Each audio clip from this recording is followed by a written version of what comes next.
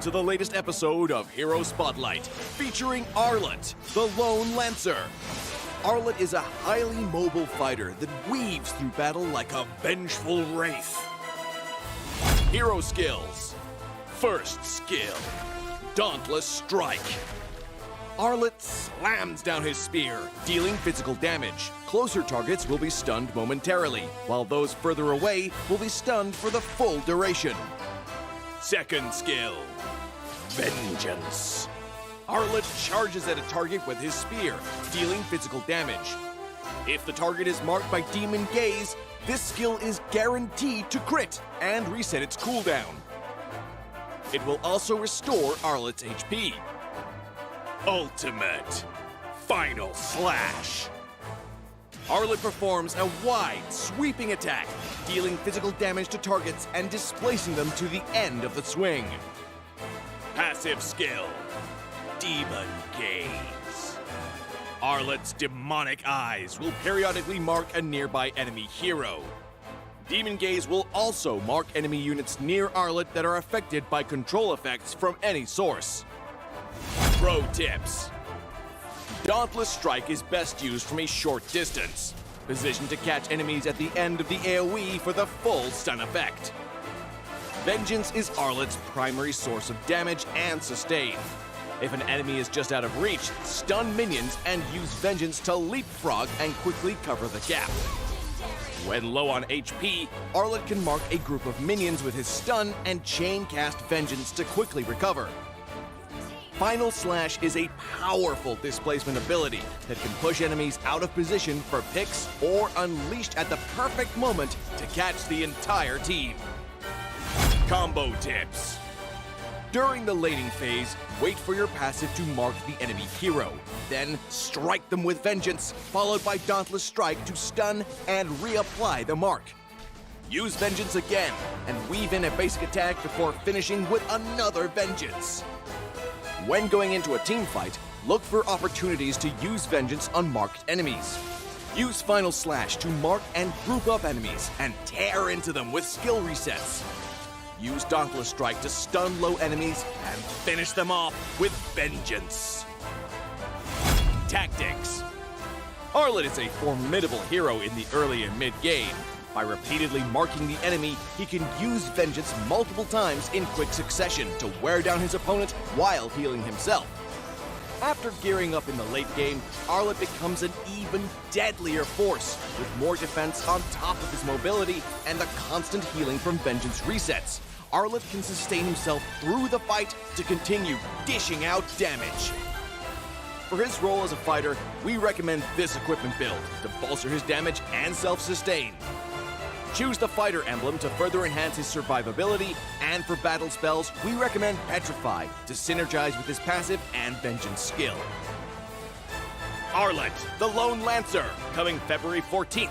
30% off during launch week. Get his Wandering Spear skin for only 51 diamonds the first 2 weeks. And until next time, we'll be seeing you in the Land of Dawn. Arlet, Lone Lancer, official release 02/14. Pain is the proof that I'm still alive.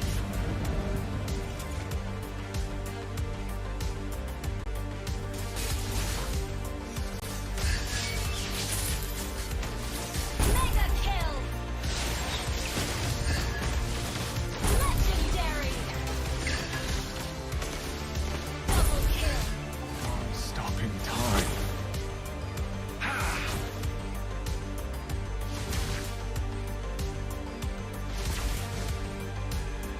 Feel what I feel.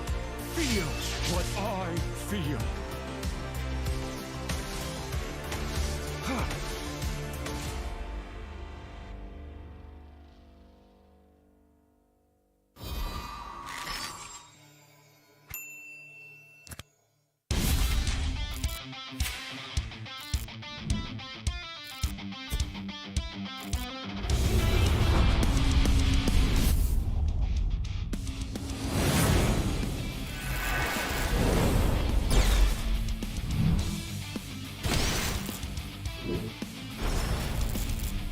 おっす決まってこうぜ。少し乱暴しようか。釘崎野原喜べ男子こう一点よ。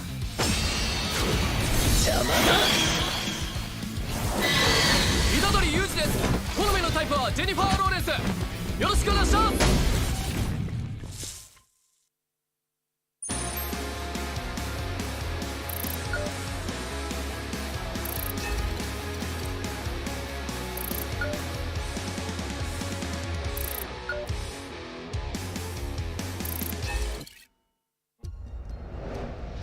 I am Optimus Prime. No one can outrun Bumblebee!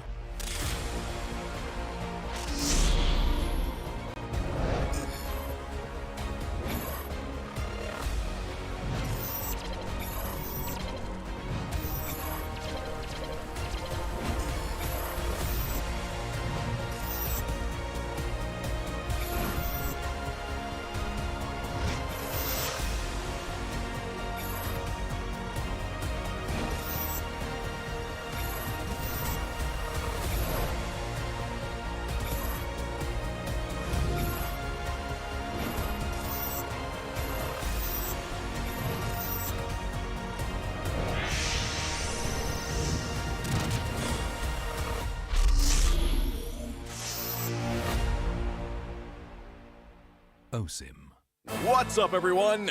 Welcome to the latest episode of Hero Spotlight, featuring Arlott, the Lone Lancer. Arlott is a highly mobile fighter that weaves through battle like a vengeful wraith. Hero skills. First skill, Dauntless Strike. Arlott slams down his spear, dealing physical damage. Closer targets will be stunned momentarily, while those further away will be stunned for the full duration.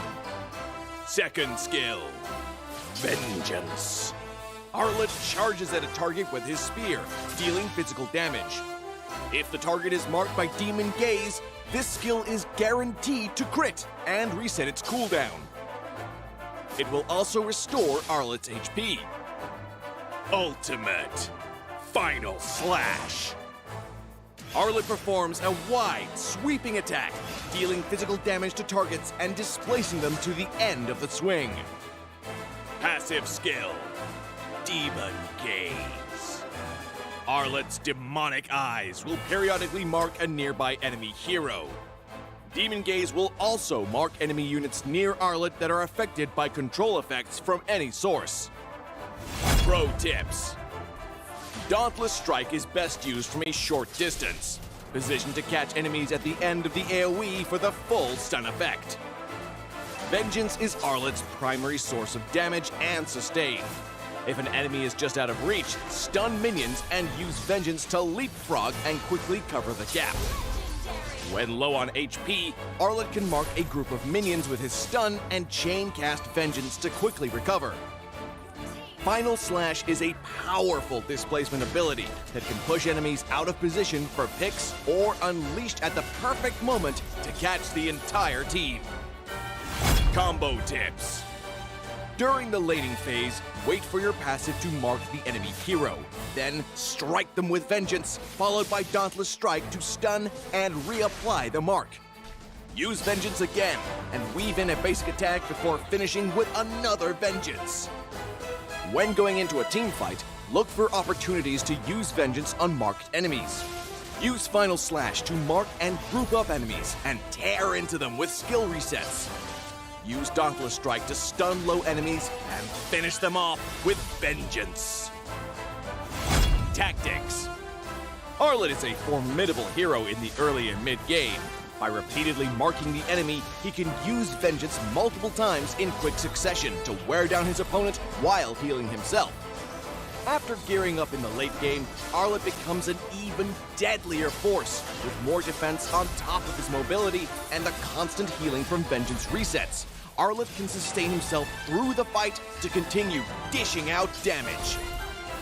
For his role as a fighter, we recommend this equipment build to bolster his damage and self-sustain. Choose the fighter emblem to further enhance his survivability, and for battle spells, we recommend Petrify to synergize with his passive and Vengeance skill. Arlet, the Lone Lancer, coming February 14th. 30% off during launch week. Get his Wandering Spear skin for only 51 diamonds the first 2 weeks.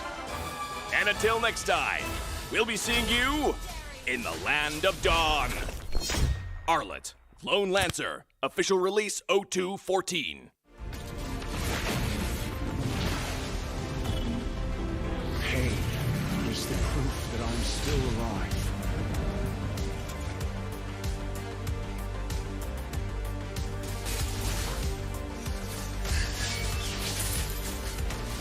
Mega kill. Legendary. Double kill. I'm stopping time.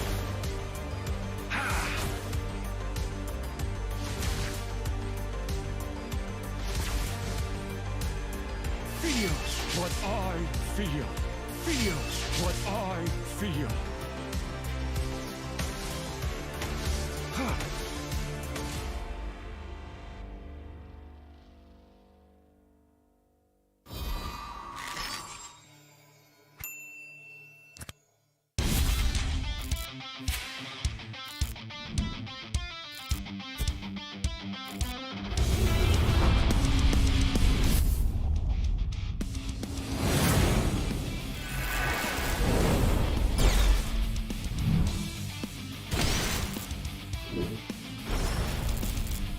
おっす決まってこうぜ。少し乱暴しようか。釘崎野原喜べ男子こう一点よ。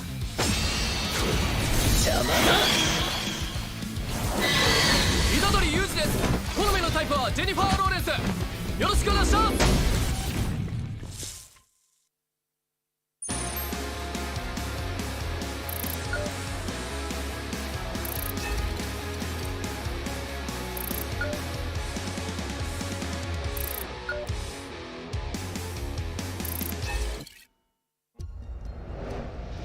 I am Optimus Prime. No one can outrun Bumblebee.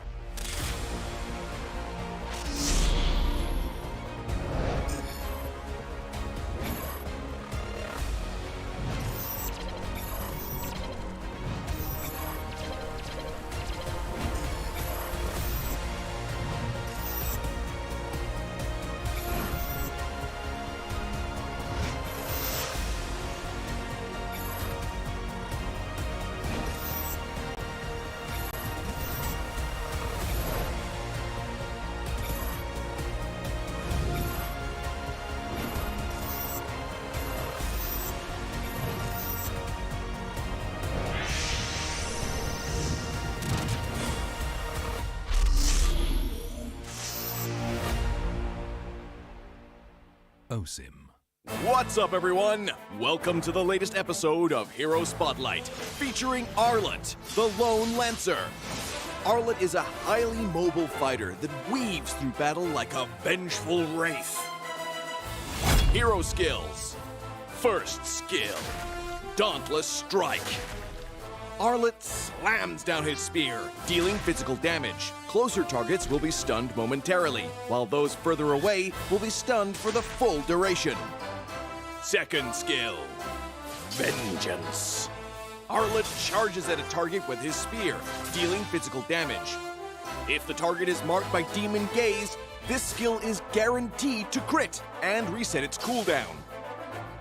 It will also restore Arlet's HP. Ultimate Final Slash. Arlet performs a wide, sweeping attack, dealing physical damage to targets and displacing them to the end of the swing. Passive skill, Demon Gaze. Arlet's demonic eyes will periodically mark a nearby enemy hero. Demon Gaze will also mark enemy units near Arlet that are affected by control effects from any source. Pro tips. Dauntless Strike is best used from a short distance, positioned to catch enemies at the end of the AoE for the full stun effect. Vengeance is Arlet's primary source of damage and sustain. If an enemy is just out of reach, stun minions and use Vengeance to leapfrog and quickly cover the gap. Legendary. When low on HP, Arlet can mark a group of minions with his stun and chain cast Vengeance to quickly recover. Final Slash is a powerful displacement ability that can push enemies out of position for picks or unleashed at the perfect moment to catch the entire team. Combo tips. During the laning phase, wait for your passive to mark the enemy hero. Then strike them with Vengeance, followed by Dauntless Strike to stun and reapply the mark. Use Vengeance again, and weave in a basic attack before finishing with another Vengeance. When going into a team fight, look for opportunities to use Vengeance on marked enemies. Use Final Slash to mark and group up enemies and tear into them with skill resets. Use Dauntless Strike to stun low enemies and finish them off with Vengeance. Tactics. Arlet is a formidable hero in the early and mid-game. By repeatedly marking the enemy, he can use Vengeance multiple times in quick succession to wear down his opponent while healing himself. After gearing up in the late game, Arlet becomes an even deadlier force, with more defense on top of his mobility and the constant healing from Vengeance resets. Arlet can sustain himself through the fight to continue dishing out damage.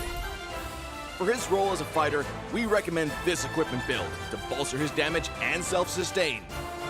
Choose the fighter emblem to further enhance his survivability, and for battle spells, we recommend Petrify to synergize with his passive and Vengeance skill. Arlet, the Lone Lancer, coming February 14th. 30% off during launch week. Get his Wandering Spear skin for only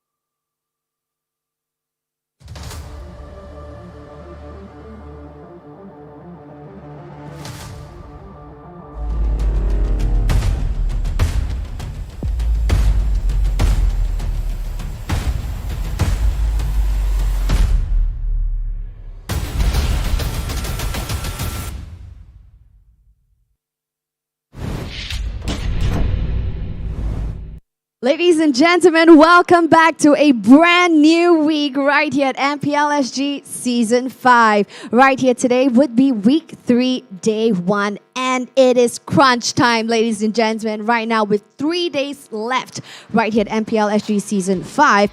Will the teams be pulling out all the stops, all the cheese pick, all of the strats that they have under their sleeves? We can only find out. So ladies and gentlemen, if you guys have been missing out on all of the action, these are the current standings.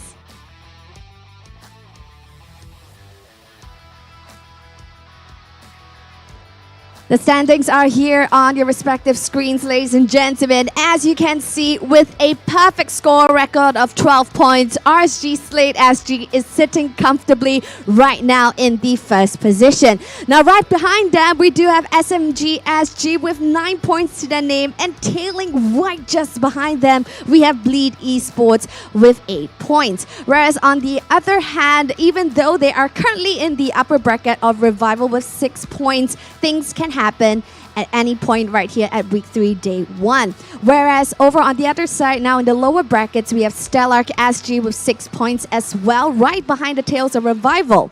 Team Flash SG right now has 5 points, and at Alchemy SG with 1 point to the name, as well as Evil with 1 point to the name as well, in 7th and 8th positions respectively. Now, ladies and gentlemen, will Alchemy as well as Evil pull out all of the stops to secure and threaten those people and teams that are currently in the upper brackets? Now, we shall see right here in Week 3, Day 1. Now, without further ado, ladies and gentlemen, today's matchups is very exciting as well. So let's take a look at today's match schedule. So these are the matchups that are coming up today for Week 3, Day 1. For the first match, which is about to happen at 10 a.m., ladies and gentlemen, it's going to be Alchemy SG going head-to-head against Revival. Whereas on the other hand, for match 2 happening at 1 p.m., we have Evil crossing swords with Bleed. Now for match 3 happening at 4 p.m., we have Stellark SG, which will be crossing swords with Team SMG. And ending today's show, we have match 4 happening at 7 p.m. and that is our defending champions RSG Slate SG going head-to-head with Team Flash. So yes, ladies and gentlemen, right here at MPL SG Season 5, you get a lot of treats. So for all of our viewers right here watching us live, you guys are able to get lovely treats as well, so long as you take selfies right here at our venue and post it onto social media at mpl.sg.official, as well as tag at hashtag Our Pride, Our Passion to show your support for our boys, and show it to any of our lovely crew members right here, and we will soup you up really, really nicely. Now, we haven't forgotten about you, our lovely online viewers as well. You guys get lots of codes right here in the stream as well that you can enjoy. So listen up to the casters later on. So yes, ladies and gentlemen, of course, we must thank all of our wonderful, wonderful sponsors for making MPL SG Season 5 possible. MPL SG Season 5 is powered by Moontan and Zenway Productions. Our official partners, Frank Bio CBC and Ghani Mem, as well as our partners in esports, My Republic, OSIM, and Suntec City Mall. So yes, ladies and gentlemen, you can also catch us on all of your favorite platforms such as Facebook, YouTube, as well as Twitch this weekend all the way until 1st April. So let's not miss out on any of the action. And without further ado, ladies and gentlemen, let's meet our teams, shall we? First up, let's meet the team of Alchemy SG.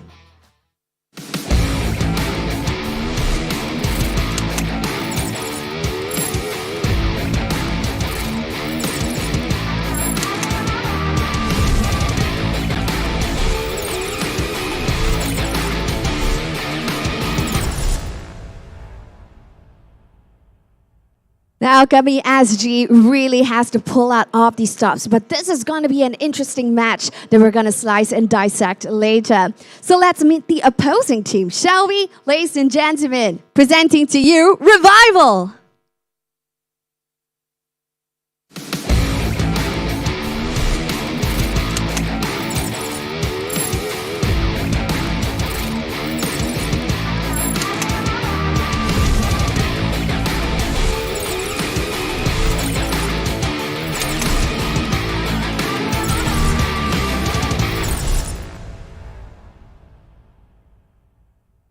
Now, ladies and gentlemen, this is also a match that you don't want to miss for so many different reasons. All right, first up is because Revival right now in the overall standings, they are just sitting right at the edge of the upper bracket. If they want to really secure their position, they really have to do all it takes. But this match going to stop them? Because what's interesting about the demographic is that the ex-coach of Revival, Zookeeper, is not just coaching Alchemy right now. He is currently playing on the roster right here for this match. So what can happen? Does Zookeeper really know all about our lovely team right here, Revival? That, ladies and gentlemen, we can only find out. So without further ado, let's hand my time over to our three amazing casters. Take it away, Abstract, Kin, as well as Vertigo. Take it away, boys. Alright! Damn it, I'm not expecting that. But ladies and gentlemen, welcome into MPL SG Season 5. We are of course gonna be looking at close to, not close to, but the start of the middle. Oh, the start of the middle. The start of the middle Yeah. of the MPL SG. We have gone through quite far now and we are excited to be unraveling this middle portion of MPL SG. My name is Abstract, with me here is Kindofu as well as Vertigo, and both of them is gonna be joining me on this desk, and we of course are super excited. First things first, right?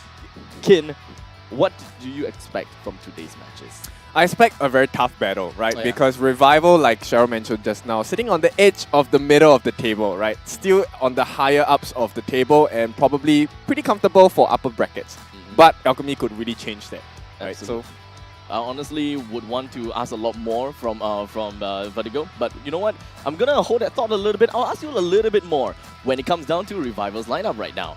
Exactly, and Revival's lineup, they have Sammy, Swirl, Ryan, Nan, and Kirby. Nothing much of a change, right? That's not much of a roster change. I feel like they're very grounded and very rooted, and you know, it's what Revival do best, right? Yes. Although we see them falter a little bit, you know, in the early stages of the regular season, but they come back with the upset on Bleed. I was like, oh my, what's happening? That right? was really surprising. Let's be honest here. You're the one that usually votes for the underdog. I would like to switch it out every now and then, you know, it's a different season. This is the kind of thing that happens. You know, this is really like the absolute case of Cass's jinx. But you were talking about, you know, not much changes when it comes down to the lineup. But Alchemy, though, we do have some changes here, Kin. Yes, that's right. Zookeeper gonna come in for the roam this time. So he's gonna sub out Shiro, and I think hopefully today is gonna be a new day for them, right?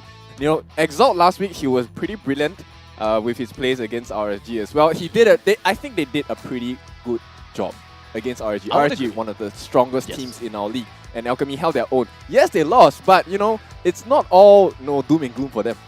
Honestly, it really comes to the point in time where RSG seems to be, you know, kind of sweating a little bit. Honestly, I believe that I'm surprised too. Yep, that's right. So with that being said, I'm pretty sure today is going to be an exciting one because Alchemy, they are new to the league, but they're not new to MLBB. No, right? definitely not new. They have been playing quite a lot, and I believe that they have been, you know, kind of practicing or rather playing for the qualifiers quite a bit since Season 1, right? I believe. Have they been in Season 1? I mean, they have been here for every single season, but just barely making it through, you know, not making into the qualifiers at all. They're just there. Just a shy bit. And this is their season to shine. This is the redemption. This is going to be the entire thing about Alchemy, is that they are battling for redemption. But before we even dive down a lot more about Alchemy, we'll just talk a little bit more about Revival. Alright, so Revival. Now they have to find the cracks in Alchemy's macro. Now Alchemy is a very strong early game, right? So they need to be able to make sure that they can kind of suffocate them. Don't let them get that good start. And you know, end game, late game is really Revival's playground. So let's see what else they can do with that. And now Sword and Ryan's hero is going to be very important against Alchemy. We've seen how the draft works for them. And of course, well, we already identified for Revival. They have worked out against Bleed. This time, they just have to work out against Alchemy, which, speaking of power rankings, it shouldn't be too much of a problem for them. So, how about Alchemy, though? We'll take a look at what Alchemy gonna have to do after that grueling match against RSG. Do they learn anything from that? I mean, looking at how Alchemy SG has been playing, it seems like they love that early game aggression. Yes, they they are do. so aggressive, But but they're good at it too. and they're good at it. But RSG, they broke the code. They know how to counter this super aggro early game. And what's the best way to counter that is to fight fire with fire. So hopefully LY4 have noticed this and want to use that early game damage hero and a very good snowbally type of hero to, hopefully snowball and then close out the game as quickly as possible. And of course to secure Icon his comfort picks. Correct me if I'm wrong, but Revival generally prefers to play over to the later stages of the game, right? So technically speaking, if we are talking about this matchup between Alchemy and Revival, Alchemy would have a lot more early game chances to actually shine and being able to beat down Revival before anything could happen over to Revival, right? Yeah. I think we have to take a look at Zookeeper because last week it was Ashiru who was the one who was making all the plays, right? They set up the very early ganks and stuff like that. So I want to see what difference does Zookeeper make this time. Zookeeper, previously their coach. Now, I feel coaches have this extra stuff in them and that will allow them to really play a little bit better. Now, let's take a look at the statistics, starting with Revival first. Now, I think one of the main things we need to talk about is the signature heroes for Ryan and Sword, right? Which is going to be the Faramis and Glue. There are some changes to the Faramis. I understand there are a couple of things that we need to address for this. So I do not think we will see a lot of Faramis today as well. Exactly. So a quick little reminder and a PSA to everyone is that for today and possibly tomorrow as well, Faramis is one of the heroes that will not be played and cannot be played in the tournament. Aside from that, since we are taking a look at Sammy's heroes as well, when it comes down to Melissa can be played. However, when it comes down to the Jujutsu Kaisen skin for Melissa, no one is allowed to use the skin at all. When it comes down to Kushin, I can't remember the full name. Nobara? Nobara, yes. There we go. Nobara. So yes, we won't be able to see that super flashy skin and such. So right now for the player stats for Alchemy SG, take a look at the goal difference right here.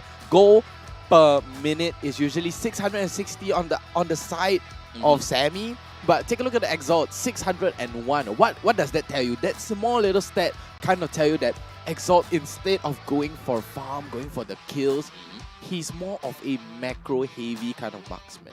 Very macro.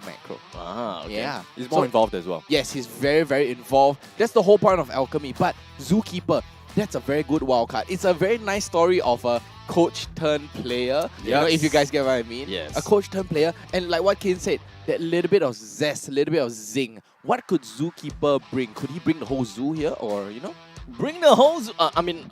Honestly, who lets the dogs out, right? Yes. So honestly, Zookeeper, we haven't seen him play yet, and that is why we do not have much or any stats on him. That's but right. With the introduction of Zookeeper, we can theorize a bit. What kind of changes would that make? Would that make him like the in-game leader right now? What do you think? I would presume he is going to take charge of the shot calling and stuff like that. I mean, Zookeeper being the coach probably explain the entire macro to his team, right? So actually today I'm expecting, besides that, I'm also expecting Exalt to be a bit more ballsy today. He is going to be going up against Sammy, and as you really see, the average GPM between the two of them are pretty similar. So at this stage of the game, now it's really how fast can Alchemy shut Revival down, right? And whether Revival can survive. Well, taking a look at our talent prediction is 2 against 1 on this desk, okay? Just on this desk. All the other talents, they all have their bets onto Revival. Yes. Just so happened that the two of us and Jace, well, unfortunately Jace is not here today, or else it will be like 3 Alchemy. It kind of seems like, everyone is rooting for Alchemy. But understandably so, right? Because Alchemy has been evolving, they have been improving, and now with Zookeeper into the mix, what kind of changes we should be expecting here, Vertigo? I mean, looking at what Zookeeper could bring, I feel that, Alchemy, they're just not doing what Zookeeper wants. Right? Maybe Zookeeper explain the draft to them. Yes. And then, like you said, he could be the new IGL, the in-game leader, doing the shot calling, and that could, actually bring the team into a very solid momentum because he sees the game from a third perspective, right? Third person view and a very nice eagle eye view, and I think he can narrow down and kind of refine where Alchemy SG went wrong and hopefully gain a nice clean sweep over Revival. This is the thing though, Alchemy has been playing, at least when it comes down to their standard trio, right? when it comes down to Icon, Danny, as well as Jet, the three of them has been playing together for the longest time ever, and it's always been playing together. And if Zookeeper were to come in and become their shot caller, what kind of changes would that mean? And I think that there may be some, tension eventually. There could be that kind of things happening because maybe they're just not too used to it. Okay, Ben, let's get the draft started. Now, I want to talk a bit more about how, Alchemy was playing last week. So Alchemy, they really threw a lot of bombs during their fights. And one of the mistakes that they were punished over was the fact that they overused all of their ultimates, right? Yeah. And that's where kind of they were brought back into the fight. RSG didn't allow them to come back into the fight. It was like, okay, you've exhausted everything. I will time for us choose to my punish own you. path. So I'm hoping to see, Alchemy has learned from this lesson, and perhaps Zookeeper can keep them in check. One thing that I also remember and realize that Alchemy, right, in the early stages of the game, yes, they love the aggression. They do everything that they can in order to stop Revival. They are focusing a lot more about sacrificing their early game economy just by bringing the opponents down. And this is why we were talking about the macro game from Exalt. He joins into the fights a lot earlier, and I believe that that could be detrimental to them if they greed out for these kills for too long and do not focus about their long game turns. You are Revival are long game piece, right? They love the long game, and knowing LY4 always drafts This for land the is our late game, homeland, always, and it right? will And it soon does be seem your like the burial first pick ground. is going to be picked up right here, and it's going to be a priority pick onto the Lapu Lapu. Wow, with a 31% pick rate and a 55% win rate. Yeah, for good reason as well. I think he is a very tanky character, and See as value long in as he me? gets the correct build, You should. he should be a beast to deal with in the late game. And as we already know, Revival is the late game team, right? They don't really do exactly well in the early game stages. It's our the late showtime. phase, they do sustain a bit better against other teams, but at the end of the day, their gameplay is let's fight it all the way to the late game, and that's where we'll crush the opponents because they like to pick off on the impatience of other teams like Bleed. We saw Bleed was a bit impatient, right? And they were heavily punished by Revival. So I think based on the playstyle of Revival, Alchemy might be in for a bit of trouble, but you can see the way now they're drafting, they do have that late game potential as well. They have Icon and Exalt on this squad. Both very useful in their mobility as well as the tankiness. I mean, I would like to pick up on that as well. Looking at the draft, it's very macro heavy on the side of Alchemy SG, but Revival, I was about to say, because we're not able to use Faramis, and that forces team to go, in other means for meta picks, right? And of course, we are always going to default down either to a Eve or a Farsa. There could be a possibility that we could see Estes as well, kind of like a bring back over to the Ube, because Ube can't go wrong to a certain you can't extent, go wrong. right? And for the side of Revival, we haven't seen that too crucial pick that we would want to see. Number one, the Estes, and number two, the core synergy, Barats. Ooh, the Barats. I mean, the Barats is a good alternative, I would say, and Barats is a very strong sustainer as compared to a Fredrin. And not to forget, right, because the opponent's jungler is Fredrin, there's a lot of knockups, there's a lot of taunt, but the bigger that Barats become, the lesser amount of crowd control that he will receive, more of that reduction going on. Yeah, I mean, if you see a giant dinosaur walking towards you, stomping his feet, I would be scared. I mean, as a Fredrin myself, that would cause the biggest problem, right? I'm not able to rush in, I'm not able to do much, and take a look at this, Alchemy picking up that Valentina. So you're going to have real-world manipulation on real-world manipulation. Double real-world manipulation. Your team is banned. It's going to be tough for them. I mean, at this pace, we already seen, Valentina has a 21% When the body win suffers, rate, and there was a 31% spirit blooms. Yeah. So, I mean, the choices of teams so far to get this Valentina out onto the battlefield have been quite usual, but the thing is, it looks like most teams haven't been able to get her to work. And I think it might be the same case here for Alchemy if they don't survive this early game lead. They need to make sure that Revival gets bogged down, and I think the game plan needs to change because Alchemy, like we said, they focus very much on the early game. They want to establish this huge lead, but Revival is known to really just hunker down and say, let's play the long game. I don't mind you having the lead, but end of the day, we're just going to turn the tables around and get you at the end. I mean, I love that theory. Your team The strongest ninja has arrived.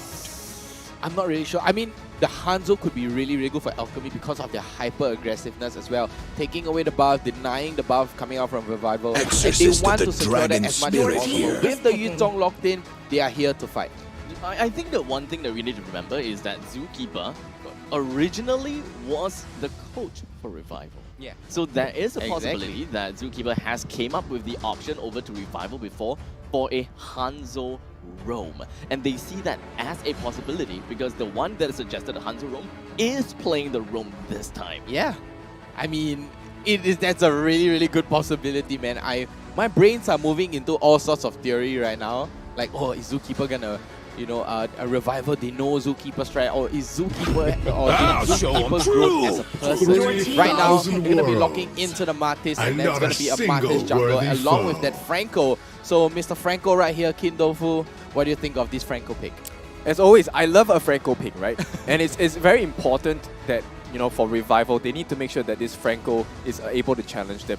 I think based on the early game, it looks like the moment they hit level 4, they are going to be quite the force to be reckoned with on the side of Revival. So it's slightly different draft than what they've usually played. Where but they is still my have that target? late game insurance with the Beatrix as well.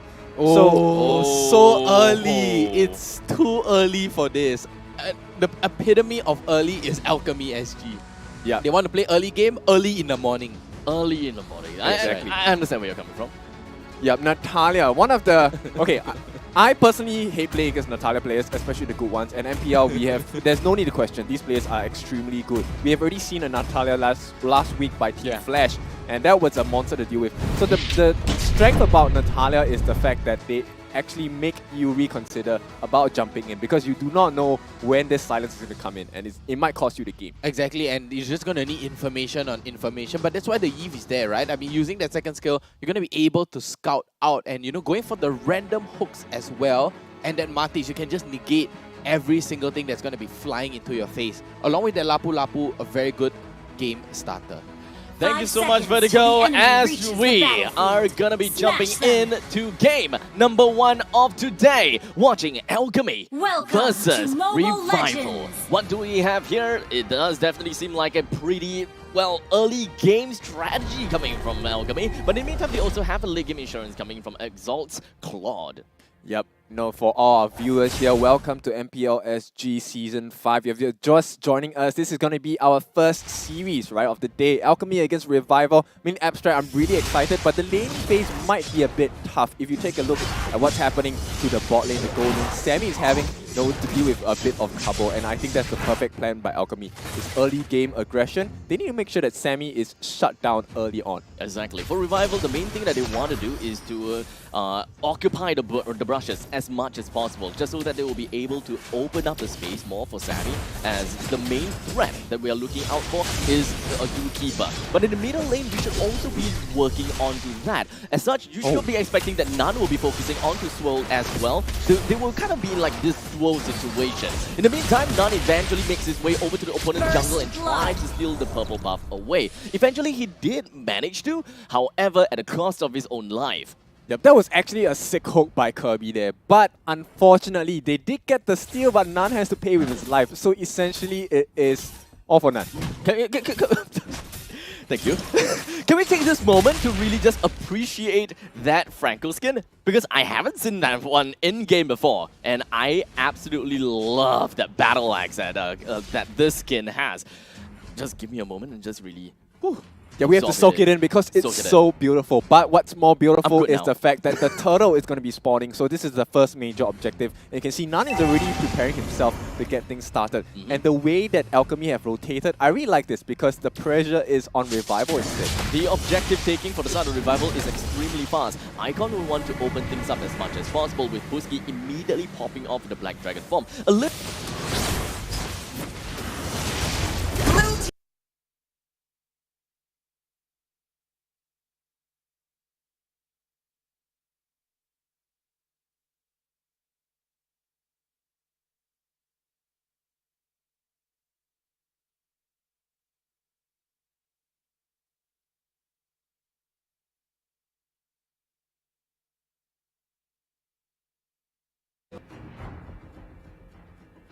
Situation here. They understood that Alchemy made that same mistake last week. They burned almost every single ultimate at one go, with leaving them with no defensive options, and that's where Revival just pounced on them. It kind of seems as though Alchemy, whatever that they're trying to do, is just really just jump in onto the first person that they see and just throw everything out. And I think for Revival, they are very accepting for that to happen. It's kind of like, yeah, we are gonna be willingly give Kirby away. You can take these kills, but we are going to find more value out of the entire fight. Yep, but there's one thing I want to highlight, which is actually because this whole game, end of the day, we are looking at a late game centric playstyle by both teams here. They want to make sure that they can survive the late game. But if you take a look at Exalt's talents itself, he is going to be using the Average, so he wants to out-farm and get this advantage over Sammy. I'm not sure whether that would be the best game plan now, but I think it's kind of like an insurance, right? If the lane doesn't go too well, Exalt still is able to get a decent bunch of gold. That is actually a really good point that you made there. But we will talk about that in a while later, as Icon now has been taken down by the hands of Revival after a need hook by Kirby. And immediately after that, that is one jungler down from Alchemy.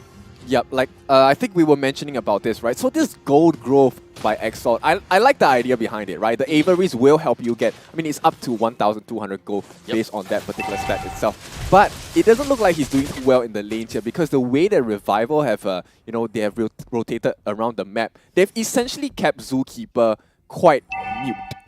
This also means a lot when it comes down to what state of the game Revival and Alchemy wants to grow out from and how they would want to win the game. Revival's Sammy, the main thing is that he's looking at more insurance into the later stages of the game where he's got all max item and they increase exponentially. In the meantime, Exalt just wants to get his items quicker, and by the time that it reaches the middle game, he's got his more items.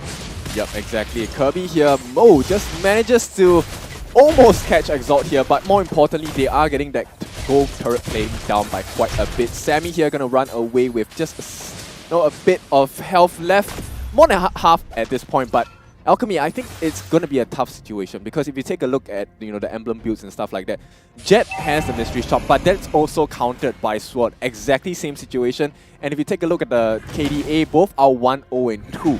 And, across the board, the farm seems quite even, but if you take a look at the emblems and how they're affecting the entire team play, I think actually Revival has the upper hand. In the meantime, there goes a bite coming in from Kirby. Immediately brings Zookeeper down and eliminating the threat of an unknown terror. As such, Alchemy no longer has that that mystery invisible wanderer. Revival can eventually take down the turtle with not much of an issue. In the meantime, Jet pops up his own RWM and immediately tries to push the rest of the members from Revival away. As such, they have already lost quite a lot of their ultimates. Yep, now I want to focus on the farm of Sammy as well. Exalt, DOD already completed for Sammy, and you can see the fight. It is going to be a messy one for Alchemy. Icon almost going down, immediately going to his pond and just a dance away. He will be able to survive with just a sliver, but it kind of seems as though he's not done with the fight just yet. He wants to go in a little bit more. But all in all, none of these members have lost their life. Yep, exactly. And Kirby made it out with just a sliver of health there. This is looking good totally for the side of Revival. This is according to their game plan. So like I was talking about this BOD is not exactly the fastest in the game. The fastest we've seen so far in MPL is around 4 minutes for this season itself. Also by another Beatrix player. But Beatrix having this BOD at the start is a pretty good one for them. Now the itemization for Exalt is going to be slightly different. He's going to go for the Demon Hunter's Sword here, and probably going to be building into Malefic Claw, hopefully, as one of the items that they're looking for at the endgame. Exalt, he needs a bit more mobility. He will only have that very short moment to really get damage in, so that's why he has picked up this Demon Hunter Sword for that percentage. Yeah, he haven't really got that golden staff just yet, and I think that just because of the BOD that Sammy has, he definitely have a lot more kill pressure. Yep, he is going to force the waves in, and you can see that's exactly what Revival wants to do now. Bottom lane though, it kind of seems as though we are getting quite a lot of presence going on there. As such, Icon can manage to take the kill down on the Kirby while Scroll pops his RWM, most likely he'll be able to lock Icon within, but that's not going to work out for too long, as he eventually managed to waltz right out. Yeah, roam for roam, this is, perfect at this time. So you can see the lead is not exactly super huge at this point, right? It's about 1,500 goals separating the two teams, but Revival, of course, having the upper hand. Icon he might be looking for something. Just waiting from behind, immediately with a knock-up and taunt, but unfortunately Swirl, he did manage to flicker away before the taunt eventually even touched him. As such, the quick little flicker away allows him to disengage and allows the rest of the members from the side of Revival to re-engage. But Icon, being a little bit too tanky than what Revival would have expected, they are now going to be going out in a full-out war. And Swirl tries to get himself away, but unfortunately he does have the Shard Rescue stacked up on top of him. As such, he's going to go straight down. Icon eventually going to be the next person to go straight down, as now we only have one person down for the side of Revival, while 3 is down for the side of Alchemy. Puski, last person left, can't see the brighter side of the tunnel. Yeah, that was a huge mistake by Alchemy though. I mean, they almost got the kill on Sammy as well. I mean, the intention was very clear. They wanted to clear the back line of Revival, but unfortunately, they put themselves in a position where they had to overcommit. They couldn't deal with the losses. They lost, I think, 4 members for 1 kill, which is Swirl. And Swirl died under his own tower, which meant that the entirety of Alchemy actually had to commit to be under tower pressure as well during that fight, which is how Revival turned that around. And that one small mistake where they felt that the pressure to really commit to this fight has led to Revival getting the Lord. And this is a very different game style from Revival. Normally we see Revival playing from the back, but at 8 minutes and 50 seconds, first Lord already done, and 10 to 5 kills, Revival having this decent lead.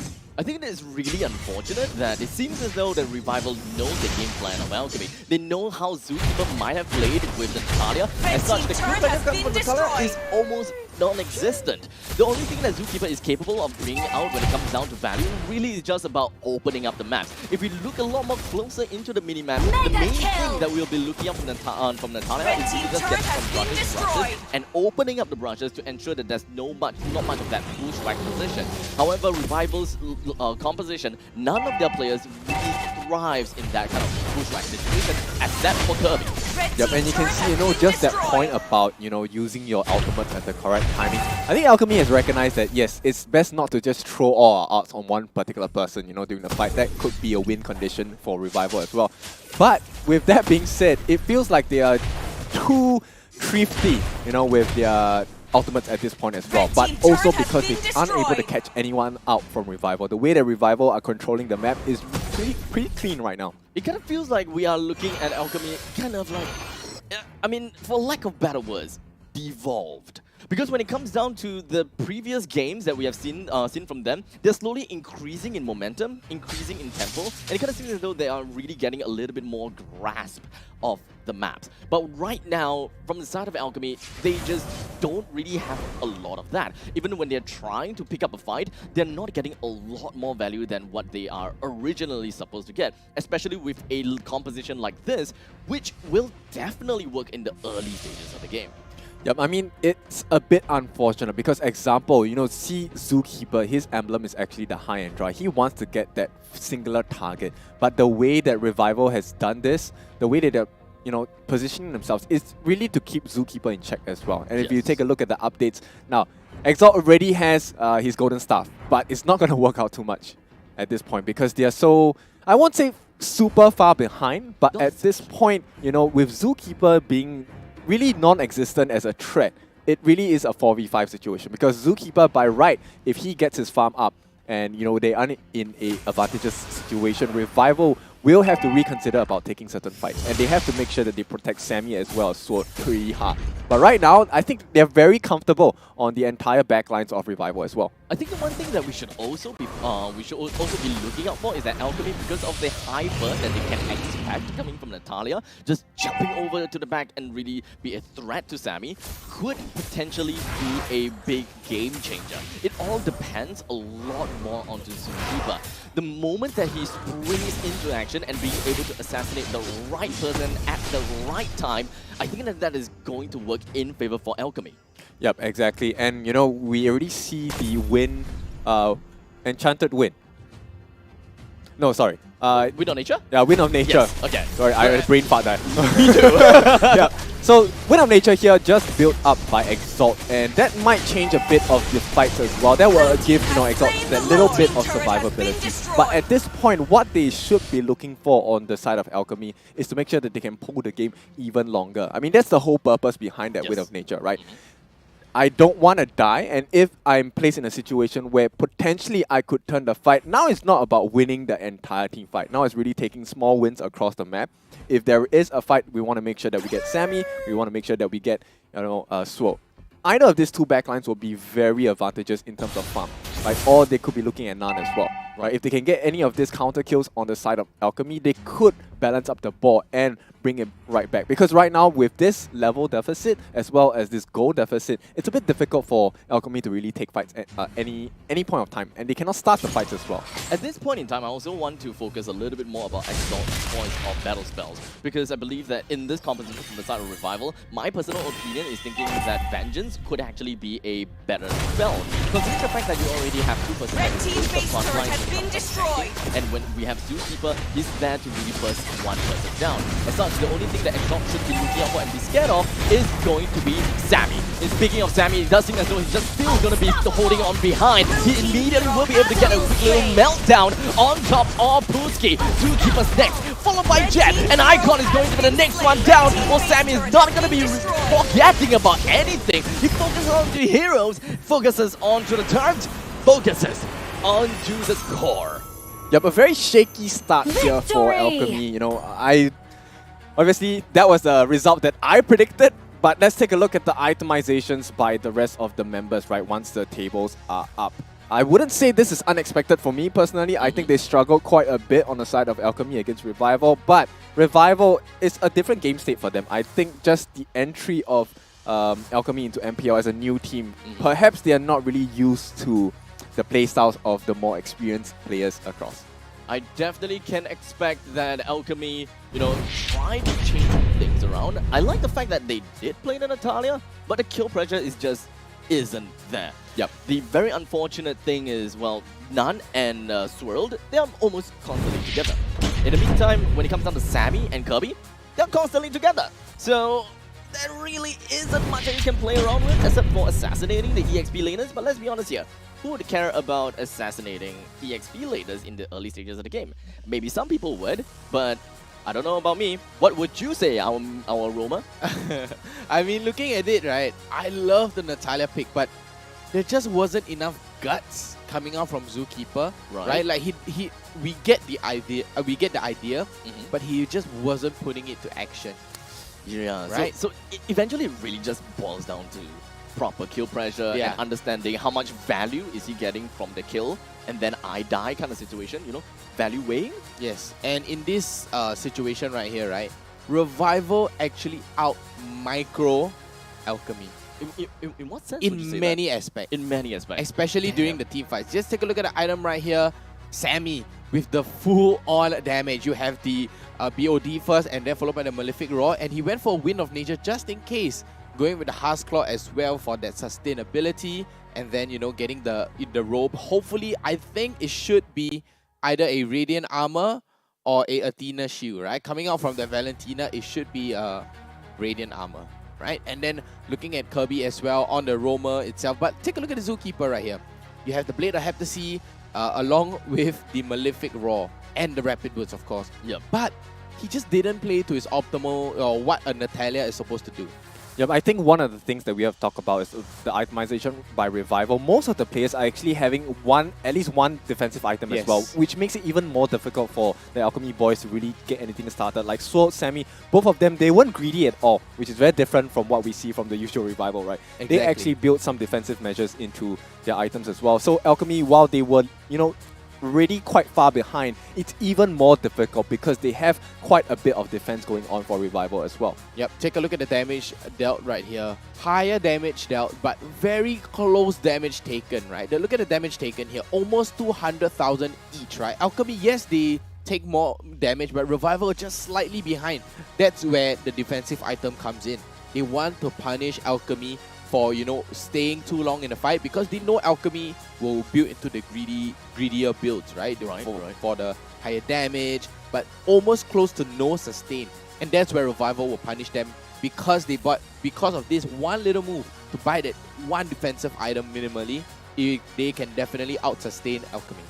I would believe that what Alchemy is hopefully looking for is that each person play their role, right? Not much of an insurance for each of them, as long as, you know, the frontliners go for the tank, as long as they open up some space, while the backliners just do whatever that they can to deal the damage. That should be like the perfect dream scenario.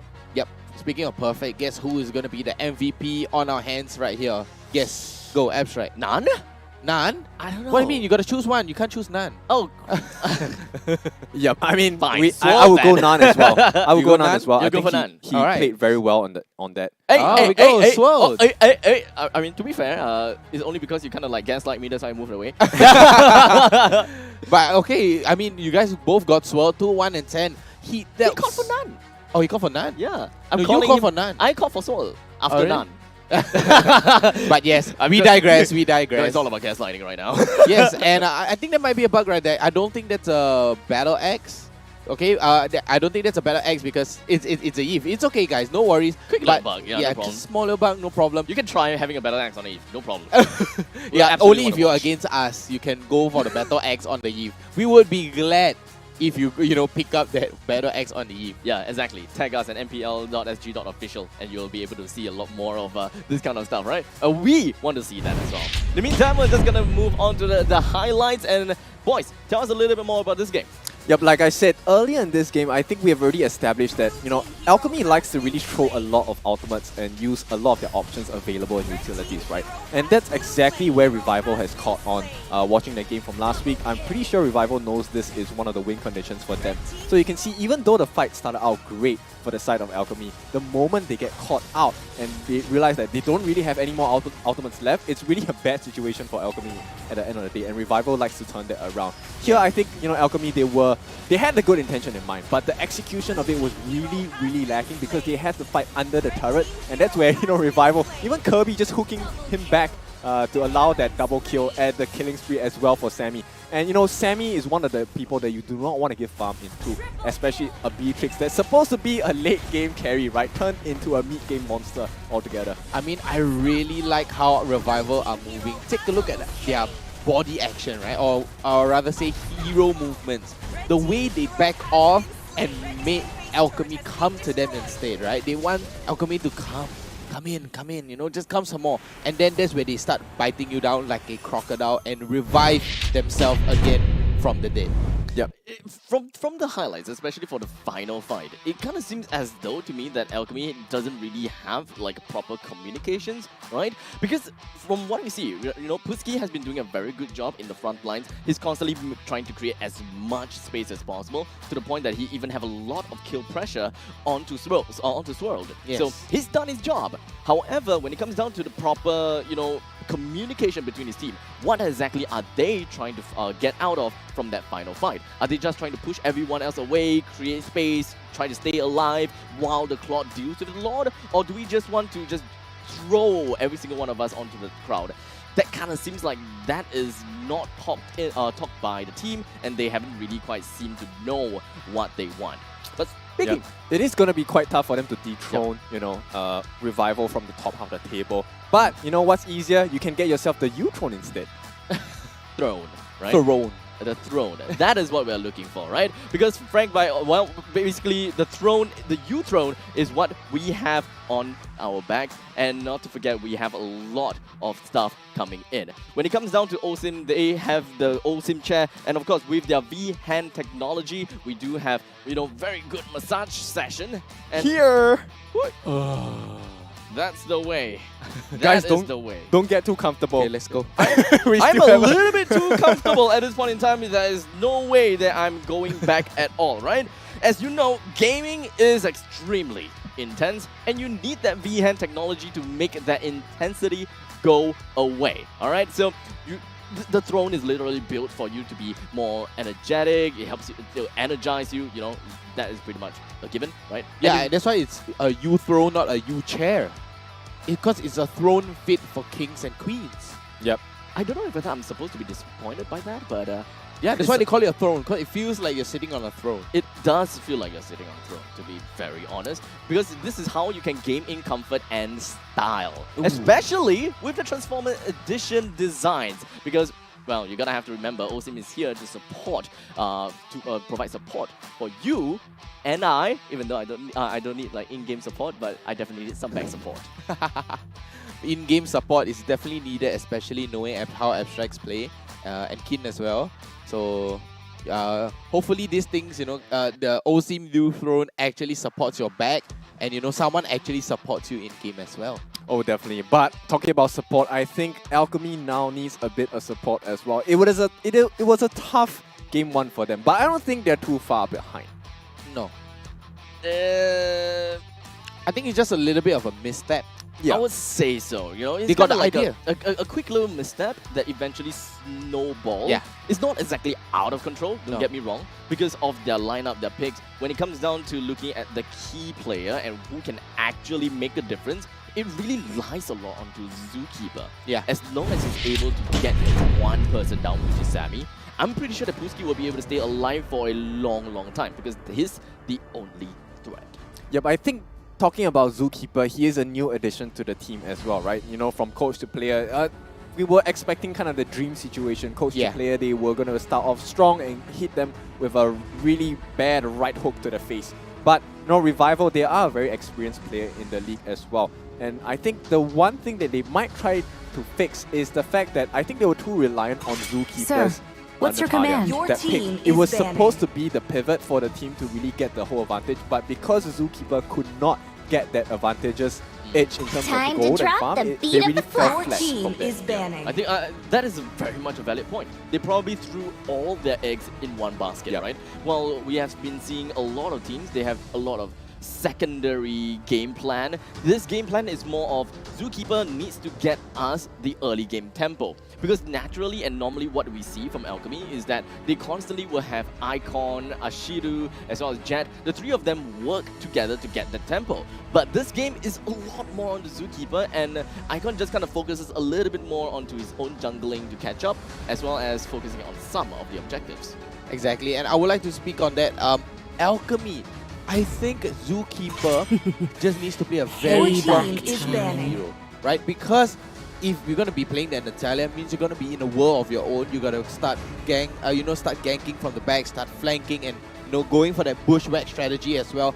But if he were to flip it on his head, if that's what maybe it could be a long game played by Alchemy as well. Like maybe Zookeeper's thinking, let's juke them into thinking I like to play on my own, and then Zookeeper comes in with a super strong initiator like a Grok, a Kufra. Who knows, maybe he might pull out a Tigre.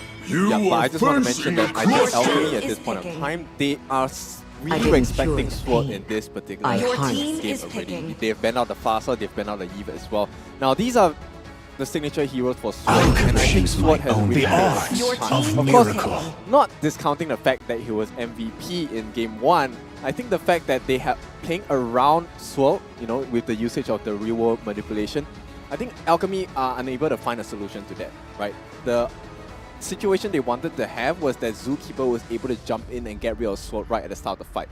But you can take a look at how they started I am the fight priestess of primal lightning, the hunter of all the evil gods. They didn't even have access to Sammy as well. So I think the game plan is going to be changing, and now they're going to go back into that Edith and Valentina. A very wonderful draft that they used against RSG. Though they lost, the execution was great. Abstract, what do you think about it? It's time to go to the RSG show. I love Your it. team. But now I have a lot more emphasis onto the Alet pick from the opposite side, right? Because technically speaking, when it comes down to Edith versus Alet, I would say that Alet definitely wins in the lane, and as tanky as Edith is, there will still be a couple of problems here and there. Even when they reach level 4 whatsoever. But I would believe that Ryan will play a very big role in Revival's game and how they disorientate the opponents. As such, I would have thought that the Lapu Lapu should be able to force the Alet away and will be able to keep him in check. But unfortunately, that's not going to be picked by Alchemy SG. So I kind of have my eyes on Need some stitches? I can help. And that is the Diggy. I mean, the Diggy's alright, but look at this. You have a intense slow coming out from the Lilia. You have a high burst, one-shot killer coming out from this Brody. This Alet will literally just rush your backline, sweep you off your feet, and give you the best time of your life. I think it really depends on whether Puski can land that Earth Shatter or not. Because the Earth Shatter will be a very good setup. When the body to actually get suffers, that throw your back team onto is Ryan. spirit But blooms. with that being said, Ryan, you know, this Arlet pick, we know that he's a very mobile hero as well. But he needs to have his targets marked. If he is unable to mark the targets, he will not have that dash available as well. I really like the fact that Revival is actually putting quite a bit of emphasis onto this Benedetta. Your team is 3,000 worlds. And not a single worthy foe. But unfortunately, it doesn't seem like Revival is gonna give Zookeeper that opportunity at all. Yeah, just want to highlight as well that Melissa ban is quite detrimental to Exalt because, like we know, both Sammy and Exalt, their signature heroes actually are Melissa. But I think, based on what we have seen from Sammy as well, I think Sammy is a bit more robust with his hero pool for his marksman role as well. So I want to see how this plays into Alchemy Boys' mindset because Exalt, we have seen a couple of very nice marksman plays. You know, the one that he got like 4 kills on the backline of RSG. Unfortunately, that game ended. And the week before, he had a pretty good showing with his other marksmen. Right now, right, I'm looking at Revival. A lot of these heroes are playing based on skills, based on their abilities, waiting for cooldown. So when it comes down to Lancelot, when it comes down to Lilia, and to a certain extent also based off of this Arlet, they all rely a lot on finishing fights fast, and they are at the mercy of cooldown. I would have hoped that looking at a Rafaela or perhaps an Estes would be perfect here, because as long as you're able to out-survive from that kind of burst potential from Revival and make them use all of their abilities to the point that it reaches cooldown, there's not much of a fight back chance. Your team is picking. However, they're looking at Minotaur instead. Wow, the Minotaur is gonna change the tide so much. He's gonna be able to absorb and just literally disrupt that Revival position. Just constantly knocking them up, constantly slowing them and peeling for the team as well. And, you know, coming out from that, you have, you know, straight on one-shot builds coming out. You have the Brody, you know, you have the Lancelot as well. And I think that's going to be a tanky Lancelot, right? That's going to be a full tank Lancelot along with that. What? That Lolita. Okay, that Lolita is going to change everything as well. So this is a big... this is the battle of the Roamer, guys. You have the Lolita with the Numenor Blast. Yes, this is the battle of the Roamers. You got Kirby, and then along with that, you got Zookeeper. Both equally strong heroes being picked right here. Honestly, this could go either way for me.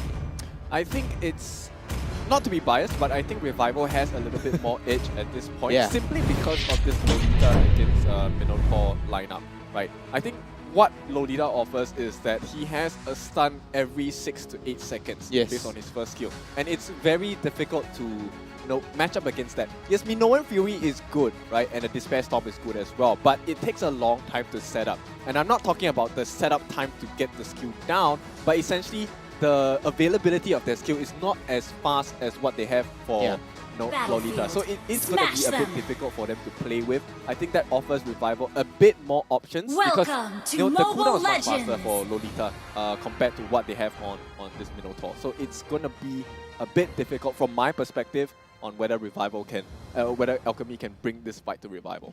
As such, ladies and gentlemen, we are going to be moving on to game number 2 as we are about to witness Alchemy's battle for redemption, as this is one of their probably final times to still keep themselves in the game. If they do not win in this series, they wouldn't have a chance to make it to the top half of the leaderboards. In the meantime, Revival, they're just grasping at straws. They're pretty much going to be going neck and neck with the 5th place and the 6th place team. And getting themselves a 2-0 win here will be so good at them, and they would no longer be, well, grasping for straws anymore.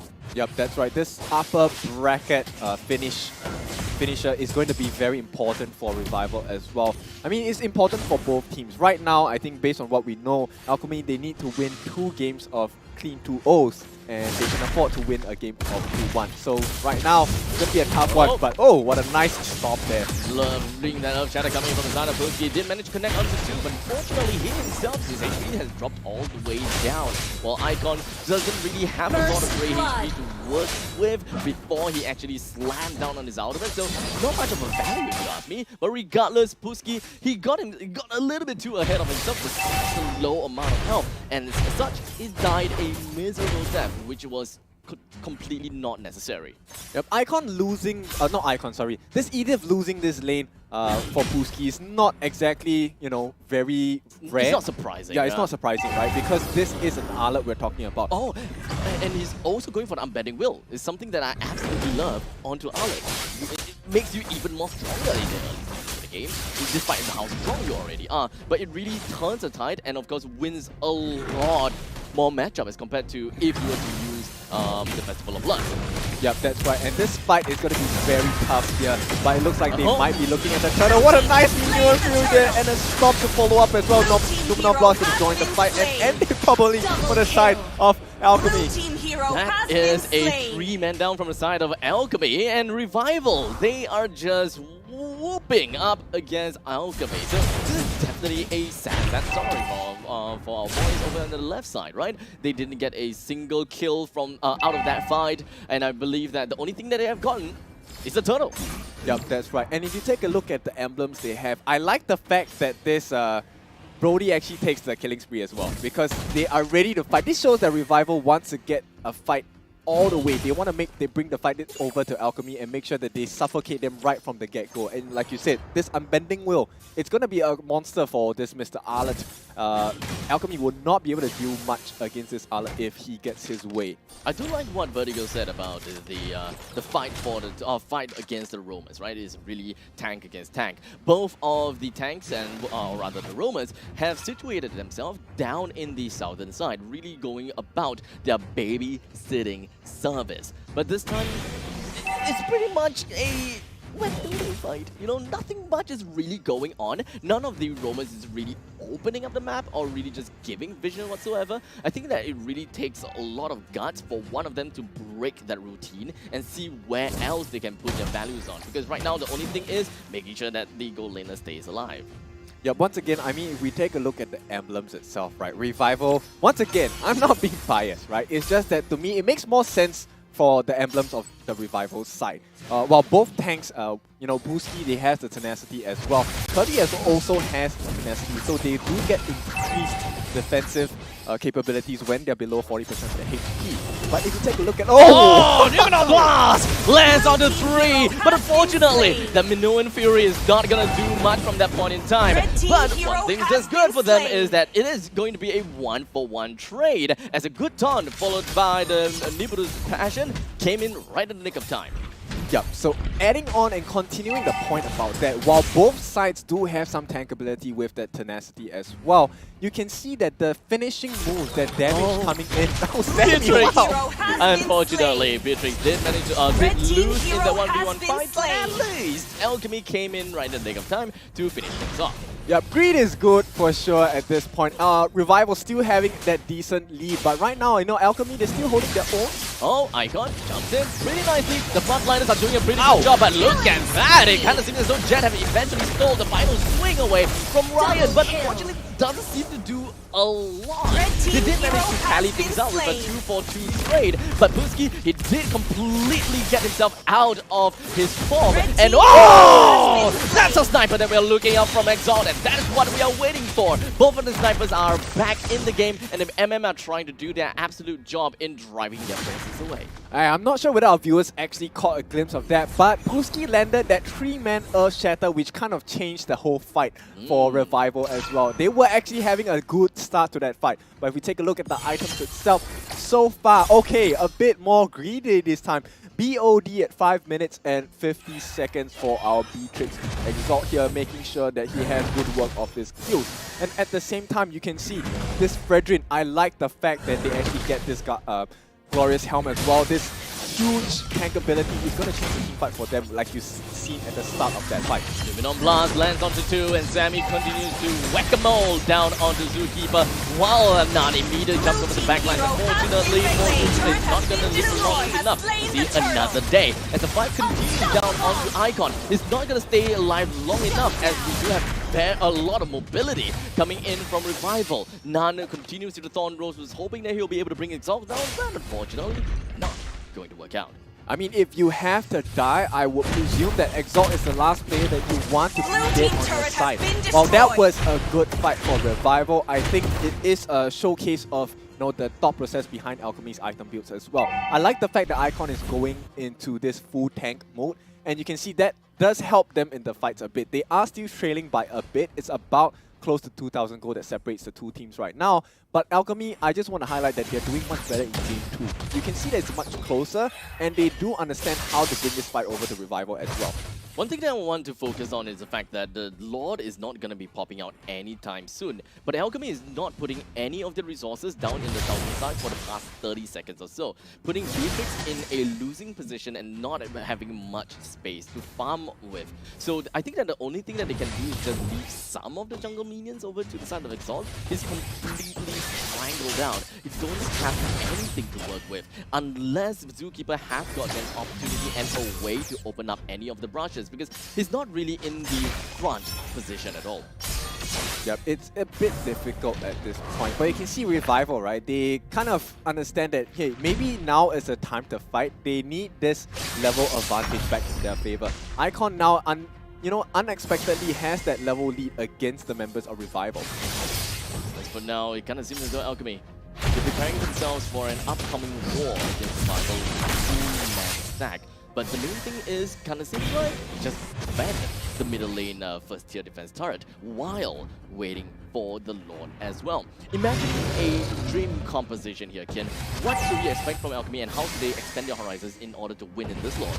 I think it's very simple. We just need to make sure that Zookeeper as well as Icon stay as tanky as possible, because right now how the fights are going is that Revival are unable to win the fights because there's so much CC from the side of Alchemy, and added with the fact that they do not have access to Exalt at any point of the fight, right? So Exalt is free firing at the backlines. He's making sure there's so much pain and doom on the side of Revival. Oh, what a nice stop there, and a Fury as well. Fury just lands on the 2, but Kirby is ready to mount a comeback, but it doesn't have the flicker, or rather his flicker is... Oh! Jet with his own middle and Fury! He lands like a lot of people, and that is Sammy and Kirby taken down! Alchemy didn't lose a single member from that fight, and this is going to bring them with a good amount of head count against Revival. Zookeeper may not have much help to work with, but don't worry, we still have Icon, we still have Bootski. The rest of the members from the side of Alchemy just going to be pushing their advantage down on the Revival, and boom goes the head of Swirled. All of the members from the side of the Revival is down except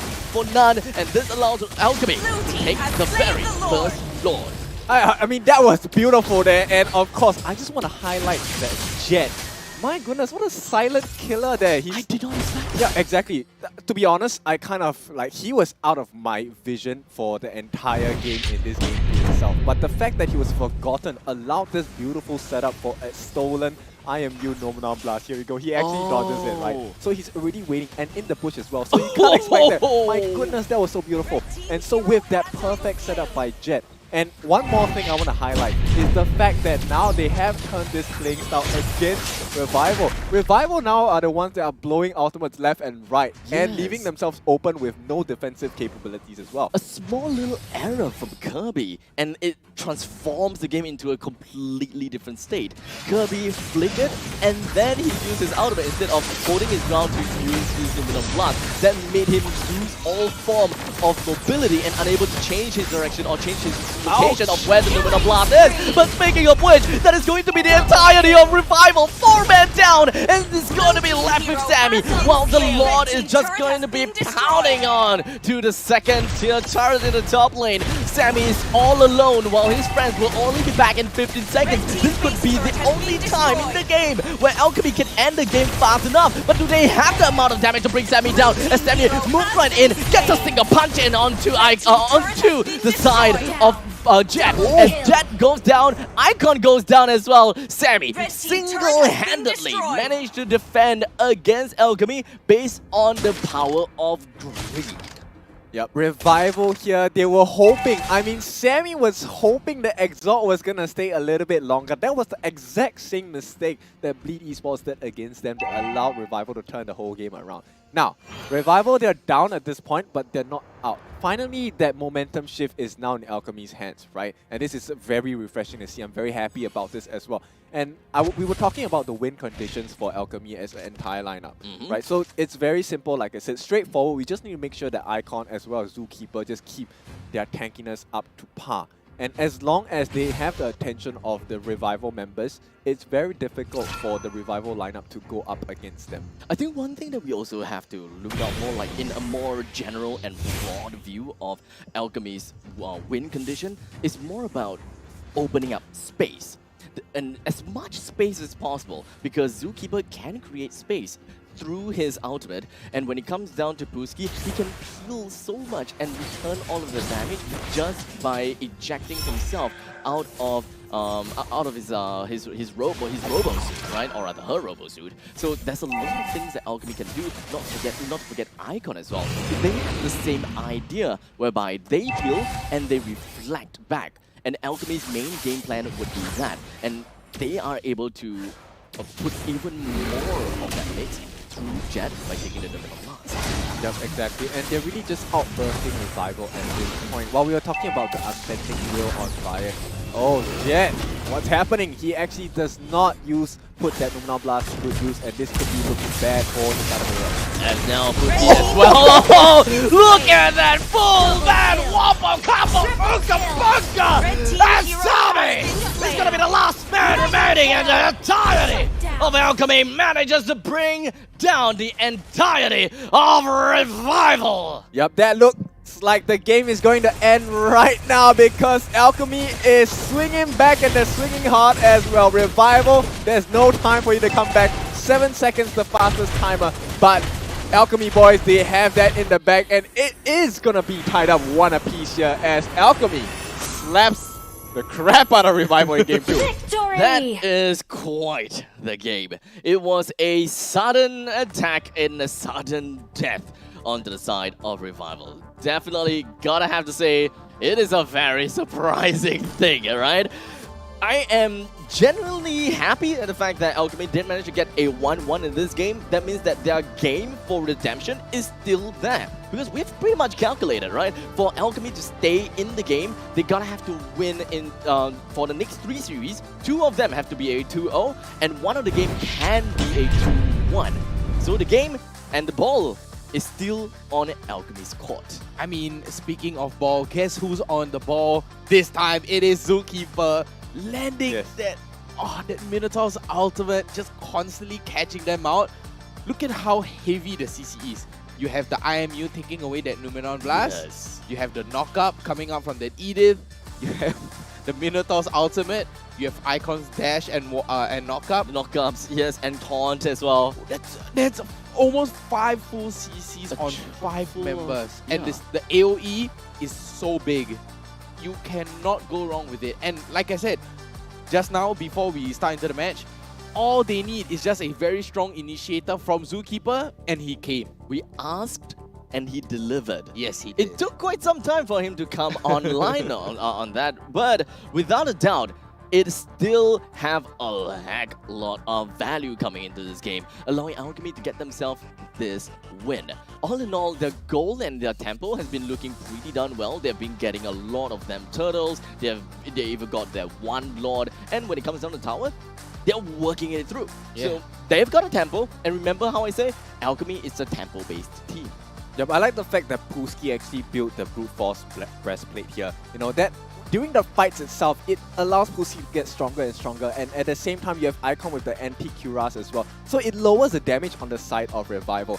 And pair that up with whatever we just said, the unlimited CC available from the lineup of Alchemy, it's really hard to fight for Revival, because if you can see, they just created the whole situation for Exalt to just go crazy. Yep, looking at the stats right here, Revival definitely dealt more damage, like way more damage. 20,000 more damage as compared to Alchemy. And take a look at the damage taken, almost equal. Icon full on 100%, you know, being the biggest sandbag as well, 94k damage taken. And of course, Zookeeper with that his signature Minotaur right now. I think we're going to recognize him as the big playmaker for the team, the big IGL shot caller, and you know, the biggest playmaker of the team right there. But Revival as well, they did very well. Take a look at the damage dealt by Soul, 74,000. So that's really, really high coming out from that Lilia as well. But Sammy, 724 on the GPM. So what does this game tell you? It's a battle of the roamers. It's the battle of the CCs. And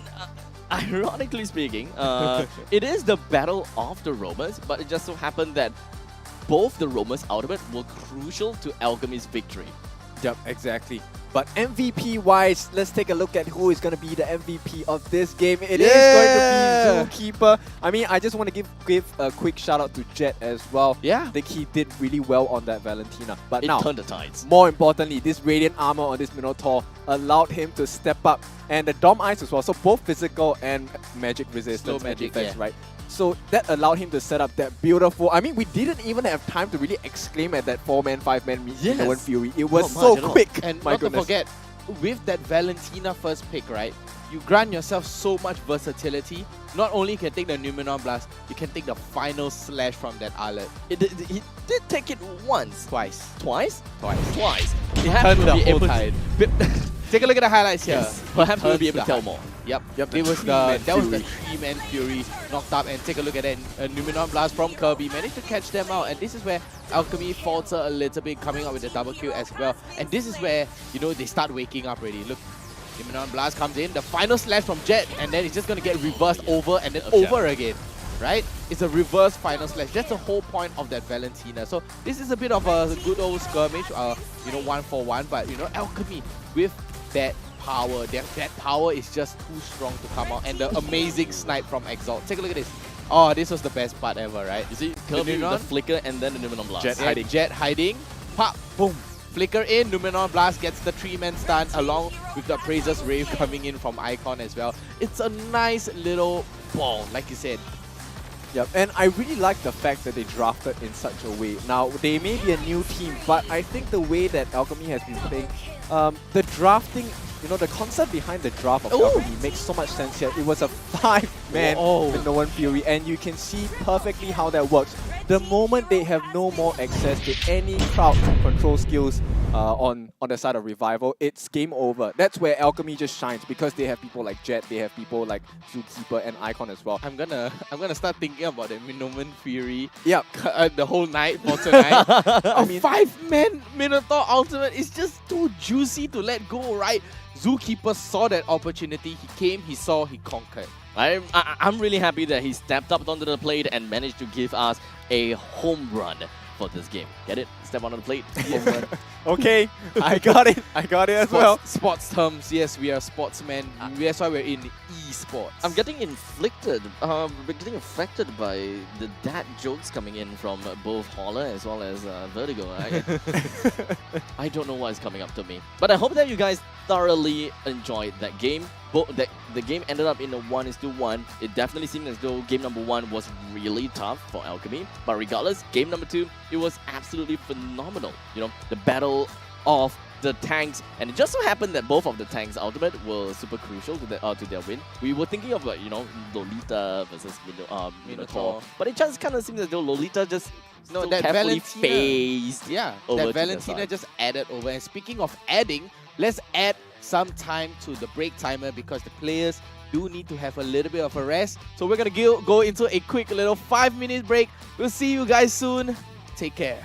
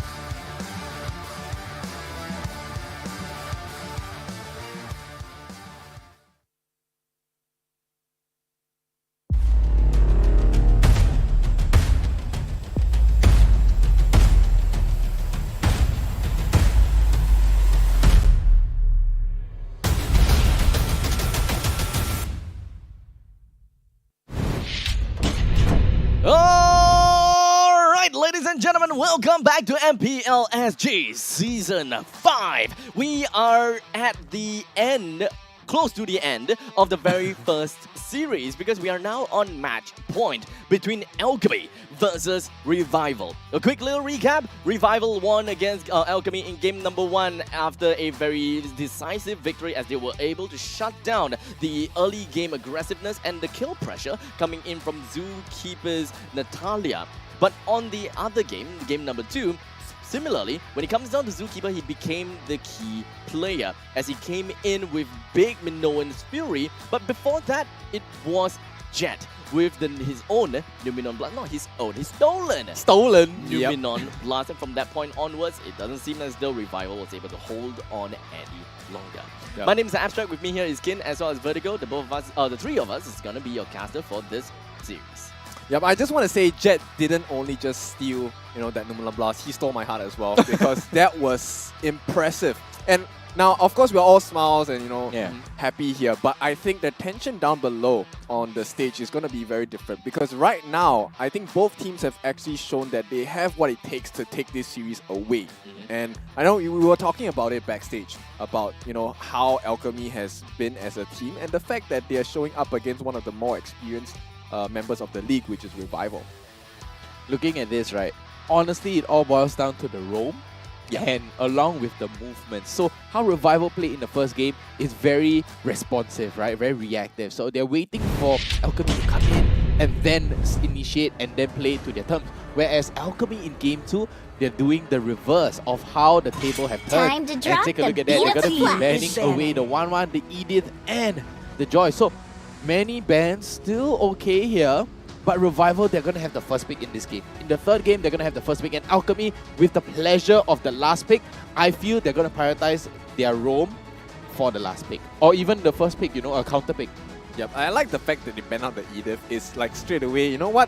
Screw your Earth Shadow. Let's not have that. Let's not have that as an option for Alchemy to explore. Yeah. I think they know that Alchemy is very comfortable with a very CC heavy lineup. What's your command? Your team is picking. I'm not sure whether this will be banned out or not, but I would like for Revival to consider the option of banning out this Valentina. I think they'll first pick for themselves. It could be that because, if you put that into the hands of Jet, I just want to highlight that his Valentina will soon be your burial ground. The fact that he conditioned the players' Revival to just absolutely forget about the existence of this Valentina. He did not steal the Numenon Blast all the way until that single fight. See value in me. Yep, and they're still going to go for the same picks again. The Fredrin and Valentina along with the Lapu Lapu is exactly like the first game, and that's how Revival won, right? Because in the second game, it was an alert, right? It was an alert, and right there and there, you have something to steal. You have that final slash, a very good CC disruptor skill. But with Lapu Lapu being picked up, what are you going to take? Mightiest Warrior? Technically, yes. Yeah, but it's not going to do much for the team. That means that, yes, the ball is definitely on the court of Revival to make them think about what kind of ultimate, what kind of Alchemy, the art of miracle. In this case, Revival, they're just like, yeah, you know what? I will choose my own path. Yeah, take it. Think fine about it. Or maybe they can think about spoil Alchemy SG with the options of, here, we have a lot of ultimates, pick one. Ooh. I love the smell of gunpowder in the morning. Fasa would be great to be taken away right here, and we have the Franco being taken out of the equation right there. But honestly, something's amiss here. I feel a Kaja would leak right through into the last pick for Alchemy. Oh, right? You can catch out Brody, you can catch out Fasa. Unless they pick the Purify, then, that's your problem.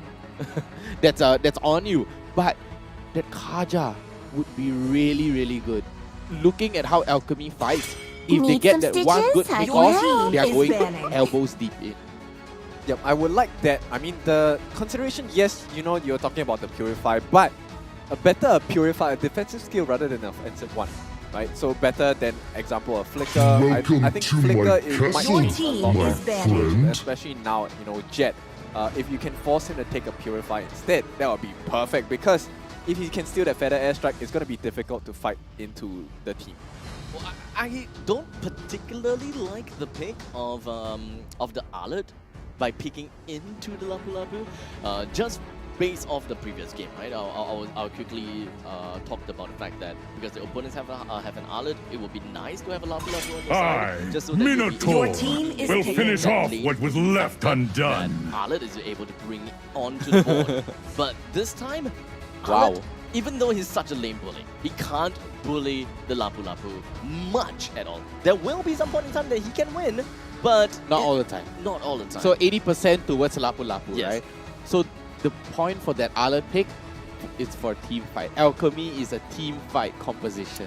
I mean, yeah, that is one thing that we should be looking out for as Yeah. well. Team fight team, but then if they're able to get a tempo off the lanes by winning lanes, that will that's be true. a bigger tempo. That's ahead. true. That's They're how ki- Revival won in the first game, right? Because technically speaking, if they're looking out for an EXP laners that can deal damage, they can do crowd control as well. I'm pretty sure that there are a lot of heroes that can do that, such as Come on, Dexter. It's our showtime. Your team is He's also picking. a team fight hero. He's also got the fast mobility that is able to join in the team, and he can very possibly bully Lapu Lapu as well.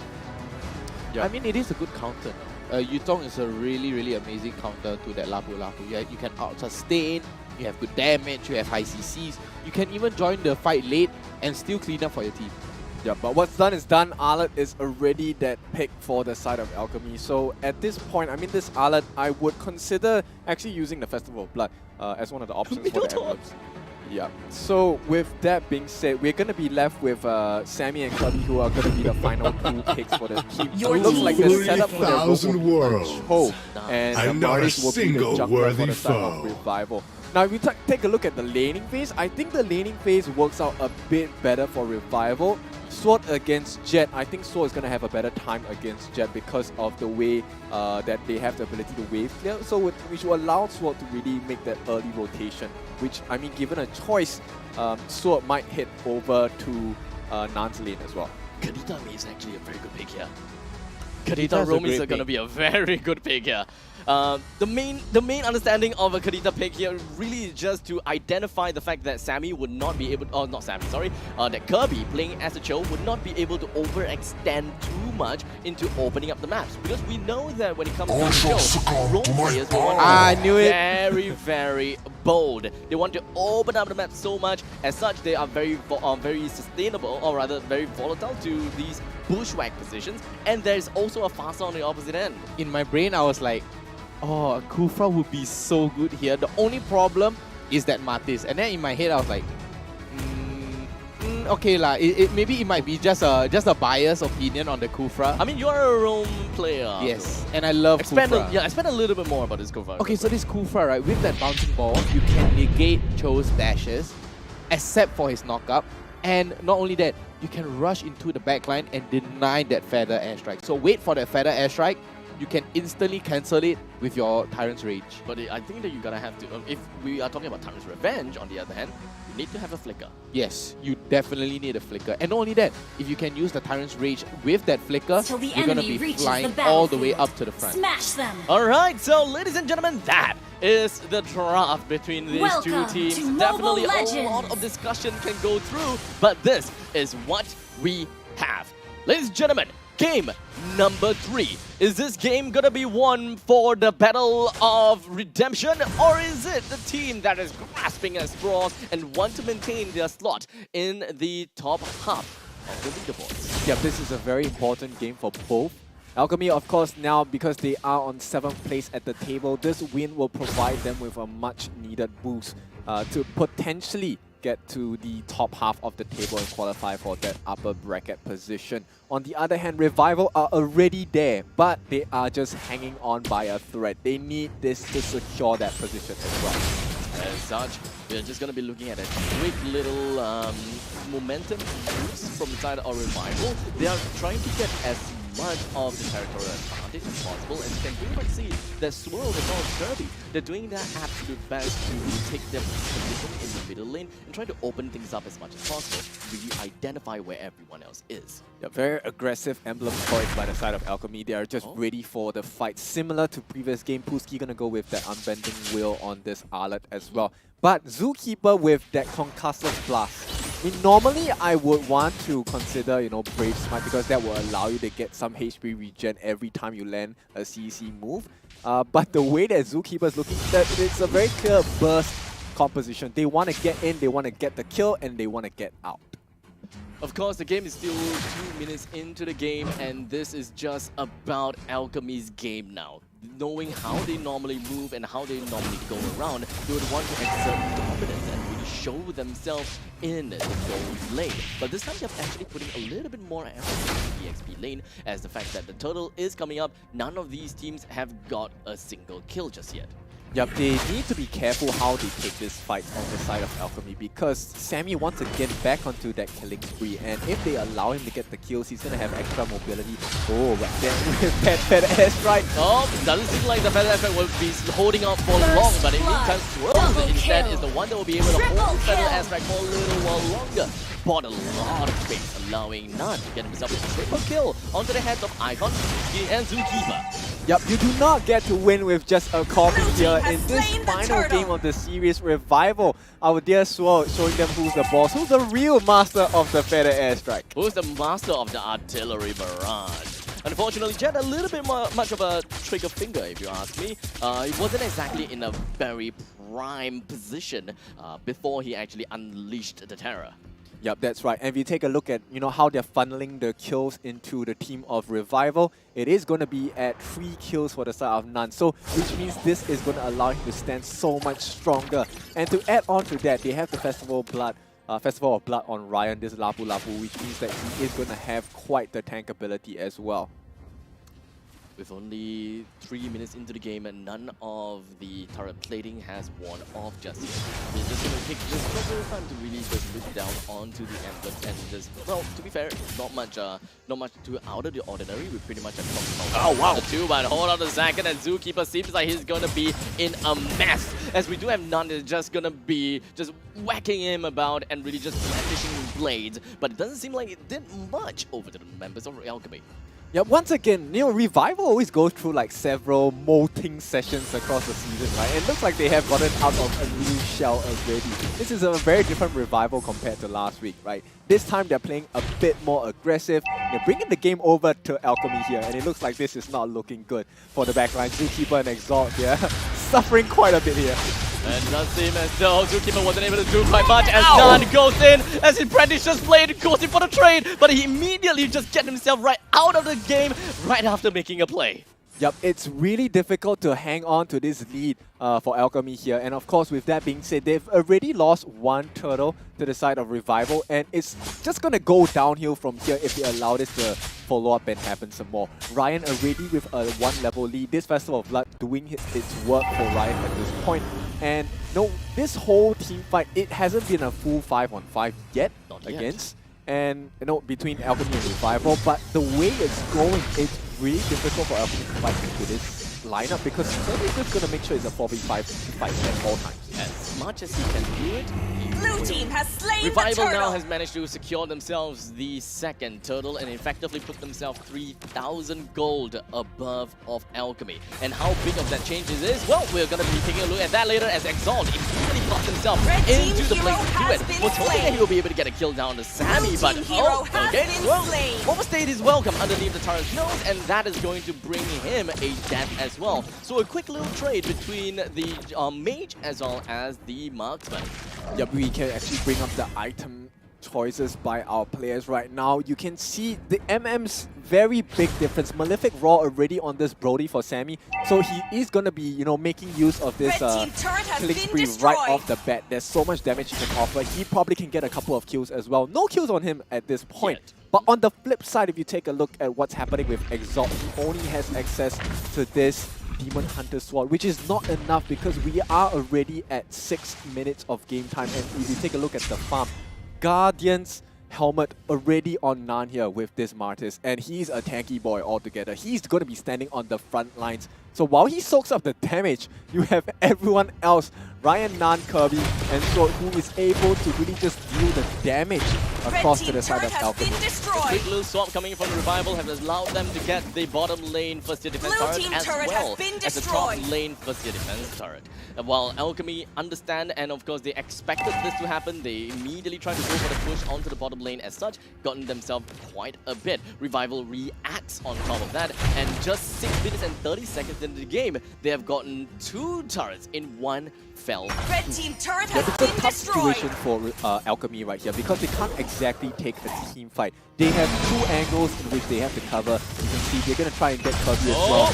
Big little Whale Dragon plus the Flicker allows our friend here, Kirby, immediately to push Zookeeper in unfavorable and uncharted territory. The rest of the members of Revival just going to be towering themselves down onto Alchemy and so little left.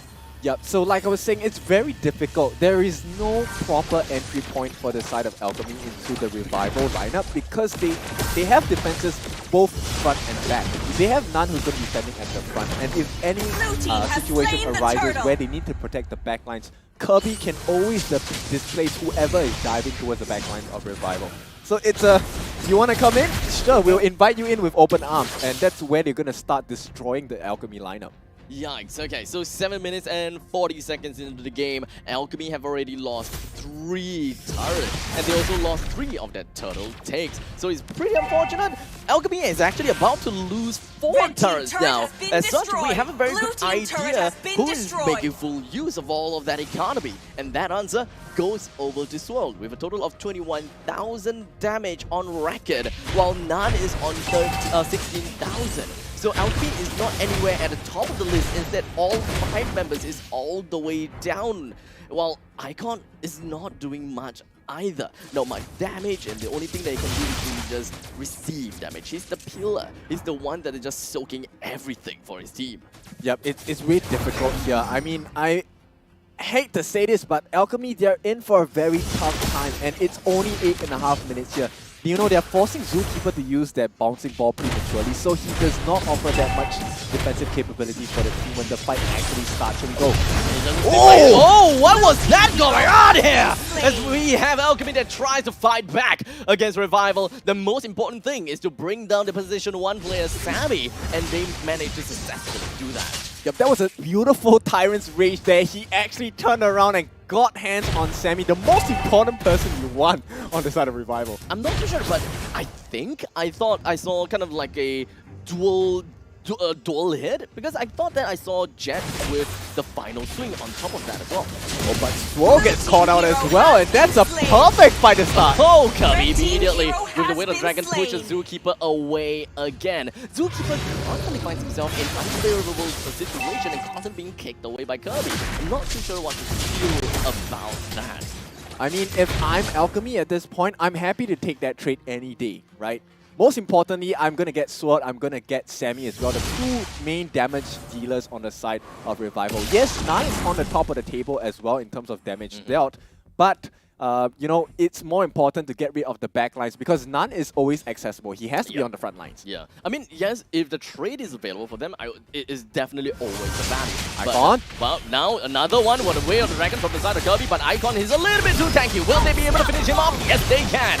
Understandably, Alchemy now have lost their front liner plus their retribution, so this allows Revival to take the Lord very easily. Yep, so with that, it's open game here for Revival. They have this Lord pretty much in the bag as well. And this is going to be a start of a very tough defense for the side of Alchemy. Now, their hopes and dreams to make sure that they can get this upper bracket slot hangs the balance. It's definitely right now.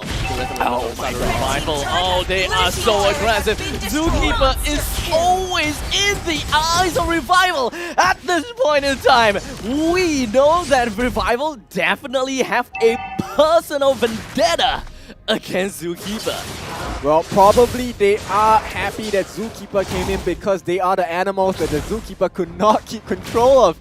Free food for the animals on the side of Revival here. They are really treating him as a buffet. Every single time they get the chance, Zookeeper gets caught out. And it's all thanks to Kirby. Here we go.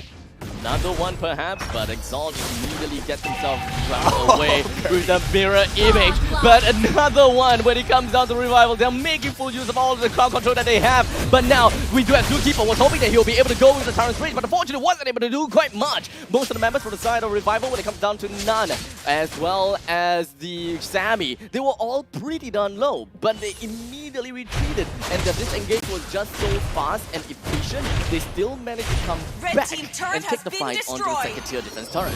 Yep, I'm really impressed with Kirby here. You know, he is a massive threat as Sword lays down that feather airstrike for the team or for a defensive measure, making sure that it's a good deterrence for the team. So Alchemy, they will not be able to respond in kind. And this opens up the map for Revival. Once again, we go into a reset situation. I am absolutely convinced that Revival, they are out for Zookeeper's head. Whatever that they are trying to do, it doesn't make sense to target the roamer so much, especially when it comes down to Kirby, right? Even when it comes down to the Feather Airstrike, they shouldn't be attacking Zookeeper, but they still do it anyway. Whenever they find the opportunity, they will do so. Yep, it's not looking too good because Alchemy, you know, constantly trading ultimates for None, and that's not exactly the best target. If you take a look at the growth of items, I want to focus once again on Exalt here. He does have that Wind of Nature along with that Golden Staff as well, so he is able to deal quite a bit of damage. But if you take a look at the tankiness of the rest of the side of Revival, I think it's perfectly countered against this Exalt Claude. You can take a look at, the Guardian's Helm is one thing, and None is the only person they've been managing to catch out at this point of time. But he also has the Athena Shield along with that Antique Cuirass. So he does manage to get himself even more tanky as more damage comes through from the side of Alchemy. So honestly, Alchemy, they are at a 7-kill deficit and of course a 5,000 gold deficit as well. They do have some ways that they can fight back as well, so they're just waiting for the perfect ultimate play, perfect setup from Zookeeper probably, and they could also be putting quite a bit of weight over to the side of Jet. As long as it's able to find a good ultimate where, when it comes down to Feather Airstrike, something amazing could happen. Yep, I mean, right at the top of the table for the gold lead, Sammy already on the top. He's 0-1 and 4, no kills yet, so it's not really putting full use of his emblem at this point, but Sammy is still a threat nonetheless. Kirby once again with the Way of the Dragon. And the Way of the Dragon is just going to be connecting on the Icon instead. He's right in the middle of the fight. He's at the heart of it all. But his HP with just a sliver, he got himself away. How about Pusky? He's still going to go straight down to the hands of None. While Ryan is just going to be pushing everyone else away. And the first one in his eyes is going to be Jet. Jet flickers himself away and completely disengages from the rest of Revival. Yup, that fight secures the top of the table, at least for the time being right now, because it looks like this is game set for Revival. Alchemy, they had the correct idea, but they just didn't have enough damage. Revival's lineup is extremely tanky. I mean, the fact that you have None, who's leading, take a look at his KDA, 8-0-2.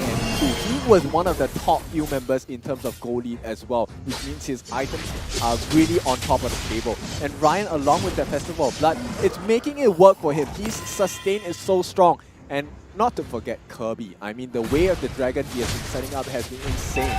The wrath of the Lord is dawning upon the rest of the members from the side of Alchemy. Exalt focuses himself onto the Lord, but unfortunately doesn't have a lot of health in order to stick around. As such, it's now going to be onto the hands of the rest of the members from the side of Alchemy to really do something about this. As that is going to be a 3-man knockout coming from the side of Revival. They will be able to eventually move their way down onto Alchemy. Ryan is just working his way in. The final string will be able to connect, but in the end of the day, it is going to be Revival that manages to find himself 2-man down. While now Icon gets himself right back. Zookeeper and the Tyrant's Revenge connect onto 4, but there is just not much of a follower as Jet doesn't have anyone's ultimate to still swirl the moves in, and that is going to be the attack of the Phoenix as it brings down yet another member from the side of Alchemy, and they just don't have a way to fight things back. Zookeeper jumps in only to die. Icon moves in as well. Half HP left with a quick stun and with a quick little slice and dice. That is the entirety of Alchemy taken down with the core. That was a beautiful one. Revival very happy with this result for sure. This secures them to be the upper half of the bracket, which means that they will be taking and securing this upper bracket position for the playoffs as well. At the time being, for the time being, yeah. So the Battle of Redemption didn't go so well for our boys over from the side of Alchemy after all. So I believe that it's tough for them to get themselves up to the leaderboards. But with that all said and done, Vertigo, what do you have got to say about this game? Honestly, what do I have to say? Alchemy, they had the right idea. Revival, they had the best idea. Right? But it all came down to the micro. Alchemy was just slightly impatient. Puski's aggression, yes, but like during the game you said, Abstract, Revival keep on locking onto Zookeeper because he's their main shot caller. And looking at how Game 2 played, they managed to crack the code because Zookeeper was the one who dictates the gameplay. So if he's out of the equation, totally out of the equation, there's nothing that Alchemy could do. They are a whole bunch of zoo animals. Yep, that's no true. offense, no offense. Let's take a look at the items though. Like I said, I mentioned the fact that Revival, they had a lot of defensive measures on the side and they were outgrowing the entire lineup of Alchemy, right? So you can take a look at Sword. I mean, this time he didn't go with the defensive capabilities. He went full greed with the damage as well. He was safe. Yep, Divine Very Glaive. safe. I mean, the way that he positioned his Feather Airstrike was really critical to how the fights went on for Revival. And if you take a look at Sammy, he is already so far ahead. BOD, Wind of Nature as well, Malefic Roar, and the Wind Talker as well. I mean, if you want to say, you know what's pain? Sammy is pain. Sammy is pain, but I mean, Swir is as pain as Sammy as well. And not to forget, unmovable forces, Kirby and Nun. None of them died. That's the most important thing. None of them died at all. None of them died. No pun intended, but it is what it is. Yeah. Honestly, the damage coming out from Revival was too much because, not only that, because of their draft.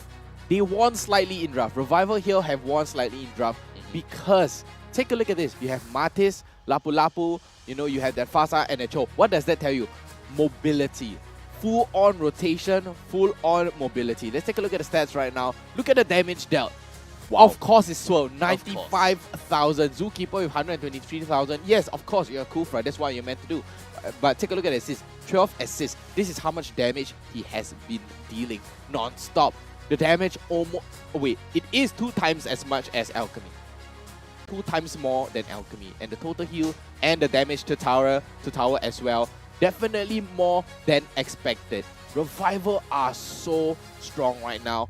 They snowballed hard and Alchemy could not do anything about that snowball. It's really unfortunate to see Alchemy at literally with their back against the wall. But MVP-wise, I'm calling out for Kirby. It is going to be None. Okay, well done. So None. In my heart is Kirby.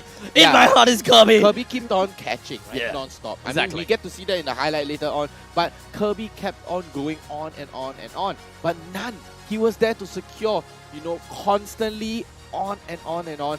He was there, he was tanky, he was strong. 9-0 and 6, even with a full tank build as well. Going with the Demon Slayer and of course that Retribution. With that second skill, he's able to negate all sorts of damage. And after getting a kill, your movement speed is insane. You're like a rat. Unstoppable. That's Unstoppable force, like you said. Exactly. So these Titans, they are just going right into the game and they are never stopping. Speaking of never stopping, we're just going to be moving on onto the highlight because we are not stopping with all of the actions because it's just so fast. So come on, buddy, go. Tell us a little bit more. Okay, take a look at this, right? Jet, like you said, very trigger happy. Good final sweep though, but take a look at that. That iframe, you can't see it, right? But it was that iframe where they deny Zookeeper's Tyrant's Rage, okay?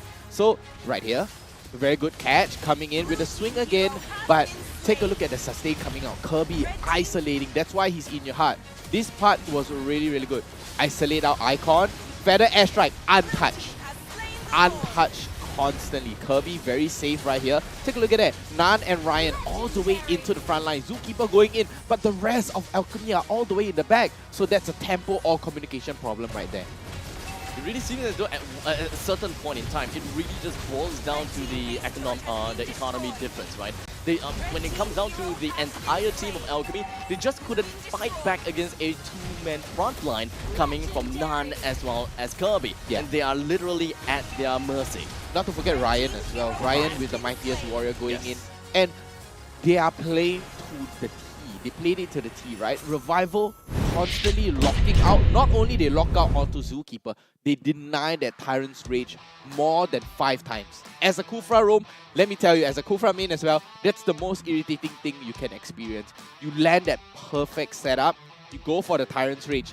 That's the con of the Tyrant's Rage.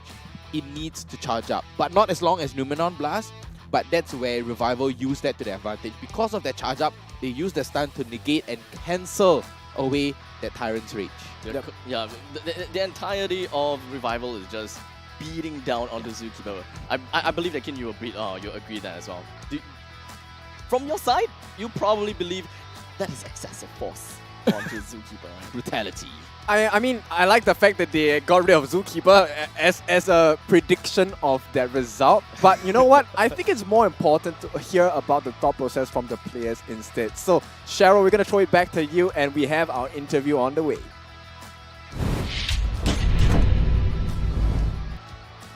All right, ladies and gentlemen, that was just the first matches out, but we have already seen a best of 3, and ladies and gentlemen, what a match it was where the pupil surpassed the master. So that was absolutely wonderful. And right here, I have Kirby right beside me. So Kirby, we have seen some great plays from you today, and we do have some questions. So first up is, you have played 5 out of 8 matches, out of 7 matches right here in the round robin cycle. And with that, you know, which is a roam player that you will want to meet again on the battlefield? I would say JPL. Oh, wow. Okay, so yes, JPL, you can probably, you know, meet him back at playoffs again. So good luck to that. Now, the next question is, during interviews before, we have heard that your lineups are technically kind of more picked in for late game plays. All right. So with that, you know, who's the one who keeps you guys really, really centered, especially when it gets really drawn out? I think everyone in the team plays a huge part in this. So we just try to keep each other calm and collected before we do anything. So we actually inform everyone in the team of, like, you know, positions and stuff. Right, and earlier in game 2, that draft doesn't seem like something that you guys would pick because it seems something like more of an early game lineup. So do you have any comments to that? Or you guys were just trying something out? I would say that we are actually trying stuff out. Yeah, we are just keeping our picks. Right, and as you guys were trying that out, we have seen a lot of resistance coming from Alchemy. So, you know, were you guys caught by surprise? That CC though, we gotta say. Any comments to that? I would say the Minotaur pick was actually quite unexpected, and it was actually quite a problem that we had to deal with. So after that, we decided to take him out in game 3. Yeah, definitely so. I would definitely ban that Minotaur. And with that lineup itself, Valentina even took that Lolita's ulti, making a 4-man CC, which was just absolutely ridiculous. So, final question. With 2 more games coming out for Revival, with Evil and Stellark coming up, you know, how are you guys going to approach those 2 games? I think just like how we approach any other team, and we just have to trust LY Force draft. All right, and with that, we're really, really excited for you guys. Do you guys, or rather LY4, have anything sneaky coming up your sleeve? Any cheese picks that we can anticipate coming up real soon? You have to wait to find out. Oh, you have to wait to find out. So thank you so much for that teaser, Kirby, and thank you so much for the time. So yes, ladies and gentlemen, that was match 1. And earlier on, I had Kirby right here with me for the interview segment. So yes, they have 2 more games lined up, and they are notably Evil as well as Stellark coming up for them. So we wish them the best of luck. Now for the second match that's going to come up real soon, it's going to be Evil going head-to-head against Bleed, and that's coming up in just under an hour's time, happening at 1 p.m. ladies and gentlemen. Definitely a match that you definitely don't want to miss. Will we see Evil climbing up the overall standings? We can only find out later at 1 p.m. So stick around and we'll see you at 1 p.m. for match 2.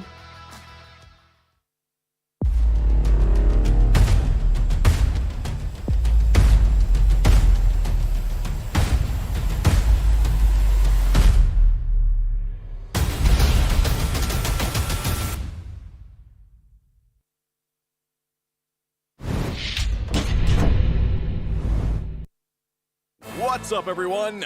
Welcome to the latest episode of Hero Spotlight, featuring Arlet, the Lone Lancer. Arlet is a highly mobile fighter that weaves through battle like a vengeful wraith. Hero skills. First skill, Dauntless Strike. Arlet slams down his spear, dealing physical damage. Closer targets will be stunned momentarily, while those further away will be stunned for the full duration. Second skill, Vengeance. Arlet charges at a target with his spear, dealing physical damage. If the target is marked by Demon Gaze, this skill is guaranteed to crit and reset its cooldown. It will also restore Arlet's HP. Ultimate Final Slash.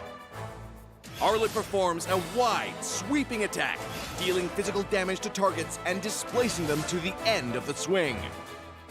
Passive skill, Demon Gaze. Arlet's demonic eyes will periodically mark a nearby enemy hero. Demon Gaze will also mark enemy units near Arlet that are affected by control effects from any source. Pro tips. Dauntless Strike is best used from a short distance, positioned to catch enemies at the end of the AoE for the full stun effect.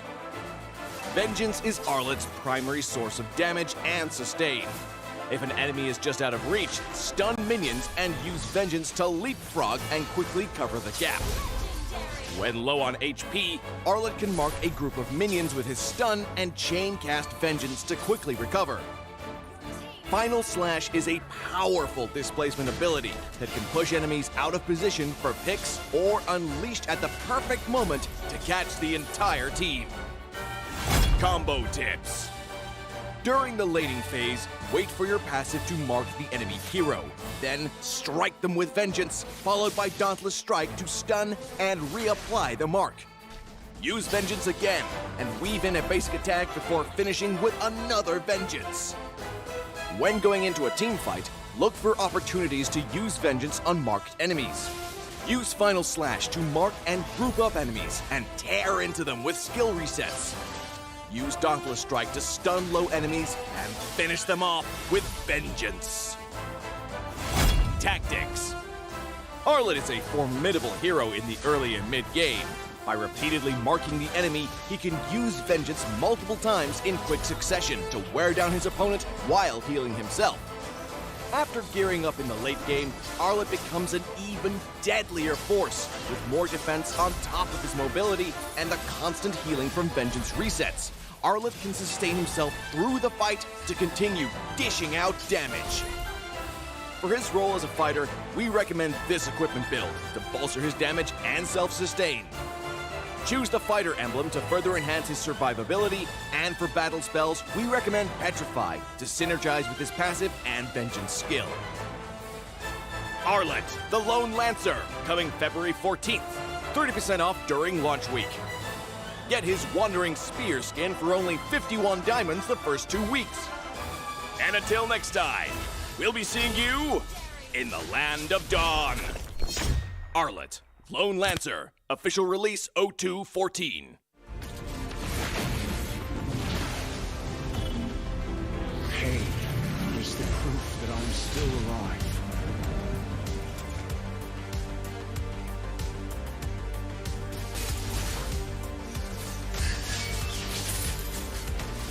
Mega kill!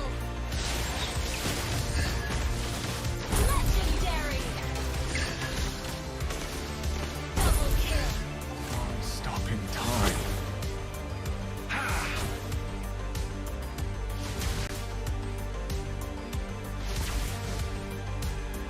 Feels what I feel. Feels what I feel.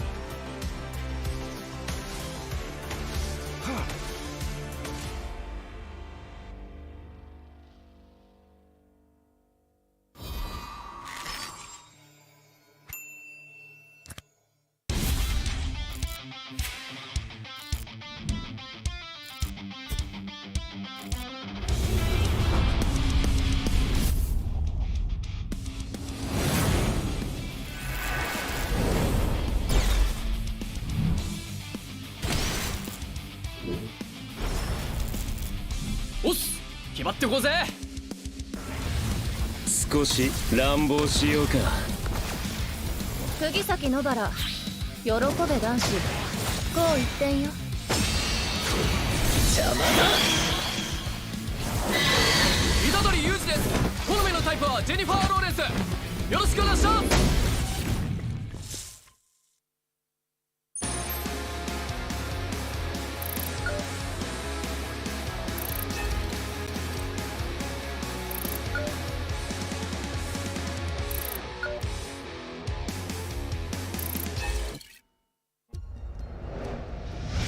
I am Optimus Prime. No one can outrun Bumblebee.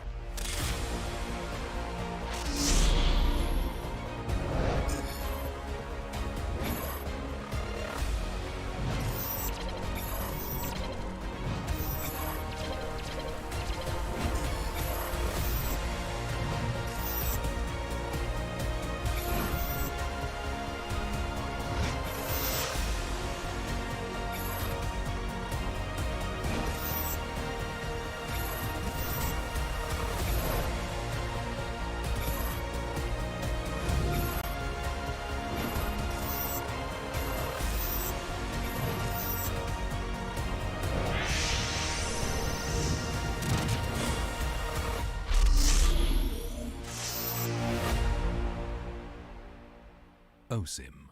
What's up, everyone? Welcome to the latest episode of Hero Spotlight, featuring Arlet, the Lone Lancer. Arlet is a highly mobile fighter that weaves through battle like a vengeful wraith. Hero skills. First skill, Dauntless Strike. Arlet slams down his spear, dealing physical damage. Closer targets will be stunned momentarily, while those further away will be stunned for the full duration. Second skill, Vengeance. Arlet charges at a target with his spear, dealing physical damage. If the target is marked by Demon Gaze, this skill is guaranteed to crit and reset its cooldown. It will also restore Arlet's HP. Ultimate Final Slash. Arlet performs a wide, sweeping attack, dealing physical damage to targets and displacing them to the end of the swing. Passive skill, Demon Gaze. Arlet's demonic eyes will periodically mark a nearby enemy hero. Demon Gaze will also mark enemy units near Arlet that are affected by control effects from any source. Pro tips. Dauntless Strike is best used from a short distance, positioned to catch enemies at the end of the AoE for the full stun effect. Vengeance is Arlet's primary source of damage and sustain. If an enemy is just out of reach, stun minions and use Vengeance to leapfrog and quickly cover the gap. When low on HP, Arlet can mark a group of minions with his stun and chain cast Vengeance to quickly recover. Final Slash is a powerful displacement ability that can push enemies out of position for picks or unleashed at the perfect moment to catch the entire team. Combo tips. During the laning phase, wait for your passive to mark the enemy hero. Then strike them with Vengeance, followed by Dauntless Strike to stun and reapply the mark. Use Vengeance again and weave in a basic attack before finishing with another Vengeance. When going into a team fight, look for opportunities to use Vengeance on marked enemies. Use Final Slash to mark and group up enemies and tear into them with skill resets. Use Dauntless Strike to stun low enemies and finish them off with Vengeance. Tactics. Arlet is a formidable hero in the early and mid-game. By repeatedly marking the enemy, he can use Vengeance multiple times in quick succession to wear down his opponent while healing himself. After gearing up in the late game, Arlet becomes an even deadlier force, with more defense on top of his mobility and the constant healing from Vengeance resets. Arlet can sustain himself through the fight to continue dishing out damage. For his role as a fighter, we recommend this equipment build to bolster his damage and self-sustain. Choose the fighter emblem to further enhance his survivability, and for battle spells, we recommend Petrify to synergize with his passive and Vengeance skill. Arlet, the Lone Lancer, coming February 14th. 30% off during launch week. Get his Wandering Spear skin for only 51 diamonds the first 2 weeks. And until next time, we'll be seeing you in the Land of Dawn. Arlet, Lone Lancer, official release 0214. Pain is the proof that I'm still alive.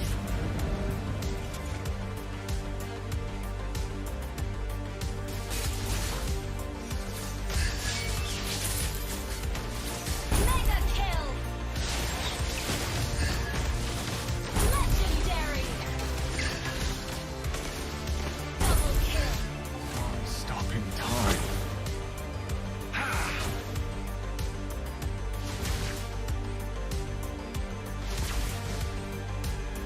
Feel what I feel. Feel what I feel.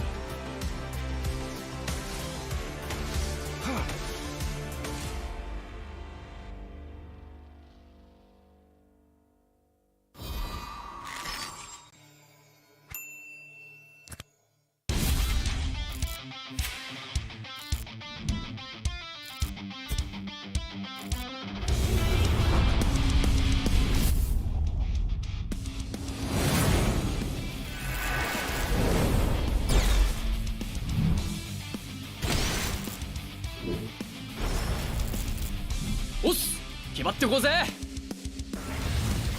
少し乱暴しようか。釘崎野原喜べ男子こう一点よ邪魔だ虎杖裕二です好みのタイプはジェニファー・ローレンスよろしくお願いします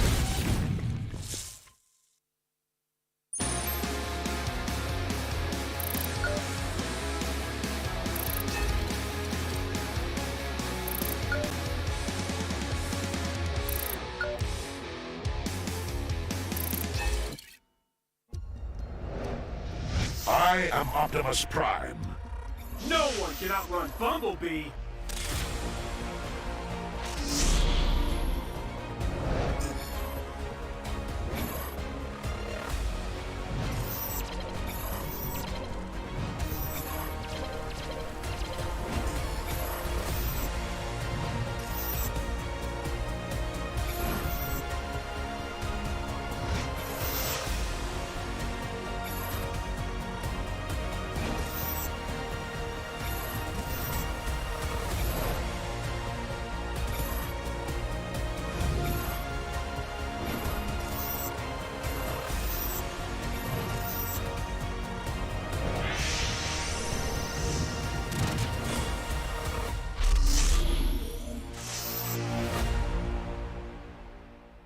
Osim. What's up, everyone? Welcome to the latest episode of Hero Spotlight, featuring Arlet, the Lone Lancer. Arlet is a highly mobile fighter that weaves through battle like a vengeful wraith. Hero skills. First skill, Dauntless Strike. Arlet slams down his spear, dealing physical damage. Closer targets will be stunned momentarily, while those further away will be stunned for the full duration. Second skill, Vengeance. Arlet charges at a target with his spear, dealing physical damage. If the target is marked by Demon Gaze, this skill is guaranteed to crit and reset its cooldown. It will also restore Arlet's HP. Ultimate Final Slash. Arlet performs a wide, sweeping attack, dealing physical damage to targets and displacing them to the end of the swing. Passive skill, Demon Gaze. Arlet's demonic eyes will periodically mark a nearby enemy hero. Demon Gaze will also mark enemy units near Arlet that are affected by control effects from any source. Pro tips. Dauntless Strike is best used from a short distance, positioned to catch enemies at the end of the AoE for the full stun effect. Vengeance is Arlet's primary source of damage and sustain. If an enemy is just out of reach, stun minions and use Vengeance to leapfrog and quickly cover the gap. When low on HP, Arlet can mark a group of minions with his stun and chain cast Vengeance to quickly recover. Final Slash is a powerful displacement ability that can push enemies out of position for picks or unleashed at the perfect moment to catch the entire team. Combo tips. During the laning phase, wait for your passive to mark the enemy hero. Then strike them with Vengeance, followed by Dauntless Strike to stun and reapply the mark.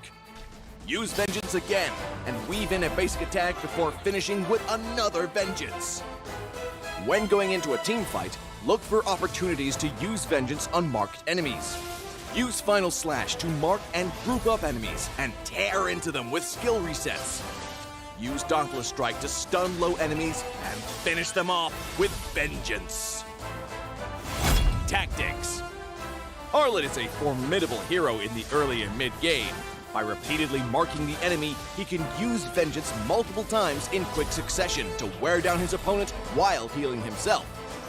After gearing up in the late game, Arlet becomes an even deadlier force, with more defense on top of his mobility and the constant healing from Vengeance resets. Arlet can sustain himself through the fight to continue dishing out damage.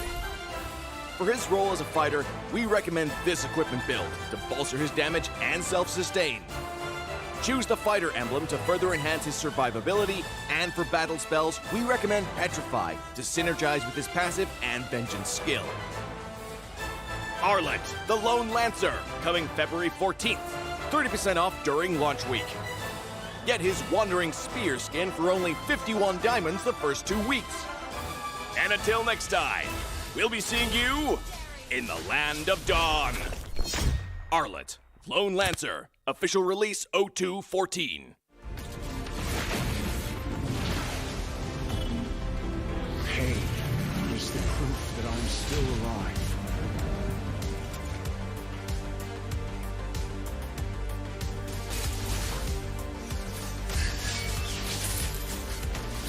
Mega kill! Legendary! Double kill! Stopping time.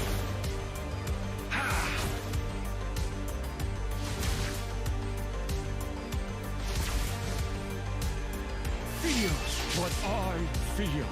Feels what I feel.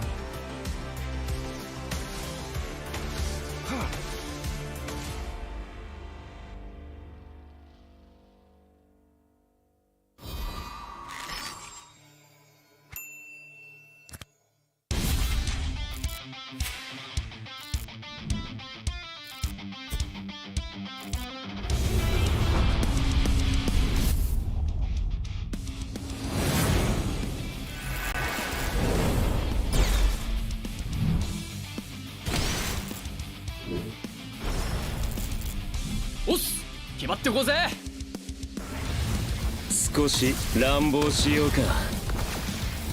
釘崎野原、喜べ男子、こう一点よ。邪魔だ。虎杖裕二です。好みのタイプはジェニファー・ローレンス。よろしくお願いします。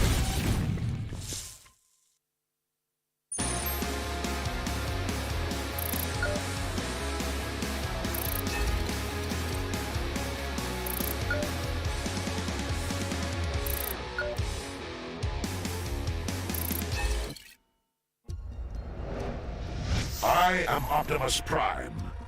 No one can outrun Bumblebee.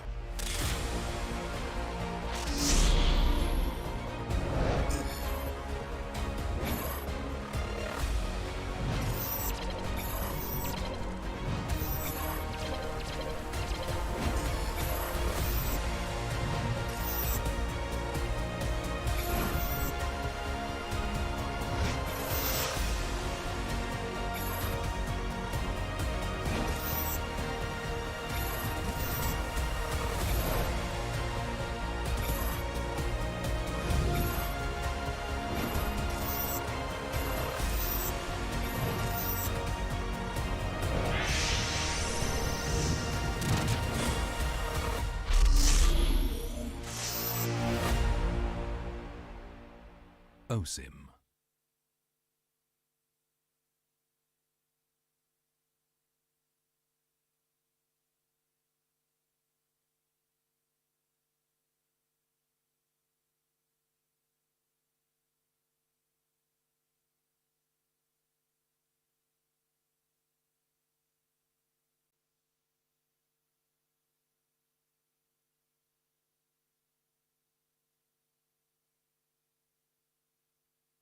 What's up, everyone? Welcome to the latest episode of Hero Spotlight, featuring Arlet, the Lone Lancer. Arlet is a highly mobile fighter that weaves through battle like a vengeful wraith. Hero skills. First skill, Dauntless Strike. Arlet slams down his spear, dealing physical damage. Closer targets will be stunned momentarily, while those further away will be stunned for the full duration. Second skill, Vengeance. Arlet charges at a target with his spear, dealing physical damage. If the target is marked by Demon Gaze, this skill is guaranteed to crit and reset its cooldown. It will also restore Arlet's HP. Ultimate Final Slash. Arlet performs a wide, sweeping attack, dealing physical damage to targets and displacing them to the end of the swing. Passive skill, Demon Gaze. Arlet's demonic eyes will periodically mark a nearby enemy hero. Demon Gaze will also mark enemy units near Arlet that are affected by control effects from any source. Pro tips. Dauntless Strike is best used from a short distance, positioned to catch enemies at the end of the AoE for the full stun effect. Vengeance is Arlet's primary source of damage and sustain. If an enemy is just out of reach, stun minions and use Vengeance to leapfrog and quickly cover the gap. When low on HP, Arlet can mark a group of minions with his stun and chain cast Vengeance to quickly recover. Final Slash is a powerful displacement ability that can push enemies out of position for picks or unleashed at the perfect moment to catch the entire team. Combo tips. During the laning phase, wait for your passive to mark the enemy hero. Then strike them with Vengeance, followed by Dauntless Strike to stun and reapply the mark. Use Vengeance again and weave in a basic attack before finishing with another Vengeance. When going into a team fight, look for opportunities to use Vengeance on marked enemies. Use Final Slash to mark and group up enemies and tear into them with skill resets. Use Dauntless Strike to stun low enemies and finish them off with Vengeance. Tactics. Arlet is a formidable hero in the early and mid-game. By repeatedly marking the enemy, he can use Vengeance multiple times in quick succession to wear down his opponent while healing himself. After gearing up in the late game, Arlet becomes an even deadlier force, with more defense on top of his mobility and the constant healing from Vengeance resets. Arlet can sustain himself through the fight to continue dishing out damage. For his role as a fighter, we recommend this equipment build to bolster his damage and self-sustain.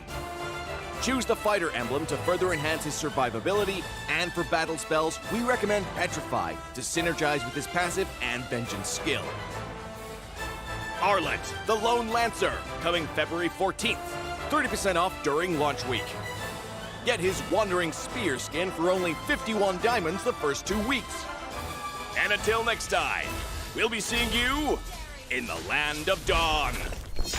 Arlet, Lone Lancer, official release 0214. Pain is the proof that I'm still alive.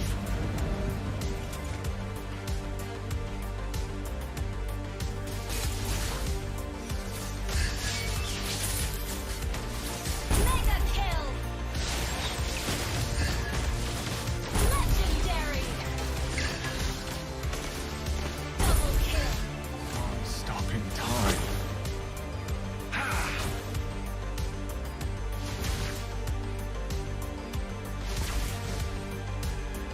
Feels what I feel. Feels what I feel.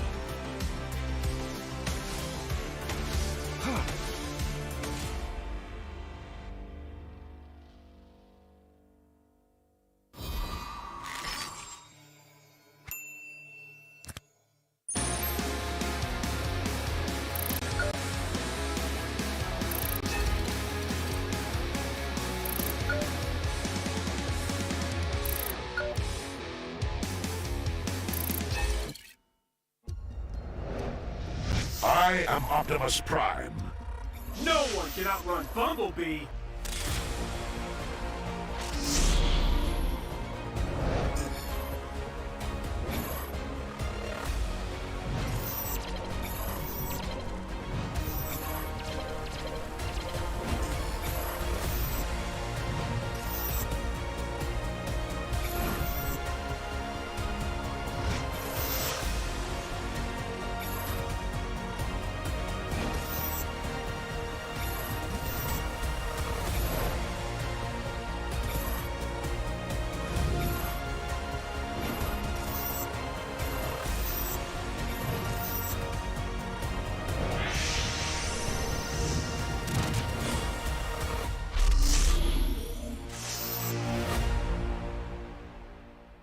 OSIM.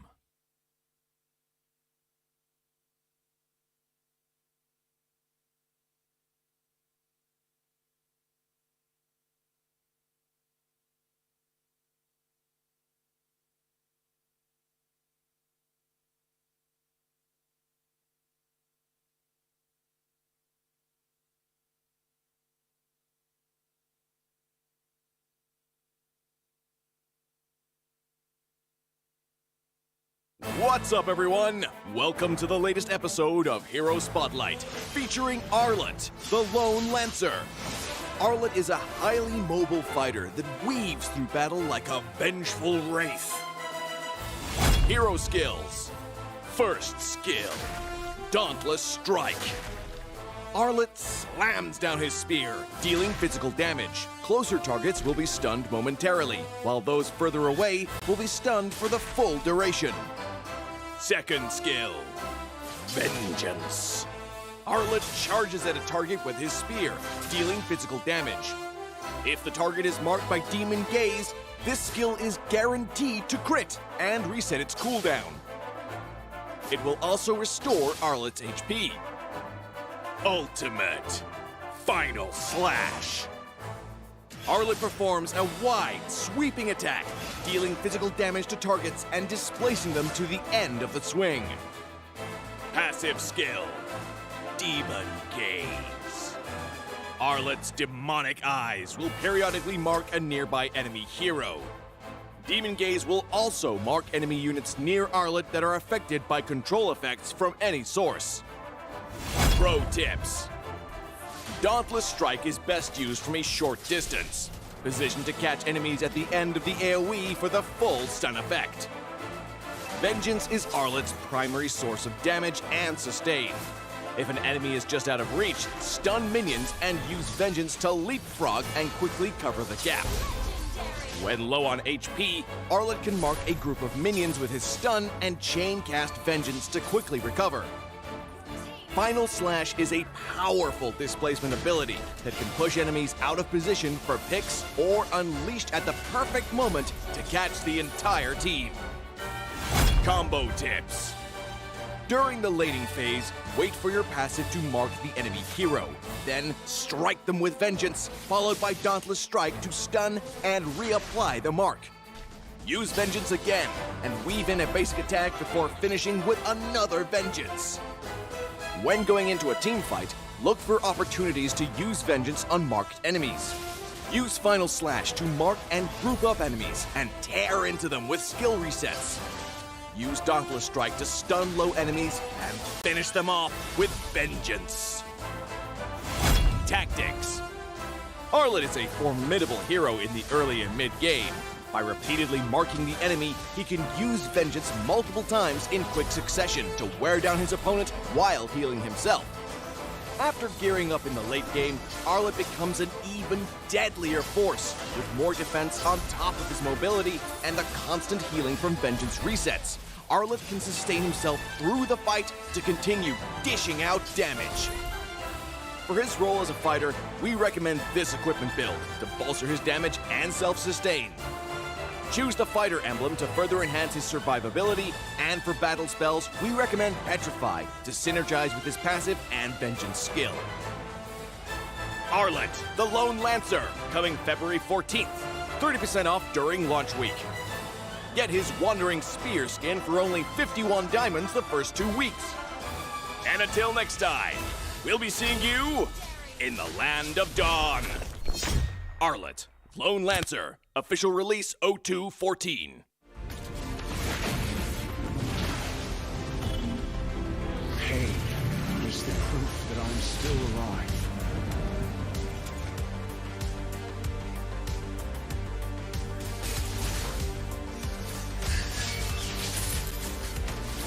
Mega kill!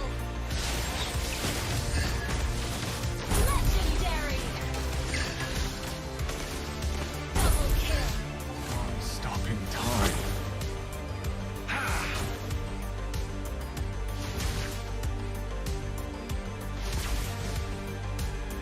Feel what I feel. Feel what I feel.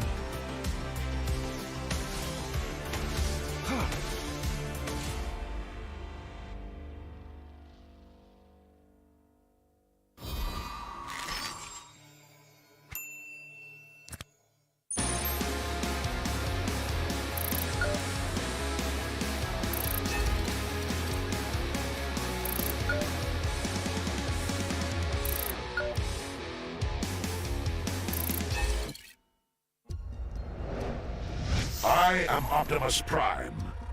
No one can outrun Bumblebee.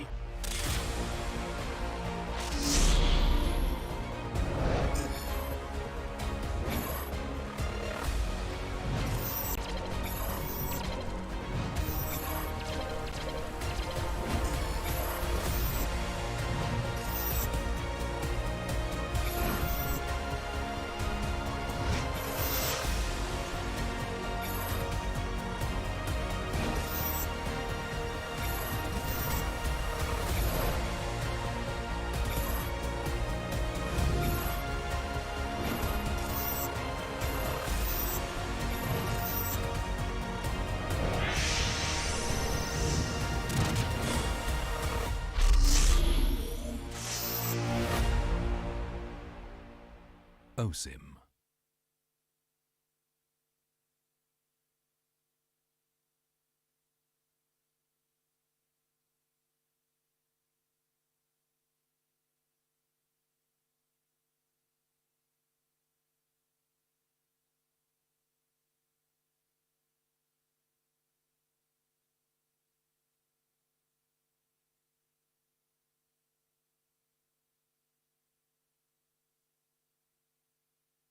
What's up, everyone? Welcome to the latest episode of Hero Spotlight, featuring Arlet, the Lone Lancer.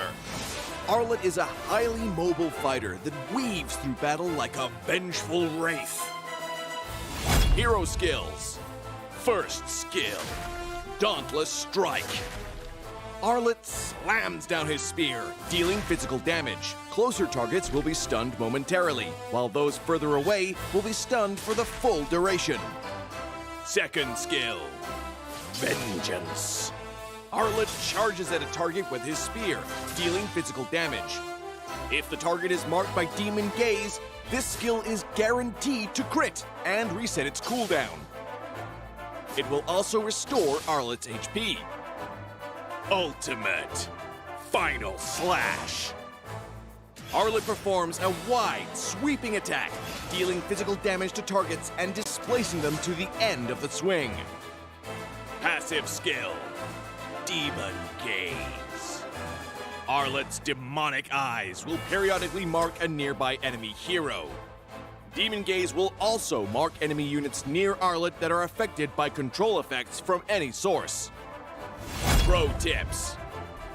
Dauntless Strike is best used from a short distance, positioned to catch enemies at the end of the AoE for the full stun effect. Vengeance is Arlet's primary source of damage and sustain. If an enemy is just out of reach, stun minions and use Vengeance to leapfrog and quickly cover the gap. When low on HP, Arlet can mark a group of minions with his stun and chain cast Vengeance to quickly recover. Final Slash is a powerful displacement ability that can push enemies out of position for picks or unleashed at the perfect moment to catch the entire team. Combo tips. During the lading phase, wait for your passive to mark the enemy hero. Then strike them with Vengeance, followed by Dauntless Strike to stun and reapply the mark. Use Vengeance again, and weave in a basic attack before finishing with another Vengeance. When going into a team fight, look for opportunities to use Vengeance on marked enemies. Use Final Slash to mark and group up enemies and tear into them with skill resets. Use Dauntless Strike to stun low enemies and finish them off with Vengeance. Tactics. Arlet is a formidable hero in the early and mid-game. By repeatedly marking the enemy, he can use Vengeance multiple times in quick succession to wear down his opponent while healing himself. After gearing up in the late game, Arlet becomes an even deadlier force, with more defense on top of his mobility and the constant healing from Vengeance resets. Arlet can sustain himself through the fight to continue dishing out damage. For his role as a fighter, we recommend this equipment build to bolster his damage and self-sustain. Choose the fighter emblem to further enhance his survivability, and for battle spells, we recommend Petrify to synergize with his passive and Vengeance skill. Arlet, the Lone Lancer, coming February 14th, 30% off during launch week. Get his Wandering Spear skin for only 51 diamonds the first 2 weeks. And until next time, we'll be seeing you in the Land of Dawn. Arlet, Lone Lancer, official release 0214. Pain is the proof that I'm still alive.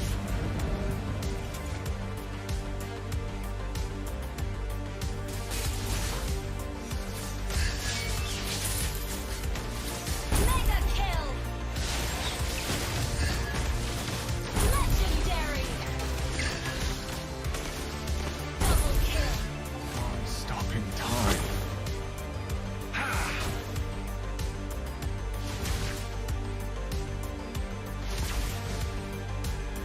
Feel what I feel. Feel what I feel.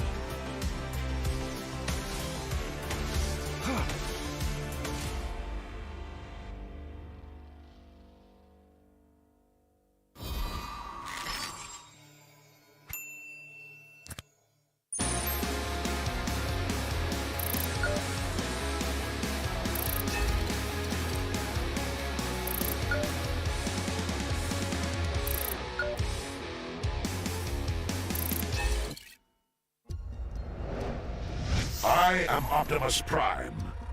No one can outrun Bumblebee.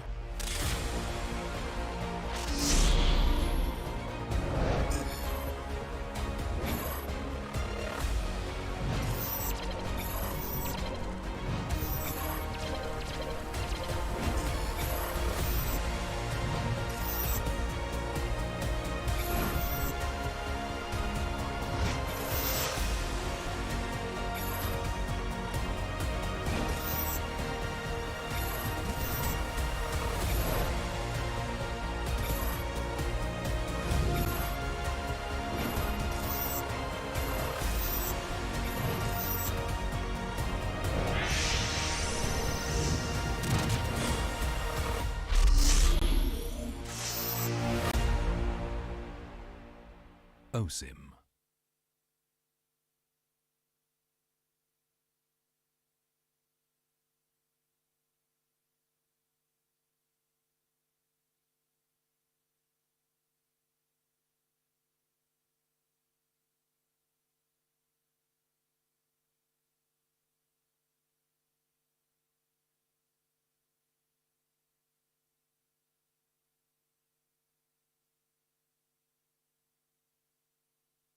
What's up, everyone? Welcome to the latest episode of Hero Spotlight, featuring Arlet, the Lone Lancer. Arlet is a highly mobile fighter that weaves through battle like a vengeful wraith. Hero skills. First skill, Dauntless Strike. Arlet slams down his spear, dealing physical damage. Closer targets will be stunned momentarily, while those further away will be stunned for the full duration. Second skill, Vengeance. Arlet charges at a target with his spear, dealing physical damage. If the target is marked by Demon Gaze, this skill is guaranteed to crit and reset its cooldown. It will also restore Arlet's HP. Ultimate Final Slash. Arlet performs a wide, sweeping attack, dealing physical damage to targets and displacing them to the end of the swing. Passive skill, Demon Gaze. Arlet's demonic eyes will periodically mark a nearby enemy hero. Demon Gaze will also mark enemy units near Arlet that are affected by control effects from any source. Pro tips. Dauntless Strike is best used from a short distance, positioned to catch enemies at the end of the AoE for the full stun effect. Vengeance is Arlet's primary source of damage and sustain. If an enemy is just out of reach, stun minions and use Vengeance to leapfrog and quickly cover the gap. When low on HP, Arlet can mark a group of minions with his stun and chain cast Vengeance to quickly recover. Final Slash is a powerful displacement ability that can push enemies out of position for picks or unleashed at the perfect moment to catch the entire team. Combo tips. During the laning phase, wait for your passive to mark the enemy hero. Then strike them with Vengeance, followed by Dauntless Strike to stun and reapply the mark. Use Vengeance again and weave in a basic attack before finishing with another Vengeance. When going into a team fight, look for opportunities to use Vengeance on marked enemies. Use Final Slash to mark and group up enemies and tear into them with skill resets. Use Dauntless Strike to stun low enemies and finish them off with Vengeance. Tactics. Arlet is a formidable hero in the early and mid-game. By repeatedly marking the enemy, he can use Vengeance multiple times in quick succession to wear down his opponent while healing himself. After gearing up in the late game, Arlet becomes an even deadlier force, with more defense on top of his mobility and the constant healing from Vengeance resets. Arlet can sustain himself through the fight to continue dishing out damage. For his role as a fighter, we recommend this equipment build to bolster his damage and self-sustain. Choose the fighter emblem to further enhance his survivability, and for battle spells, we recommend Petrify to synergize with his passive and Vengeance skill. Arlet, the Lone Lancer, coming February 14th, 30% off during launch week. Get his Wandering Spear skin for only 51 diamonds the first 2 weeks. And until next time, we'll be seeing you in the Land of Dawn. Arlet, Lone Lancer, official release 0214. Pain is the proof that I'm still alive.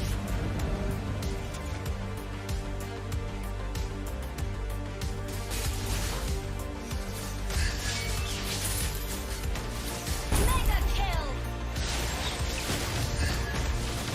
Legendary! Double kill! Stopping time.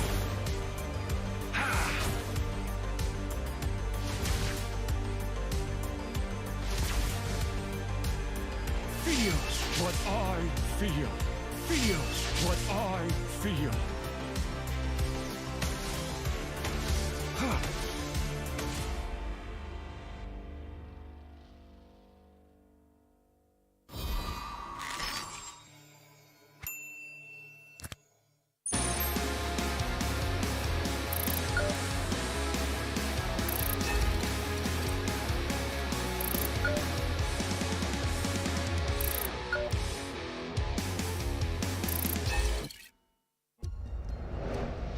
I am Optimus Prime. No one can outrun Bumblebee.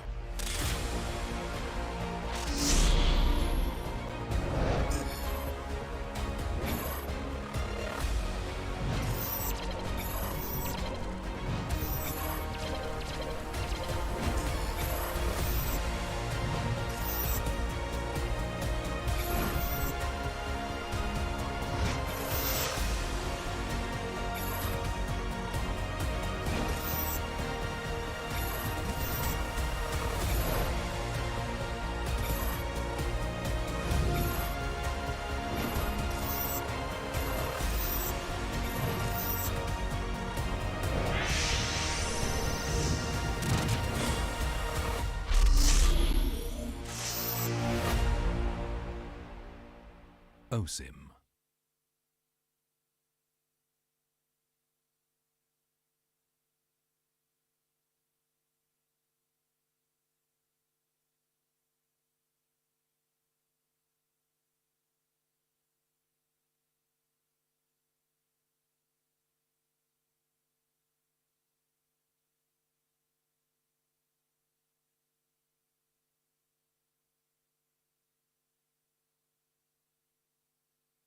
What's up, everyone? Welcome to the latest episode of Hero Spotlight, featuring Arlet, the Lone Lancer.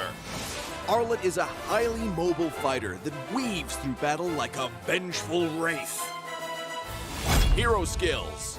First skill, Dauntless Strike. Arlet slams down his spear, dealing physical damage. Closer targets will be stunned momentarily, while those further away will be stunned for the full duration. Second skill, Vengeance. Arlet charges at a target with his spear, dealing physical damage. If the target is marked by Demon Gaze, this skill is guaranteed to crit and reset its cooldown. It will also restore Arlet's HP. Ultimate Final Slash. Arlet performs a wide, sweeping attack, dealing physical damage to targets and displacing them to the end of the swing. Passive skill, Demon Gaze. Arlet's demonic eyes will periodically mark a nearby enemy hero. Demon Gaze will also mark enemy units near Arlet that are affected by control effects from any source. Pro tips. Dauntless Strike is best used from a short distance, positioned to catch enemies at the end of the AoE for the full stun effect. Vengeance is Arlet's primary source of damage and sustain. If an enemy is just out of reach, stun minions and use Vengeance to leapfrog and quickly cover the gap. When low on HP, Arlet can mark a group of minions with his stun and chain cast Vengeance to quickly recover. Final Slash is a powerful displacement ability that can push enemies out of position for picks or unleashed at the perfect moment to catch the entire team. Combo tips. During the laning phase, wait for your passive to mark the enemy hero. Then strike them with Vengeance, followed by Dauntless Strike to stun and reapply the mark. Use Vengeance again and weave in a basic attack before finishing with another Vengeance. When going into a team fight, look for opportunities to use Vengeance on marked enemies. Use Final Slash to mark and group up enemies and tear into them with skill resets. Use Dauntless Strike to stun low enemies and finish them off with Vengeance. Tactics. Arlet is a formidable hero in the early and mid-game. By repeatedly marking the enemy, he can use Vengeance multiple times in quick succession to wear down his opponent while healing himself. After gearing up in the late game, Arlet becomes an even deadlier force, with more defense on top of his mobility and the constant healing from Vengeance resets. Arlet can sustain himself through the fight to continue dishing out damage. For his role as a fighter, we recommend this equipment build to bolster his damage and self-sustain. Choose the fighter emblem to further enhance his survivability, and for battle spells, we recommend Petrify to synergize with his passive and Vengeance skill. Arlet, the Lone Lancer, coming February 14th, 30% off during launch week. Get his Wandering Spear skin for only 51 diamonds the first 2 weeks. And until next time, we'll be seeing you in the Land of Dawn. Arlet, Lone Lancer, official release 0214. Pain is the proof that I'm still alive.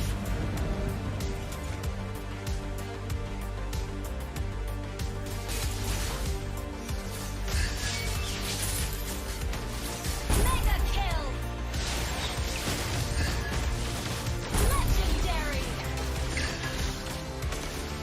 Double kill! Stopping time.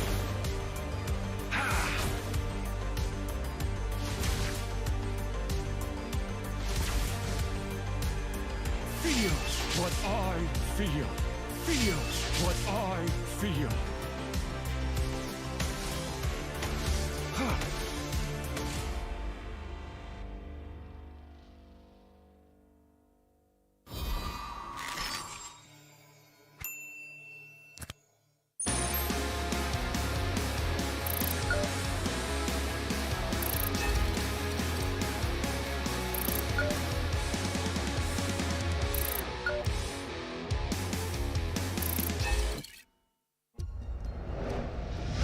I am Optimus Prime. No one can outrun Bumblebee.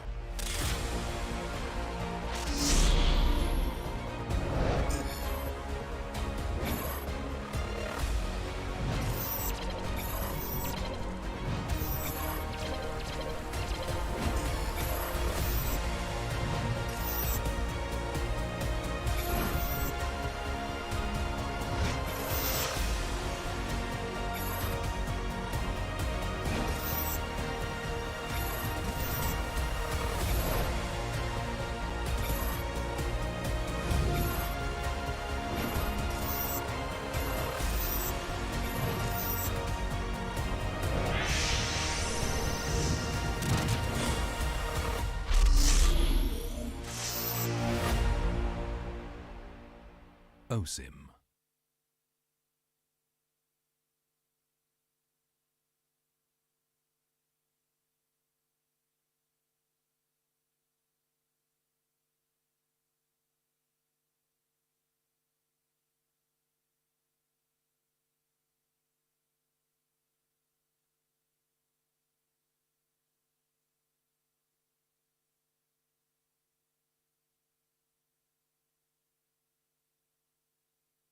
What's up, everyone? Welcome to the latest episode of Hero Spotlight, featuring Arlet, the Lone Lancer. Arlet is a highly mobile fighter that weaves through battle like a vengeful wraith. Hero skills. First skill, Dauntless Strike. Arlet slams down his spear, dealing physical damage. Closer targets will be stunned momentarily, while those further away will be stunned for the full duration. Second skill, Vengeance. Arlet charges at a target with his spear, dealing physical damage. If the target is marked by Demon Gaze, this skill is guaranteed to crit and reset its cooldown. It will also restore Arlet's HP. Ultimate Final Slash. Arlet performs a wide, sweeping attack, dealing physical damage to targets and displacing them to the end of the swing. Passive skill, Demon Gaze. Arlet's demonic eyes will periodically mark a nearby enemy hero. Demon Gaze will also mark enemy units near Arlet that are affected by control effects from any source. Pro tips. Dauntless Strike is best used from a short distance, positioned to catch enemies at the end of the AoE for the full stun effect. Vengeance is Arlet's primary source of damage and sustain. If an enemy is just out of reach, stun minions and use Vengeance to leapfrog and quickly cover the gap. When low on HP, Arlet can mark a group of minions with his stun and chain cast Vengeance to quickly recover. Final Slash is a powerful displacement ability that can push enemies out of position for picks or unleashed at the perfect moment to catch the entire team. Combo tips. During the laning phase, wait for your passive to mark the enemy hero. Then strike them with Vengeance, followed by Dauntless Strike to stun and reapply the mark. Use Vengeance again and weave in a basic attack before finishing with another Vengeance. When going into a team fight, look for opportunities to use Vengeance on marked enemies. Use Final Slash to mark and group up enemies and tear into them with skill resets. Use Dauntless Strike to stun low enemies and finish them off with Vengeance. Tactics. Arlet is a formidable hero in the early and mid-game. By repeatedly marking the enemy, he can use Vengeance multiple times in quick succession to wear down his opponent while healing himself. After gearing up in the late game, Arlet becomes an even deadlier force, with more defense on top of his mobility and the constant healing from Vengeance resets. Arlet can sustain himself through the fight to continue dishing out damage. For his role as a fighter, we recommend this equipment build to bolster his damage and self-sustain.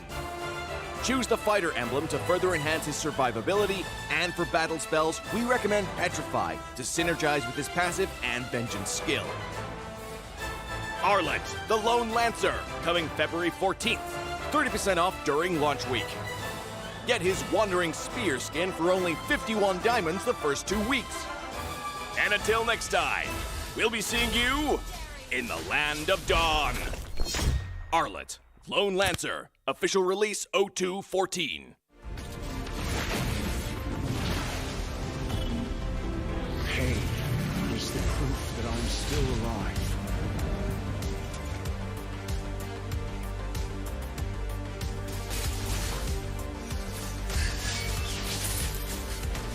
Mega kill! Legendary! Double kill! Stopping time.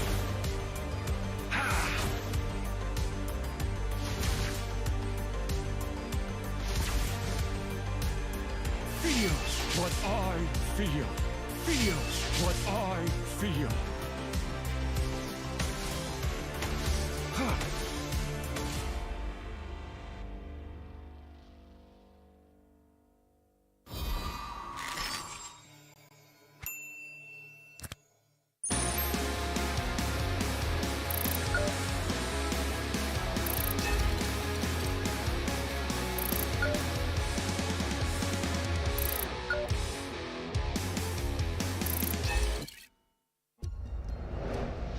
I am Optimus Prime. No one can outrun Bumblebee.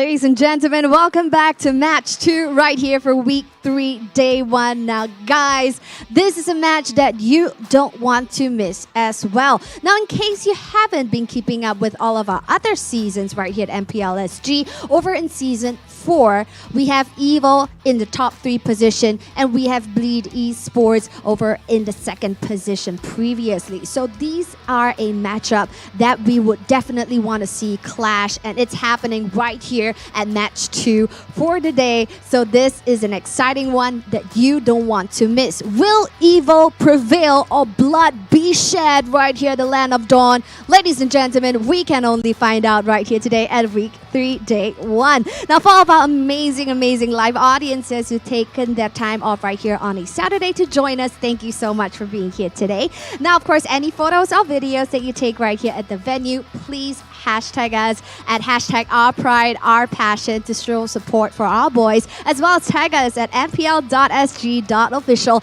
and we will soup you up real nicely. Now, for all of our wonderful audiences tuning in online on all of our platforms such as Facebook, YouTube, as well as Twitch, thank you so much for spending your Saturday as well. You guys will also be getting some lovely goodies right here, which the casters will be sharing with you later. So yes, ladies and gentlemen, without further ado, let's kickstart match 2 for the day, and let's meet the teams, shall we? First up, ladies and gentlemen, presenting to you, EVO!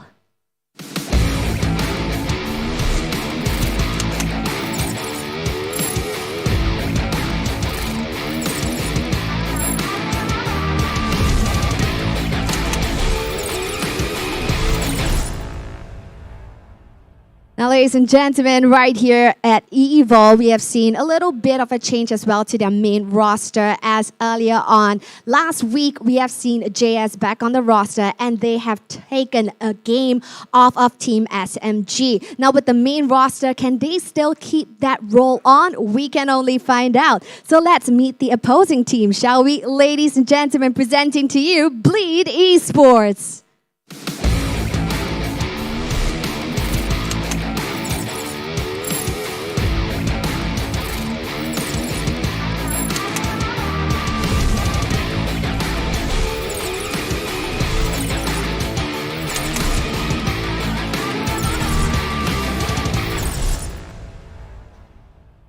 Now, ladies and gentlemen, this is a game which is very important for both teams, much like every other game for the teams right here, because Bleed Esports have found themselves in unfamiliar territory in the current standings here in the 3rd position. Will they have what it takes to fight up the upper brackets right now? Once again, we can only find out. And for EVO, on the other hand, they only have 1 point tied to the team. They need to do all it takes, pull out all of the stops to secure the upper bracket right now, and they have to have a perfect run. So right now, we're gonna give our time over to the casters to take it away to slice and dissect the situation. Take it away, guys.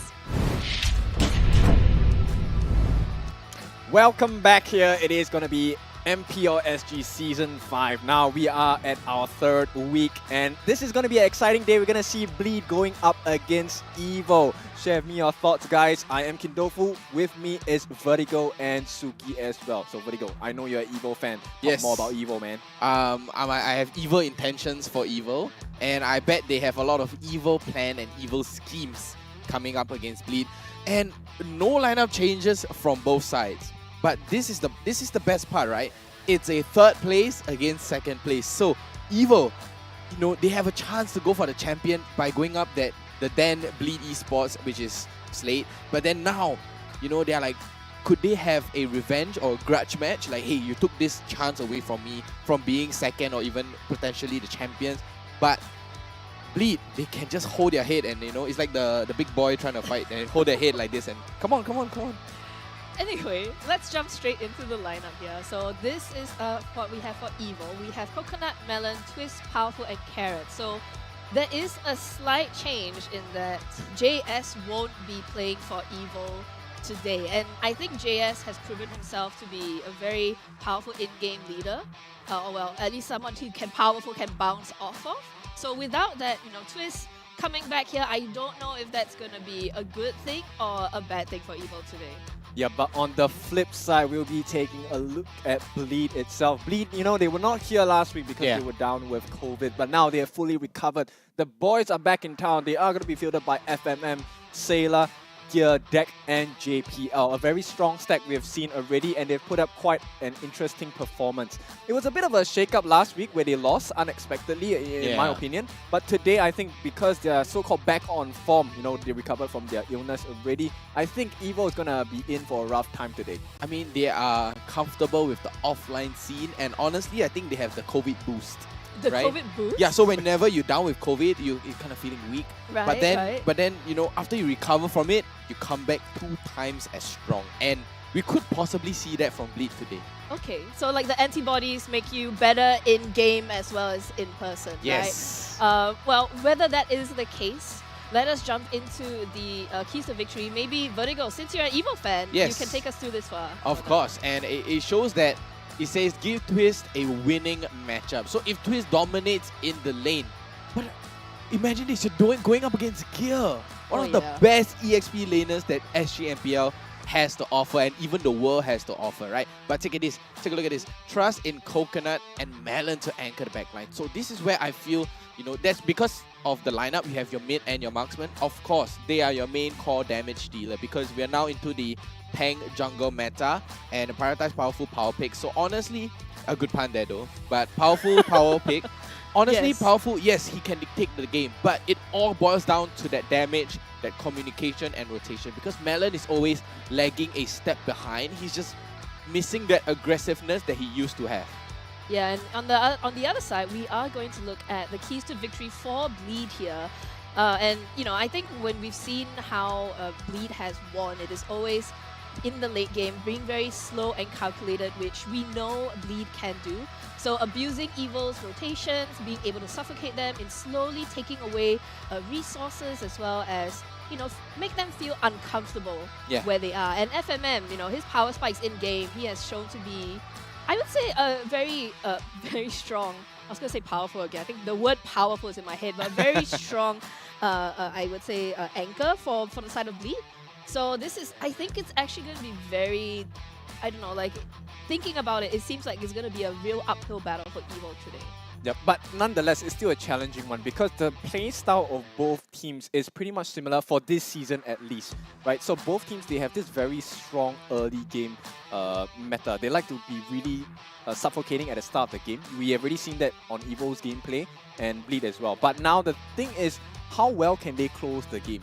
You see that Bleed was a bit impatient in last week's games against SMG, I think, if I'm not wrong. Evo could definitely punish them for it, right? Yeah. And taking a look at Evo stats right here, look at Coconut with 635 gold per minute. That's pretty good. And a little bit of on the higher side of the KDA. Take a look at Melon. The way he moves around the map, yes, there's definitely a very good amount of assists right there, but the kill participation is around 29. And Twist, of course, knowing him, we call him the Diablo 2.0 or the Mini Diablo. Mini Diablo. Yeah, Mini Diablo sounds more, a little more towards Twist, right? He goes for the flank, he goes for the backline. Carrot, honestly, Carrot hasn't been showing up for the past few games, right? There wasn't any game-changing plays, you know, like how we saw Zookeeper play, but not to compare with that. But comparing with that, let's take a look at Bleed Esports. So for Bleed, you know, we always talk about how Gear as a very, I think he's always effective in the EXP. So Gear is someone that we always look forward to watching. Whereas Deck, as the jungler, you know, his assists, he does a lot of team fights. So we notice that Deck is always in the front line. He's always the main person pushing the, I would say the motivation or like the train wreck, right? Yeah. So that's Deck. So it's gonna be very interesting to see because I mean I'm a little bit hesitant to back Evo right now because I did say that JS was such a big playmaker for them, and having Twist, the rookie, even though he is very good, mechanically maybe not so much in the experience. Well, we're gonna start the fight off with our internal battle first, right? So obviously, Vertigo, you're going to go back onto your Evo roots here. You're going to be supporting Evo as well. So Suki and I were both going to go Bleed. Now, of course, this is the start of our internal battle. But the start for the battle between these two teams, I think, will fall down to the draft between deck as well as powerful. Both of their signature heroes this season is the Fredrin. Yeah. So see whether these teams are going to prioritize Fredrin as the first pick of the game as well. Another thing is we know that this patch is very focused on the EXP laners and roamers. So what do you think this battle is going to be like for them? I mean, honestly, it all boils down to the draft. It all boils down to the draft because not only that, you have a coach, right, for Bleed. You have Youngin, a very powerful, great mind. And we have the key player right here, which is Sela on his signature pick on the Fasa. Sela has been showing up to team fights non-stop. He was in the back line. He was constantly pushing a good amount of damage. He's constantly bursting everybody. But that's the point. We saw how Bleed actually falter, last week. But could Evo possibly have broken the code, have found the cracks in the armor? Or because of this COVID, they have touched up that armor a little more stronger? I mean, I think what last week has showed us is that Bleed can lose.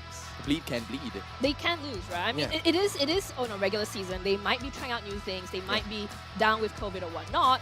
But there's still an opportunity here for Evo to take. Yes. And they need it. I mean, Evo right now, they are at the bottom of the table. It's not a result that we definitely expect out of Evo, knowing that they are able to put out very good performances as well. But you know what? Let's get this started. The first few bans have already been put in place. We will not have Glue or Joy in this game. And both of this for very good reasons as well. We have seen a bunch of the other teams in the league abuse Joy as well as Glue. I mean, these two people can either kite the entire opponent team or they can just cause confusion, allowing their team to set up that perfect setup for either a nice group stun or get, just make way for the other team to really just lose their formation and get lost in the battle. Exactly, and Bleed is all about that formation, right, Suki? The formation of Bleed. The I moment will you break choose their my formation, own the path. moment Is you banning. can rob them off their feet is what you can do. And remember, if I can remember very well, I think it's in Season 3 where Evo actually managed to 2-0 the Dan Bleed, history could even repeat itself. I mean, what we saw last week was actually, I believe, well, this is a personal opinion of mine, but I think Bleed actually tunneled See vision value a in little me? too much Your on certain team targets. is bad. You should. And so because they were, we always say Bleed is like the most patient team, the most calm, sort of, the calculated team.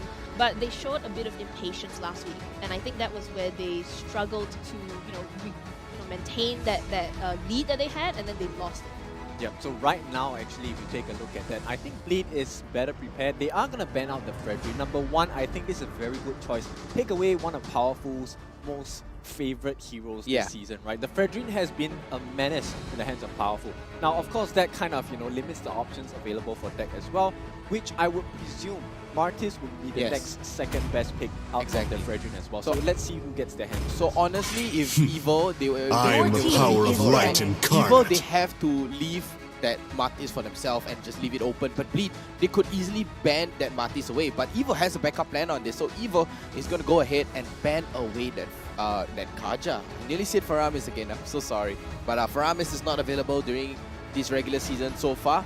We're going to give a quick fix on that, don't worry. So that's going to be out of the equation. So banning away that Kaja, Bleed might even pick up that Estes. We saw how JPL used that Estes during the playoffs as well against Evo. Yep, that's right. It's a very, very powerful pick as well. But I'm not sure how Bleed wants to play this, because at this point, you take a look at how they were playing before. Both teams are very early To game me, set. your fun is all that matters. And what they normally do is they suffocate the opponent once they get that very small lead. Right, so they're going to take away 1-1. One of the things that you will notice about the drafting phase is that they want to get rid of the late game insurance that both teams have. I do think that, the going back to, once again, the jungle, because I think they are going to prioritize the jungle within the first phase of this pick and ban phase. Yeah. There is the Martis for both sides, but we have also seen Dak on the Alice, and I think in general, Dak as a jungler has shown a bit more versatility in his choices. So, banning out the Fredrin, I think it's a very smart move. I didn't because you're cure the forcing pain. Evil Your to team choose. is Do taking. you give the mid lane, or do you take the Martis for yourself? And now Bleed have a chance to respond with that Martis pick because they have chosen a Valentina on the side of Evil. Yep. With that previous game, Valentina's win rate has now been increased to 25% compared to the 21% just Yeah, so that 4% increase was great, right? Yeah, well done to the winners of the previous series. But of course, with that being said, now Melon with this Valentina pick, the question is, what does Sayla fight into it with this Valentina? We have already seen Valentina, if put in the correct situation, Need some stitches? I can help. Your team is 3,000 worlds, anti-CC capability, and not a single it looks like worthy they want to foe. secure this for Deck first, so Deck will have this Martis on hand. They might... Bleed might be picking up that Lilia, Julian, or Xavier. I'm gonna say something though. Yes. And I remember this because it was the very first game. I believe Sayla picked a Kagura. Yeah. And from then on, Kagura was permanently banned against Bleed in the first phase, I believe, for almost every single game. So now that it's open, is he gonna go back for the Kagura? Because that, I think, was something that we know Bleed can play very well. Yes, he It's does. Sayla's signature hero as well. And he plays Faza a lot, but that's because of the Kagura ban, I think. Yes, but looking at this, right, the Kugura is a really, really great pick because you I've need been waiting all for three too of the long. skills to combo. This land is our homeland, and it will soon be your burial ground. You with going up against that Valentina, she's got nothing to take away. What's she gonna take away? She's just gonna take away your knockback, and going with the very nice 69 win rate here on the carry and that Lapu Lapu. Very, very meta picks coming out from Evil. Yep, so you can see the way they're gonna play is quite different. The way that FMM, or rather Bleed's lineup is going to work is that they're playing with range and they want the fight to be split, right? FMM with Melissa offers a very huge range. And that's very different from what they have on Evil, right? Evil, they have carry. Carry needs to be in close quarters to be able to really dish out the flying like this as well. And that will be the job of Deck, to really separate the entire team of Evil. On the meantime, now Evil is just banking on the fact that Bleed probably has Your team is nice banning. ultimate to steal, which in this case, there we Sayla go. will be offering this Feather Airstrike. Yep, Feather Airstrike into the hands of Melon, definitely, right? So, Bleed, they have a very, very good choice right here because their last pick, who knows what JPL might be playing. They might be playing out the Cho. Honestly, I think a Cho is really great here. It's one of JPL's signature heroes, has been using it for years on end. He saw how it gets developed, and to catch out that carry, we know JPL can do the trick. And we also saw that previously when the Valentina stole a far-reaching ult like Fasa's, having a Cho being able to close that gap and immediately interrupt that would also give Bleed much more, I think, confidence to fight your lineup, whatever lineup comes up. Yep. I just want to highlight another thing is that now there are two new rookies. We have already seen their growth from week 1 of this season. And I am the to be honest, priestess of both primal teams that lightning, they have the hunter of all the strong evil over the last gods. 3 weeks. So I'm really excited to see how they're going to play it out. Because the positions and their roles are different, but the impact that they have on the team so far is very great. Yeah. It's a lot. They are the main impact players as well. We saw how Twist managed to get away with a 1v3. We've seen Deck putting out and gaining and securing all of that objectives, right? And Deck has just been a menace. And Suki, what are your thoughts right now with the Edith ban and the Grok? All shall succumb to my power. Your team is banning. They're obviously worried more on the side of Bleed for a more tanky lineup, right? Because I think in the early to mid stages, Melissa struggles a little bit against very, very tanky heroes. And so, removing that is smart from the side of Bleed. On the other hand, on the side of Evil, we do say that, Twist is a mechanically strong player, and we have seen him do very well, but mostly on the island. So I'm interested to see how he's going to play this Lapu Lapu. Your Because using team Lapu is Lapu picking. as a hero is more of a kill pressure thing as opposed to I'm going to go in and mess up your entire line. Your team and is as we say picking. that, yes, Cho, a good catch there from Vertigo. Very, very. I mean, it's kind of a. I won't say it's a no-brainer, but it makes sense, right? You guys where I'm seeing with this, going with this. The Cho is there to catch off, and with a 67% win rate and a 20% pick rate as well, and 13% ban rate, very low on the bans on the Cho. Yep, I mean, for a good reason. If you take a look at the bans, both by Bleed and Evil, it's very obvious who they want to protect, right? Yeah. This Grok and Kufra is one of the main people that can actually access the backlines of Bleed pretty easily with the Tyrant's Revenge as well. Yes. And of course, on the side of Evil, the Ruby is too close for comfort if Coconut needs to be in the fight as well. A Ruby flicker. Fight! With the Fight for the ultimate answer. Your team is picking. But I'm loving this from the side of Evil with the Hilda and Archive. This Sir, is gonna provide what's your them command? with a good keep away. Ooh! And gear. Okay. What? Fanny, okay. Yeah, Dex Fanny was left in the open. Wow. So Hilda with 100% win rate as well. But Deck on that Fanny, that's going to be a menace because that Kufra, yes, it may block out any of the backline, but a Kufra is a direct counter to the Fanny, rendering that Fanny useless. So they thought of it. They know. Evil knows that, you know, that Kufra is going to be, they see the Kufra being banned out, so they're like, sure, you can have the Fanny, no problem. I don't need a direct counter. I give you a soft counter, which is the Archive. Yeah, Bleed going for a kiting composition. They want to fight at range. And if you take a look at what Evo has in line, they are looking to just fight up straight face to face. Hand-to-hand combat, right? Yep, hand-to-hand combat versus fighting from distance. So who is going to take this game 5 one in our seconds best till of the three enemy series? reaches the Ladies and battlefield. gentlemen, welcome to our Smash them. second game of the day, Woo! Evo against Bleed. Wow, Evil up against Welcome Bleed right to there. And Mobile Dex, Legends. finally, he get to use his signature Fanny. Finally, we get to see Dex Fanny. Hopefully, we don't see some funky cables or, you know, anything weird that might be coming out. And Carrot doing Carrot's job as that Hilda, trying to steal away the purple buff. Can he get away with it, though? He might be able to get away with it. That's a very important rotation by Evil, right? Because if you can slow down the farm on Fanny, Deck will not actually have a good time at all. I'm not sure if Hilda has done his or her job, Carrot, so far. Let's take a look at where Carrot is. He does not have the buff, so which means actually Deck has it already, but there is good consistent pressure from the side of Evo. Like we already mentioned, they love the early game. Yes, Evo loves early game, but as well powerful. They love to draft, I would say, in a very balanced way. That's the only thing missing, right? They are missing CCs. Yes, they have very good damage. Yes, they have very good hand-to-hand combat fights, but they are missing that CC. You only have Hilda for the slow, good tank ability, very good healing ability as well. And Melon, what can you take from here? Feather Ash, right? Yes, that's your damage. Coconut with the very good shred, but you are missing something to close the gap. There's no one there to close the gap. Powerful on that Archive. You're going to break their formation. You're not going to close any gaps. Yep, and also another thing to add on is that this mid lane looks to be in the advantage of Evo if Carrot continues to support them. This early clearance of the lanes will allow Evo to make that first rotation, which will then impact the laning phase for Bleed quite drastically. And you can see here, Pavel's job here is not to get the early kills. What he needs to do is to just play keep away. He wants to keep Deck away from the fight.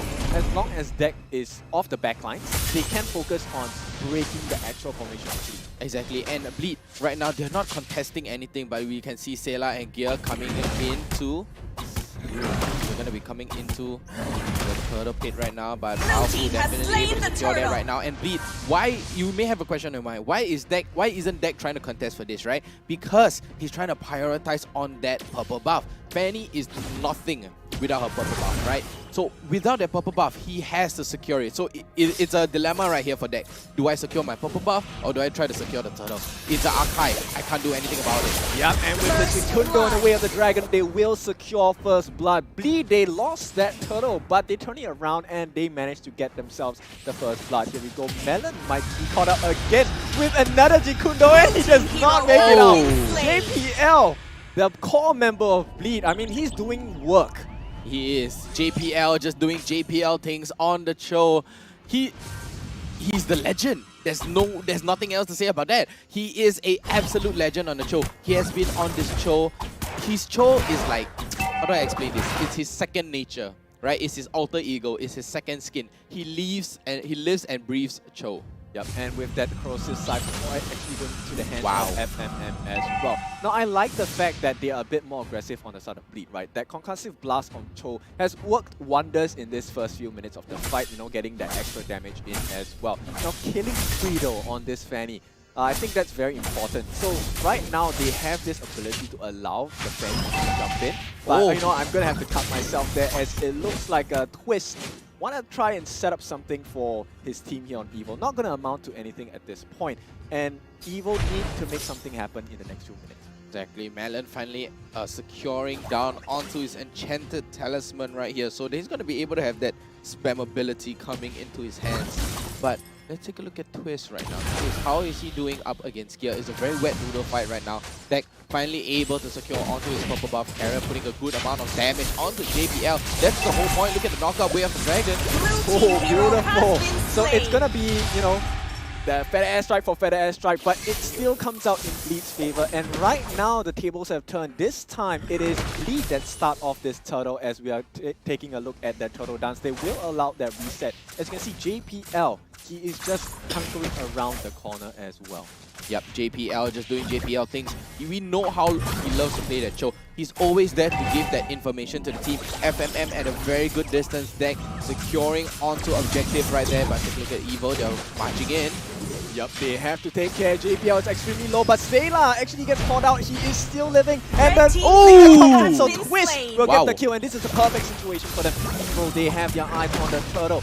Even more, they have made sure that Deck is not around. So there's no way they can contest for this. It's a second turtle in quick succession for Evil, and this is a perfect return to the game. You were just talking about how Evil's micro, Twist micro is on another level. We saw how he used that Mighty Warrior to jump in and flicker at the same time. And a carrot, oh, good knockback. Yep, he is going to be forced to use his ultimate there. JPL with the dragon just to keep them off this pressure. That was very important on their end. Now, if you take a look at the item growth, the carry already has that golden staff. But in comparison, what about this Melissa? This Melissa, I mean, honestly, take a look at that. Corrosion Scythe, he's not even securing onto his boots, right? He's just going for full out damage. He's there to shred. He's just there to burn you down, right? He's just there to constantly chunk you down. Basically, he's doing a reverse carry. Yep, and he has a steel leg plates as well. Just that extra bit of survivability against a quite heavily physical damage lineup from Bleed. Yeah, but I mean, that's the whole point of playing a marksman, right? Yo gets caught out though, and he might be not out of the game for a bit. No, JPL will make it out, but on the flip side, Melon, staying a bit too far forward here. But nonetheless, nobody dies yet, but the advantage going to Evil, you can see the pressure they're applying on this bot lane. This goal lane is very important. They need to Red team turret has been destroyed. We saw how fast that was, right? Taking a look at just moments before this, before the tier 1 turret goes down. The wall spam coming out from that way of the dragon though. Yep, they will get twisted. That's a good start to the fight. And Melon caught out of position. And that's a free one for them as Bleed. They're looking to add on insult to injury. Carrot has to back off. He is only level 7. Look at the level disparity. I'm not sure how this is going to work out for them. Evil, they have 2 turtles, but they're lacking in farm and experience. That was pure messiness coming out from Evo. The positioning was just everywhere. They were scattered like rats, just going everywhere. And as we speak, the 3rd turtle is going to be coming up right now. Take a look at the top lane right now. Deck, he's just in and out, in and out. That's the whole point of the Fanny. Yeah, but they already initiated that lane swap. Powerful is going to do his best to stop this turret from going down. Not going to amount to much. But more importantly for Evo is Coconut. He is already making things work for himself. Yes, he is level 9, 1 level ahead on some of the players on Bleed. But more importantly, he is ahead of FMM by just that shy little bit. Exactly, and even without any kills, as a marksman, all you need to do is just keep on farming, get that item, go online, and during team fight... JPL, what a nice one. Jikundo with the Way of the Dragon as well. They will get the kill and give it to Sayla, but Sayla immediately might get punished. Carrot, he is so low on health, he's forced to back away. Coconut going to join the party, but can they actually catch Deck? They're one of the most mobile heroes on the side of Bleed. Oh, really hard to catch Deck right there, but Evil, they got their priorities right. They know Melon got caught and they're like, you know what? Melon, you can go and die on your own. Not in a bad way. They are going to be able to secure their 3rd turtle of the game, and you know, 6-1 Bleed. Yes, they got 6 kills. Evil only has 1, but they're trying to make up for it with the turtle. FMM though might get caught. Oh, okay, go away. That's for sure. They will commit that spin by Powerful, but can they actually catch FMM? That's the main priority target for them. They will get the kill, but the fight is still going to continue. Twist in the middle of 3 members of Bleed, but here comes the backup as well. Carrot focusing on JPL, but he knows that's not the priority target. Deck is the one they want to kill. And if they can get another good setup here, gets him under the tower. Powerful is under the tower. He's very low, but JPL, he's jumping in. He's so low. He's probably going to die here. And Powerful secures another kill. A good recovery by Evo so far. Wow, Coconut got caught out by JPL. JPL managed to catch out Coconut using Way of the Dragon, but Evo was there to support Coconut. They were protecting the precedent yet again. I really like this style of play from Evo, right? Yeah. You Red can see team they turret didn't has been exactly destroyed. commit a lot of efforts against the side of Bleed, and yet they still won that fight. And you can see the map control is slowly layering into Evo's advantage. Late game wise, I am going to give the game more towards Evo. I think they're more patient. And, you know, following last week's play by Bleed, you can see if things don't really go their way, they might get a little impatient. Yeah, they usually get impatient. We saw, I mean, not usually, maybe during a Revivals game, we saw how Bleed got a little impatient and, you know, they just went ahead with what they like and it did not follow team orders. But Evo right now, like you said, they're focused so much on the macro. JPL getting caught out right here with the knockup.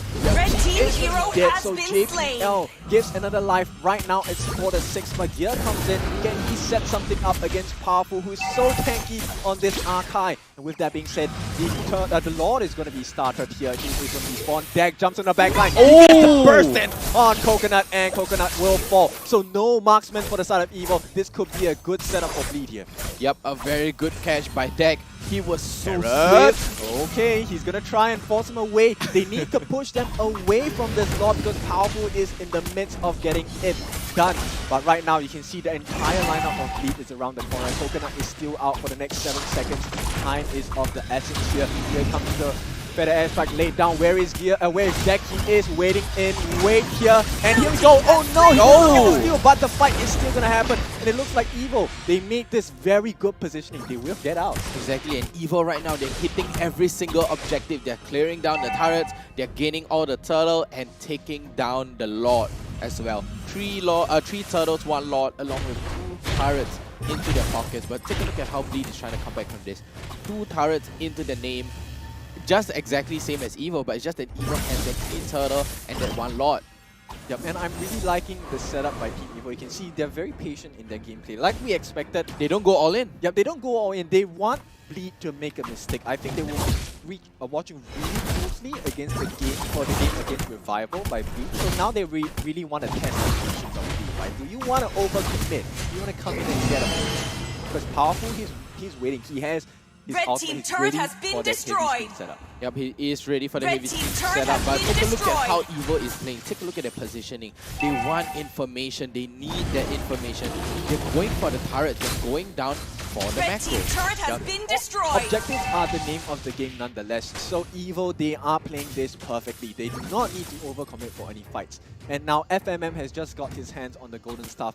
It's much later than Coconut. Coconut definitely easier. Yep, and take a look at what they're doing right now. Oh, Deck. Oh, Red team Deck turret finally. has been destroyed. But he's just juking them. But is Evo gonna bite down onto the bait, and is Bleed gonna strike them where it hurts? And as you can see right now, the tier 2 bottom turret as well goes down. Evo with a 4,000 goal lead.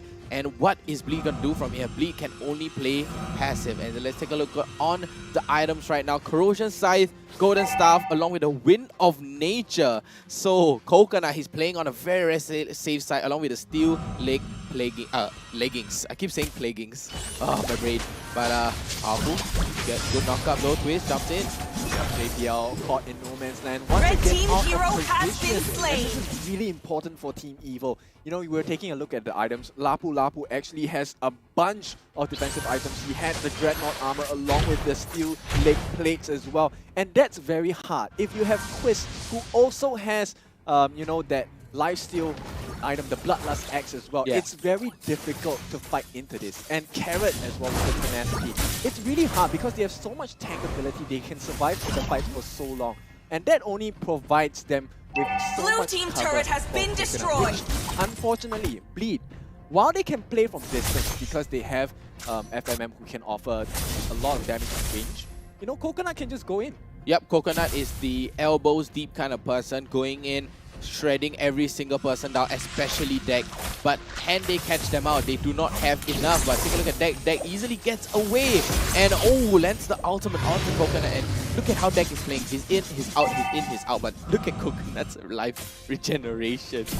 Yep, and an Oracle to add mana to that. Powerful gets the heavy spin on here. He locks him down here. It's going to be a good one. Can they actually finish it? Melon, one more hit from them. Here will fall probably. He actually makes it out. Twist though on the back line. He's chasing FMM. Is so low. Can he get the kill? Twist, another heroic slam there. And they will get out 2 members of Bleed. And this is starting to look painful. Bleed deck, of course, he still has access to his immortality. But right now, the question is, do they want to defend against this Lord attempt? Because Bleed, they are taking it down. Yep, and Evil's draft right here is a really kind of a smart thing to do, especially coming out from Powerful, right? Yes, Bleed has damage, so how do you counter high damage heroes? You go for tank ability. Take a look on the side of Evil. Arkai, Hilda, Lapu Lapu, and Carry with a very good sustain, and Valentina just to add on top of that. Yup, it is going to be the Lord slain for the side of Evil, and you can see the pressure mounting on Bleed. We are reaching the late game goal status already. Both teams hitting close to that 48k goal. That's where most of the team members will be able to have full slots of items here, as Powerful going to set himself up to get this fight. Oh, Coconut! Will he survive this deck? Unfortunately, will not get the kill done. He does not want to overcommit. They cannot afford to lose anything. Exactly, JPL caught no man's land though. Oh, goes over the wall with the conceal as well. Yep, he uses the juke Kundo here, and he manages to get out of a sticky situation so far. And oh, another juke here, JPL playing around. But that's good. He wastes some time for the side of Evil in an attempt to slow down the push and pressure as well. Good amount of pressure coming out from JPL. It's a good distraction, if you will. A very good cross-map play, and that grants Bleed to position themselves in a way where they're nice and comfortable and tucked in. But take a look at the wave management. All 3 waves are going to be crashing in right now with the Lord charging up into the tier 3 turret. They get the knockdown. Twist coming in, Powerful standing into the front line. Lord marching in. This is looking tough here. They have to get the kill. Deck comes in, sweeps in as well. Heavy spin committed. Powerful is extremely low though. Can they get the kill? Deck, he's going to chase in. Coconut is extremely low, but Deck will not be able to finish the job. No one dies on the side of Evil, and Bleed might chase, but that could be a huge mistake, because right now, you look at the formation that Bleed has, they are going to try and just defend the base. They cannot overcommit against Evil. While they did lose the Lord in the process, Evil, anytime, they can really just turn the fight and bring the base of Bleed down to ashes. Exactly. Down into the ashes. JPL takes a little bit of damage right now, but Bleed, they are so hungry for map control. The moment Evil just faltered just a little bit, Bleed takes over the whole map. Look at how they move on the minimap. The moment Evil gets low, they back out, and Bleed, they're chasing them down. Deck and FMM on the 2 highest damage dealt right there. 60k along with 58,000. And Melon and Sayla very on par, but Melon 10,000 more than Sayla. Sayla might get caught, gonna be using the wings by wings to get out of the situation, but Evil, they smell blood. The setup is coming the as pincer. Well. Yep, and there is 3 flickers on the side of Evil. If they get this right, they will get the kill, and they're gonna lock them down with the heavy spin as well. Deck is gonna be using his immortality to use here as Melon gets a kill on JPL. The first setup gonna be done here. Twist. Oh my goodness, Twist! He's gonna get the setup for his team as well. Here, forced to back away as Deck comes in for a recovery attempt. But right now, Powerful gets his eyes on Sayla as well. No more damage for you. Carrot and Twist onto Gear as well. Can they get the drop down? But Gear actually turns it around, and it is going to be a killing spree for the side of the Panda, Mr. Arkai here, as Gear is left all alone. Deck comes in to try and support here, but Gear is extremely low. Twist gets taken out, but Deck, he will not be able to help him as Powerful shuts Gear down as well. It's going to be just the jungler surviving in this end of the skirt. Wow, what a messy, pure bloodbath there. Evil, they managed to capitalize that. I mean, Bleed, they had a very amazing and great idea. They saw that the pincer was coming. They managed to clamp it down. Bleed had a good pincer. Evil was there and quick to react and managed to hunt down onto JPL as well as FMM on the wrong side of the map. Yep, it wasn't a perfect setup from Evil so far. I mean, they had the access of but somehow solo kill, playing that super assassin role, gonna get the kill onto Melon as well, and that might change the whole team fight here for Evil. Exactly, it might the change coming out from Melon as well. You're gonna be missing out, and oh, we have the dragon. Heading on, but the combo ends because JPL has been caught out by Powerful, but the Lord is so low, and Deck, he is going to try and secure something. JPL going to throw his life away for him, and Deck does secure the Lord.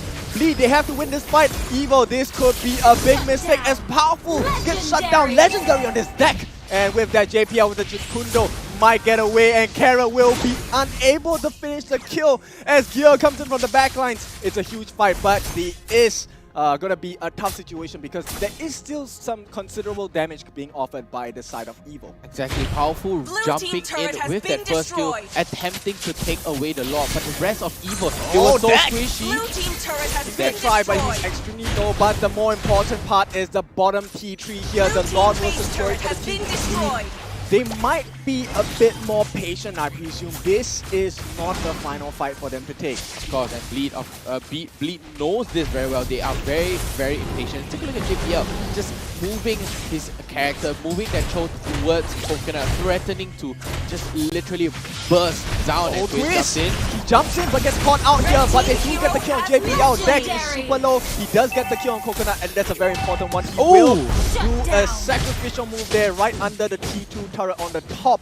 But right now it's even Stevens in terms of the pressure. Evo will be able to sustain and survive for a couple more minutes, while on the side of Bleed, they will reset and get the pressure on the top P2 as well. Blue team turret has been destroyed. Here against Powerful, wet noodle fight here.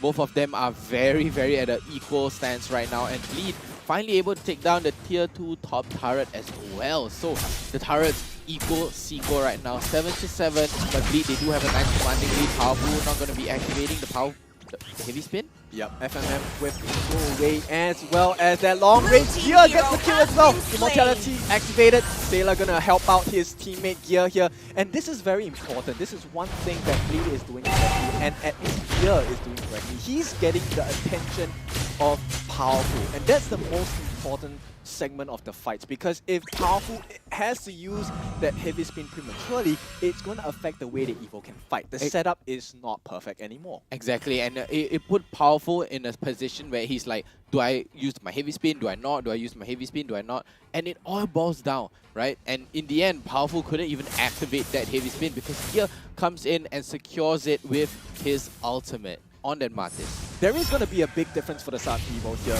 Queen's wings being used by Twist, but they have caught out Carrot. Can they actually get it in? Fed are going to be committed as well. Coconut, he cannot die here. That's the end of his life, and that could be the end of Evo in game 1. They are feeling it themselves. Bleed on the march forward. They will get this TP as well. No, they will not. The defense is successful. They have learned their lesson from last week. Bleed going to be very, very patient because the Lord is coming out in the next 7 seconds. With Coconut down for the next 37 seconds, it might be the longest 35 seconds in Evo's life so far. Exactly, it's going to be the longest 35 seconds they ever had. But take a look at JPL on the back line.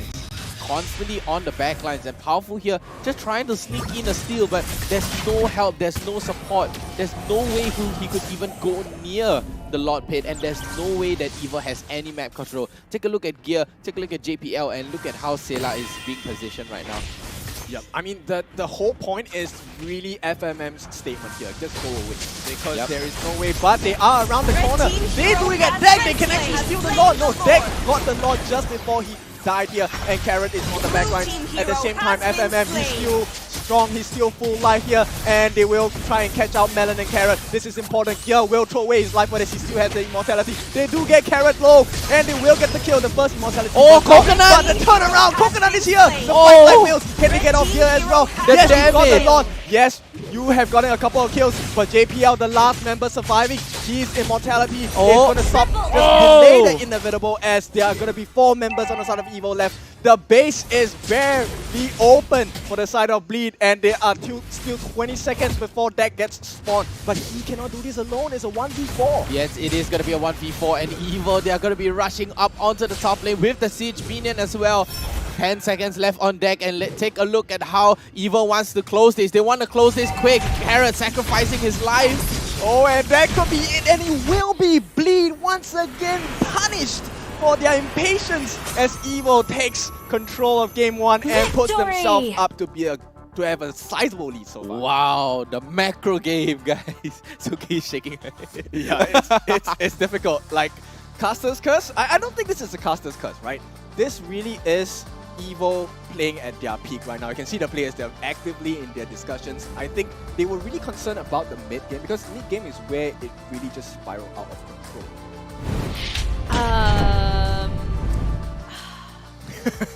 Look, listen, no one, if you told me this morning that I'd be watching this kind of gameplay, I would have smacked you in the face. But anyway, let's just, think about what just happened here. I think you are right, Bleed has shown impatience. And in this scenario, look, they were bloodthirsty. They saw everybody go down. All of the immortalities were being popped non-stop, and then Coconut comes back from immortality, full HP. Yeah, I mean, the burst, the amount of attack speed Coconut had was just on too much of a level, and that's why Carry gets banned. Carry gets first pick, Carry gets snatched away. This is why you don't let Carry get away. I do think there was some micro misplays on the side of Bleed. I do think that they should have focused their CCs much more onto Coconut as opposed to Carrot, even though Hilda can be a threat and can have that regeneration. By that stage of the game, she wasn't that big of a threat. So when we hop into this... No need for boots. Who needs boots? Yeah. It's so difficult to play because they have the Brute Frost breastplate on Carrot as well. And the Anti-Cuirass, 3 members with Anti-Cuirass, there's so much tankability that it reduces the amount of damage you can deal to the members. And more importantly, it's on Coconut as well. Coconut has so much defensive measures. He has the Athena Shield, Wind of Nature as well. And in the meantime, he already has his offensive items in sec. Or his Scythe with the Golden Staff and Demon Hunter Sword. He can melt the tanks on the side of Bleed super easily. It wasn't even like the melting that was terrifying. It was how quickly he went from 0 HP to full HP. Yeah, that's the whole point. You have the Holy Trinity, right? You have the Golden Staff, you have the Corrosion Scythe, along with the Demon Hunter Sword, and double protection. You have Athena Shield, and you have the Anti-Cuirass, and a Wind of Nature to top it off. Yep, so it's a super long fight for him. He can last extremely long. Yeah, and as we look into deeper into the stats here, damage dealt by Bleed, like you can't say that Bleed didn't do damage, right? We saw multiple times Deck and Sayla, I believe, topping the damage charts. But it's just I think it's really a question of who are they targeting? Are they getting the right people? Are they getting the right targets? And definitely, I do have to say that Powerful played a very, very good Akai game here. He was always putting himself in the front line. He always knew how to get the right enemies. He never ever did the heavy spin just because it was an opportunity that he had. It was a very well thought out process. But yeah, as we look at this stats, what do you guys think, or who do you guys think is the MVP of this match? I think it would be Carrot for me because the way that he kind of pressured Bleed allowed the formation of Bleed to be in the face of EVO. So the close range battle was open for them. Where'd it go? I think it's Twist. Yeah. Yep. There we go. It is going to be Twist this Lapu Lapu. Now, I just want to highlight that the lifesteal on this Lapu Lapu is insane. He got that Festival of Blood along with the Bloodlust X. And midway, I think maybe just a little bit past the mid game, he got the Queen's Wings as well. And that's really hard. His lifesteal is insane. Yeah, it's like times 10. Right? You have the tankability coming out from the Dom Eyes, you have the Hunter Strike and the Battle Axe for your damage and sustain, and the Oracle for additional healing on top of that Demon Wing as well. Queen Wing, sorry. Yeah. And honestly, the way he played, he was the playmaker of EVO, right? We saw in the early stages, EVO was dominating, and then Bleed started snowballing them, and that's where Twist's aggressiveness finally was fruitful. They came into play, they rushed into the back lines, get the stun down, get the damage, settled. So even though not say we were wrong, we haven't finished the series yet, guys. There's still another. It's just game 1. It's just game 1. But I do think that the EVO that we see today has a much stronger game plan. Yes. And I think that they really doubled down. You know how we were talking about they like the early game. Them picking that Hilda was doubling down their game plan. We want to get this early game, and they did. And so when we jump into the highlights here, we're gonna see a lot of kills back and forth. This was a game where, no one is really scared to take risks, and with all the fighters who like to fight, bloodthirsty Pure people. bloodbath. Yeah, like there was a lot of battles, a lot of back and forth. But what we see again and again is a lot of re-engaging. So we see, maybe EVO will start first, and then Bleed will re-engage, and then there's a lot of this back and forth. So a lot of the team fights revolve around survivability. How long you can survive, how long you can continue dishing out the damage, right? Especially with Fanny, on that Fanny, he has to go back and return to the fight. And in the time he's come back, he's lost almost all his teammates. Exactly. And during that whole team fight, right? What Bleed is used to be doing, right? What is Bleed used to? They are used to protecting the precedent.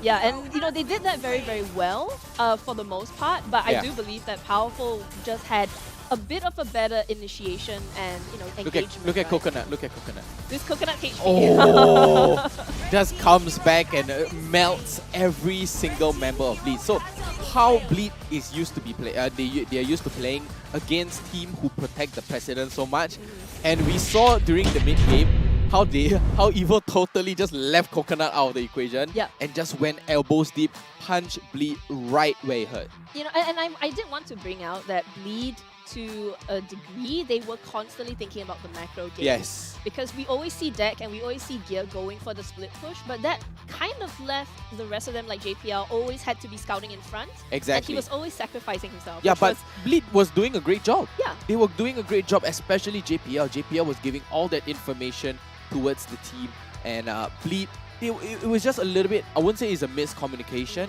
but it's just the rotation, right? I think they also played against Deck's emblems itself. But before we go into that explanation about Deck, we're gonna have our all-star event. This is Purify Harmonia. It's available now already. So from the 31st of March all the way until 23rd of April, you can actually complete tasks to collect tech notes, right? And you can unlock free rewards. Like the special skin Rafaela. Rafaela is one of my favorite heroes as well. It's good. She is a very good sustain character. She can provide damage as well. But anyway, Seraphic Selfie, as well as the Avatar Border, Shine Atomic Pop. It will have a spawn effect as well. And this graffiti, Be the Superstar, 3 days only, right? This is now underway. So the All-Stars underway. This is with ITZY. Yeah. If you don't know who ITZY is, please go to YouTube, go and watch ITZY. Educate yourself. Yes, educate yourself, right? Now, you can also invite your friends and enjoy this generous event together, right? Of course, if you want to get more promos, maybe you want to tell Moonton, say, hey, can you give us more goodies? Why don't you go and comment down in our comment section? Yeah. Right? Hashtag Mobile Legends Bang Bang and hashtag MLBB All-Star and hashtag Be the Superstar. I mean, we all want to be superstars, but you can do it in the presence of ITZY maybe. Oh. So I'm not saying anything. I'm just hint, Well, if ITZY are gonna, if ITZY are gonna visit us, I'm gonna cry. I will cry. I'm very big fans of them ever since they were before they debuted. I've been following them for quite a while. You've got the in on, you've got your finger on the heartbeat of all these, and the moment they announced they were the ambassador, I'm like, no, it's not happening. This is not happening, and I just start shaking. I'm just like. It's good that you're excited. Yeah, I am very full excited. excitement. But of course, we are also excited for Game 2 now. So let me explain about Deck's emblem pick, right? So high and dry. It's we know it's high and dry, but right now it's been updated to Master Assassin, right? So I mean, Master Assassin, the way it works is that if you have a singular target, you have increased damage as well. And the way that you were mentioning about it, they left Coconut alone during the team fights, which allowed Deck to really go for the chase. And that was a perfect plan because the way that the draft works for EVO is they want to have a full-on face fight, 5v5, or in this case 4v4, and they will always win that fight based on EVO's draft. So for them, it's sure, let me trade Coconut's life, which I personally am not a fan of, but it works, right? So let me trade Coconut. Coconut's going to die. And when Deck comes back to try and win the team fight, it's no longer a single target. Your emblem becomes useless. It becomes a 1v4. Yeah, exactly. So that high and dry or Master Assassin is kind of rendered useless right now. It's good for the early game, right? But Carrot, Carrot was there babysitting and at the same time giving information to EVO, trying to disturb that purple buff, trying to give a little, try to drag out more time for Deck on that Fanny as well. That high and dry wasn't fruitful at all. Yeah, I do think the Hilda pick was something that, they planned it. Yeah. And that was definitely what caught Bleed off guard. And personally, it caught me off guard as well because, I mean, yeah, you can say that Hilda is a fantastic hero in the mid to late game, but you have to get that advantage moving forward. So using Carrot more like as a bait, like you said, or like sacrificing Coconut, it was fine. Sacrificial right? lamb. The sacrificial, you know. I will choose my own Not a lamb, a sacrificial coconut.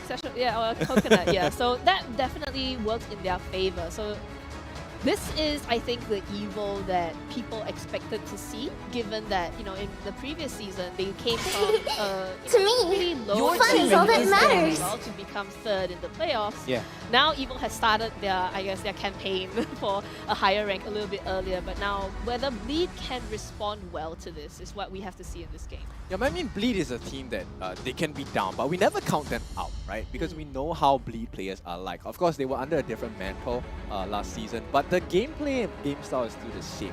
Right now, I mean, the players themselves, I think they are perfect in the way they're executing. It's just perhaps the stress of the moment is affecting the decision-making so far. And I don't think we're going to see much changes in the bans so far because it is not about the drafting. I don't think the draft was an issue. I really think it was an execution error because I didn't cure they the just pain. Your team is how banned. their lineup was supposed to play. Evil was too in their face. Right. So, hand-to-hand. This is face-to-face combat. Yeah, so right now, Bleed, I think the first thing they're going to identify is they're going to ban out the Arlok as well as that Valentina, which is a very important ban. Based on how Melon was playing just now, it's something that I would definitely reconsider as well. I do not want to face off against the IMU, given the massive and various utilities that Melon can offer as a Valentina. I wonder whether Bleed are going to come up with, I guess, a different type of draft, right? Because, you know, we have talked about the junglers, the tanky junglers being more of a meta this season. And, you know, the Fanny pick, yes, it was exciting. We were excited Need to some see the stitches? Fanny, I but can it help. didn't Is picking. contribute as much as a frontline jungler who could tank would have. You see value in me? We should. The first couple of turtles, actually, because Fanny had to focus on the buff, the purple buff, and instead they are going to pick up the Fredrin. Yep, so deck back on Fredrin again. Win rate 37% and a 75%. I am the power of light incarnate. Hey, Your I team agree. is I think picking. Martis would be the counter pick against Fredrin for that jungling speed as well. Yeah, I mean, Martis would be a great counter pick, but they already have secured their Fredrin. I don't think they would pick up the Martis again. Knowing Yangin, I don't think he will pick up the Martis yet again, but the Kaja and the Fasa for that counter pick, they want to isolate somebody using that Feather Airstrike. So imagine this, Divine Justice brings somebody into the hands of Evil, and Feather Airstrike will be there to zone anyone who comes near.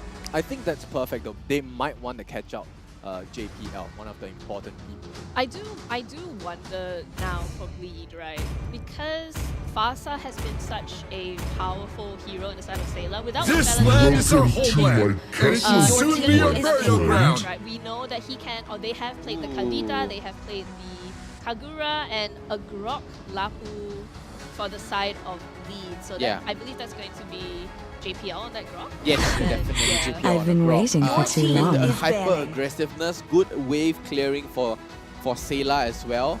Sayla will be so comfortable right now because of the Grok, and not only that, we have gear on that Lapu Lapu, so they will be able to out-sustain. And yet again, carry slips through the hands of the bans. Yep, they Magic have to be is my concerned about life. this Team is carry banning. Melon setup because right now there are too many targets that Bleed needs to focus on. Yes, you have a Grok that can offer the Guardian's Berry into a wild charge, but if the position was how Evil was playing last game, it's really difficult to get a very standardized. Now Akai enters right the now, scene. Your it's about team is banning. sustaining, and there's very good tank ability. They're gonna be beefy boys on the side of Bleed, but they still need some damage to complete this sequence itself. Now the consideration is if they're going to go back onto that Melissa again. If this is going to be a range match itself, it will be difficult. But of course, it's Come on, banned Dexter. Here. So I'm not It's sure our showtime. what they have Is in store for banning. FMM. Who can actually stand up against this Coconut? I mean, a Moskov? Maybe? Yeah, a A Moskov is Moskov great. hasn't been banned yet, which is surprising to me because I feel like Moskov has been banned quite a lot lately. And it's interesting that they believe Valentina to be more of an issue than the carry. So even though, you know, they let Your the carry, team is picking. you know, removing the 3,000 Valentina worlds. instead, I guess they I'm not a they are just single more worthy concerned foe. about the versatility of Valentina gives, whereas Carrie kind of has to get that farm, get that damage up before she can be a threat. And they also need to protect her. So your team is Carrie, they're going to ban the point. Very good engager. I mean, the point of this is all about the penalty zone, right? The Yes. penalty zone, if let's say they actually go with the Moskov pick, I think it would be very interesting. They have one step ahead. If they really do pick the Moskov, I think Evo are already one step ahead because this penalty zone is going to cause a lot of problems for a potential Moskov pick. Exactly. Not only does it lock down that Moskov, it allows Coconut to access every single member card in that. And the Terizla is a very nice choice when you already look at the side of Bleed and you see that their the three heroes that they picked so far are going to be frontline tanky. They're going to be one. This is my tempo. It's a Kagura. Signature Kagura pick from Allow Sailor. me to lead Very the nice charge. pick. And Another Hilda. I think it's a Kaja. Yeah, it's a Kaja jungle. Wow, Kaja jungle. I mean, okay, he has tried it before. Yes, he has tried it He has before. tried it before, but now they look like a completely different team. Exactly. So we have to give it to Powerful. This might be his secret, jungle pick that maybe it didn't work out in the earlier weeks. It's gonna work out today. Yes, hopefully it might work out today, but that's the whole main purpose of this Kaja. Is there to catch out anybody who runs astray or basically isolate anybody who comes near you to be able to give you that space for you to use that retribution to your advantage as well. But we did mention this before, I did mention this before, that Kaja isn't anything without a gap closer, and there's gonna be that penalty, so they have made up for it. But because I said he's using the retribution, there's no flicker to close the gap. That's why there's the penalty zone. Exactly, a good lockdown. So we can see the synergy between the picks of the team so far. Right, but now the question is, who is going to take game 2? They need to make this work. They need to make sure that they are higher up in the upper brackets. I mean, for them, it's already a comfortable situation, but it would never hurt to be in an even better position here. Yes, of course. It would never hurt to be in a nicer, comfortable position. And right off the bat, Twist here going for the going for the proxy, going for that wave cut right there. And like we said, I think this is a mini Diablo. Yep, I like this, and of course, with that being said, Carrot putting on pressure. Now, it might not seem like much, but this is a very important sequence for them because number one, you have to have your roamer help you with the jungle. It does eat into the experience available for your jungler, so they will be a bit slower compared to the jungler on Evo as well. Exactly, and the Lethal Wanderer going straight into the hands of Deck right off the bat, and Powerful already way faster than Deck, honestly I have to say, because Carrot is taking away that EXP as well, and that's the whole point of that Hilda. It's to steal away and try to slow down Deck's level 4. Yep, and because Hilda is tanky, it's very difficult to actually just squeeze Carrot out of the jungle So hard lane. to squeeze him out. And of course, with that being said, the setup, we already know both teams are very early game centric. And you can see Powerful already hitting that 4. He's ready for that Divine Judgment here. JP are going to lay down the Guardian's Barrier just as a deterrence here, but he is only level 3, no access to Wild Charge yet. And that might be a situation that they are not looking forward to if Evo decides to start a fight. Exactly, and a big rotation from Evo already. Melon going into the top lane against Gear. Gear 1v2, still able to survive with 50% HP in his hands. And as we speak, the first turtle will be spawning out on the top side. Yep, down here positioning is more important. Carrot, his job is very simple. He just has to make sure that they're occupied. So Deck has to be preoccupied. He will not be able to try. Oh, Carrot. But he is close. Carrot is super low and looks like a nice big reset. Yep, by JPL, and that was very critical because right now Bleed will have access to compete for this turtle. And this is the first turtle of the game, and it's important because this will give them a sizable lead in terms of the action as well. Oh, Carrot. He has to be very careful. He is a bit low. Jumps in on Sailor, but Sailor at this point, with that better airstrike. And Powerful, he gets the steal, but is this going to be a bad fight for Evo because they're going in first blood on Sailor. Gear is falling low as well, but Twist is even lower, gets taunted. He is getting taken down by Deck, and here we go, 3 kills for the price of a turtle. I mean, this is like a fair and carnival. 3 for nothing here. Ouch, ouch, ouch, coming out from Evo as well. But Bleed, what an amazing gameplay. Gear with a 3-man stun. Everyone was grouped together for Evo. They were literally like 1 frame each, right? They are just 1 frame away from each other. And that's where Sela comes in with the ultimate, with the Yin Yang overturn as well. FMM goes to town. And then, JPL with an amazing stun and deck with the Appraiser's Rave to chunk everybody in one fell swoop. Yep, and it all started with that Guardian's Barrier that reset the whole turtle itself. Now let's take a look at the emblem, similar to Game 1. You know, Evo playing with a very tanky lineup. They had the Festival of Blood on Karissa, as well as the Tenacity on this Hilda. And Electro Flash, similar to what Coconut had in Game 1. Yes. And you know, as the game progresses, it's going to be difficult, but JPL gets caught. Wild Charge committed, but for nothing here as he gets killed off. As Deck is all alone, he does use Appraiser's Wrath, but he will be taken down in quick succession. A nice one for Evo as they respawn. Oh! Torn apart memory catches are powerful. And powerful, we saw how he knocked his head back. He's like, man, you know, I could have dodged that. And Sela, take a debuff. Carrot still jumping in. Look at the damage from Carrot. Yep, he is so tanky, so he can offer so much damage as well. He is at level 5. And, you know, Carrot is doing what he needs to do right now. He needs to push off the members of Bleed. Similar to what they have in this draft for Bleed in Game 1, they have made some adjustments, but it's still a very range-dependent fight. And a nice taunt by Melon. Deck, and Melon is going to be taken down. JPL going to be credited with that kill, as well as Carrot unable to do anything. In the meantime, Coconut doing okay for himself, finally getting that corrosive scythe on his hands. 4 minutes and 45 seconds. A decent timing so far. Means he actually did well in the lane. But across the board, it looks like Bleed still has the overall. Blue team has slain the turtle. Amazing Guardian's Barrier there from JPL to deny Powerful from even attempting to take away the turtle. Yep, Feather Airstrike going to be dropped again, this time as a deterrence measure here, but Carrot gets caught out. He is a tanky and beefy boy, so he will be fine. But more importantly, they want to get the power.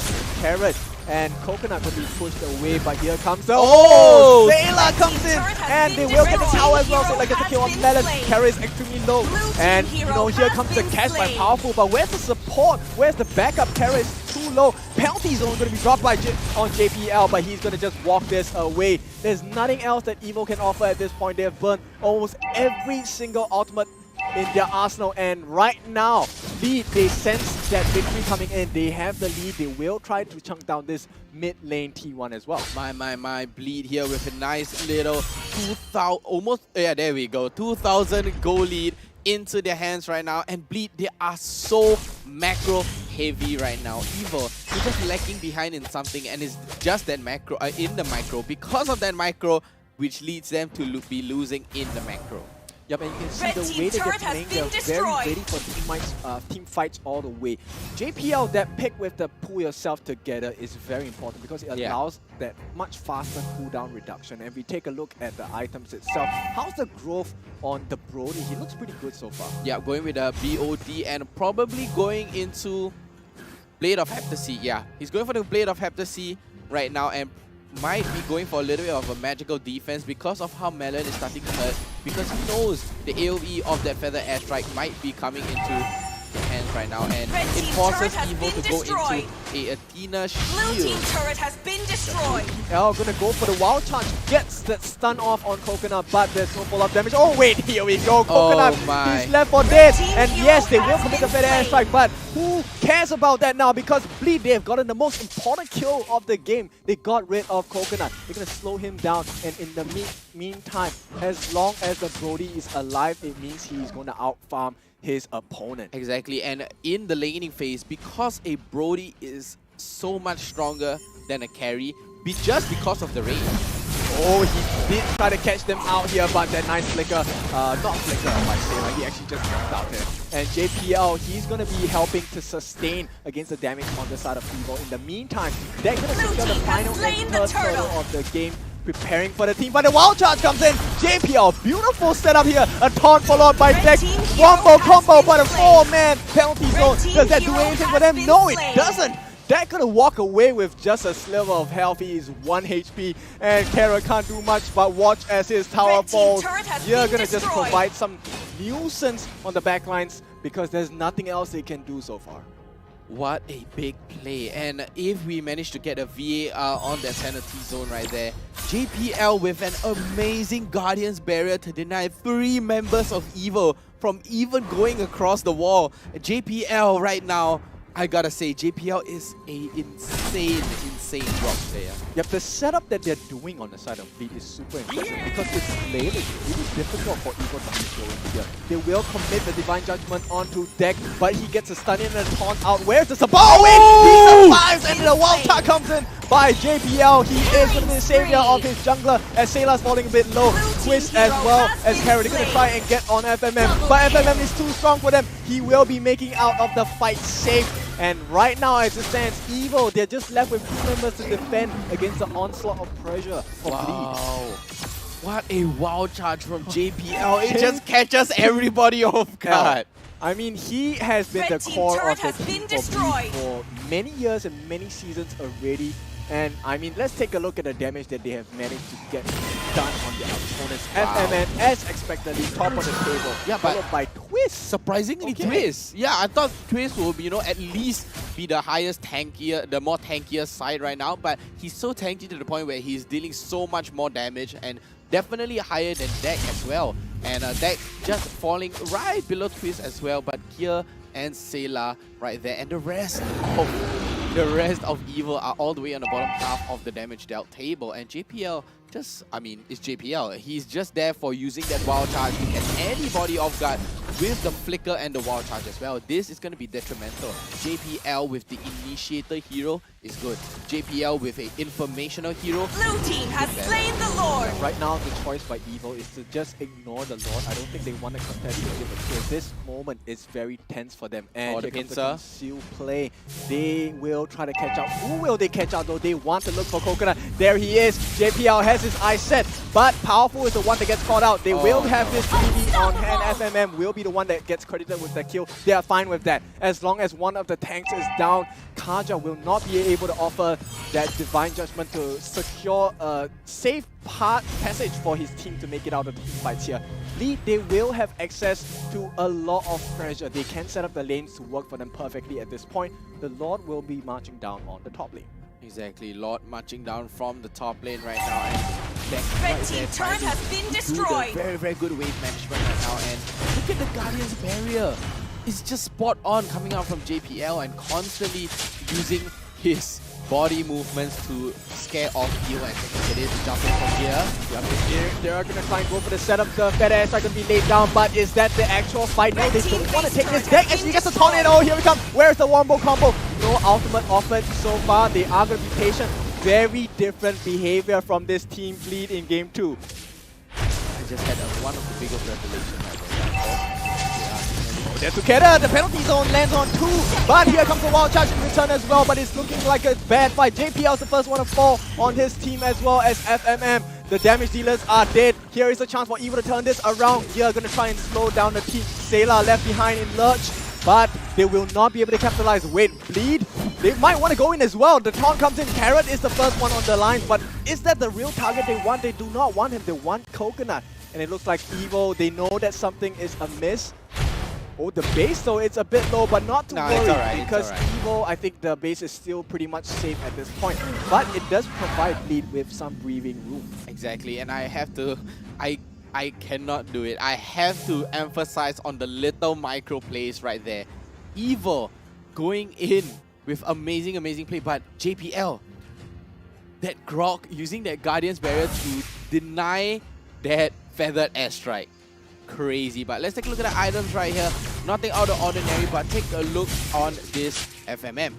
Probably gonna go into a Blade of Heresy, maybe Berserker's, not Berserker's Fury. Fury's Hammer right there. Going with the Fury's Hammer, BOD, along with the Tough Boots, Malefic Roar, and that Demon Hunter Sword. And honestly, take a look at deck going full on damage. Yeah, but right now they are going to be looking at the base. They need to get this tower. They need to get that T3 on the board. So Bleed will have a bit of breathing room. Right now, the pressure is going to be turned back onto Evil. And now the Evolved Lord is spawned already. Deck has been building quite a lot of defensive items, and he just recently got the Athena shoe. So he is going to be sustaining quite a bit of damage against Melon's Feather Airstrike, and that's a good one. He needs to be in the front line to get his taunt off. He needs to get the Appraiser's Wrath on those targets that are low on health as well. The setup here is very clean. We are waiting for Powerful. Wild Charge that comes in, and Powerful. He is going to be dead. There is no more contest. A Retro Battle is going to be bad. But JPL, oh, Coconut is here again. Once again, the flying like this. He gets the kill. But Deck, he is so low. Immortality popped Coconut. He is going to be a savior for his team. They need to get him down now. Ooh. And with that is going to be a free Lord for Team Evo if they can win this fight. Sailor jumps in. He will not catch anyone. There's a huge mistake. Sailor going to be punished. In the meantime, Gear is on the back lines. But he's all alone. Where is the rest of the team of Evo? If the backup comes, Gear is dead. Twist will be holding his own here against a 2v1. And looks like the reset will be placed in. Melon forced to use that Feather Airstrike as a defensive measure, as Gear, if you take a look at his lifesteal potential with that Festival of Blood, it's really insane. So right now, the question is, how is Bleed gonna fight against Evo in a full-on 5v5? Wow, that was one of the wettest wet noodle fights. It's the biggest wet noodle fight ever between Gear and Twist. Both of them equally as strong, and Coconut, we saw how strong he was. And I have to say about the micro. Deck, you popping that Immortality and swapping out for a Winter Truncheon, it just provides so much space for Bleed to even come back. But Evo, they were too strong. They know this Coconut just keeps on shredding non-stop, and not even needing the Inspire, Coconut is just going ape crazy.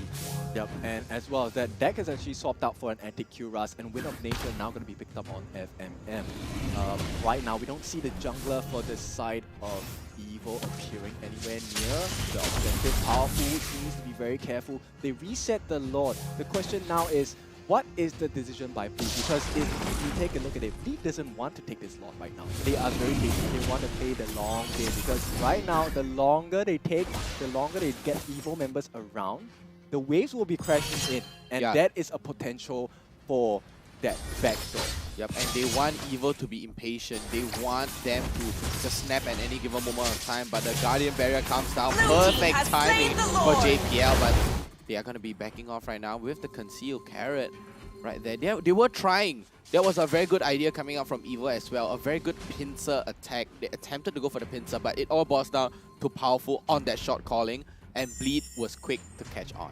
So Wind of Nature on both of the marksmen. Yes. And we have a Winter Truncheon being chased by Melon as well. So this would be a very long fight. It's really a choice of options. Who is the first one to exhaust their options here? That's the most important. Wow, good steal coming out from JPL as well, taking away the orange buff with the Guardian's Barrier. Guys, JPL, someone needs to put a hold on JPL right now. Yeah, they need to nerf JPL at this point. But you can see the way that Bleed is organizing themselves. They have here on the back line. JPL. Oh, here we go. We're waiting for that Guardian's Barrier into a wild touch. Now, basic going to be falling. Oh, the Lord is here as well. This could be the end for Evo. If it's not looking good, they will not want to make a mistake. Everyone has all of their utilities up. All of them. Oh! A wild touch! And here we go. This could be the end. As the penalty zone on 3. That's going to be a good one for Evo, but they're falling so low. Powerful, the last one to fall before Carrot is caught in no man's land. And that will be it. They tie it up 1-1 as Lee come back smacking with vengeance. Victory! My, someone needs to nerf JPL in real life. But Sailor with the big yin-yang overturn, as well as the Mighty Warrior coming out from Gear as well to catch 3 to 4 members of Evo in their own base. And Bleed right there just like, oh, it's just another day in the office. Yeah. You know what? I find it quite hilarious because I think in this game, Carrot on Hilda actually did a much better job than the first game. Unfortunate. Because of the amount of harass he was providing onto Deck. Yeah. But you know that Bleed were not bothered, right? Yeah. Because I think that the slight change up, right? Having JPL on that Grok means that he has much more of a threat in the AoE sense, right? Because, you know, on the Cho is great. You can pick out that one hero. But on the Grok, he's like, hey, if you come anywhere near me, you're gone. You know? Yeah, the wild charge is just going to burst you down. That Guardian Barrier was so good to the micro sense. It denied the Feather Airstrike. It took away the orange buff.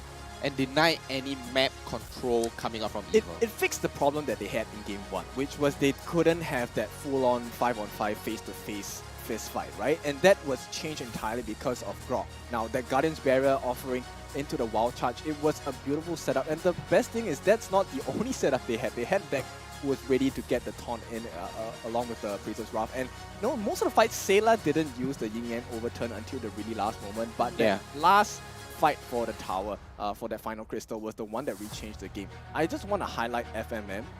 The way that he offered his damage in team fights is really surreal because it looked really messy. If I'm looking for the fight from Evil's perspective, they couldn't identify FMM at all. Right. The times that they did catch out FMM, there were a few times where I believe it was Coconut who got FMM. I think it was on the second Lord or one of those fights. And you know, the moment FMM went down, we saw that Bleed had to fall back. They didn't have the damage potential to keep up. But then that was when Gear stepped in. And so Gear, his itemization, his build is all about survivability, it's all about lifesteal, and that is what kept them going and stopped Evil from taking that Lord. Because even though they had won the fight technically, they didn't have the sustain to stand up against Lapu Lapu. And as you look into the stats here, I mean... 59,700. FMM getting double accolades right now, but looking at the damage out, like you said, Tsuki, that's a very, very big disparity right there. 184,000 comparing to 225,000. So that's almost 40,000 in difference. Yep, and they were forcing fights all around the map. Bleed, while they were very fight heavy, you can take a look at the percentages of the fight.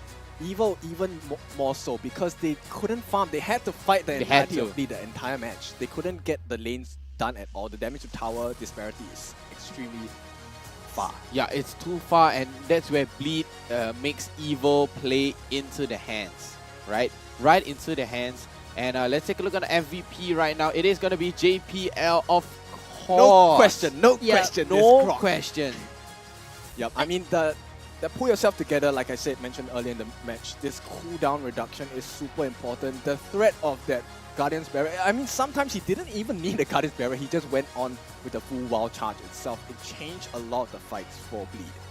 I think it's quite funny how you're mentioning about the kill participation and how Evil had such a high kill participation together was actually because, as opposed to not being able to farm, they had to group up to survive. Yes, yep, exactly. So when there were kills, it was because all four of them were together, but it was like maybe chasing just one person in gear, and still they struggled even against that.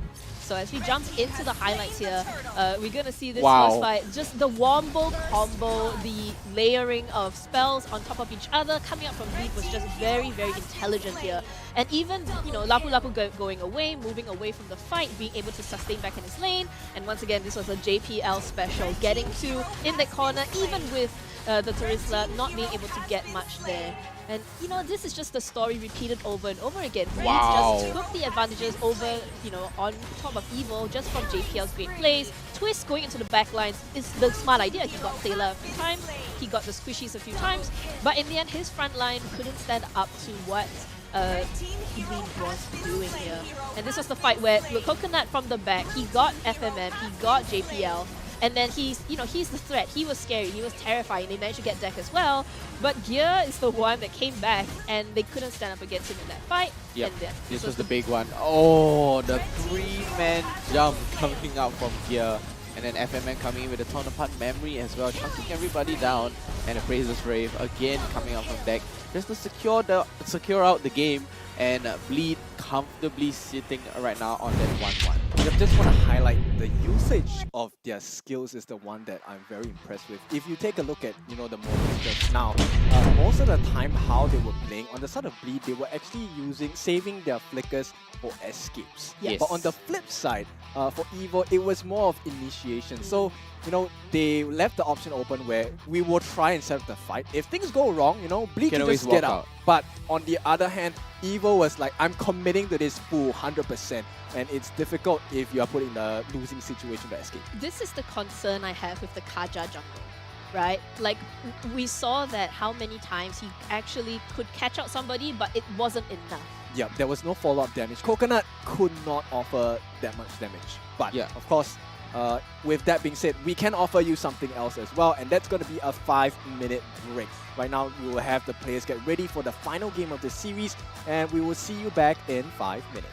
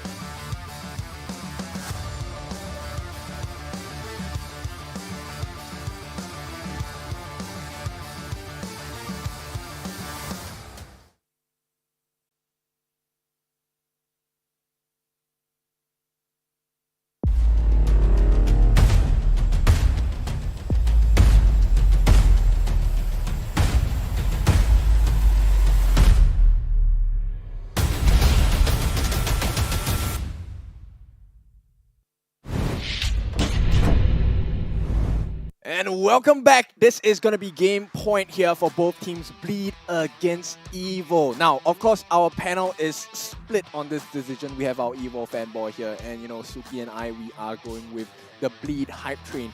And of course, based on what happened in game 1 and game 2, I think we're in for a very exciting match point here because it really could go either way. Yeah, I find that the picks today, I think, are very different from what we expected. We have seen Coconut play on that Melissa a lot, and you know, Powerful, I believe he hasn't gotten his hands on the Fredrin yet. Yeah, power spike. This is it, man. So maybe this game is going to be different because I believe they are going to get first pick. Yeah, Evo gets first pick. First pick this game. Because so Evo was first pick in the first game, and then Bleed and then first swaps pick, over and then it goes swaps back. over. Yeah, so maybe they'll be able to secure that for him, but man, this is a real interesting battle because it's not really like either team is, you know, playing terribly. No one is like taking this game and like, you know, running with it, right? It's a lot of back and forth, and it's just small mistakes or small like errors in positioning that we as the casters and the viewers, we can see, right? But as a player, you don't know who's in that bush, right? We do. Exactly. Yeah, so it's a lot of like who can get the right initiation, and if it is the right initiation, who can get the sustain.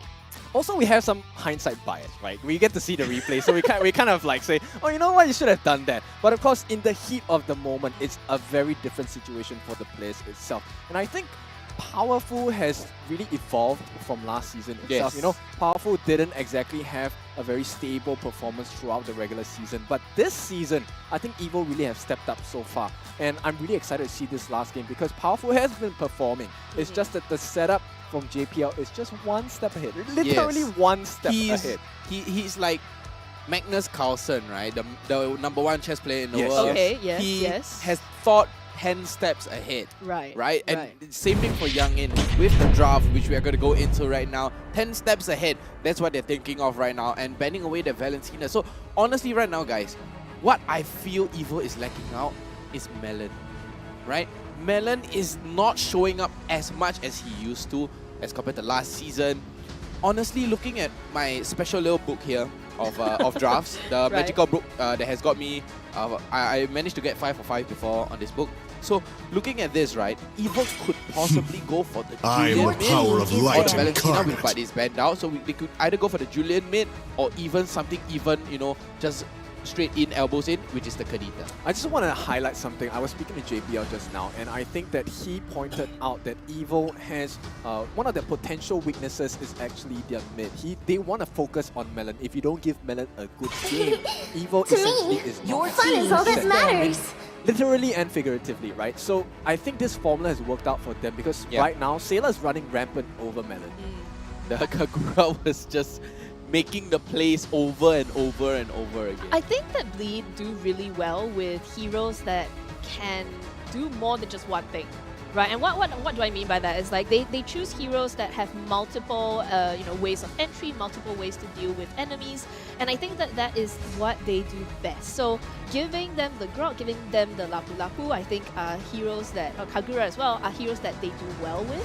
Whereas Evo, I will choose my own I'm not gonna path. harp on it anymore after today or after like the next 5 minutes, but the Kaja jungle just doesn't really work because you're fueling you know, all this money, all these buffs into a Kaja that doesn't really need it, right? I think if they had more of a tanky jungler, it would be able to strengthen their front line. And once again, it was the front line versus front line, right? The first game we saw Evo take it out and be able to break down Bleed's defense, and Bleed did that to them in the second game. So now we have to see what is the response, right? Because if whichever team has the Fredrin is You are facing a question. the jungle going first, that might be you know, something that the other team has to think about. So a very well balanced ban coming out from overall, coming out from Evo. You're banning away the EXP, the roam, potentially the jungle as well, and coming out from Bleed, banning away the Glue 1-1 and that Valentina. So it's just balanced overall. So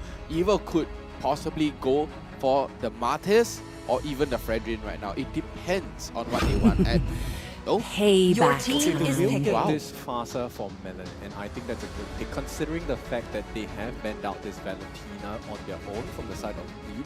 They could return the favor with an Eve as well, but of course bear in mind it's Sailor we're talking about. So Sailor still has options to open for that Kagura, which I'm not sure why they are being disrespectful on that. Like, if I were Evo, I would ban that Kagura straight up. I do think that, you know, the Kaja ban is to allow Melon to have a bit more security on that Fasa. But, you know, what See value in as me? a counter to Fasa This is land that is no, our it land, didn't really and it work will out soon for be them your very well burial in ground. one. So maybe they're trying to bait another Cho pick or a hero that can dive into the Need Fasa some ultimate to stitches? take I her can offline. help. And we finally do see Ooh. Coconut back. I believe it is his signature hero, the Melissa. He Yes, has it played it the most.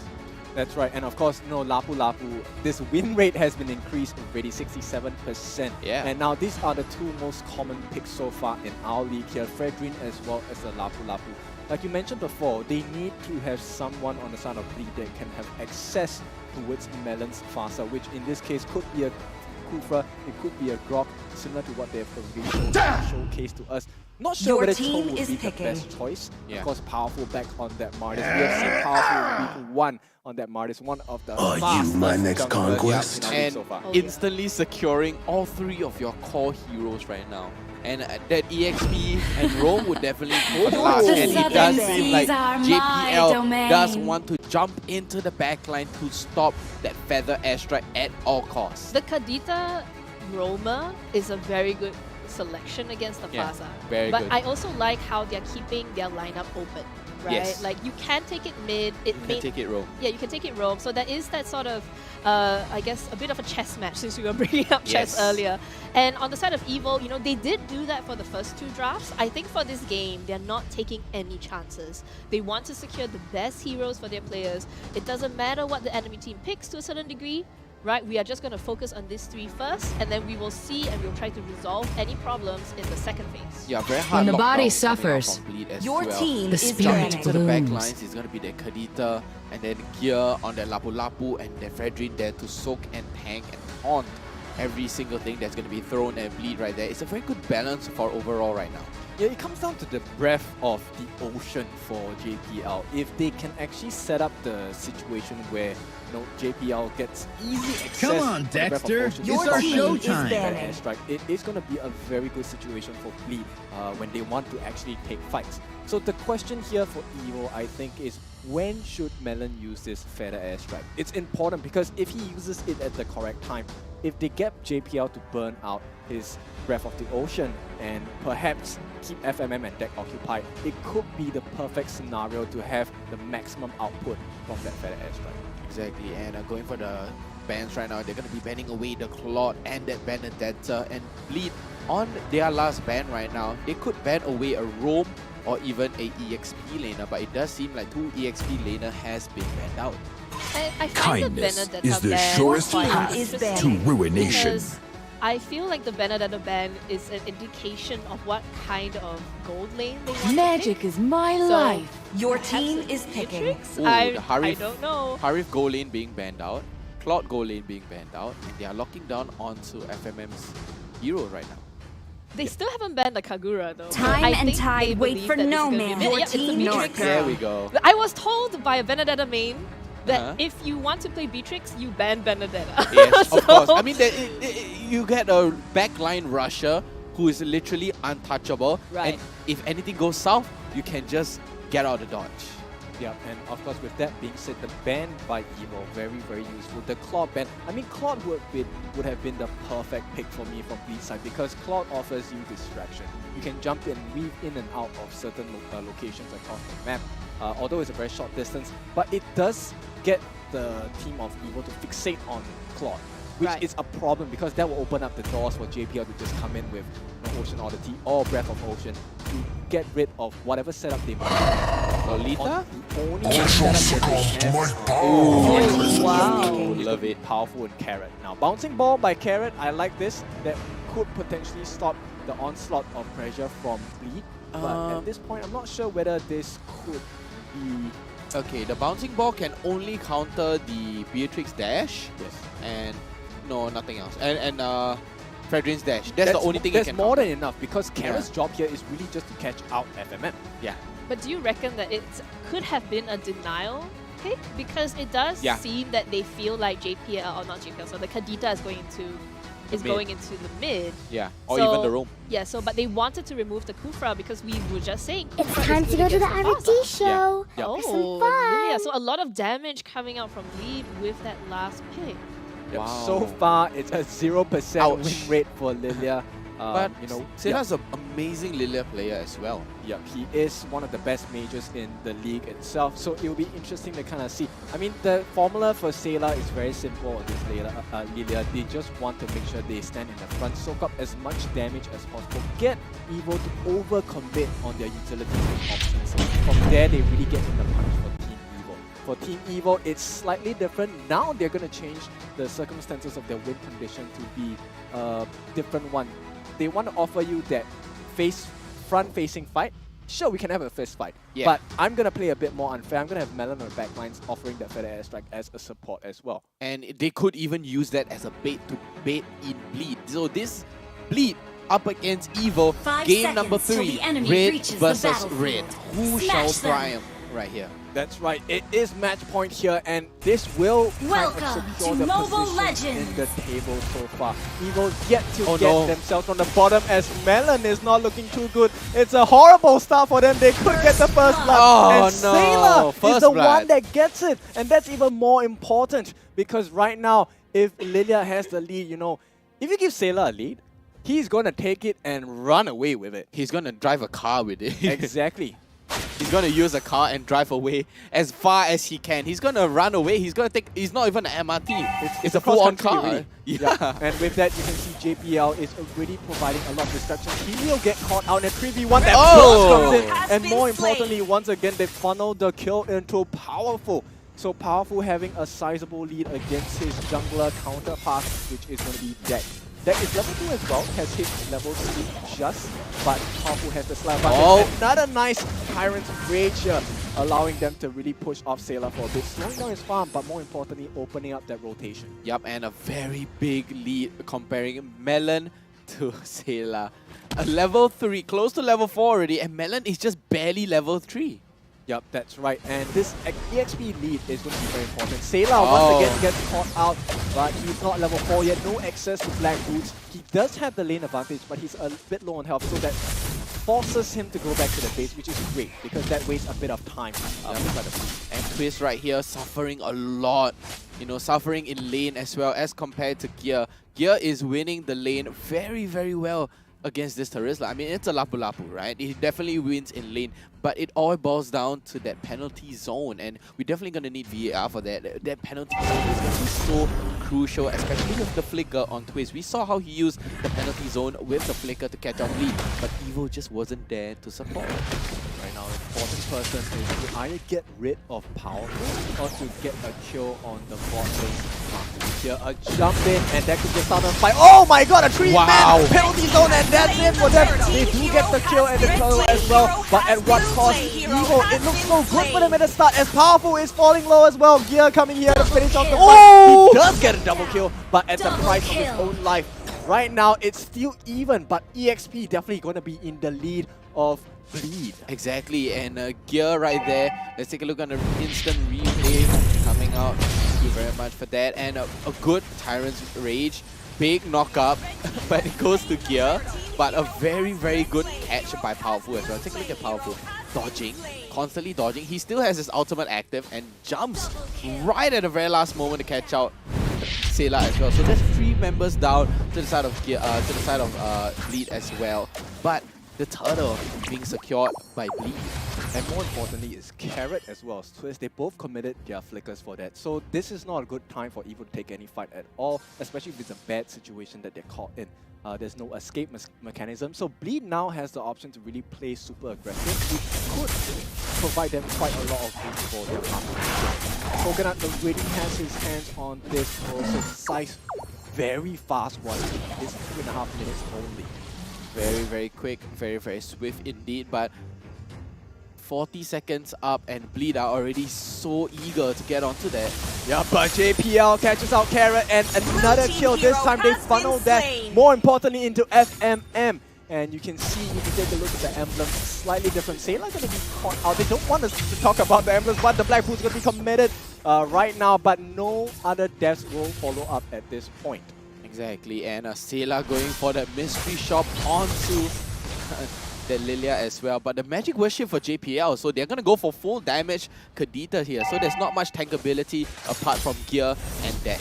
But it forces gear though. But Just better is going to be landed on, as it looks like Deck will be punished for this, but Powerful is so low. The kill goes to FMM though, that's the more important one. And with that, they are going to be forced to go back. But if they get caught out, it's very bad. Twist is super low. They're going to jump in as well. Carrot, they are actually safe and sound at this point. It's a good one, but they have forced all of the different members on Evo to really just rotate down into this bot lane. And they are still providing that aggression. Sayla falling a bit low though. Blackwood's going to be committed. Carrot goes in with the bouncing ball. But it's all a distraction because more importantly, they want to get this turtle on their side. Yeah. Powerful managed to step in, but it's a little too late for them. This rotation does not work out.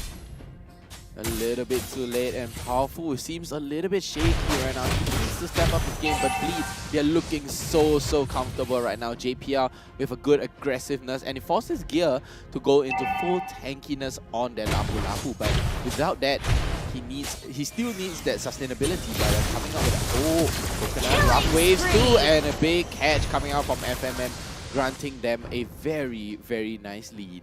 Yep, this is a very scarily fast build coming out from FMM. He should be quite far ahead. I think he is going for the BOD as the first item as well. And you know, you can see they are chunking down this bot one so much. And Carrot cannot sustain against the damage of FMM. Here comes the rotation in. They want to get this kill. If they get Carrot, balance should be more than enough for them to die here, as Carrot will be running out using the Tyrant Blade to escape. In the meantime, FMM gonna get the free turret. It's all distraction from the side of Bleed here. Exactly, and they played the bigger macro game, and Evo losing out onto that turret, tier 1 turret, onto the bottom lane right now, as well as... Oh, just one lane, sorry. I misread the turtle sign, but it's okay to that. And Bleed 1.5 thousand in goal lead right now. So what do they need to do here? What do Evo need to win this game? And as we speak, FMM finally secured that BOD. I mean, at this point, the speed of growth from Bleed is actually going to be even faster, because now JPL has the lead in terms of damage across the board as a roamer, and he can set up pretty easily for his team. So it's going to be quite tough for Evo to take fights right now, considering the fact that they have a gold and BSP lead. It's not a lot, but it's something considerable that might change the course of the fight as well. Exactly, and Evo, look at the way they're rotating. They're playing very on the passive side, and Bleed just gaining and gaining and gaining. But that's the point of a Goofra. You're supposed to open up the map. You're supposed to be playing a little more sneaky and making the plays. But JPL being caught up right now, able to get away, and still has the rough waves. Yep, it's very difficult because right now, as Carrot on this Kufra, it's a double-edged sword, right? Red team has slain the turtle.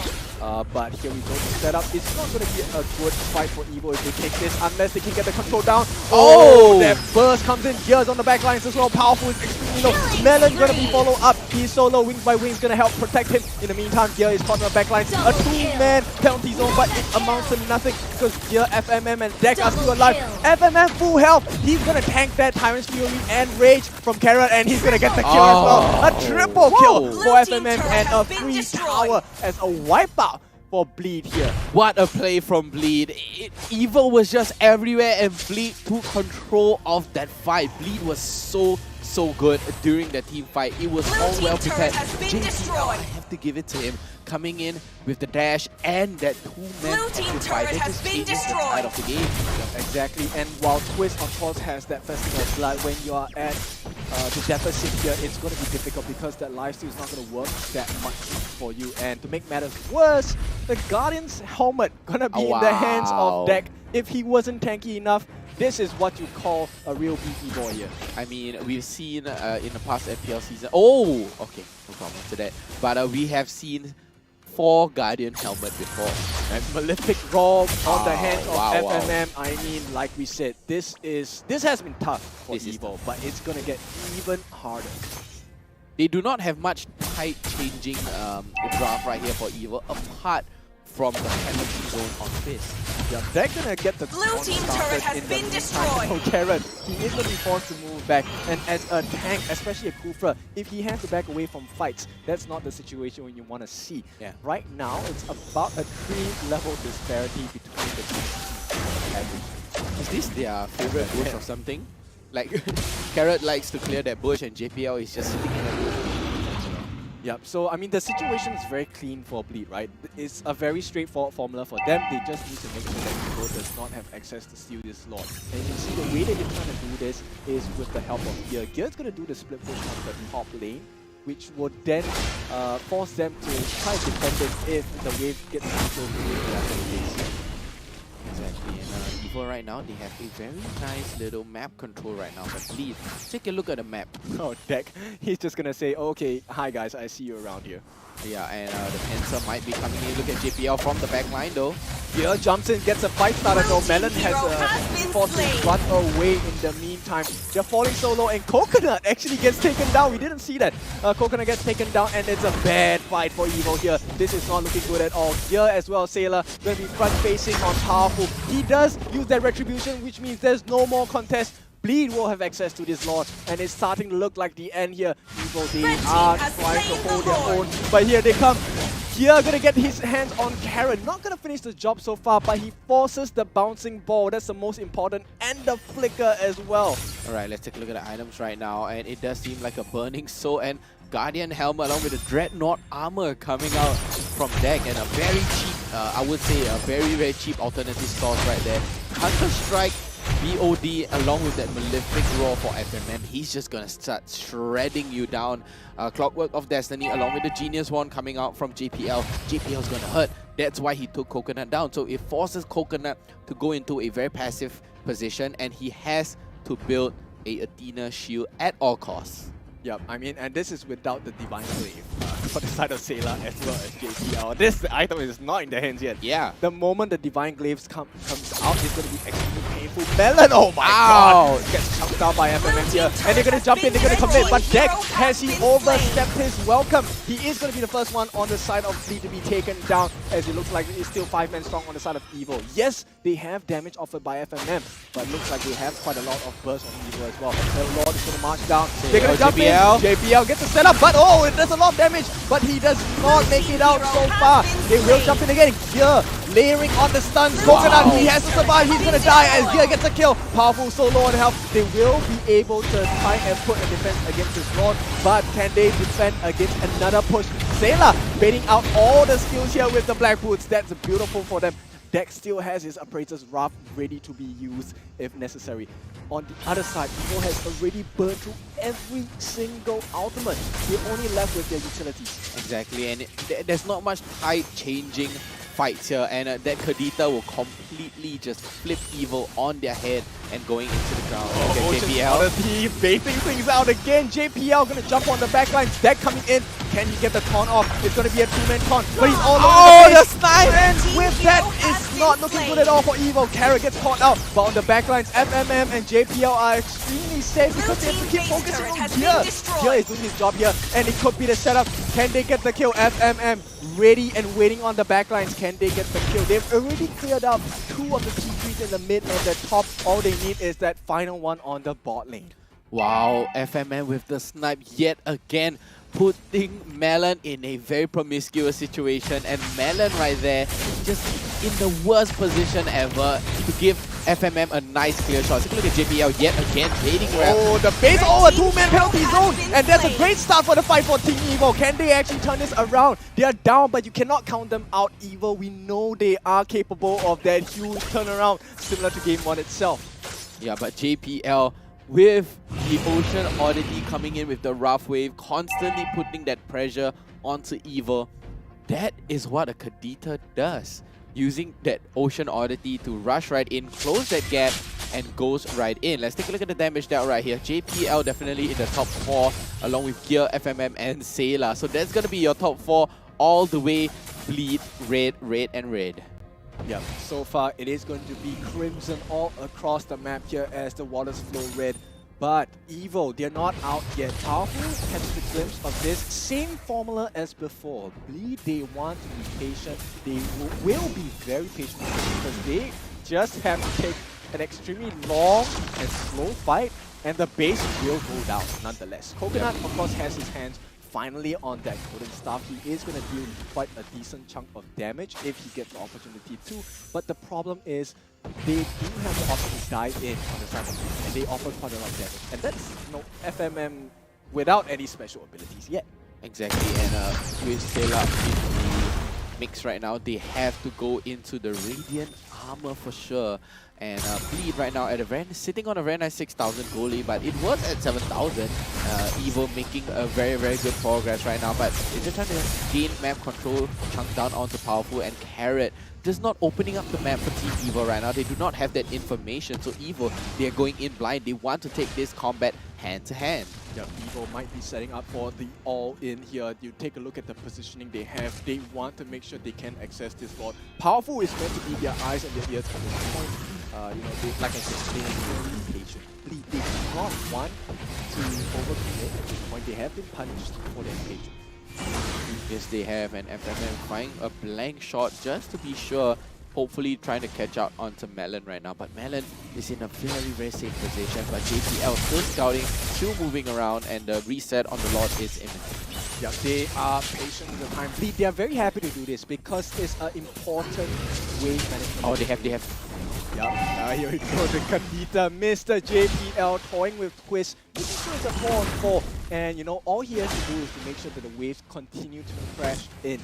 Red team turret has been destroyed. Going to try and cut the wave in the mid lane, but Twist may be caught out. Here comes the jump. There's a call from Bleed. They will try and get the kill on Twist, and they actually get it. Penalty zone committed, but here he gets the kill. It's a monster kill for him, and Melon gets taken out by FMM. That is it. The whole entirety of Evo is falling apart. The cracks have shown, and Bleed, they are looking for more. Carrot on the backlines against Gear as Powerful. The jungler, no more retry battle available for you. But you know what's worse? No more game. This could be the decider. FMM. Oh! Coconut is so low, and JPL finishes the job. And with that, Bleed, they will get the game over. That's it.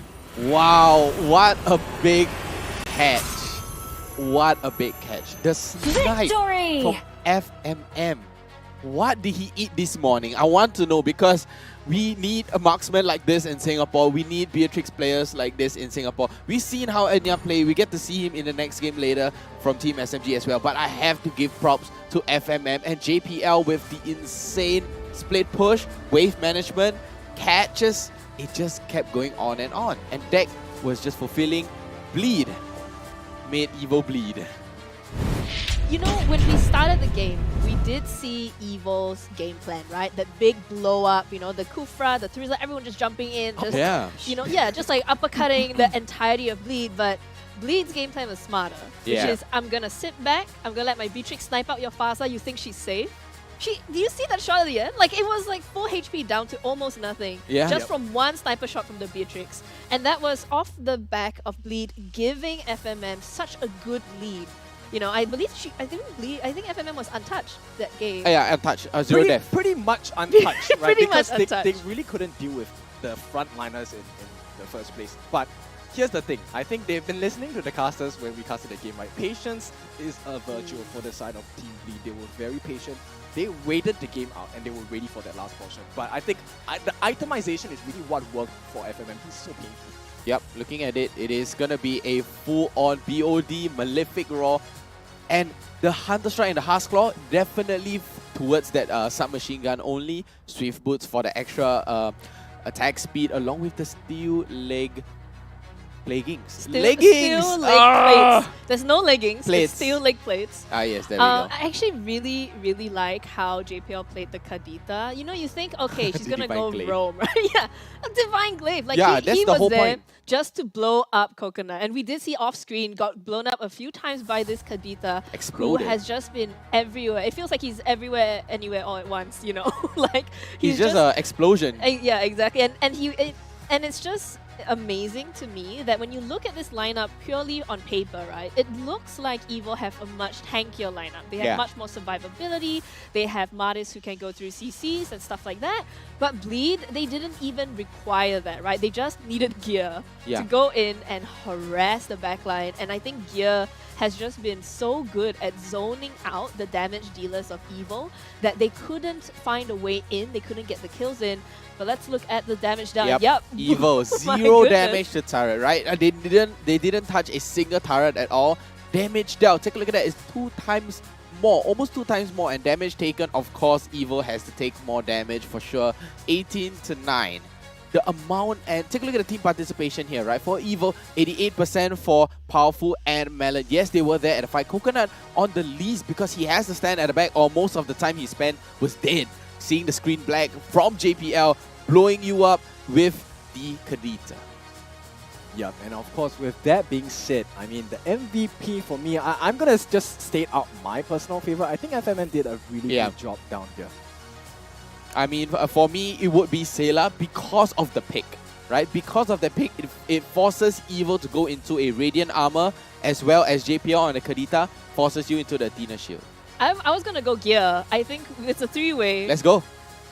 It's good. Oh! Okay, so it is Gear itself, and of course, no discount to the other players as well. Yes, Gear of course. played a perfect game here, 6-0 and 4 the itemization. I mean, it's the same one from when he played Lapu Lapu in Game 2. It's a Festival of Blood together with the super tanky items as well. Dom Eyes, the Bloodlust Axe, and the Oracle along with the Immortality. Just what slight change, right? The Immortality this time. And that allows him to be really tanky, but the fact of him being tanky is he also deals damage. Oh yeah. So the longer he stays alive, that's a lot of damage. Like we saw so many times where Gear got into the backline and they were just stuck, right? They were split apart. Yeah, no, they couldn't do anything against this Lapu Lapu, and I mean it was terrifying watching them because he even jumped into the base damage just to get that last kill, I believe, and we're gonna catch it in the highlights here. Wow, this was the fight where you look at where Gear is going. He's pushing back the entirety of Melon, Carrot, Powerful, and Coconut. And then, you know, look, Twist, you can fight the rest of my teammates. It's fine. I'm just going to harass your backline. And then he gives the kills over to FMM. This was, I think, 6-0-0 already at 7 minutes, 8 minutes on that Beatrix. And that just snowballed Bleed into the victory here today. You get to see this fight as well. Oh, the explosion, the rough waves. The rough wave was just too painful, and look at Gear jumping all the way for Coconut. Yeah, and then take a look at this. Powerful trying to last right here. Look at Twist. Twist able to get right out, but it was very, very low. Gear pushing in, and FMM catching out Melon. Melon just off position every single time, and FMM being there to punish that misstep. I don't think there's NUS safe for Melon, given that we get to see the snipe. Yeah, oh man, FMM, like he sniped out Melon every time he stood still, gets that kill, like gets that damage down on Coconut. Like you don't feel safe with this Beatrix, but at the same time, you know, we saw Twist go multiple times after him, right? Go after FMM, and you would think that he would get something done, but because of the way the team has been like splitting, you know, the entirety of EVO, definitely. This is down to, I think, teamwork. This is very much like, this is the Bleed we want to see, right? Because this is impressive. Yep, exactly. I think, you know, with the passing weeks, Bleed have been shaky last week, but of course, I think it's really just down to the illness. Today, they are a newly reformed team, and it's back to basics again. JPL gets a setup as well. Gear just on the backlines creating destruction. And of course, we have FMM who, clearly, if you give him a chance, he's going to just kill everyone. And he just shreds everybody down. But coming up on the screen right now is going to be the All-Star bonus event. All-Star Last Encore is available now, so select the limited skin you want and redeem it for free. Guys, it's free! Who don't like free things? It's the only skins I get. Yeah, free skins! Alright, so from the 31st all the way to the 30th next month, we have the all you have to do is just complete event tasks to collect Wish skin fragment, and then you redeem one of the skin below. So you have the Gato, Arhat King, Natalia, Deadly Mamba. I love that skin.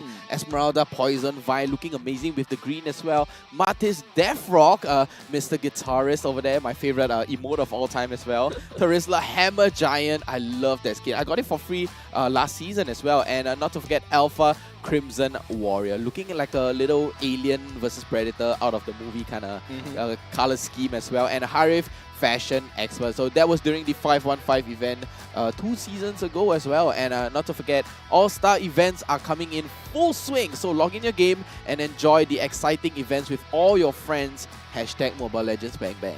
That's right. And of course, with that, I think we should be ready for an interview with the players. But with before us? We, before we do you want to be interviewed?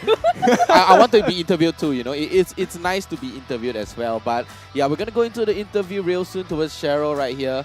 But I mean, this game was just intense, guys.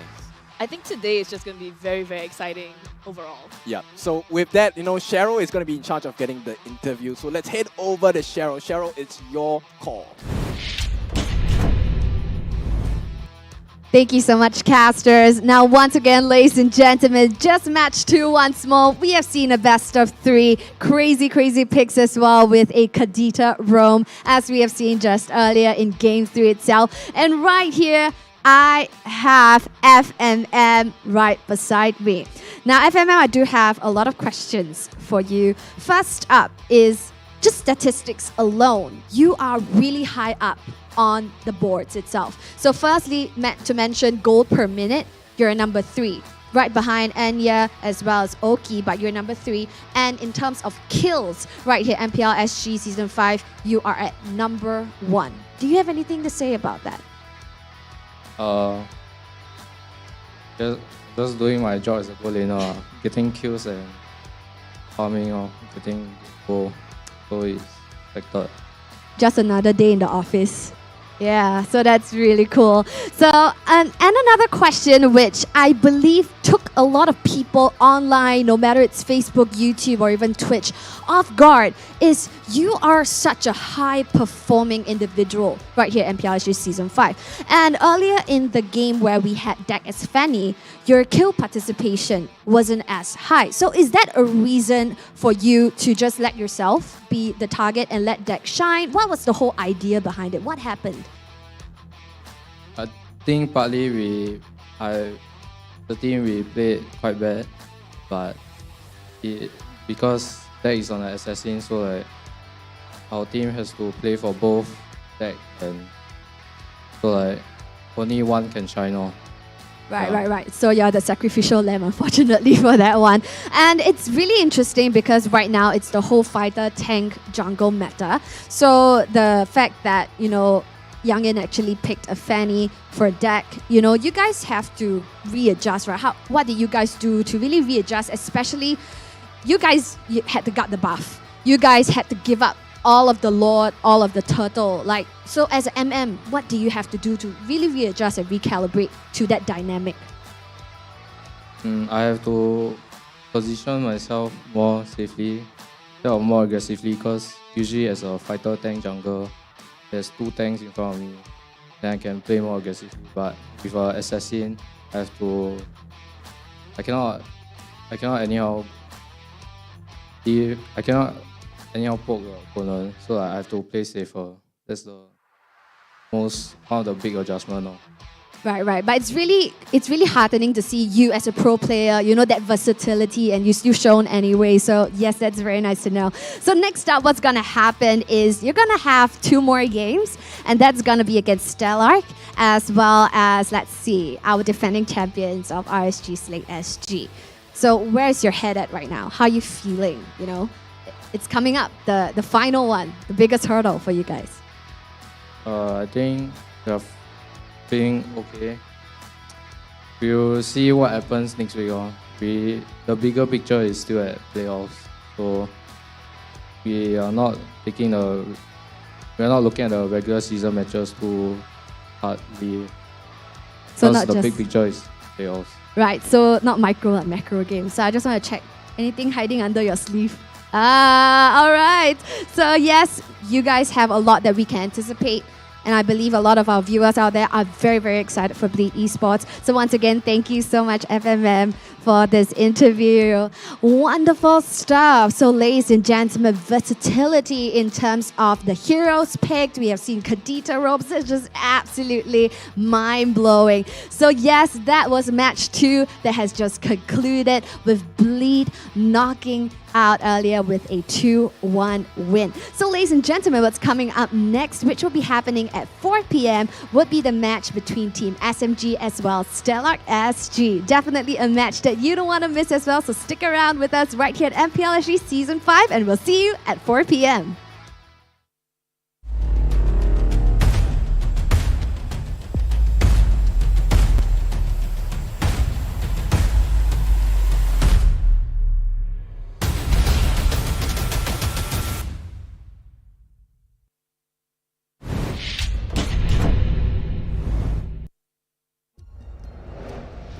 I am Optimus Prime.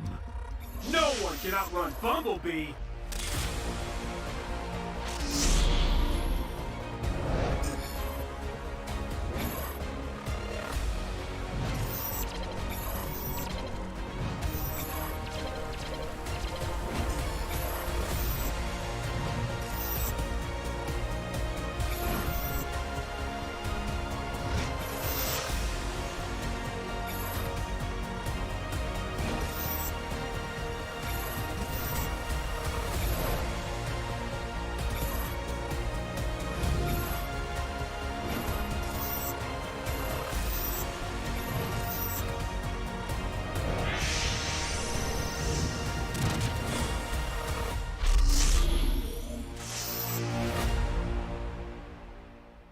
OSIM.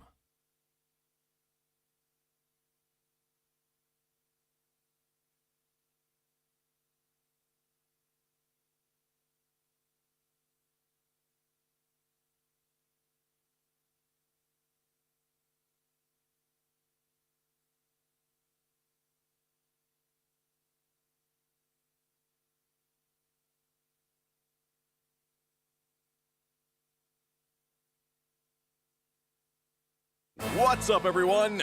Welcome to the latest episode of Hero Spotlight, featuring Arlet, the Lone Lancer. Arlet is a highly mobile fighter that weaves through battle like a vengeful wraith. Hero skills. First skill, Dauntless Strike. Arlet slams down his spear, dealing physical damage. Closer targets will be stunned momentarily, while those further away will be stunned for the full duration. Second skill, Vengeance. Arlet charges at a target with his spear, dealing physical damage. If the target is marked by Demon Gaze, this skill is guaranteed to crit and reset its cooldown. It will also restore Arlet's HP. Ultimate Final Slash. Arlet performs a wide, sweeping attack, dealing physical damage to targets and displacing them to the end of the swing. Passive skill, Demon Gaze. Arlet's demonic eyes will periodically mark a nearby enemy hero. Demon Gaze will also mark enemy units near Arlet that are affected by control effects from any source. Pro tips. Dauntless Strike is best used from a short distance, positioned to catch enemies at the end of the AoE for the full stun effect. Vengeance is Arlet's primary source of damage and sustain. If an enemy is just out of reach, stun minions and use Vengeance to leapfrog and quickly cover the gap. When low on HP, Arlet can mark a group of minions with his stun and chain cast Vengeance to quickly recover. Final Slash is a powerful displacement ability that can push enemies out of position for picks or unleashed at the perfect moment to catch the entire team. Combo tips. During the lading phase, wait for your passive to mark the enemy hero.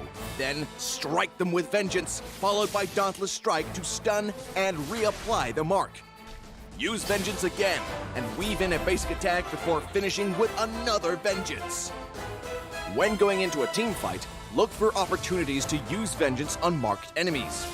Use Final Slash to mark and group up enemies and tear into them with skill resets.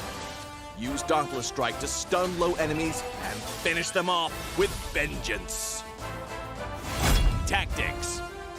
Arlet is a formidable hero in the early and mid-game.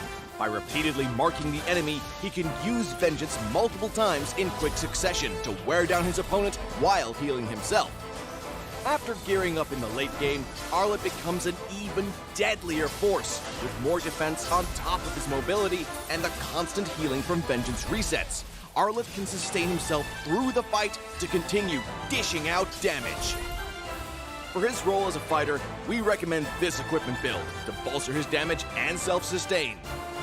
Choose the fighter emblem to further enhance his survivability, and for battle spells, we recommend Petrify to synergize with his passive and vengeance skill. Arlet, the Lone Lancer, coming February 14th. 30% off during launch week. Get his Wandering Spear skin for only 51 diamonds the first 2 weeks. And until next time, we'll be seeing you in the Land of Dawn. Arlet, Lone Lancer, official release 0214. Pain is the proof that I'm still alive.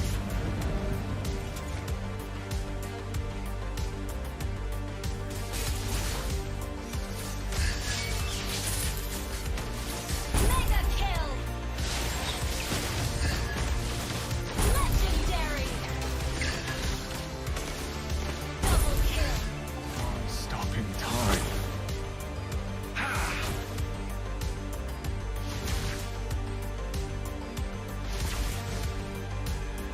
Feels what I feel.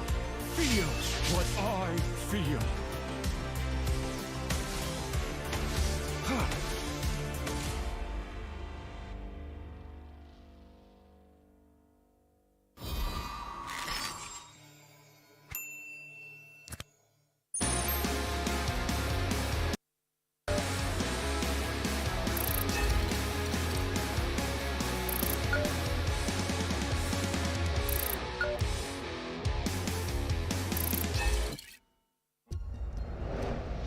I am Optimus Prime. No one can outrun Bumblebee.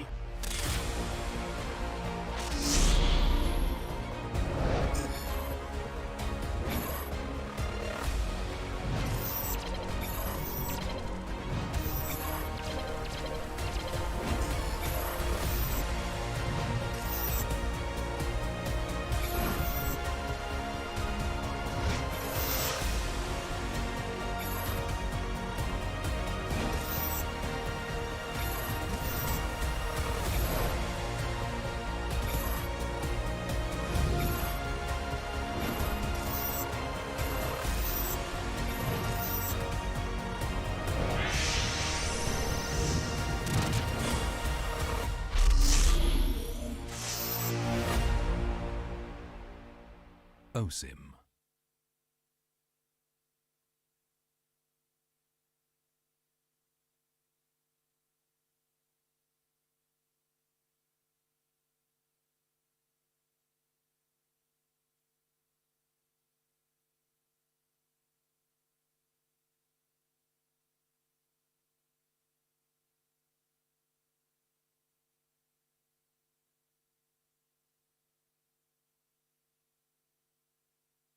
What's up, everyone? Welcome to the latest episode of Hero Spotlight, featuring Arlet, the Lone Lancer.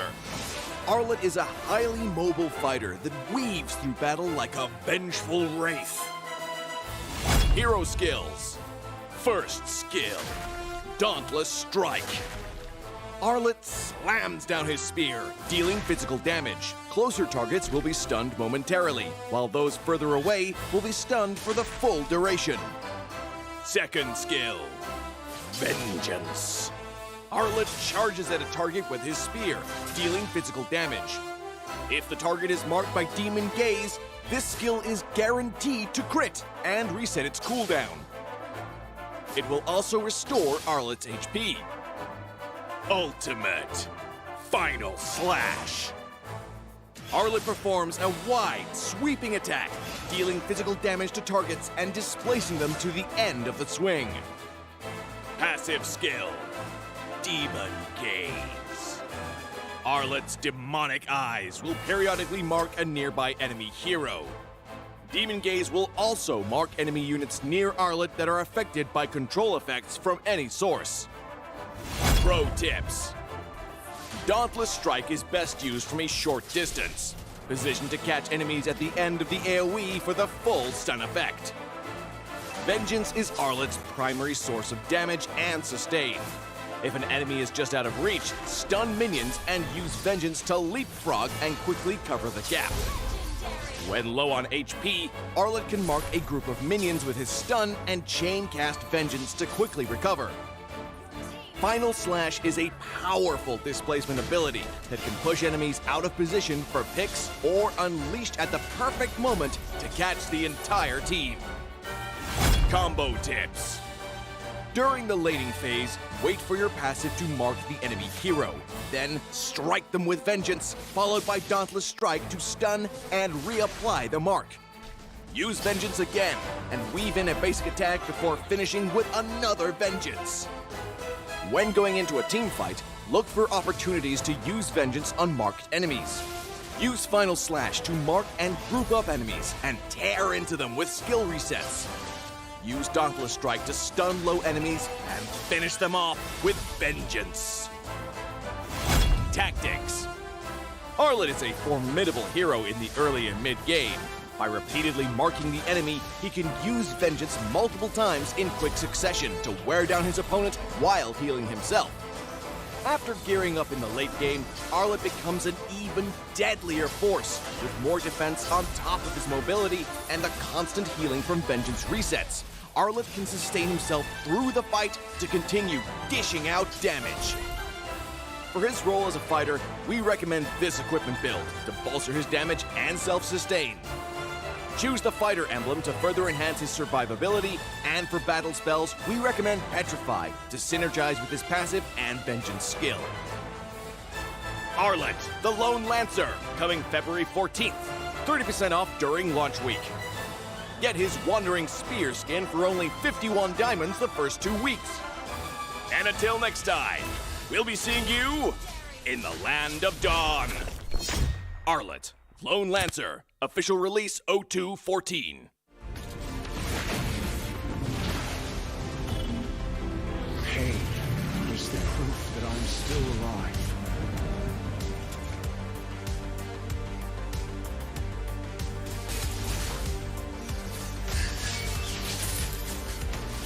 Mega kill!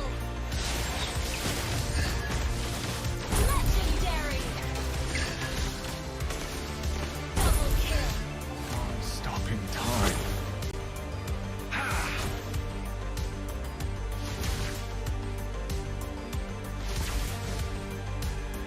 Feel what I feel. Feel what I feel.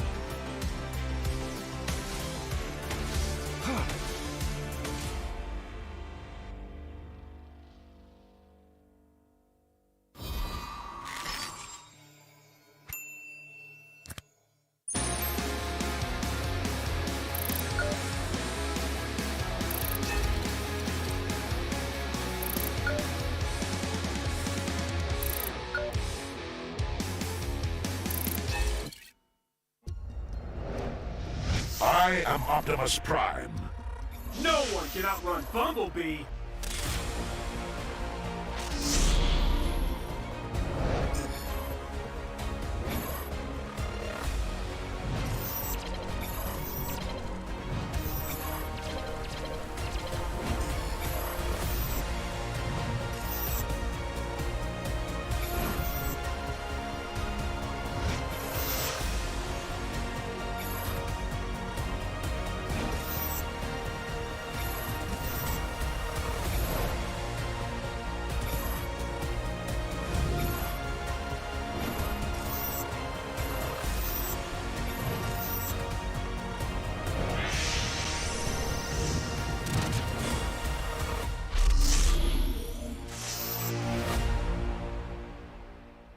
OSIM.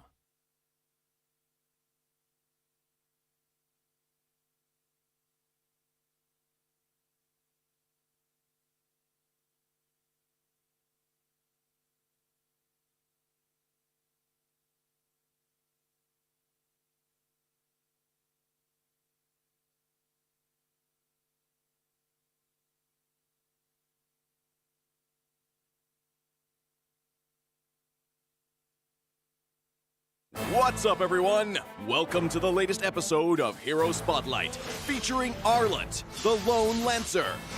Arlet is a highly mobile fighter that weaves through battle like a vengeful wraith. Hero skills. First skill, Dauntless Strike. Arlet slams down his spear, dealing physical damage. Closer targets will be stunned momentarily, while those further away will be stunned for the full duration.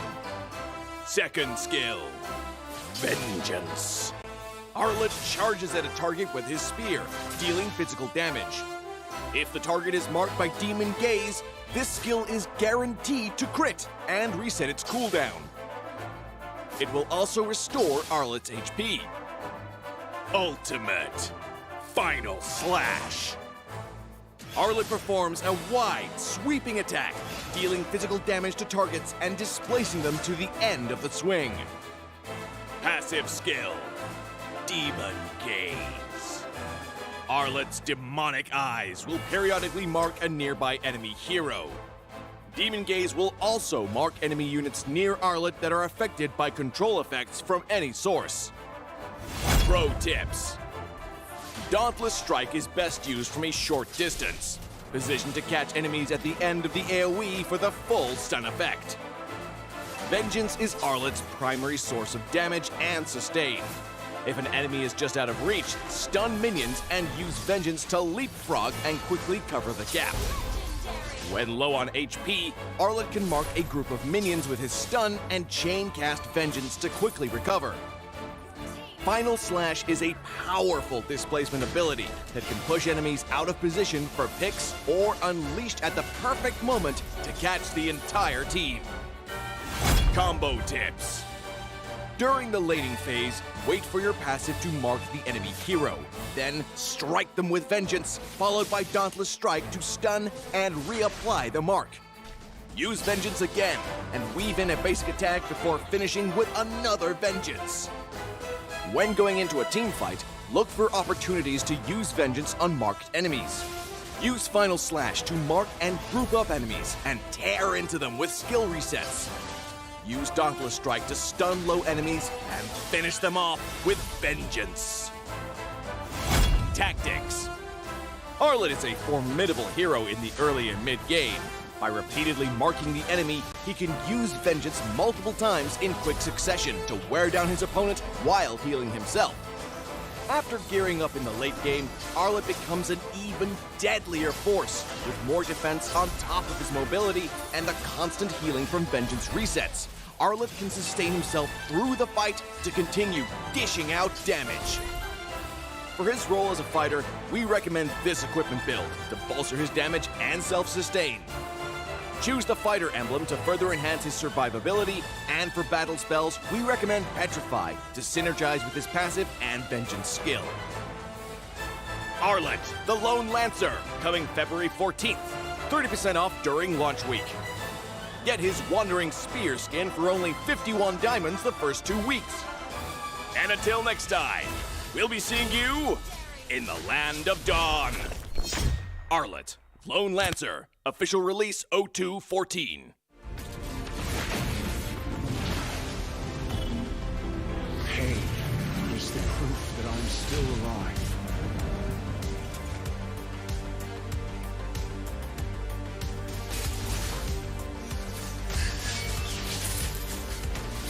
Mega kill! Legendary! Double kill! Stopping time.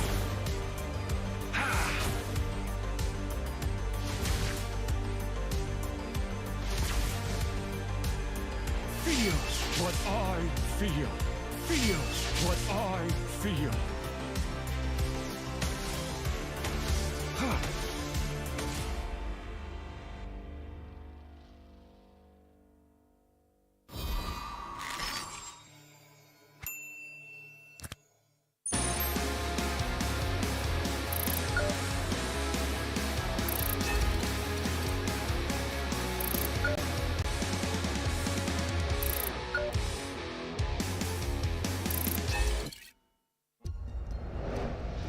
I am Optimus Prime. No one can outrun Bumblebee.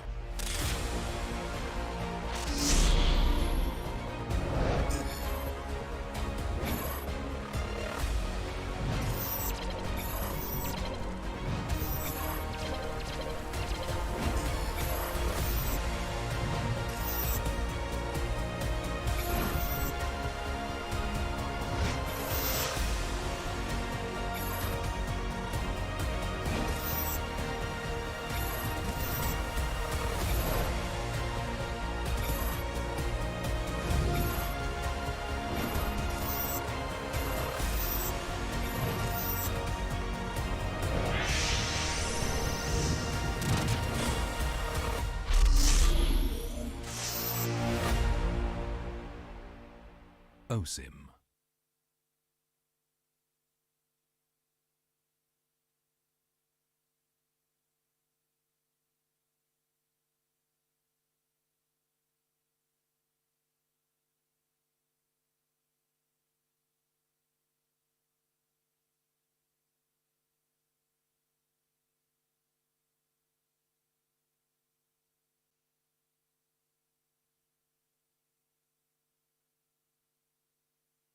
What's up, everyone? Welcome to the latest episode of Hero Spotlight, featuring Arlott, the Lone Lancer.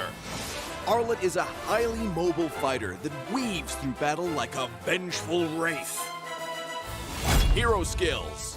First skill, Dauntless Strike.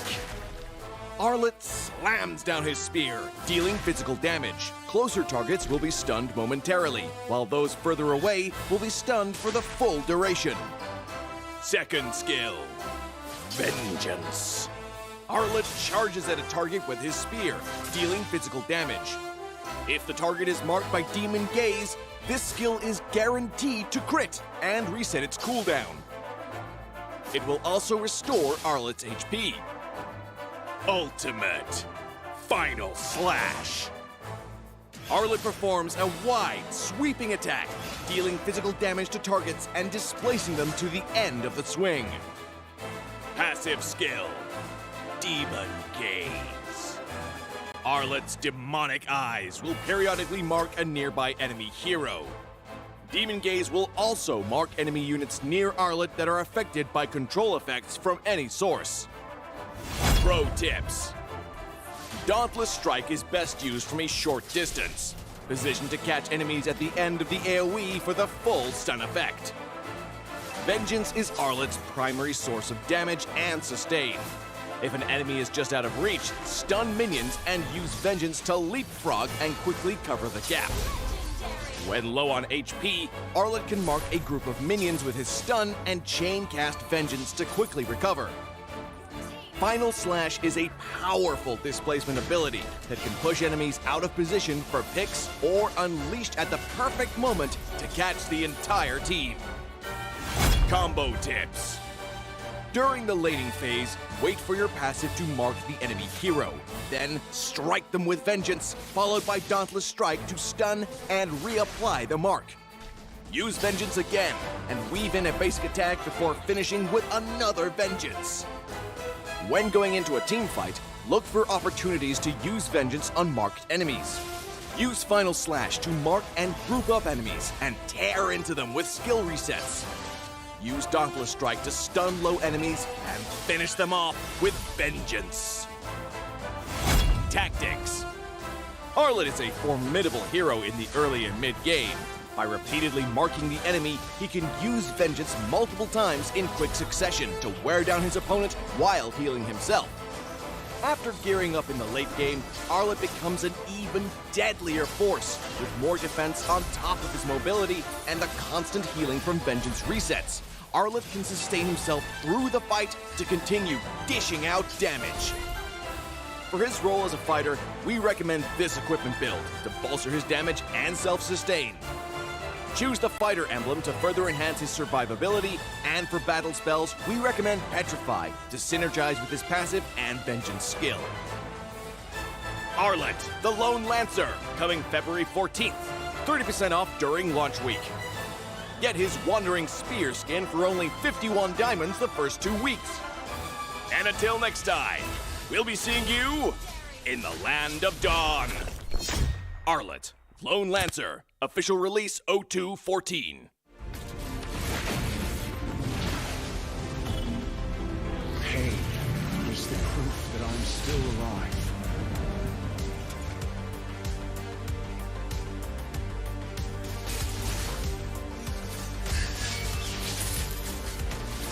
Mega kill!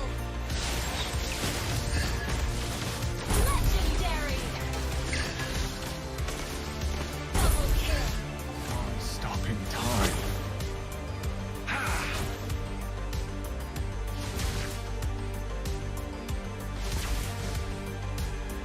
Feels what I feel. Feels what I feel.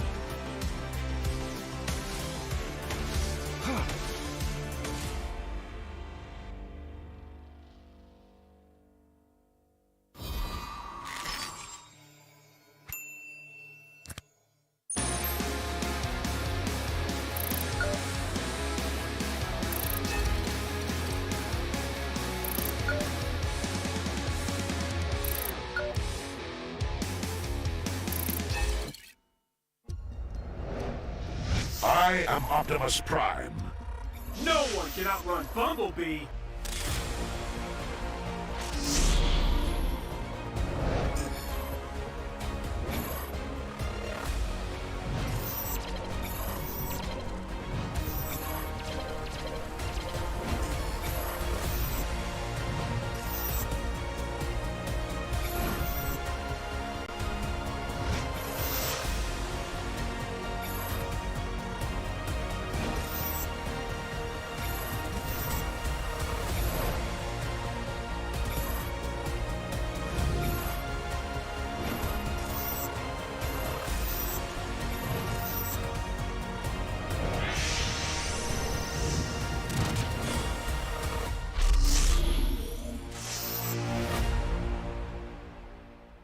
OSIM.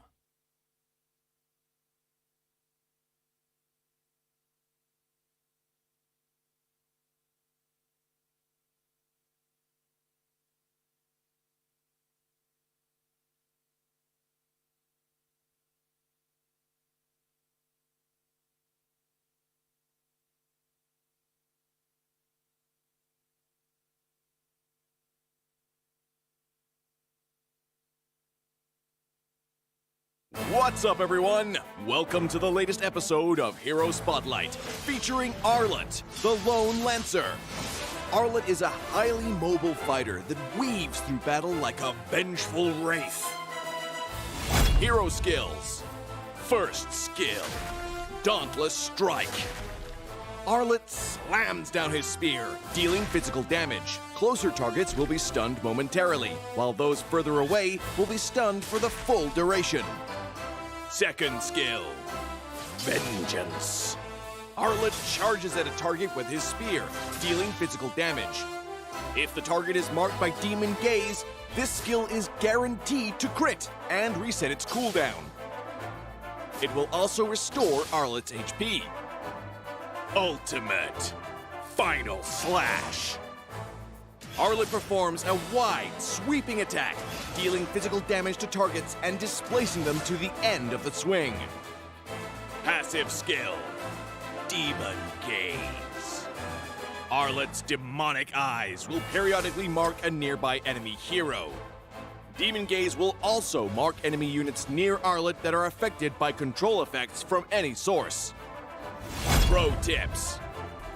Dauntless Strike is best used from a short distance, positioned to catch enemies at the end of the AoE for the full stun effect. Vengeance is Arlet's primary source of damage and sustain. If an enemy is just out of reach, stun minions and use Vengeance to leapfrog and quickly cover the gap. When low on HP, Arlet can mark a group of minions with his stun and chain cast Vengeance to quickly recover. Final Slash is a powerful displacement ability that can push enemies out of position for picks or unleashed at the perfect moment to catch the entire team. Combo tips. During the laning phase, wait for your passive to mark the enemy hero. Then strike them with Vengeance, followed by Dauntless Strike to stun and reapply the mark. Use Vengeance again, and weave in a basic attack before finishing with another Vengeance. When going into a team fight, look for opportunities to use Vengeance on marked enemies. Use Final Slash to mark and group up enemies and tear into them with skill resets. Use Dauntless Strike to stun low enemies and finish them off with Vengeance. Tactics. Arlet is a formidable hero in the early and mid-game. By repeatedly marking the enemy, he can use Vengeance multiple times in quick succession to wear down his opponent while healing himself. After gearing up in the late game, Arlet becomes an even deadlier force, with more defense on top of his mobility and the constant healing from Vengeance resets. Arlet can sustain himself through the fight to continue dishing out damage. For his role as a fighter, we recommend this equipment build to bolster his damage and self-sustain. Choose the fighter emblem to further enhance his survivability, and for battle spells, we recommend Petrify to synergize with his passive and Vengeance skill. Arlet, the Lone Lancer, coming February 14th. 30% off during launch week. Get his Wandering Spear skin for only 51 diamonds the first 2 weeks. And until next time, we'll be seeing you in the Land of Dawn. Arlet, Lone Lancer, official release 0214. Pain is the proof that I'm still alive.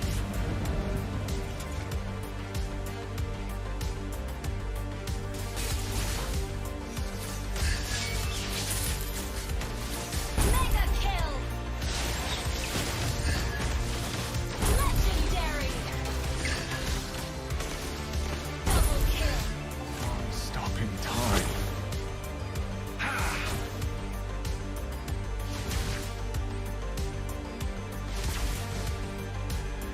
Feel what I feel. Feel what I feel.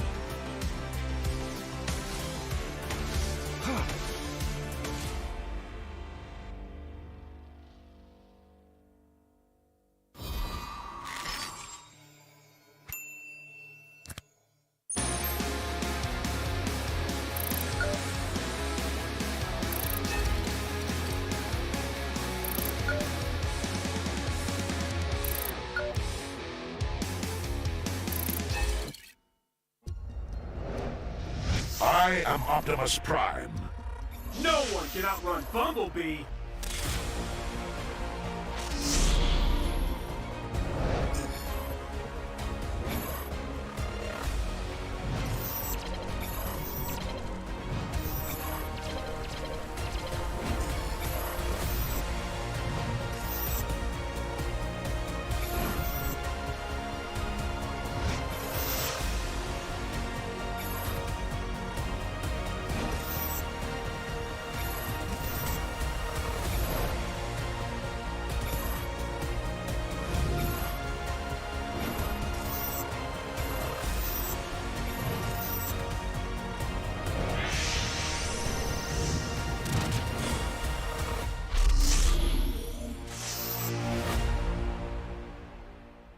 OSIM.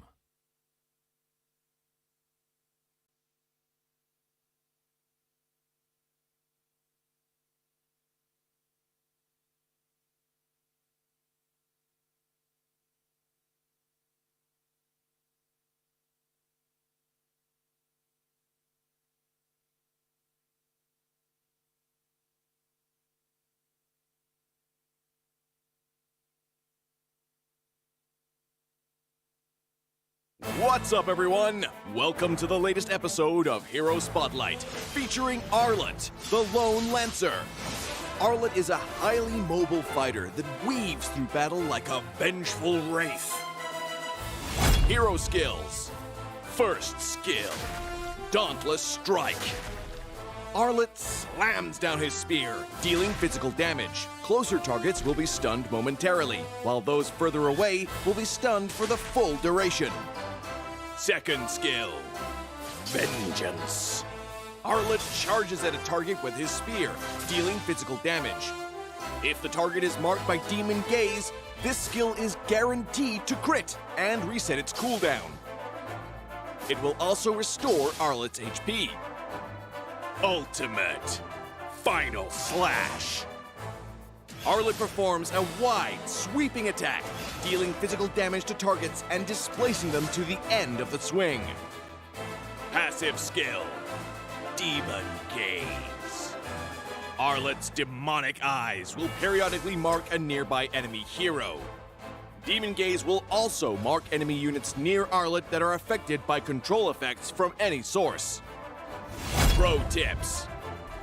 Dauntless Strike is best used from a short distance, positioned to catch enemies at the end of the AoE for the full stun effect. Vengeance is Arlet's primary source of damage and sustain. If an enemy is just out of reach, stun minions and use Vengeance to leapfrog and quickly cover the gap. When low on HP, Arlet can mark a group of minions with his stun and chain cast Vengeance to quickly recover. Final Slash is a powerful displacement ability that can push enemies out of position for picks or unleashed at the perfect moment to catch the entire team. Combo tips. During the laning phase, wait for your passive to mark the enemy hero. Then strike them with Vengeance, followed by Dauntless Strike to stun and reapply the mark. Use Vengeance again and weave in a basic attack before finishing with another Vengeance. When going into a team fight, look for opportunities to use Vengeance on marked enemies. Use Final Slash to mark and group up enemies and tear into them with skill resets. Use Dauntless Strike to stun low enemies and finish them off with Vengeance. Tactics. Arlet is a formidable hero in the early and mid-game. By repeatedly marking the enemy, he can use Vengeance multiple times in quick succession to wear down his opponent while healing himself. After gearing up in the late game, Arlet becomes an even deadlier force, with more defense on top of his mobility and the constant healing from Vengeance resets. Arlet can sustain himself through the fight to continue dishing out damage. For his role as a fighter, we recommend this equipment build to bolster his damage and self-sustain. Choose the fighter emblem to further enhance his survivability, and for battle spells, we recommend Petrify to synergize with his passive and Vengeance skill. Arlet, the Lone Lancer, coming February 14th, 30% off during launch week. Get his Wandering Spear skin for only 51 diamonds the first 2 weeks. And until next time, we'll be seeing you in the Land of Dawn. Arlet, Lone Lancer, official release 0214.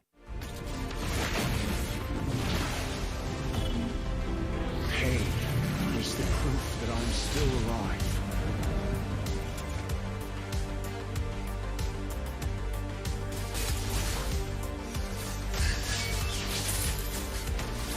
Mega kill!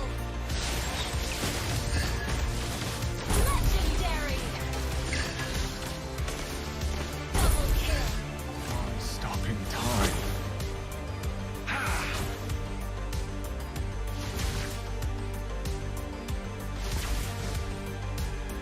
Feel what I feel. Feel what I feel.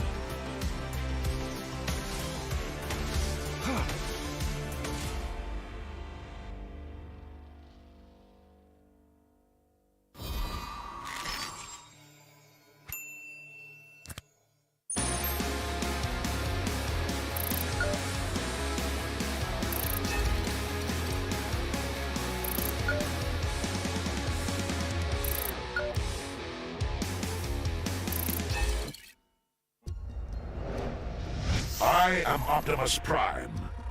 No one can outrun Bumblebee.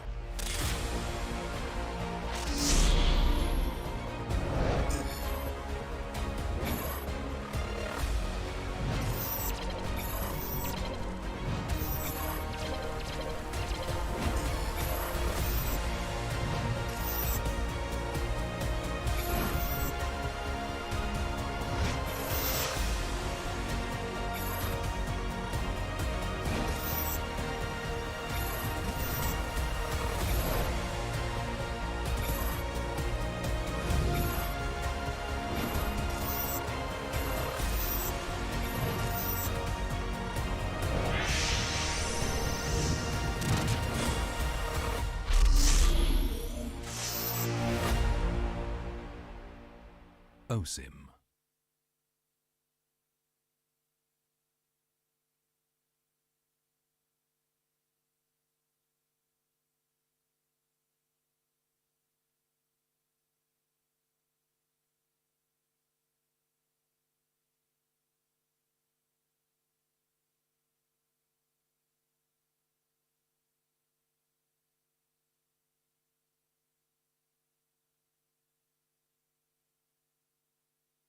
What's up, everyone? Welcome to the latest episode of Hero Spotlight, featuring Arlet, the Lone Lancer.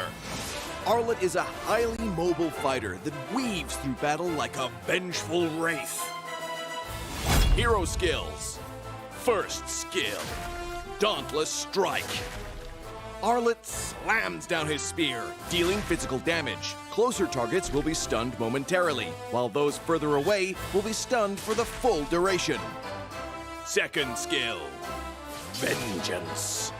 Arlet charges at a target with his spear, dealing physical damage. If the target is marked by Demon Gaze, this skill is guaranteed to crit and reset its cooldown. It will also restore Arlet's HP. Ultimate Final Slash. Arlet performs a wide, sweeping attack, dealing physical damage to targets and displacing them to the end of the swing. Passive skill, Demon Gaze. Arlet's demonic eyes will periodically mark a nearby enemy hero. Demon Gaze will also mark enemy units near Arlet that are affected by control effects.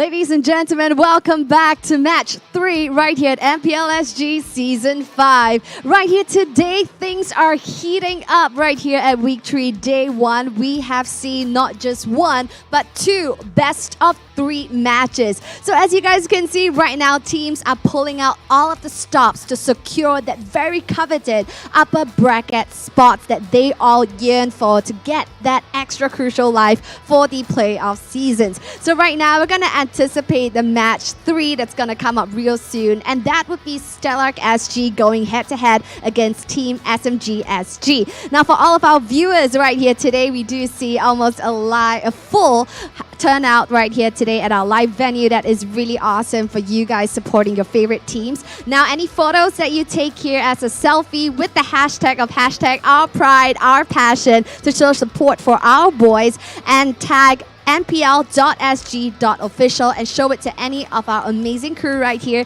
you guys will be rewarded handsomely. Similarly, for those of you who are tuning in online, thank you so much for tuning in with us right here on this beautiful Saturday. Remember to call on your friends to join us on all of your favorite platforms, such as Facebook, YouTube, as well as Twitch. Now, ladies and gentlemen, are you ready to meet the team? Without further ado, introducing our first team right here for match 3. Ladies and gentlemen, Stellark SG.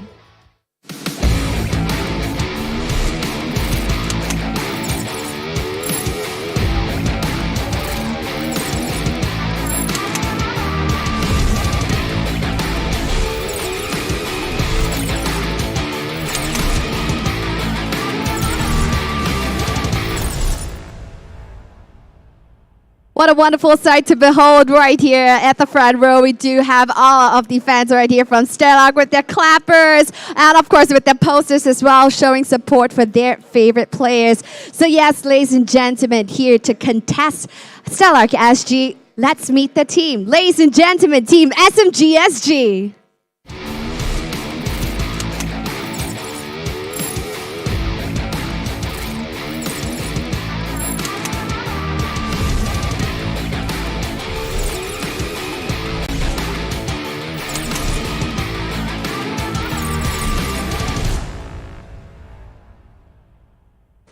Right now, when it comes to the positioning over in the overall standing, things are pretty tight, especially in the middle section. So as we speak right now, Team SMG actually stands in 2nd position, whereas we also have Stellark SG currently in 5th. Will Stellark SG make it difficult for Team SMG to have that comfortable position over in the upper brackets? Now, we can only find out later in the Land of Dawn. So now, without further ado, we're gonna hand our time over to the amazing casters to take a look at this dynamic right here. Take it away, guys. And thank you so much to our amazing host. Back to you again, Cheryl. My name is Vertigo, guys. Welcome to MPL Season 5. I'm joined today with Suki and Kin Dofu. Yes, very full of vigor today. I mean, the games today were awesome. We saw 3 games in the first series, 3 games in the second series. I don't want to jinx it. It might be a 3rd game as well, because honestly, Stellark up against SMG, both are equally on par in my opinion. Yes, that's right. Suki, what do you think about these teams? I mean, I think that SMG have really showcased, I think, growth and a lot of versatility, being able to adapt to what the enemy teams have always come up with. Whereas Stellark, I mean, me coming in as a new caster this season, to me, I see them as like the old standbys. They experienced players, they know how to play around it, but we're going to jump in and have a look at their lineup here. Yep, Stellark is going to be represented by Smellycat, Chesty, Chu, Oh Dear, Bambi, and Forcer. Similar lineup to last season, with the only change with Chesty coming in as well. Now, they are a team and a force to be reckoned with. They were putting up very good performances across the seasons. And even for this season, I think they performed quite well. But there is still a lot of room for them to grow. I really like the potential, but as of now, it's still potential, not fulfilled yet. Exactly, and Stellark are so strong, but up against them today will be SMG SG. So Anya, Miku Mikumi, Supergirl, Reminiscent, and Dairy. So Rum still on the bench, and Supergirl still proving his point to be the superior EXP laner. I think it's just because they always prioritize him, and well, not always, sorry, I should take that back. They do prioritize him in the draft, and when they get him on heroes like the glue and, like one of the more, I guess, game-changing, play-making heroes, Supergirl does perform, right? And we were talking about Stellark. I think Stellark, they have, I wouldn't say an issue, but they have a habit. And that is all their games have very high kills, right? Ooh. They are very bloodthirsty. They're always going for the kills. They're always making sure that they are trying to get the enemy team down. But then the question is, can they close out the game after that? That's the worry that I have for them. That's true. I think they could be more clinical in the ending phases of the game. Early games, I mean, the performance they put up against Alchemy was quite impressive as well. They really just put them in a chokehold. Yeah, right? I mean, Stellark, it's purely micro. Their micro are on, if I were to put it on a scale of 1 to 10, it would be a 9.5 on their micro. But their macro, I would say, is about an 8 out of 10, right? It's just lacking a little behind. I'm not discounting them at any time or cost, but let's take a look on Stellark's SG keys to victory. Well, we're going to start off with Smelly Cat, right? We all know Smelly Cat, one of the core members of Stellark. His goal lane is what comes out as a success story most of the time. So they need to make sure that Smelly Cat gets online very early, as much as possible. And of course, they need to assist Odiabambi in controlling the opponent's jungle. Now, Odiabambi, to me, is the ultimate thief. He loves to steal objectives, and he's like damn well good at it, right? He always steals the Lord, always steals the turtle, and this will be the perfect way for them to get it started. Of course, the last one, Forza, as we know, the rock of the team. As long as he gets to set up the team for the fights, it's going to be a tough one for SMG. Yeah, for SMG, definitely Miku Mi has proven to be quite instrumental, especially on his Valentina plays that we've seen thus far. And Dairy as well on that Kaja. I think like the story for me for SMG is that all their players have such key heroes that they're really good at. Reminiscent, such a bully in the jungle a lot of the times. He tends to know exactly how far he can push it on whatever tanky jungler he chooses to be on. And so for SMG, I think it's a slightly, I wouldn't say it's an easier path to victory. I think for SMG, it's a clearer path, right? Yep. They don't really need to change too much of their game plan. They just need to get the right heroes and make sure that they are always there for each other for SMG. So, I mean, Stellark versus SMG, this is going to be interesting. Yep, I would find it could be a nail biter, right? Because the way that both teams play, I think they're very adaptable. Based on how they draft, you could see it's a very experimental draft by Stellark last week, right? Of course, it didn't exactly work out, but they were playing against RSG. So they're willing to try against the big guns, and SMG is another big gun. I think they might be trying some things new today. As well, if you take a look at the signature hero, Smelly Cat this season playing on this Melissa. I mean, a mainstay hero right across the board. We have the Fredrin as well. Lapu. Most of these heroes that we see as their signature heroes, they are the typical picks in this current meta season. Yeah, and there is a reason for that, right? These heroes in the current meta, slightly easier to execute, slightly easier to get ahead with. But as we look at SMG's stats, I believe you're going to see very similar, very, very similar signature heroes. The Kaja, but I'm surprised actually that, no, I believe it's going to be a Fredrin for Reminiscent. I think that's it. Yeah. But yeah, so you're going to see very similar selections or very similar hero stats. But at the same time, what we can really take away from this, I think, is when it comes to the late game, when it comes to Enya versus Smelly Cat, right? That's going to be a tough battle because I think both Enya and Smelly Cat understand what they need to do for the late game, right? And they need to just survive and not say turtle, they need to work with their teams. And I think that Enya has always just been slightly faster in the rotations from what I've noticed. I mean, I could agree with you that Enya has very good rotation, but in terms of aggressiveness, I think Smelly Cat just takes over on that point. Smelly Cat's aggressiveness is on another level. And let's take a look at our predictions today. It will be Stellark across, and Suki will be taking over the role of me. Of you, yeah, for today, for now. Okay, please explain why SMG. I think for me, as somebody who is coming in, I understand the history, right? I know that Stellark, they have very experienced players. They have that old standbys. They are the people that they can fight through adversity because they know how to do so. But for me, SMG has just done such a good job throughout this entire season thus far. Like, you know, it's week 3. Yeah. So it's already halfway through the season, right? And they've done so well, even under adversity, even under pressure. They have found like small wins and win conditions which you wouldn't expect them to find. Exactly. And speaking about finding, we found the signature player right here for Team SMG. It's going to be Enya on his signature pick carry. And take a look at the average goal per minute. It's pretty high up there, right? We usually see around the 600 range. But Enya with the 802.9 range, average kill around 3.7, average damage 2.3 thousand. So that's 2.3 thousand is pretty high for a marksman as well. It's not the highest, but the thing about Enya is that his ability to position himself in team fights is what wins the fights for SMG. So this is very important to note. So later on in the match itself, we have to keep our eyes peeled for Enya. His positioning has been phenomenal, and it's one of the pinnacle points which SMG likes to pivot on. Yes, I mean, it's all about positioning, but enough of positioning. Right now, we're going to be going straight into the draft of game number 1 for Stellark up against SMG. I just want to highlight that this is also a battle of minds between Aeon and Tenshin. Yes, right? So the coaches. So it's a coaches battle right now, taking away the Kaja as well. They know how potent Dairy is on this Kaja. And not a single worthy foe. Along with the Mates. Time to drop the and on the beat other of side the for SMG, is they're going to be taking away the Arlet, 1-1 and Joy. I do think that these 3 bans already from Stellark already show what their concern is, right?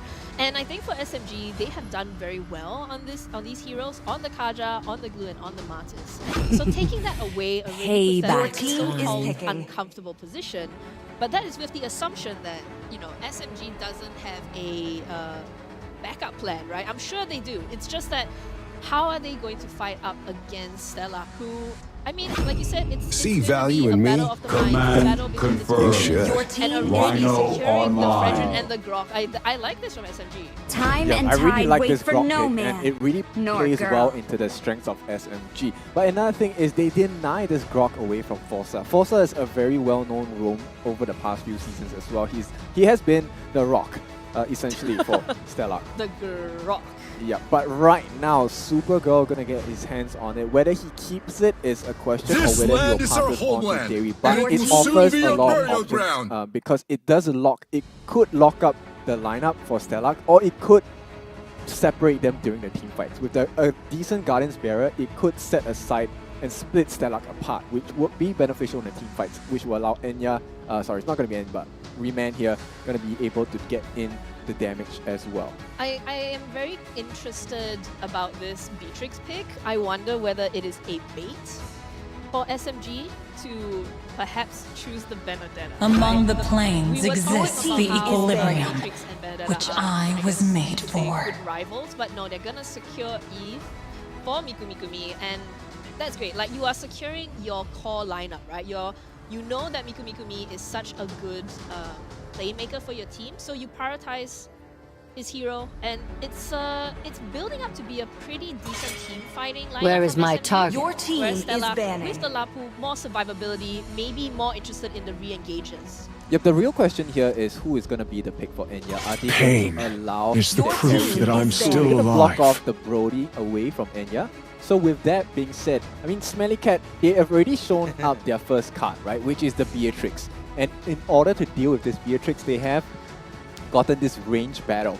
Yep, and speaking of range, they're going to be, Stellark definitely going to be locking down onto Enya's carry for sure. But maybe Stellark has an answer to these carries. Someone to rush the backline, someone to give nice big AoEs, and that's the answer right there. You have Chesty on the far side and Chu on the Lapu Lapu as well. And this is what I want to point out, right? SMG, they are going to be last picking, so Stellark might not know what they're up to. So SMG might be picking up a Atlas because of that Eve. Yeah, I also want to highlight the ban on Natana is really The smart because that strongest will ninja kind of has mess up the arrived. entire synergy for SMG. It also keeps them guessing and second guessing themselves if they want to start a fight, because if Natana doesn't show, that means the silence can come true. Yeah, and the Hanzo ban as well. I think they want to make sure that if Stellark are going to come at them, that it's at a risk, right? Because Hanzo can stay very safe.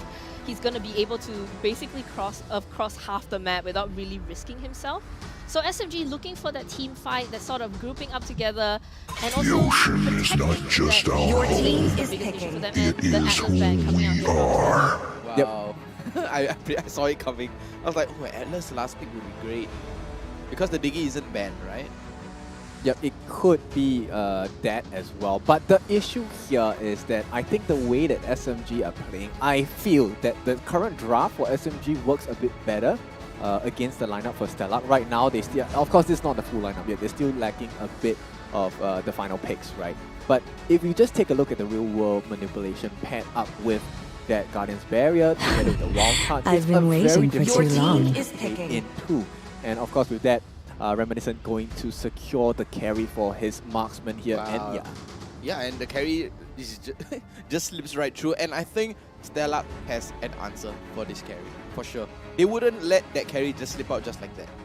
I do think that given the lineup of the Eve, Rock, and Fredrin, you kind of want Stellark to jump on your Eve, actually. Right? Then you let Reminiscent, you let Ekman on the come in and do the background. And it's going to be a Barats and a Franco on the side of Stellark. That's a very tanky lineup from the side of Stellark. But at the same time, they have carry on SMG. Yeah, it's just a pure paper shredder right there. They can shred you to pieces within a few seconds, and 100% win rate for Franco and 100% win rate for Barats. Wow. That's right. It's going to be a tough one though, because the setup, you can see how both teams want to set it up, right? Forcer, I think it's a low risk, high reward play, right? If Forcer gets the hook, they potentially get a kill. If he misses, it's okay. Reset, we wait between 5 to 8 seconds, or late game is probably 4 seconds already, and then we can try again. On the other side, it's much more taxing to really have a proper setup, right? You might want to burn the real world manipulation if you do get a catch. Let them but come. the question here is, They will where only is the make catch? my blade How do you sharper. get Stellark members to overcommit? Oh yeah, you do make a good point, and picking up that Benedetta as well. So the only catch they have is that wild charge coming out from Derry, Supergirl rushing to the backline, and all these very little CC heroes shows that SMG, they really want to move under that gunfire and fight straight on. Yep, they are going to be focused on the objectives on the side of SMG, so that would be one of the probable ways that they're going to pull Stellark in to fight them, right? If I can win that base race with you, I get more towers, you will be forced to react and you will come to us instead of us trying to catch you out. Exactly, and let's go right into game number 1. Stellark SG up against SMG SG. Ladies and gentlemen, which team are you voting for? Please let us know in the comments below in whatever platform you're watching through, and give a shout out to your team, give your support to the team, and show them all the love and support from you guys. Yeah, support Welcome support to us. Mobile Legends. And this is going to be an interesting game of supports, because like we were saying, with that Franco, he's going to have that long range pull that I don't think will allow the team of SMG to really feel safe, right? Like whatever Enya is, wherever Mikumi is, they are going to have that force up Franco just constantly on them, waiting to keep them in. But from the beginning, you know, Barats is... I quite like Barats actually as a hero. Don't really get to see much of him in competitive play, so it's very exciting. I mean, back 2 to 3 seasons ago, Barats was everything. They were first picking Barats non-stop, and he has the highest pick rate and ban rate at the same time. But SMG SG, let's see what they can do with this lineup, and Stellark as well. I really like the lineup with the inclusion of that Barats. Yeah, and they're just sort of posturing now in the middle lane here. I do find it interesting that with the Grok on Derry, he can't really be as aggressive as a Kaja, and his job really is to survive a lot longer than he needs to.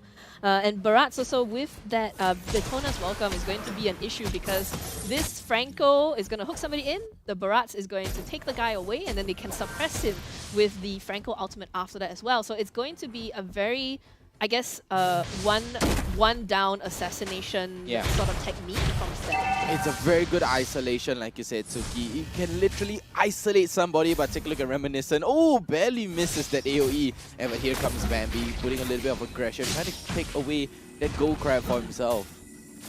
But to no avail. So right now, they are both at a very good standstill. That's the point. This is what I like about Stellark SG and SMG SG. Both of them, they are very cautious. They play around the objective, but Bambi, oh, look at the knockout, the wild charge just going in, taking down Bambi and just denying that retribution battle. Red team and has slain the turtle. Retribution battle is on point as well as Reminiscence, so they want to eliminate that out of the equation totally. So Supergirl, Reminiscent, and Dairy just chose a different bush each to jump onto Odia Bambi there, and it's one of those things where I think SMG, they are much more clinical in this aspect. They know which positions they want to come from and how they want to attack, and both teams so far have actually been quite, I wouldn't say cautious of each other, but they're being careful. They don't really want to give the enemy team a head start, and I think that was just an unfortunate catch there from Bambi because he did have support just behind him, so he probably thought that he had more time to get away, but it's still early game, so he's not that tanky yet. Yeah, I mean, they're very wary of each other. They are looking for catches. They are looking for catches right here again, and the wall charge comes in. Here comes with a feather airstrike. The Detona welcome from Bambi, able to eat up Reminiscent right now, but Chessie taking a lot of damage from Supergirl. Supergirl able to get right out, and yeah, able to take down onto Bambi, and that's going to be 3 members on the side of Stellark going down, and with the real world manipulation, even taking down Smelly Cat as well. 1 for the life of 4. What a deal. The positioning from Dairy there and the patience to wait for basically until the entirety of Stellark was on top of him before going on to that Franco was just perfection, and we're gonna have a look at it here. You know, Franco tries to get a hook on him, but Dairy able to catch him off guard, and look at this wall, just stopping Chesty's escape, allowing Supergirl to get away, even blocking Smelly Cat. And even though Smelly Cat does manage to take down the tank and Reminiscent there, unfortunately, he just gets caught out by Eve. Yep, and just to mention on that Eve as well. Whoa, look at that catch. 2 members on the side down, but Electro Final Blast from Supergirl. Supergirl runs low, but is he going to be able to get away? Oh, it's so low right there, but is Supergirl able to get right out? And Stellark right now, a little bit on the back foot right now. 4 minutes in, and it's going to be 3,000 in goal lead. And just like that, the second turtle is going to go into SMG's hands. I feel like SMG here, they are definitely getting this momentum behind them. They are getting bloodthirsty, they are getting aggressive. You know, Stellark is, you know, they tried to take the fight, they made a few minor errors, or perhaps protect the bush close to them, and unfortunately got caught out here. Dairy just so brave on that Grok, just you know, I'm just gonna have fun in your jungle, and he's not too worried at all that the enemy team or Stellark is gonna be able to catch him.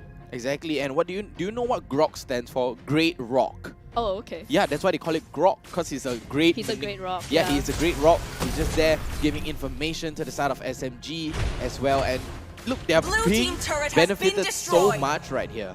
7-1, and they're having a nice little 4.3k goal lead. Yeah, it is. The flicker. The wall charge comes in, but take a look at Enya shredding away on Odia Bambi as well. The hook comes in, but it goes a little bit wide. Dairy takes a little bit of too much damage. The knockout comes in too, rushing in with the Mightiest Warrior, able to get 2 down right now, but the knockout, Reminiscent able to get him down though. Supergirl able to get away, but no, the praises rave from Reminiscent, able to take him down. Forcer runs low, force to flicker, but look at the backline. Supergirl able to catch out onto Smelly Cat. The hook comes in, and down he goes. What a trade, Supergirl for Chu. EXP for EXP. Yeah, and Chu there, he jumped into the fight after they had technically already lost part of the fight, right? And he was going after Enya. We already saw the power of the Lapu-Lapu being able to get Enya low. He was 1v3ing SMG, right? But it still wasn't enough because the support from Stellark was just not there for him. And so unfortunately, that fight, I would say SMG kind of edges it out, maybe a little bit more gold going to Stellark, but look, it's already a 4k gold lead here. Yep, Retribution down onto the purple buff, being taken away by Reminiscent, and the turtle's coming up in about 10-second real world manipulation coming up from Migumi, but Chesty able to use that. Purify goes right out. Chu try to slow them down right now, but Reminiscent, the stick of it overextends by too much, and take a look at Chu. Chu's taking a little bit too much damage. Feather airstrike comes down, Onion gets away right out of that AoE. So here is the thing that's happening again and again for SMG, is that they are actually winning the fights, and then Stellark is stealing kills away using... oh no, he's going to just run straight into the Franco, and Supergirl gets caught out. So the Franco as well as the Barats being able to isolate one person and punish SMG for their aggression. And very, very smart move coming up from Stellark as well. I have to give it to them because they know they would, SMG, although they want to fight, they would want to prioritize onto that turtle. So they know Supergirl is going to be split pushing. So by shutting that down, they rotated into the bot lane, knowing Supergirl is there, and a very, very good turret has lead been coming out. destroyed. Yep. At the same time, Blue though, team SMG turret has are been taking destroyed. more towers right now in the early game.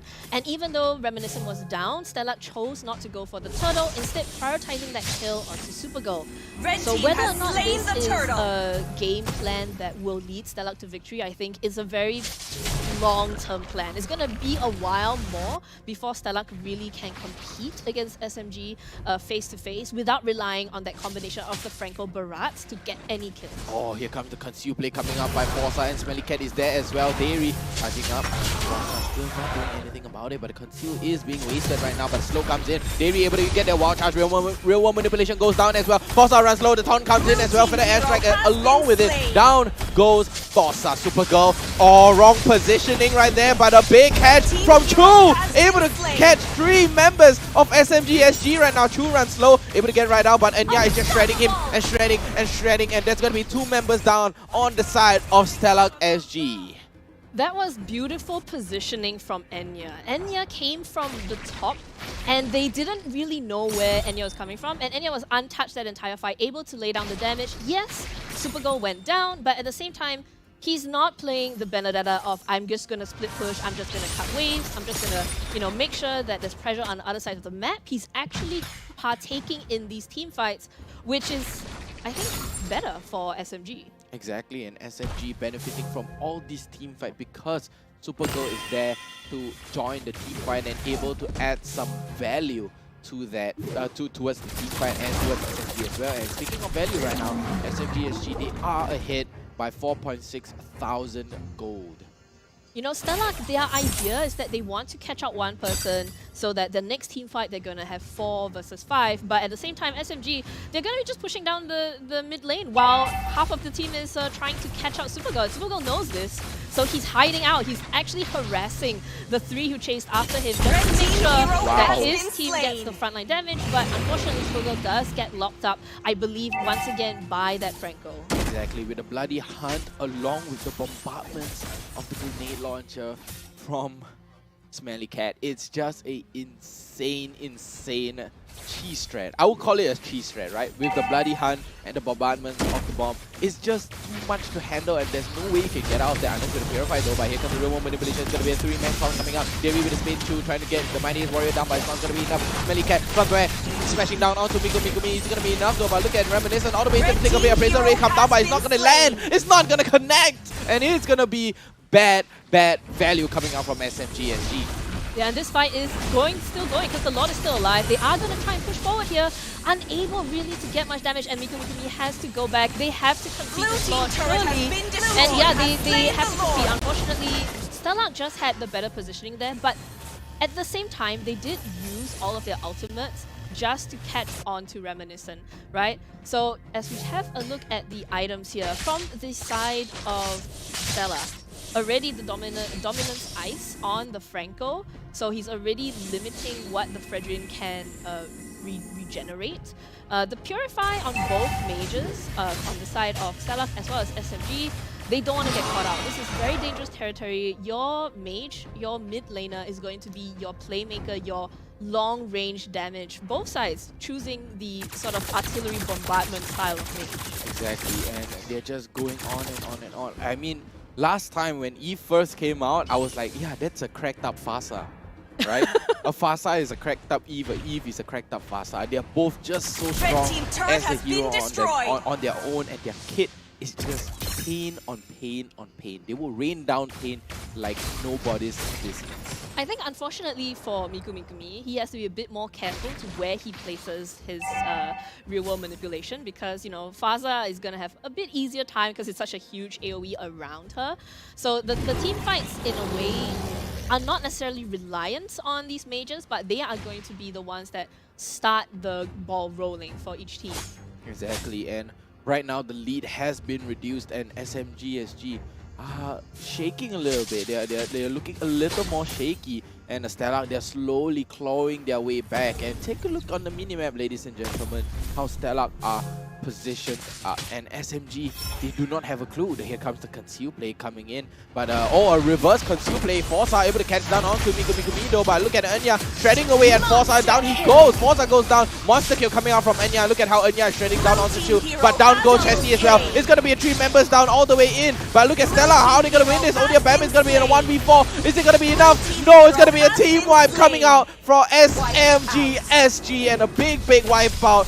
30 seconds. Forza first to come out in about 5 seconds left on the clock. And can SMG clear this? They look very low. SMG, they look determined. They look all the way in. And they're going to go for the end because of that one fight. 12 minutes in.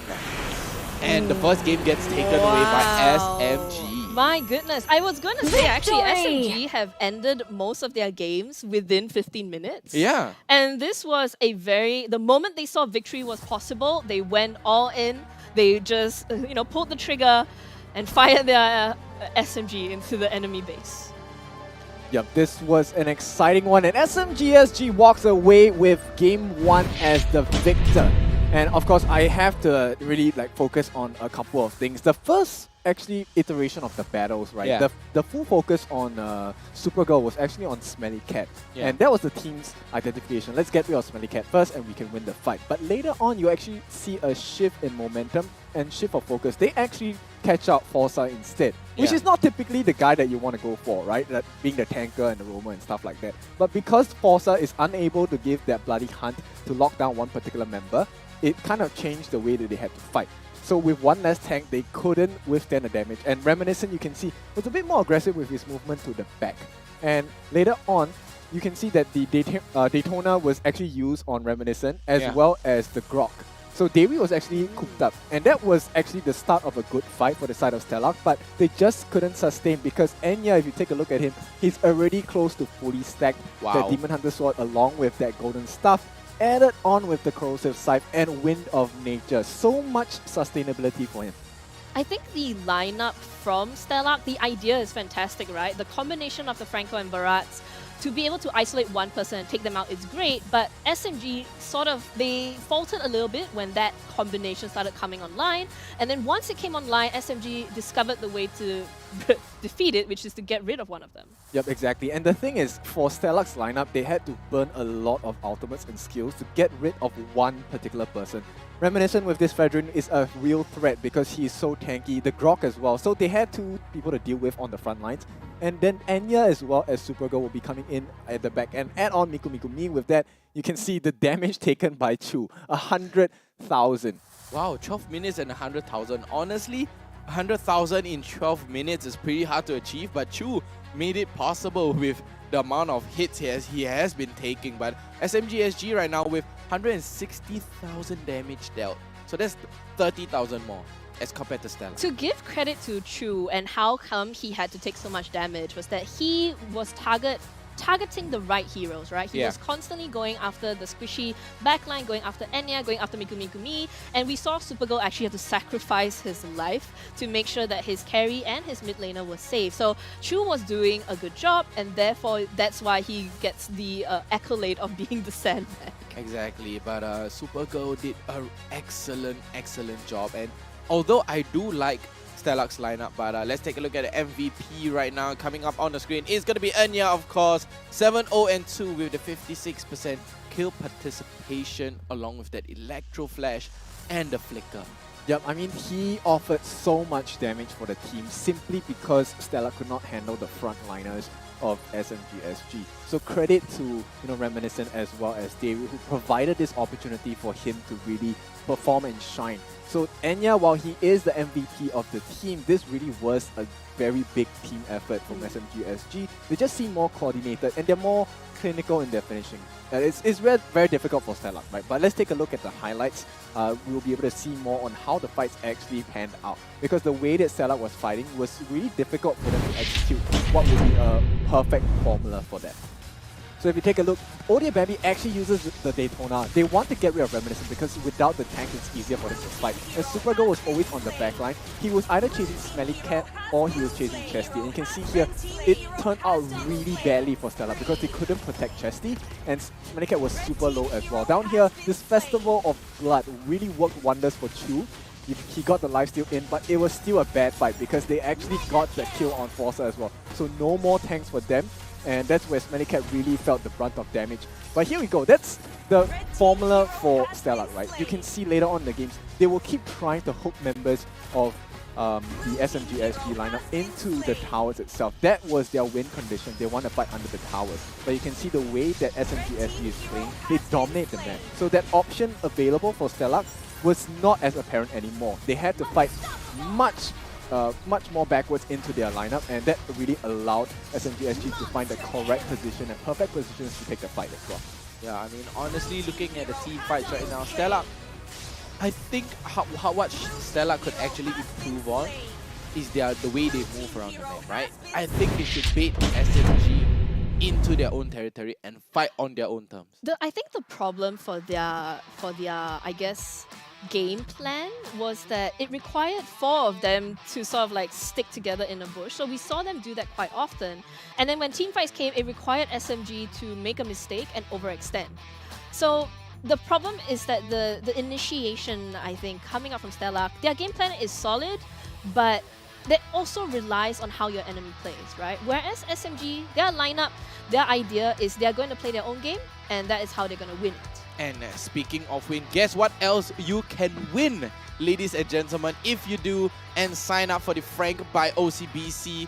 You know, they're having a new season of MLBB card design as well for the Frank debit card, and for the first time ever, it will feature heroes with skin like Fanny, Gusion and Leslie, along with Cho, Esmeralda and Florine. We've never had a Florine card before, and not to mention the middle card right here. Is it this one? There's a white one which looks amazingly clean. Alright, so all you have to do to sign up for the Frank X MLBB debit card is to head down to go.ocbc.com/MPLSG from all the way till 7 May. So you got 2 months to do that. If you don't, I will hunt you down. Oh boy. So on top of that, you know, if you join Frank by OCBC's Coin Quest and you spend with your card to earn coins, you can redeem prizes at the OCBC Wisma Atria or any Frank store. I mean, there's one in Next. There's one at Next or Hougang. At Vivo as well. At Vivo as well. Yeah, that's right. So get 1 coin for every $10 spent. So if you spend $100, you get 10 coins, and you could possibly walk away with grand prizes like the new one, not old one, not old model. It's a new one. It's gonna be the Samsung Galaxy S23 256GB, and not to forget the very nice chair that we are sitting on, and the players as well, the OSIM U-Throne gaming chair. Not to forget, if this is the season for traveling as well, so you can win yourself some Scoot vouchers as well. So get a bit discount on your tickets, go wherever you want, and not to forget as well, you have the various random MLBB in-game items like Lightborn and Saber skins. Yeah, I like cards. Yeah, it's and I like cards with money. Yes, so this credit one cards are not only good. can hold money, it can win you something that is worth money as well. Yeah, so yeah, head on down to your nearest Frank by OCBC and have a look at their wonderful designs. Yep, that's true value for you. And of course, now both teams going to be looking for extra value in Game 2. SMG SG, of course, they're looking to close out the game. If they can, they will be the first 2-0 team for the series today that we have seen. But more importantly, they also get to sit on top of the table for a short period of time. Yeah, I mean, they are very close to be moving around. They're very close to moving around right there. I will choose my own path. Team is banning. And honestly, I have to say, Coach Tenchi on the side of Stellark SG, the coach for Stellark, You are first in the cluster. right? He's doing a really, really good job. But it's just a little bit of micro execution and the rotations coming out. To me, from Stellark your SG, team. which Fun I is all think that can be matters. improved upon. I do think that the combination works very well. And we saw how effective it can be. But once a team like SMG, you know, I was just talking about their adaptability, their versatility. Once they knew how Stellark was playing, they could change their own game plan. And I think drafting a more open lineup that allows you to execute multiple win conditions or multiple conditions where you can get to a win for the game will actually be perhaps better, I think, for Stellark here. Yeah, they need to actually have better trades in terms of the draft, right? I right am the now, power of light SMG incarnate. had the better viability for their draft because it offered them not only just tankability, it offered them additional damage simply because they out-tank the lineup of Stellark, right? Stellark, they had a very one-dimensional win condition, which was just CC. But unfortunately, that CC was all focused onto one particular member on the side of SMG, and it wasn't the carry, which in this case proved to be the downfall on the side of Stellark. Come on, Dexter. At the same It's time, our they're going to be showtime. locking up a lot of the marksmen available on the side of SMG. So they do not want to deal with a 1-1 as well as a Clot. So mobility is definitely one of the things they do not want to deal with. They want to offer a straight up honest face-to-face Time to fight, drop right? the No beat of playing the around the flash. bush, Is no ticking. jumping around. And of course, in response, Stellark going to ban out the Kaja, Joy as well as Glue. Three of the most defying heroes. I feel they are very, very messy to play against. So I think it's good that they do not want to allow this across the lineup for the first pick. It does feel like Stellark, when they saw that they were playing up against SMG, See they're just value like, in I me? don't want to play Your against team Total is 2, picking. and I You don't want to should. play against Darius Kaja. I don't care about anything else. These two people, no, do not give them their comfort picks here. And they are going to pick up the Fredrin for Reminiscent once again. So, I mean, Reminiscent, I think, was the issue for their sort of, CC, let's just take away someone from the team fight immediately scenario. So, because they had to take him out, because Reminiscent was such a menace on that Fredrin, just walking up to Stellark and saying, hey, have me, leave my carry alone, and then it turned out well for SMG because Enya's positioning. Time just and managed tide to wait for survive no This man. land is our Fight homeland, there. and it will It's soon be still your going burial to be ground. a Lapu Lapu for the side of Stellark here. Yep, they still want to go with the tanky lineup, chew with that Lapu Lapu, is for good reason, right? I mean, added on with the Festival of Blood and of course the build up with the Bloodlust Axe itself, he offers a lot of sustain. So like we said, Lapu Lapu as a Command character and a hero, confirmed. as Among the long as planes you exists know the all the equilibrium, sustain, you can which offer a lot I of was damage made as well. for. And it looks like SMG SG, they are perfectly comfortable with going back into the exact same lineup that they had before. So Reminiscent gonna go back onto that Fredrin, and of course, Grok gonna be back in the hands of I didn't Mikumi cure as the well. pain. Mikumi, I nonetheless, gonna hunt. be Is having that banning. heat for the real world manipulation. This has to be a trap by Stellark, right? Like, okay, the Valentina is different. That's fair. So you're gonna have Pain a is Eve the versus proof an that Eve I'm team, still alive. for this fight instead of having an Eve versus a Fasa in a way. So I mean, I don't know what Stellark's final game plan is gonna be, but I do suspect that Tenchi has an idea on how he can perhaps trap SMG, right? I really don't think it's gonna be another Franco Barat's pickup. So what is it that they're gonna do here? And I think if you look at the player camps, you can see SMG, once they saw the Beatrix and Lapu Lapu being locked in, it was the same sort of like confusion and like, okay, so are they really gonna try what Your they did team now? is The banned. strongest A ninja Valentina has is very arrived. different from a Fasa. I think the way Stellark feels this is that it's an execution error as well. Now, the one thing they have to deal with and make sure they have a solution for is the energy eruption by Reminiscent on this Fredrin, right? That taunt is extremely painful in terms of what it does to the lineup of Stellark, right? It stops them from attacking, and in the meantime, they are sitting ducks against the lineup of Mikumi and Enya back on the... I would rather So they will betray the continue to world ban out. than They let the do not want world Yuzong betray as well me. as this Brody back. And I think, yes, the Yuzong offers a lot of crowd control, especially with the Black Dragon form. And not only that, Yuzong offers a lot of damage as well at the same time. So if they do have the Yuzong with, especially with a Festival of Blood, it is going to be a nightmare to deal with. So right now, Odia, Bambi and Forza, I believe they should be looking at someone else. But the problem is, what kind of CC can they offer? Because right now, based on what happened in Game 1, they did have CC offered in the previous game, but they were forced to focus on just the two main members Reminiscent as well. And I think the problem Your team with is that banned. Barat's 30,000 Franco's worlds, idea was that it and is not a only on single one, right? worthy You're just talking about foe. Fredrin and his ability to taunt. It's an AoE. It's gonna get more than just one. So if you're talking about two tanky heroes versus two other tanky heroes, the Fredrin is going to come up on top because he can affect more people, whereas, they Your have team is Wipe out all the and yet injustice they're in the going to go world. for a Cho on the side of Stella. Cho offers a very good sign of mobility, right? The Jikundo is going to be very useful in terms of displacing people as well as dragging people out of position because they want to chase you during that sequence of Jikundo. And of course, the setup for the Way of the Dragon is going to be vital and important. Probably looking at, right off the bat, most straightforward, I want to use the Way of the Dragon on this Mikumi Eve, right? That would be the sequence. But I believe this Forcer, Cho, is going to be used as protection for Smelly Cat or Chesty instead. Chesty now offers a lot of options for Stella because not only does the IMU offer the real world manipulation, I've been waiting for too long. The wild charge as well. So Let them it could come. Be something they will only make my blade sharper. Stella. But now SMG going back to probably it is the exact same draft, a Carry and Benedetta. Now the question is, can Forza protect Smelly Cat and Chesty at the same time?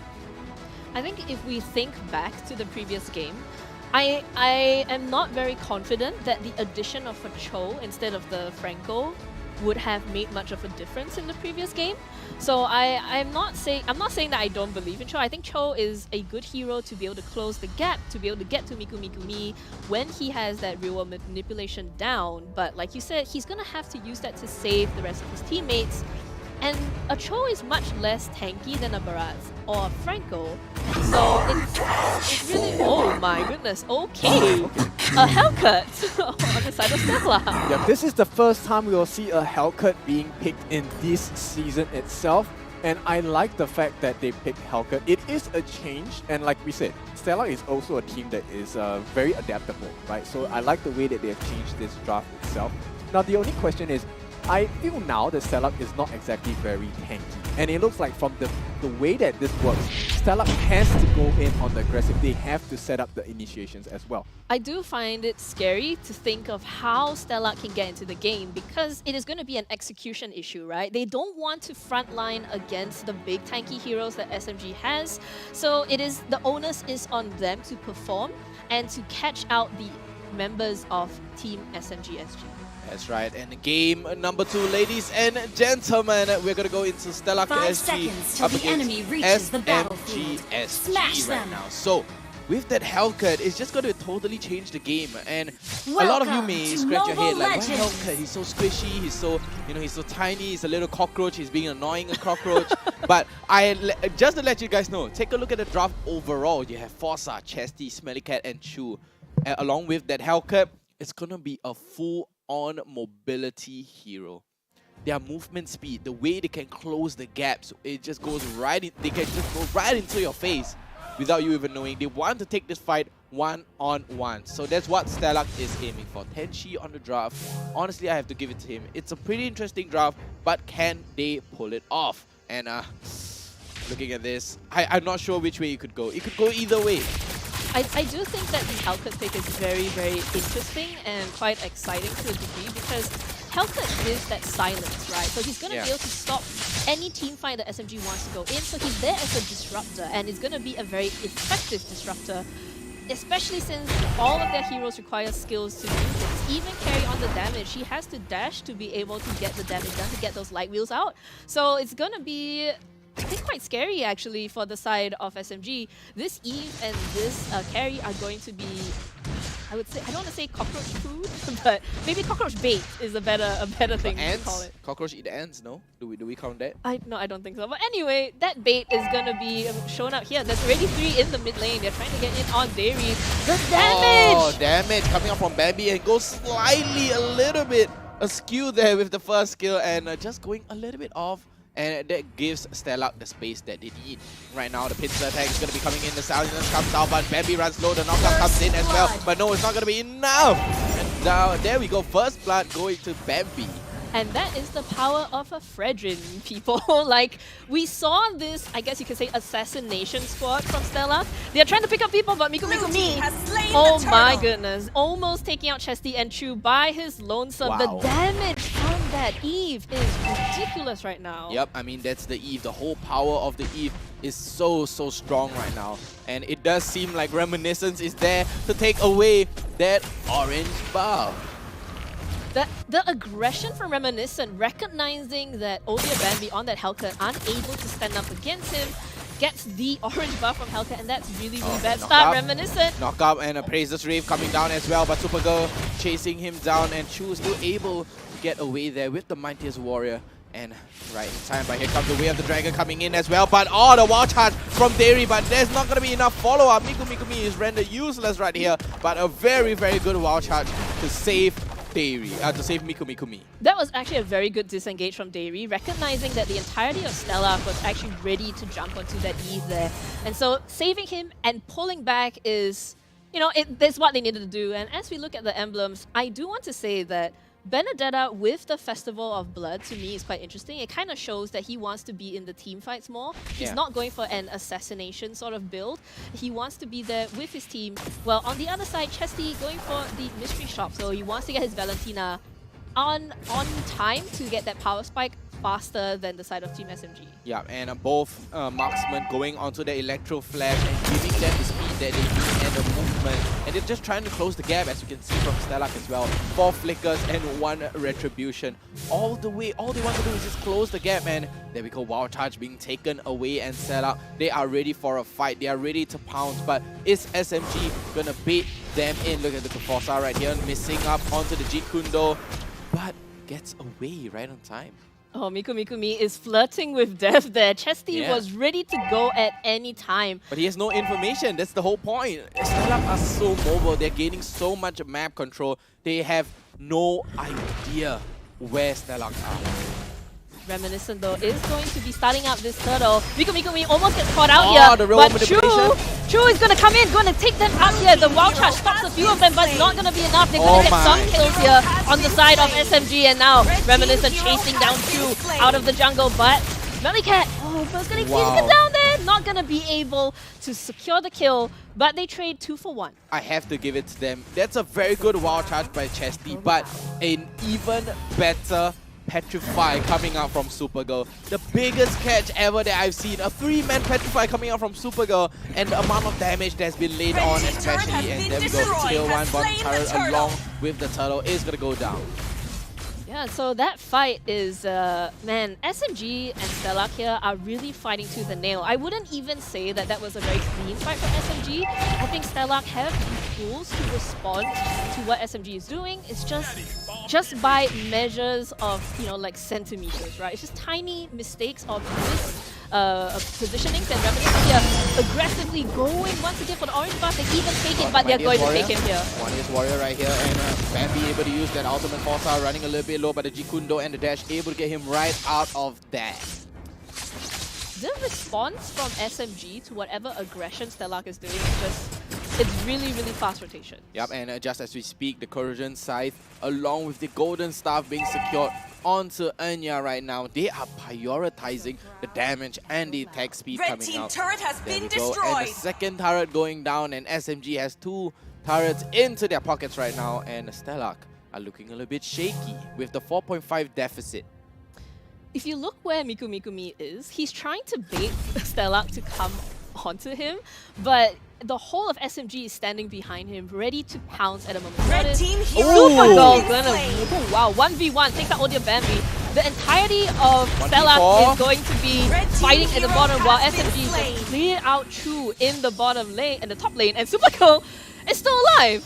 Yep, and Supergirl is just looking for the execution right here. He's gonna get executed, not giving any sort of resources over to Stellark. And what a play from Supergirl, denying everything coming out from them, but Forza with a big knock up here. But all the bombardments coming, but it's just going to go a little bit wide. And Forza with a good 3-man knockup, Way of the Dragon as well to isolate him. But good luck to that. Very good SMG plays right now, and the third turtle coming up onto the map right now, and a 5.5 thousand goal lead to SMG. Stellark, they're falling behind, they're lagging behind, and it looks like a very snowbally type of draft right here, but they're not putting it to maximum use. SMG are just rotating a little bit better. They are cleaner in the execution.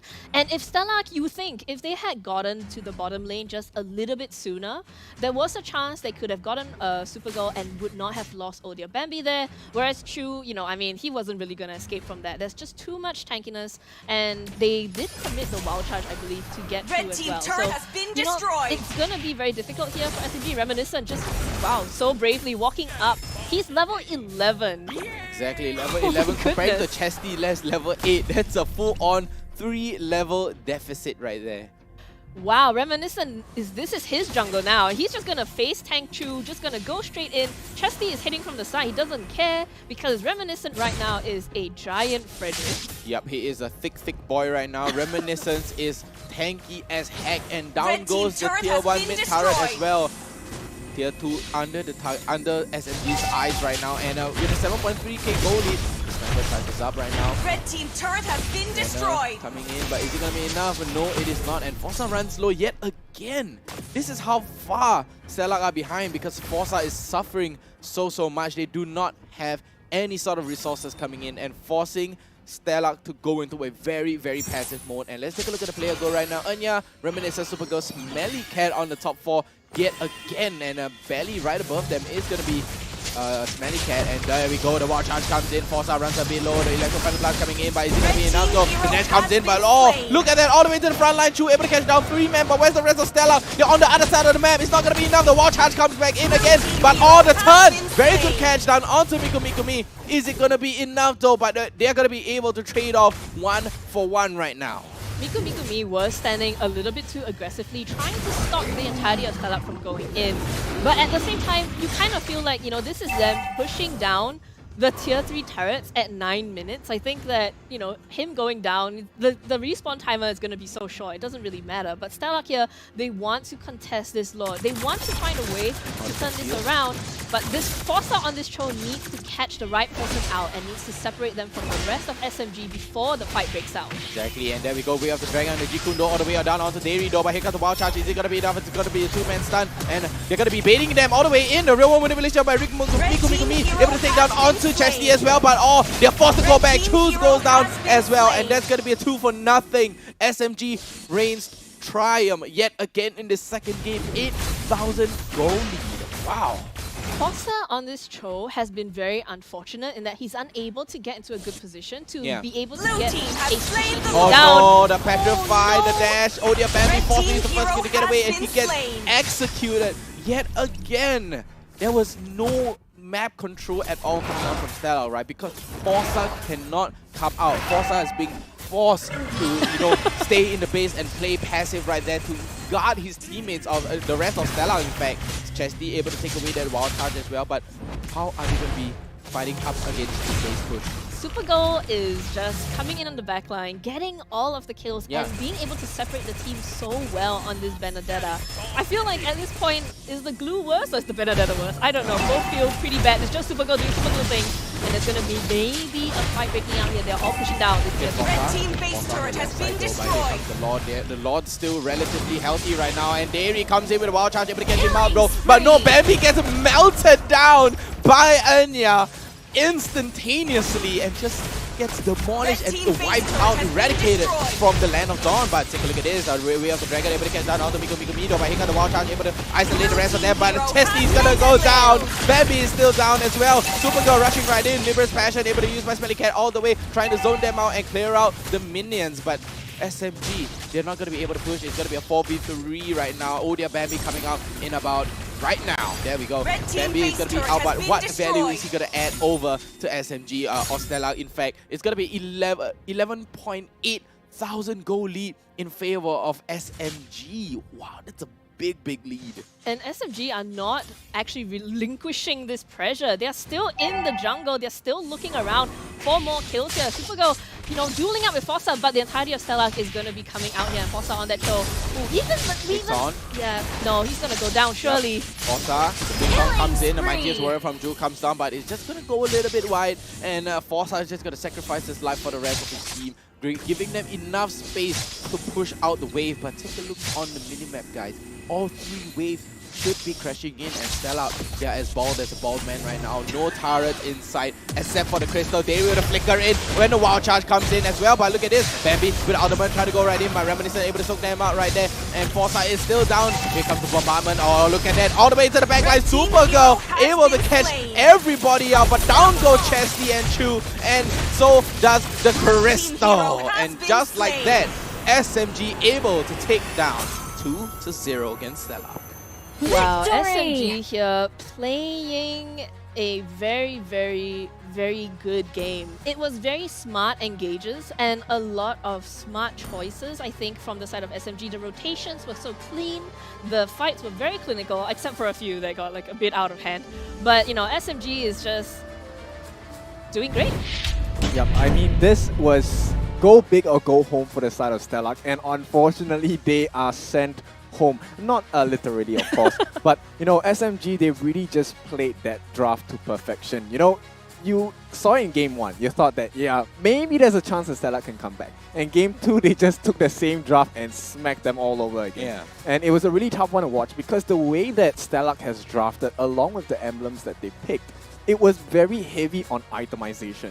What they needed, right, was that actually for the side of Stellark, or for Smelly Cat, he actually took Weapons Master. So Weapons Master gives you an extra 15%. No, he took Electro Flash. No, he took Weapons Master. Really? So he took Weapons Master. He needs items to get that 15% buff, right, on the damage as well. But it didn't really work out for him. And you can see the disparity in terms of the gold. It was an 11.8k gold lead, right, from the side of SMG.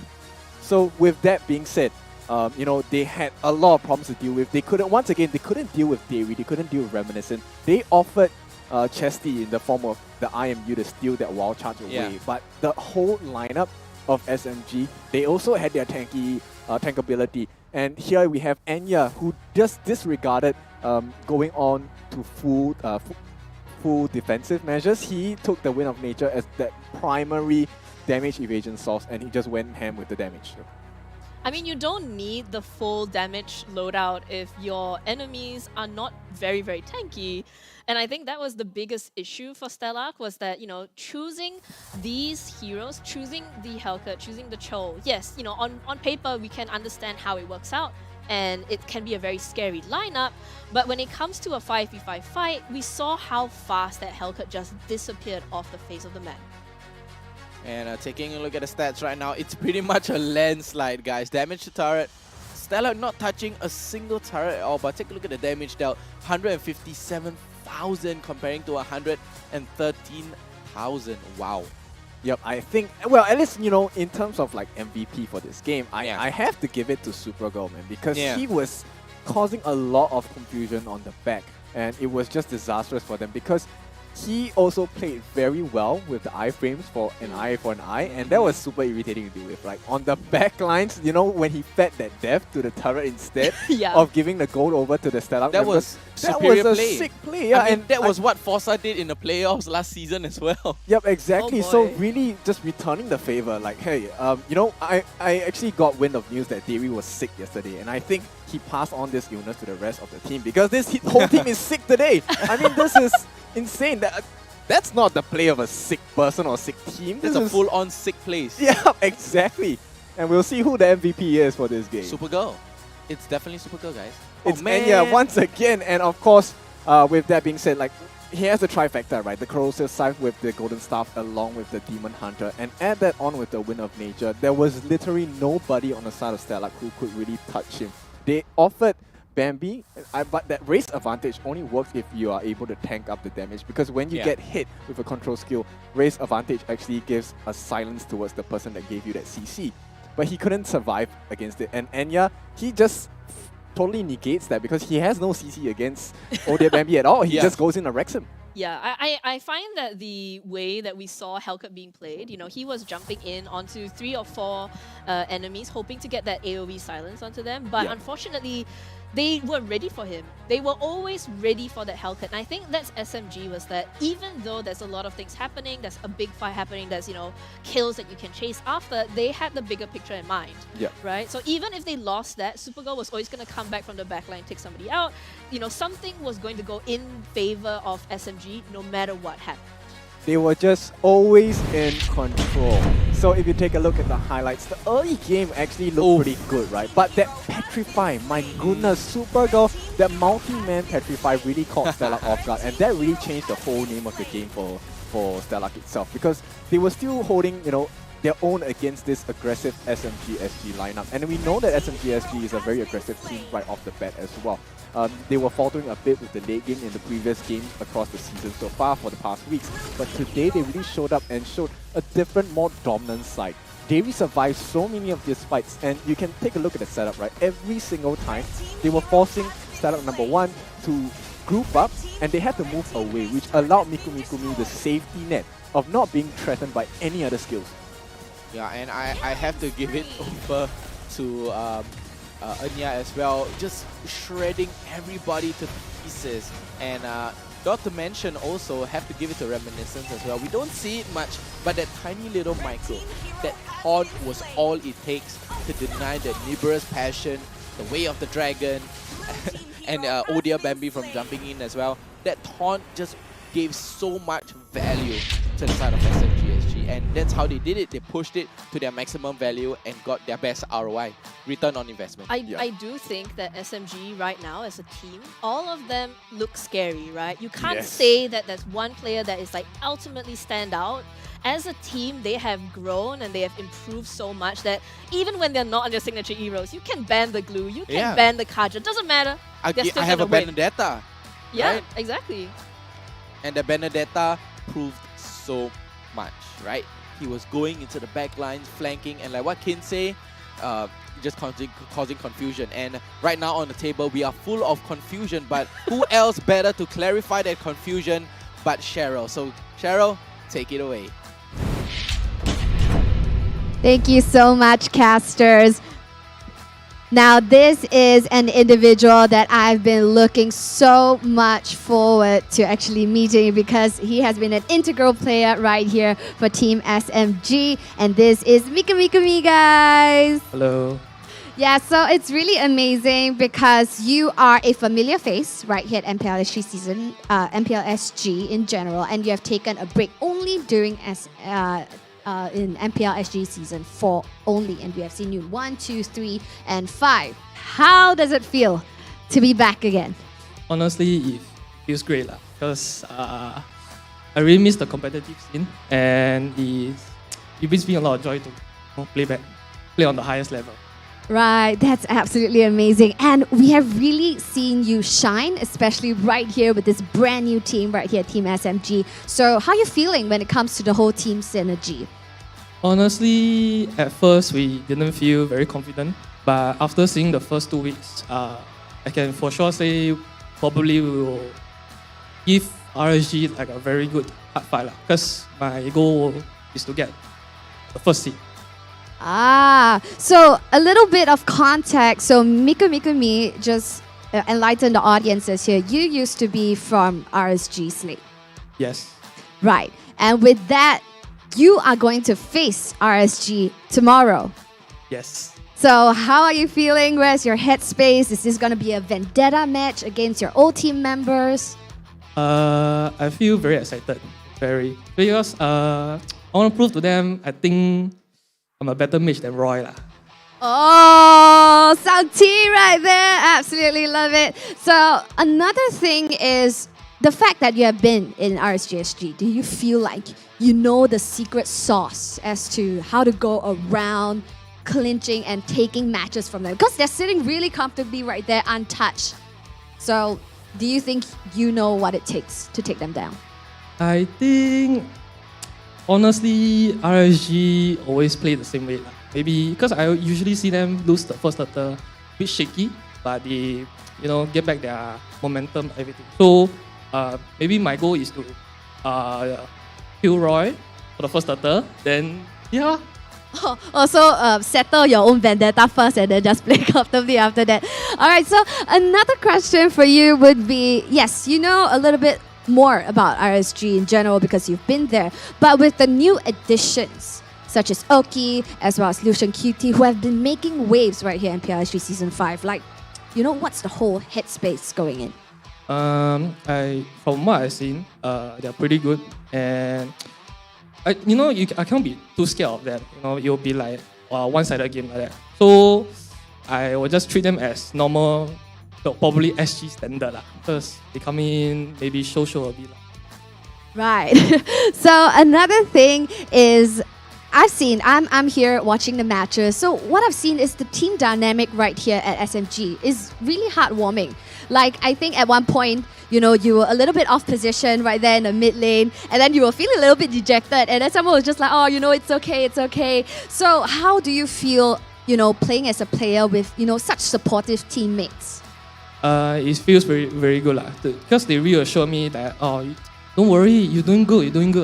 It makes my mind more calm. So Derry can be the nice guy, not just shouting, but also picking you up during matches as well, and has seen you, Derry coming in and saving you in awkward situations as well. So that's really lovely. So final question for you: is this anticipated to see Team SMG sitting quite comfortably right now even more so after this match at the second place? Yes, definitely. So moving forward for the RSG Slate, how are the team going to prepare yourselves for possibly the highest peak right here during the playoff season? Honestly, just destroy the mid lane. So are we able to anticipate more small little tricks up your sleeves right here? Or you guys are already whatever you have tried and tested right here for the regular season, you are just going to rinse and repeat, or you have more stuff, more stuff that we can see? I have a few tricks on my sleeve. Maybe my hidden pocket pick to bring out against RSG. Ooh, so that we can only stick around and find out. So thank you so much for that insightful sharing, Mikumi. Thank you. So yes, we have gotten a little bit of an insight as to what to anticipate tomorrow as well. And this is going to be something that you don't want to miss, ladies and gentlemen. We're going to see RSG Slate SG clash with Team SMG SG. As of right now, these are number 1 and number 2 in the overall standings. So not just today, tomorrow's going to be absolutely sick as well. Now, ladies and gentlemen, we have just concluded match 3, and match 4 is going to come up in just a few minutes time. So that's going to be happening at 7 p.m. and we're going to be anticipating RSG Slate SG going head to head against Team Flash. So stick around and join us, and we'll see you then at 7 p.m.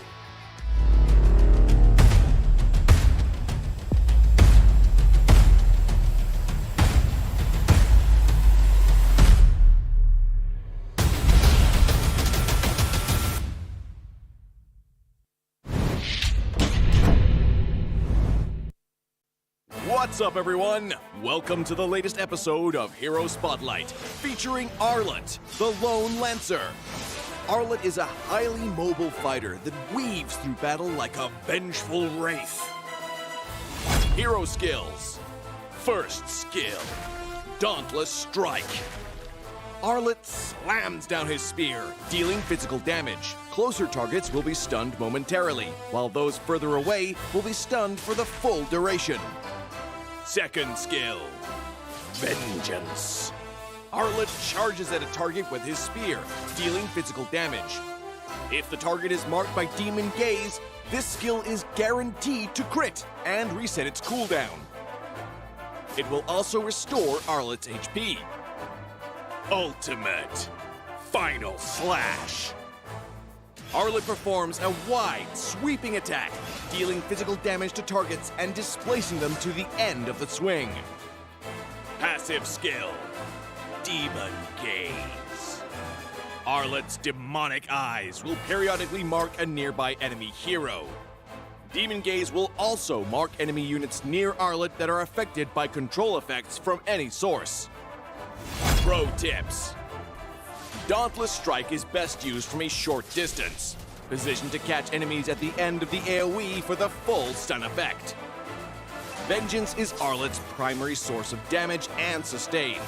If an enemy is just out of reach, stun minions and use Vengeance to leapfrog and quickly cover the gap. When low on HP, Arlet can mark a group of minions with his stun and chain cast Vengeance to quickly recover. Final Slash is a powerful displacement ability that can push enemies out of position for picks or unleashed at the perfect moment to catch the entire team. Combo tips. During the laning phase, wait for your passive to mark the enemy hero. Then strike them with Vengeance, followed by Dauntless Strike to stun and reapply the mark. Use Vengeance again and weave in a basic attack before finishing with another Vengeance. When going into a team fight, look for opportunities to use Vengeance on marked enemies. Use Final Slash to mark and group up enemies and tear into them with skill resets. Use Dauntless Strike to stun low enemies and finish them off with Vengeance. Tactics. Arlet is a formidable hero in the early and mid game. By repeatedly marking the enemy, he can use Vengeance multiple times in quick succession to wear down his opponent while healing himself. After gearing up in the late game, Arlet becomes an even deadlier force, with more defense on top of his mobility and the constant healing from Vengeance resets. Arlet can sustain himself through the fight to continue dishing out damage. For his role as a fighter, we recommend this equipment build to bolster his damage and self-sustain. Choose the fighter emblem to further enhance his survivability, and for battle spells, we recommend Petrify to synergize with his passive and Vengeance skill. Arlet, the Lone Lancer, coming February 14th. 30% off during launch week. Get his Wandering Spear skin for only 51 diamonds the first 2 weeks. And until next time, we'll be seeing you in the Land of Dawn. Arlet, Lone Lancer, official release 0214. Pain is the proof that I'm still alive.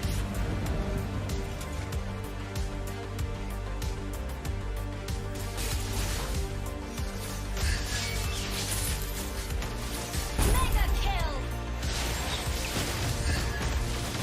Legendary! Double kill!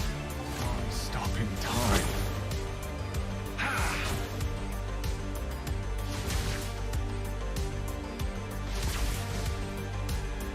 Feel what I feel. Feel what I feel.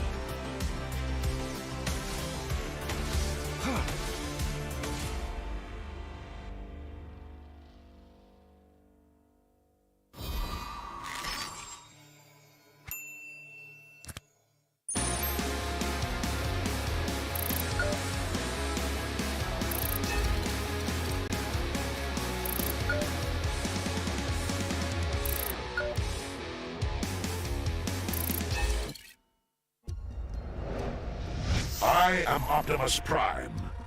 No one can outrun Bumblebee.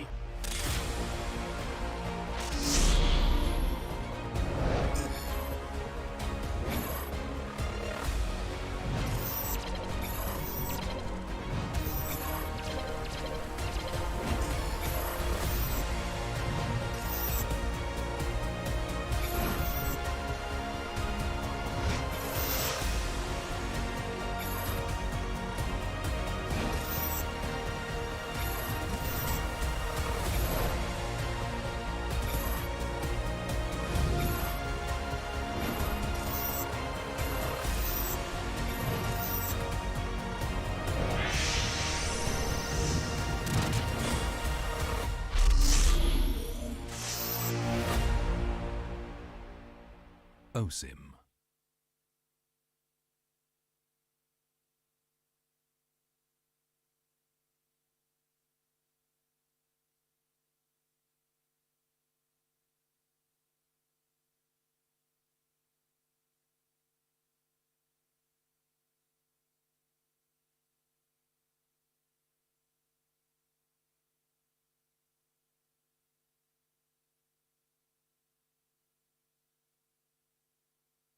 What's up, everyone? Welcome to the latest episode of Hero Spotlight, featuring Arlet, the Lone Lancer. Arlet is a highly mobile fighter that weaves through battle like a vengeful wraith. Hero skills. First skill, Dauntless Strike.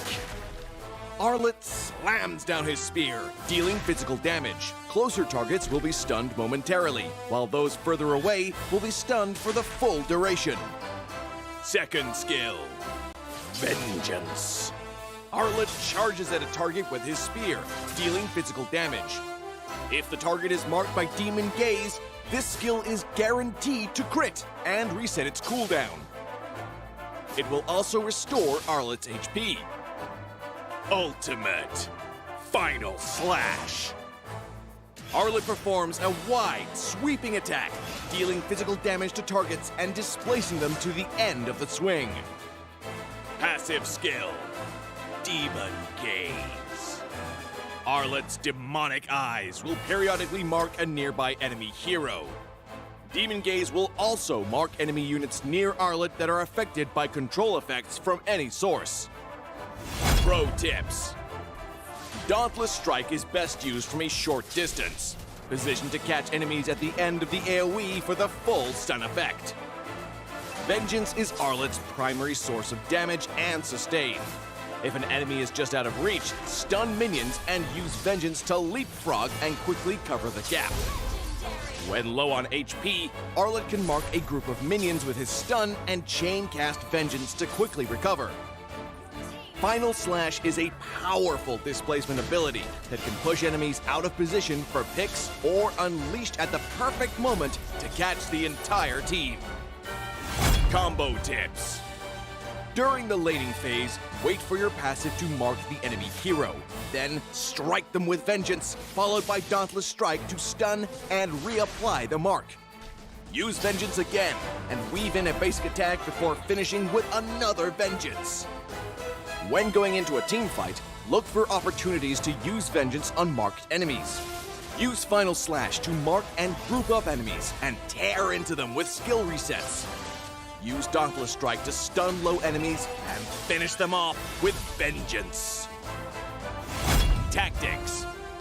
Arlet is a formidable hero in the early and mid-game. By repeatedly marking the enemy, he can use Vengeance multiple times in quick succession to wear down his opponent while healing himself. After gearing up in the late game, Arlet becomes an even deadlier force, with more defense on top of his mobility and the constant healing from Vengeance resets. Arlet can sustain himself through the fight to continue dishing out damage. For his role as a fighter, we recommend this equipment build to bolster his damage and self-sustain. Choose the fighter emblem to further enhance his survivability, and for battle spells, we recommend Petrify to synergize with his passive and Vengeance skill. Arlet, the Lone Lancer, coming February 14th, 30% off during launch week. Get his Wandering Spear skin for only 51 diamonds the first 2 weeks. And until next time, we'll be seeing you in the Land of Dawn. Arlet, Lone Lancer, official release 0214. Pain is the proof that I'm still alive.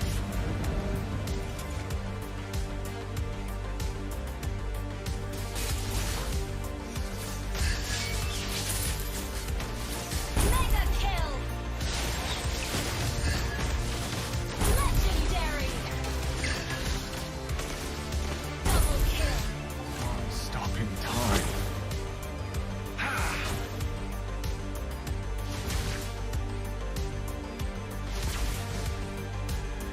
Feel what I feel. Feel what I feel.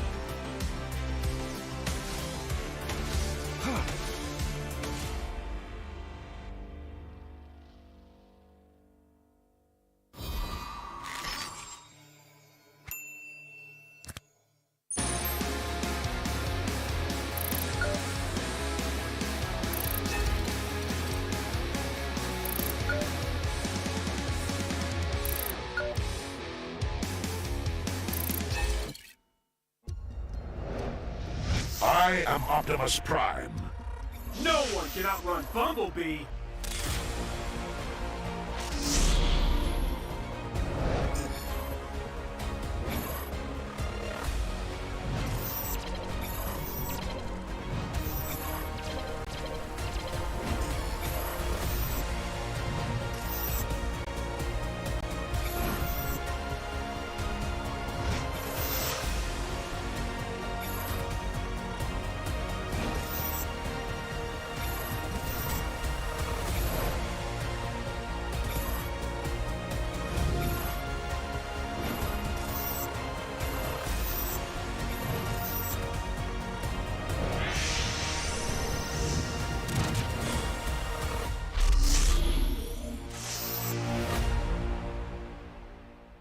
OSIM.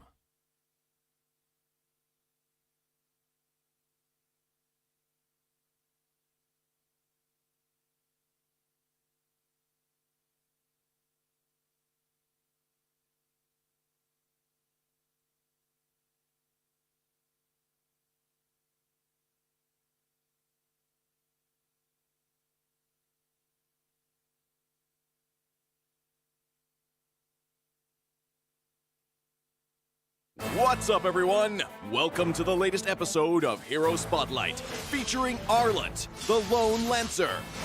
Arlet is a highly mobile fighter that weaves through battle like a vengeful wraith. Hero skills.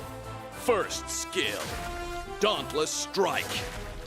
Arlet slams down his spear, dealing physical damage. Closer targets will be stunned momentarily, while those further away will be stunned for the full duration.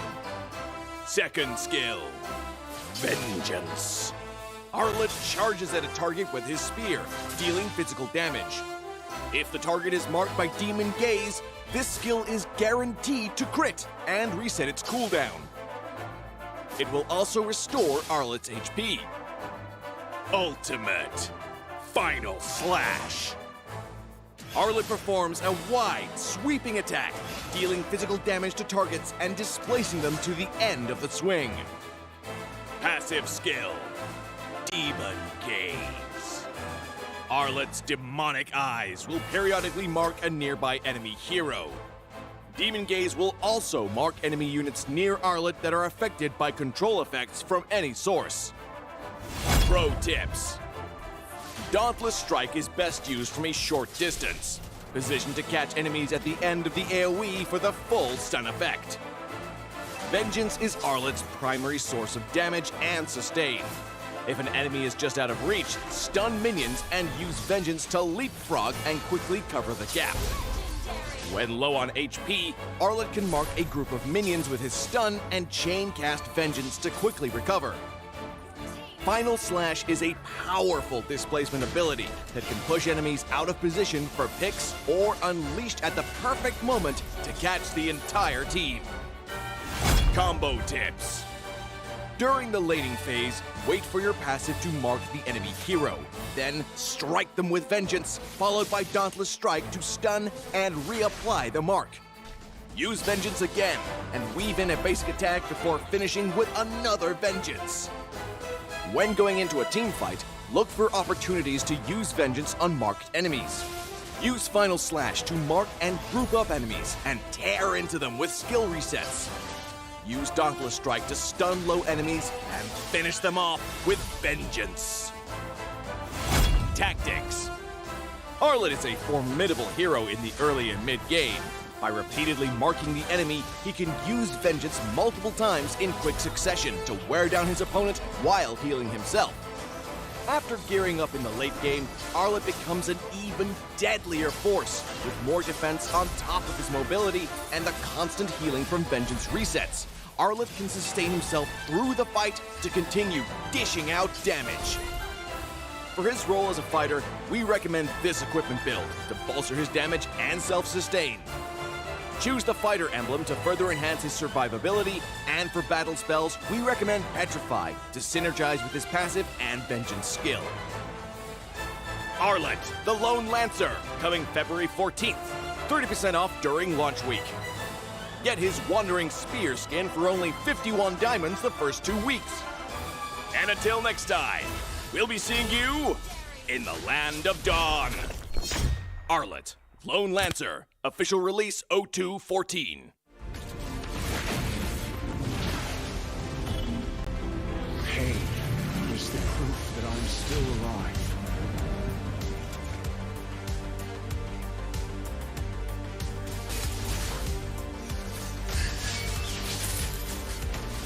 Mega kill! Legendary! Double kill! Stopping time.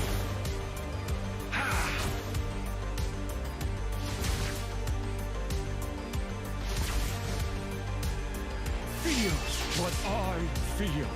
Feel what I feel.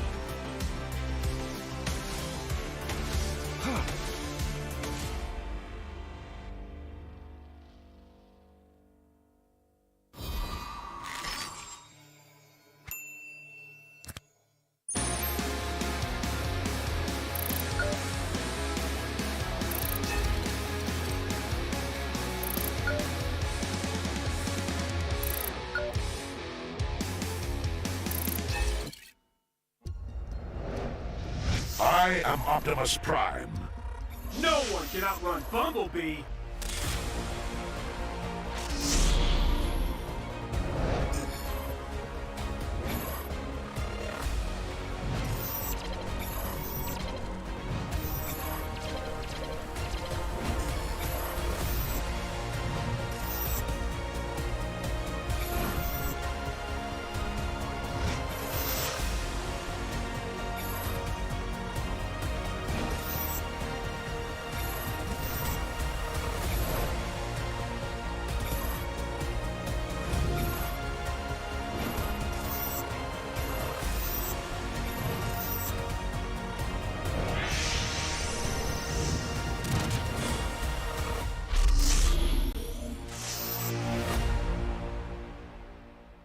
OSIM.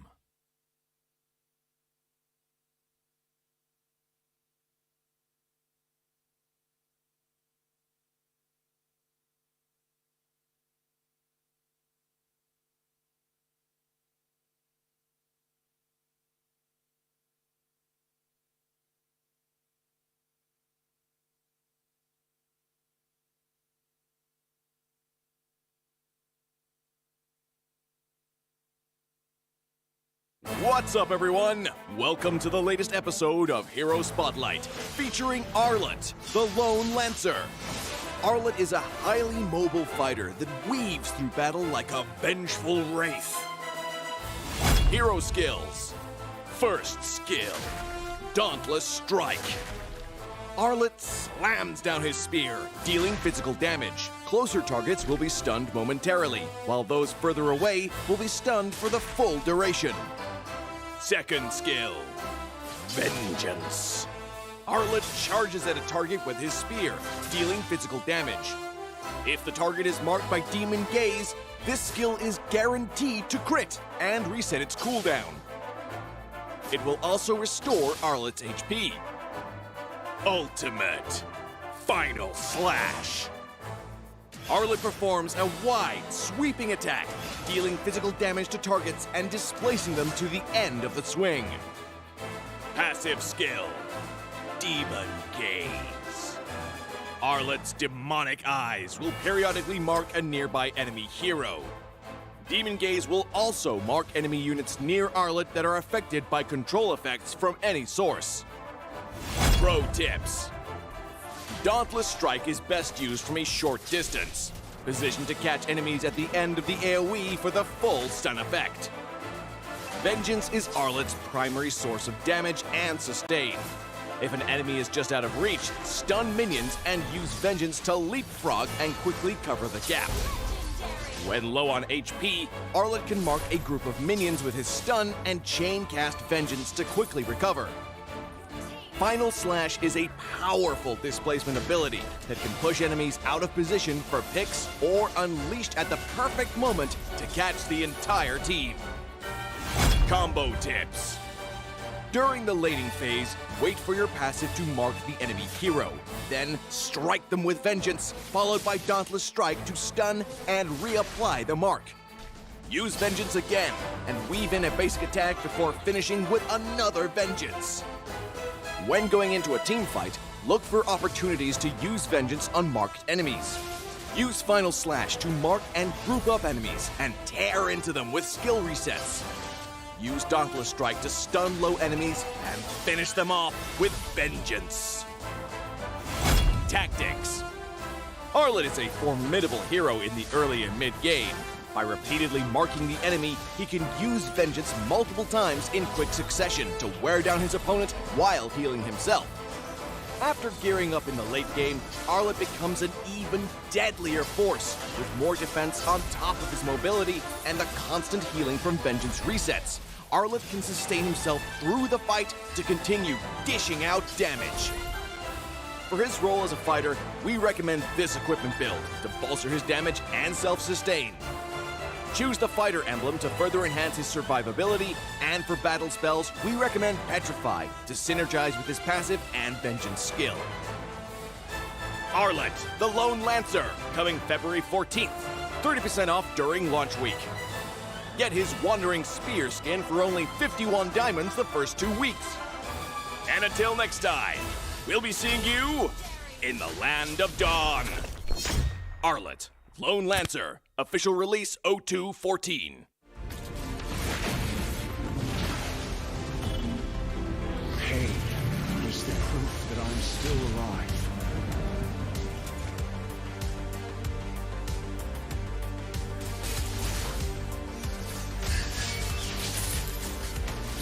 Mega kill! Legendary!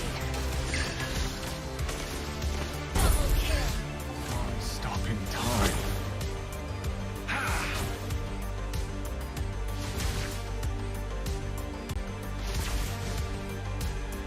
Feel what I feel. Feel what I feel.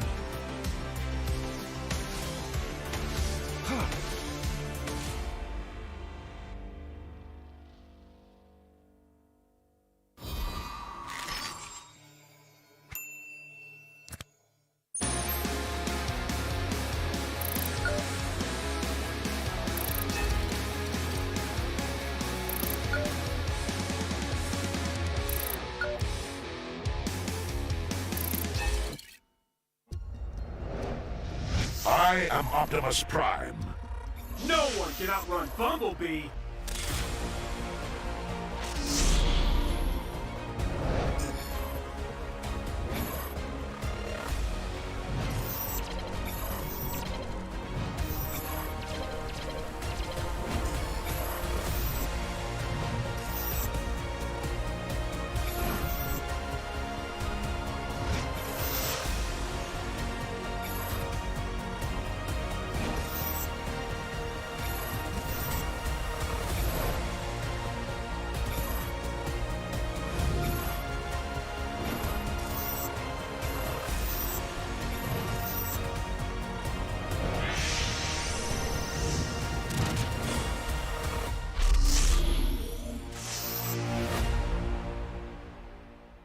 OSIM.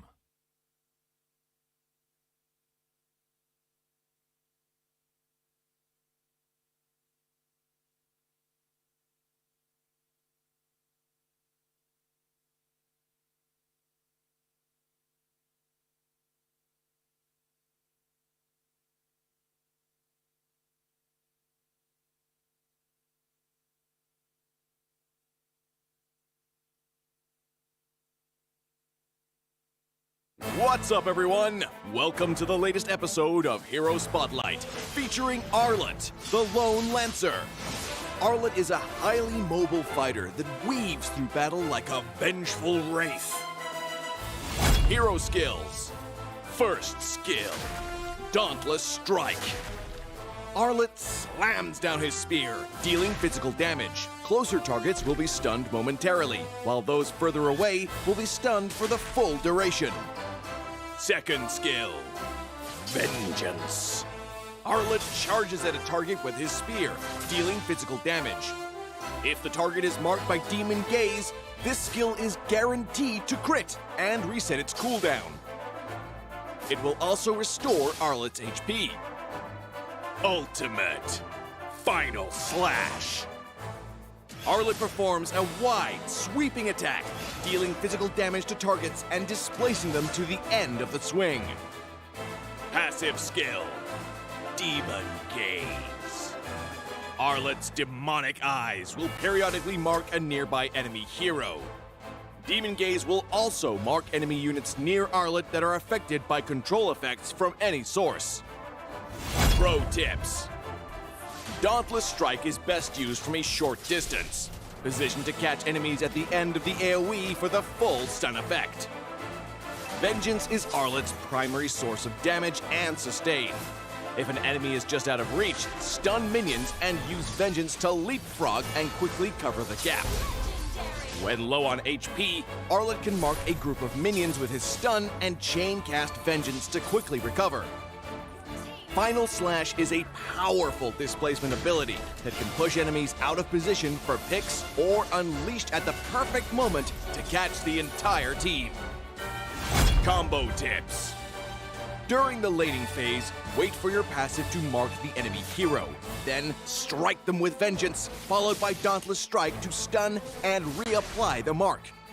Use Vengeance again, and weave in a basic attack before finishing with another Vengeance. When going into a team fight, look for opportunities to use Vengeance on marked enemies. Use Final Slash to mark and group up enemies and tear into them with skill resets. Use Dauntless Strike to stun low enemies and finish them off with Vengeance. Tactics. Arlet is a formidable hero in the early and mid-game. By repeatedly marking the enemy, he can use Vengeance multiple times in quick succession to wear down his opponent while healing himself. After gearing up in the late game, Arlet becomes an even deadlier force, with more defense on top of his mobility and the constant healing from Vengeance resets. Arlet can sustain himself through the fight to continue dishing out damage. For his role as a fighter, we recommend this equipment build to bolster his damage and self-sustain.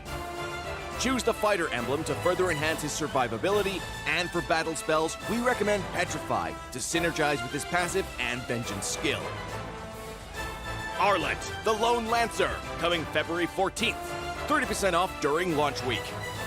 Get his Wandering Spear skin for only 51 diamonds the first 2 weeks.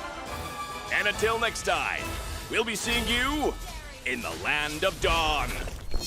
Arlet, Lone Lancer, official release 0214.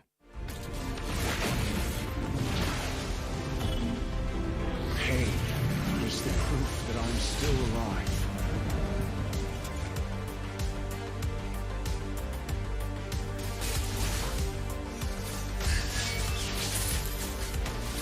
Mega kill!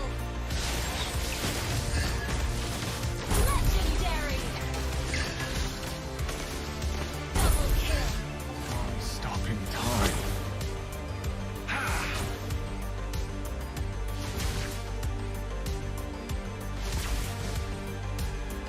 Feel what I feel. Feel what I feel.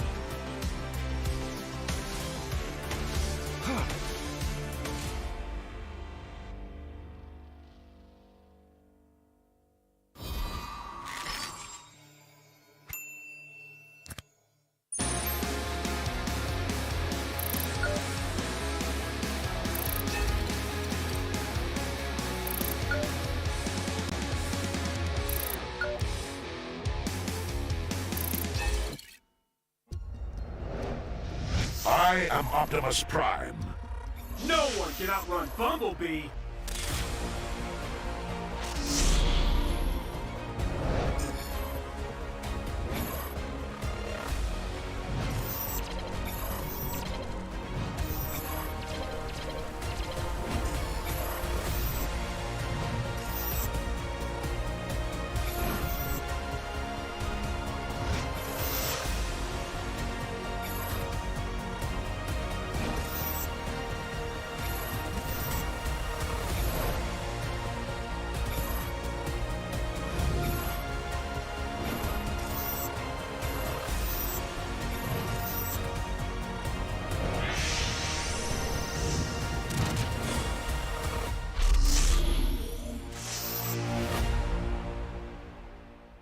OSIM.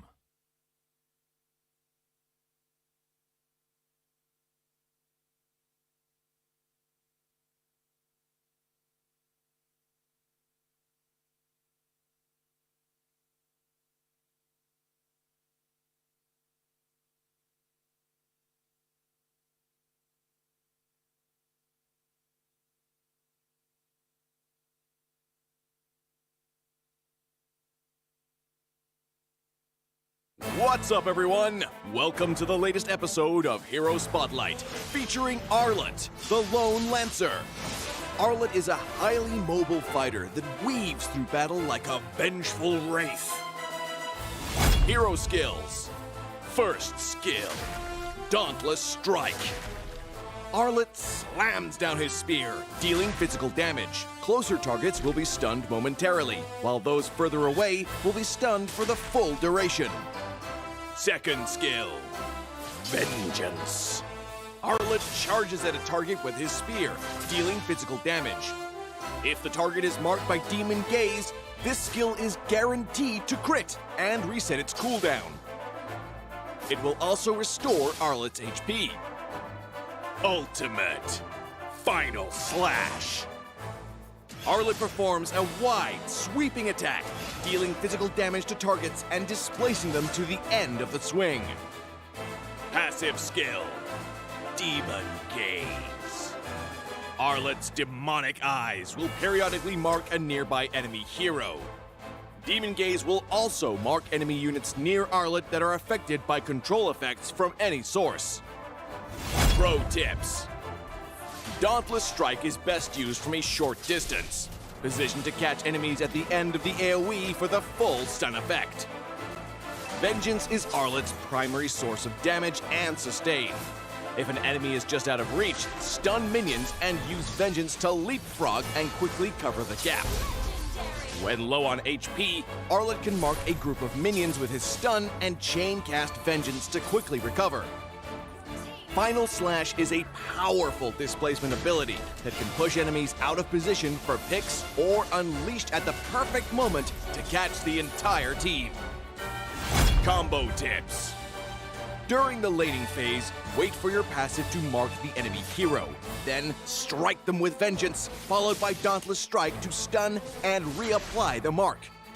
Use Vengeance again and weave in a basic attack before finishing with another Vengeance.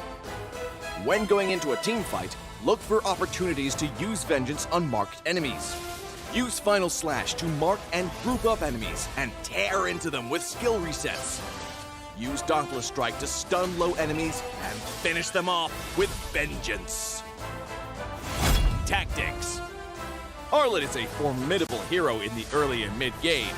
By repeatedly marking the enemy, he can use Vengeance multiple times in quick succession to wear down his opponent while healing himself. After gearing up in the late game, Arlet becomes an even deadlier force, with more defense on top of his mobility and the constant healing from Vengeance resets. Arlet can sustain himself through the fight to continue dishing out damage. For his role as a fighter, we recommend this equipment build to bolster his damage and self-sustain. Choose the fighter emblem to further enhance his survivability, and for battle spells, we recommend Petrify to synergize with his passive and Vengeance skill. Arlet, the Lone Lancer, coming February 14th, 30% off during launch week. Get his Wandering Spear skin for only 51 diamonds the first 2 weeks. And until next time, we'll be seeing you in the Land of Dawn. Arlet, Lone Lancer, official release 0214. Pain is the proof that I'm still alive.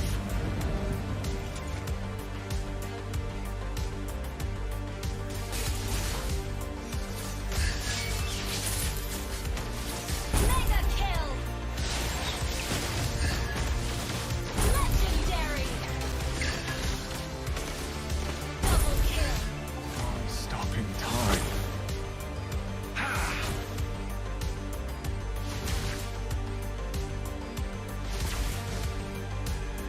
Feels what I feel. Feels what I feel.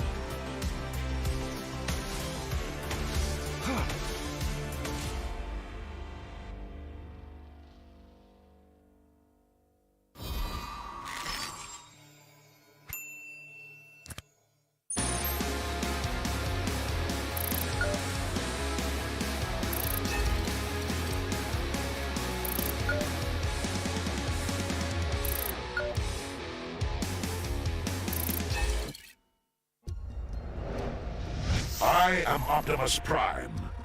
No one can outrun Bumblebee.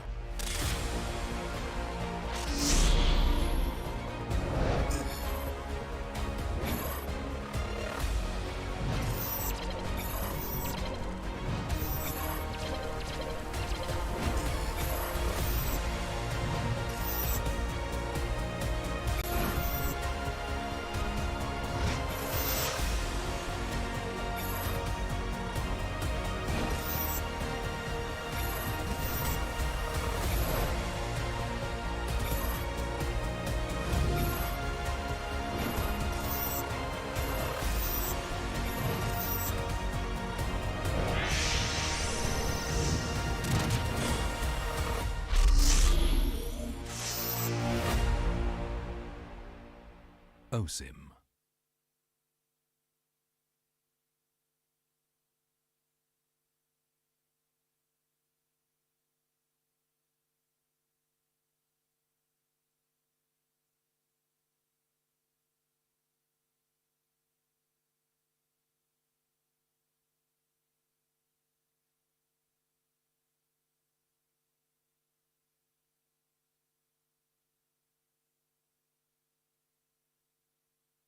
What's up, everyone? Welcome to the latest episode of Hero Spotlight, featuring Arlott, the Lone Lancer. Arlott is a highly mobile fighter that weaves through battle like a vengeful wraith. Hero skills. First skill, Dauntless Strike. Arlott slams down his spear, dealing physical damage. Closer targets will be stunned momentarily, while those further away will be stunned for the full duration. Second skill, Vengeance. Arlott charges at a target with his spear, dealing physical damage. If the target is marked by Demon Gaze, this skill is guaranteed to crit and reset its cooldown. It will also restore Arlott's HP. Ultimate, Final Slash. Arlott performs a wide, sweeping attack, dealing physical damage to targets and displacing them to the end of the swing. Passive skill, Demon Gaze. Arlott's demonic eyes will periodically mark a nearby enemy hero. Demon Gaze will also mark enemy units near Arlott that are affected by control effects from any source. Pro tips. Dauntless Strike is best used from a short distance, positioned to catch enemies at the end of the AoE for the full stun effect. Vengeance is Arlott's primary source of damage and sustain. If an enemy is just out of reach, stun minions and use Vengeance to leapfrog and quickly cover the gap. When low on HP, Arlott can mark a group of minions with his stun and chain cast Vengeance to quickly recover. Final Slash is a powerful displacement ability that can push enemies out of position for picks or unleashed at the perfect moment to catch the entire team. Combo tips. During the laning phase, wait for your passive to mark the enemy hero. Then strike them with Vengeance, followed by Dauntless Strike to stun and reapply the mark. Use Vengeance again and weave in a basic attack before finishing with another Vengeance. When going into a team fight, look for opportunities to use Vengeance on marked enemies. Use Final Slash to mark and group up enemies and tear into them with skill resets. Use Dauntless Strike to stun low enemies and finish them off with Vengeance. Tactics. Arlott is a formidable hero in the early and mid-game. By repeatedly marking the enemy, he can use Vengeance multiple times in quick succession to wear down his opponent while healing himself. After gearing up in the late game, Arlott becomes an even deadlier force, with more defense on top of his mobility and the constant healing from Vengeance resets. Arlott can sustain himself through the fight to continue dishing out damage. For his role as a fighter, we recommend this equipment build to bolster his damage and self-sustain. Choose the fighter emblem to further enhance his survivability, and for battle spells, we recommend Petrify to synergize with his passive and Vengeance skill. Arlott, the Lone Lancer, coming February 14th. 30% off during launch week. Get his Wandering Spear skin for only 51 diamonds the first 2 weeks. And until next time, we'll be seeing you in the Land of Dawn. Arlott, Lone Lancer, official release 0214. Pain is the proof that I'm still alive.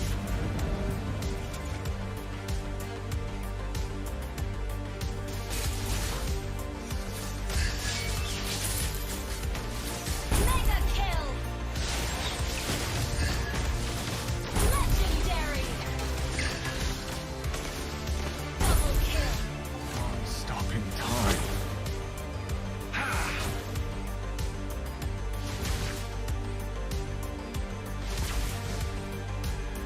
Feel what I feel. Feel what I feel.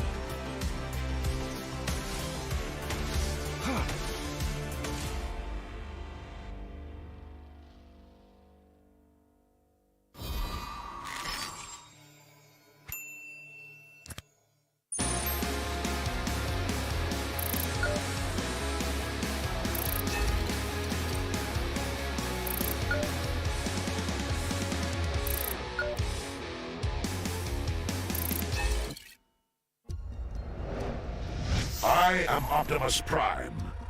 No one can outrun Bumblebee.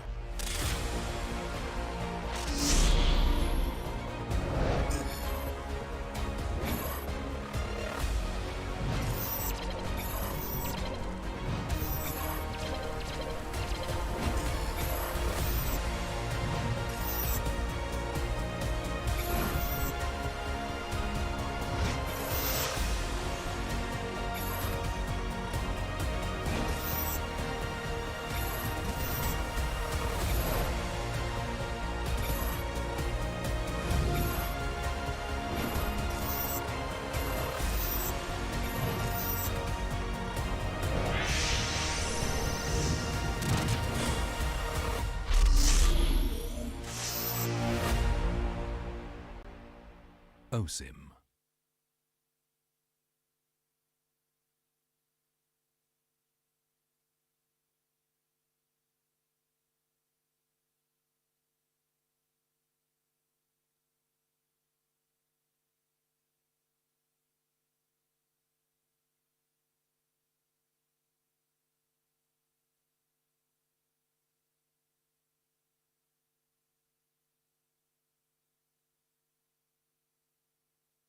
What's up, everyone? Welcome to the latest episode of Hero Spotlight, featuring Arlott, the Lone Lancer. Arlott is a highly mobile fighter that weaves through battle like a vengeful wraith. Hero skills. First skill, Dauntless Strike. Arlott slams down his spear, dealing physical damage. Closer targets will be stunned momentarily, while those further away will be stunned for the full duration. Second skill, Vengeance. Arlott charges at a target with his spear, dealing physical damage. If the target is marked by Demon Gaze, this skill is guaranteed to crit and reset its cooldown. It will also restore Arlott's HP. Ultimate Final Slash. Arlott performs a wide, sweeping attack, dealing physical damage to targets and displacing them to the end of the swing. Passive skill, Demon Gaze. Arlott's demonic eyes will periodically mark a nearby enemy hero. Demon Gaze will also mark enemy units near Arlott that are affected by control effects from any source. Pro tips. Dauntless Strike is best used from a short distance, positioned to catch enemies at the end of the AoE for the full stun effect. Vengeance is Arlott's primary source of damage and sustain. If an enemy is just out of reach, stun minions and use Vengeance to leapfrog and quickly cover the gap. When low on HP, Arlott can mark a group of minions with his stun and chain cast Vengeance to quickly recover. Final Slash is a powerful displacement ability that can push enemies out of position for picks or unleashed at the perfect moment to catch the entire team. Combo tips. During the laning phase, wait for your passive to mark the enemy hero. Then strike them with Vengeance, followed by Dauntless Strike to stun and reapply the mark. Use Vengeance again and weave in a basic attack before finishing with another Vengeance. When going into a team fight, look for opportunities to use Vengeance on marked enemies. Use Final Slash to mark and group up enemies and tear into them with skill resets. Use Dauntless Strike to stun low enemies and finish them off with Vengeance. Tactics. Arlott is a formidable hero in the early and mid game. By repeatedly marking the enemy, he can use Vengeance multiple times in quick succession to wear down his opponent while healing himself. After gearing up in the late game, Arlott becomes an even deadlier force, with more defense on top of his mobility and the constant healing from Vengeance resets. Arlott can sustain himself through the fight to continue dishing out damage. For his role as a fighter, we recommend this equipment build to bolster his damage and self-sustain. Choose the fighter emblem to further enhance his survivability, and for battle spells, we recommend Petrify to synergize with his passive and vengeance skill. Arlet, the Lone Lancer, coming February 14th. 30% off during launch week. Get his Wandering Spear skin for only 51 diamonds the first 2 weeks. And until next time, we'll be seeing you in the Land of Dawn. Arlet, Lone Lancer, official release 0214. Pain is the proof that I'm still alive.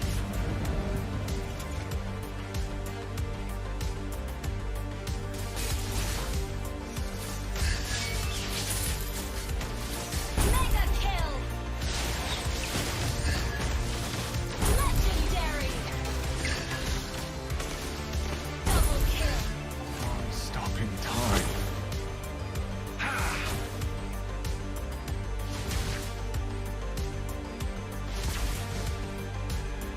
Feel what I feel.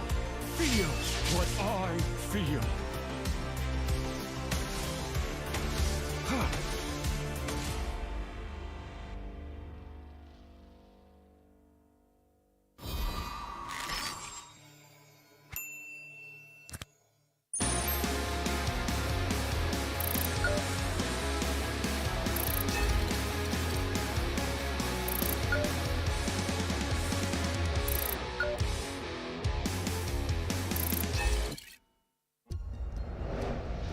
I am Optimus Prime.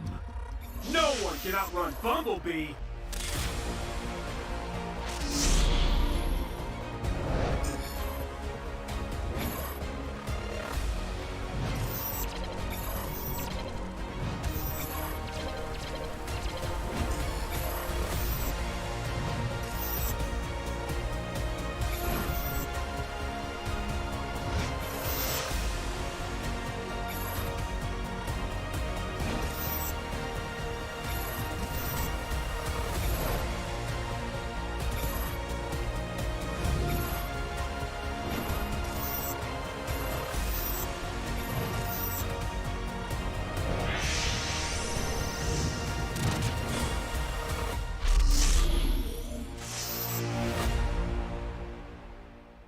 OSIM.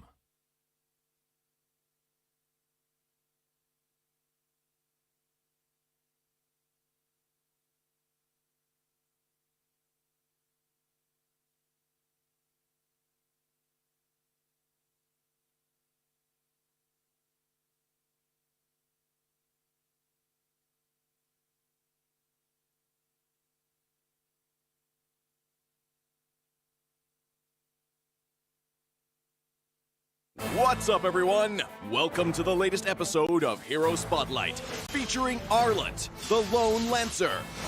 Arlet is a highly mobile fighter that weaves through battle like a vengeful wraith. Hero skills. First skill, Dauntless Strike. Arlet slams down his spear, dealing physical damage. Closer targets will be stunned momentarily, while those further away will be stunned for the full duration. Second skill, Vengeance. Arlet charges at a target with his spear, dealing physical damage. If the target is marked by Demon Gaze, this skill is guaranteed to crit and reset its cooldown. It will also restore Arlet's HP. Ultimate Final Slash.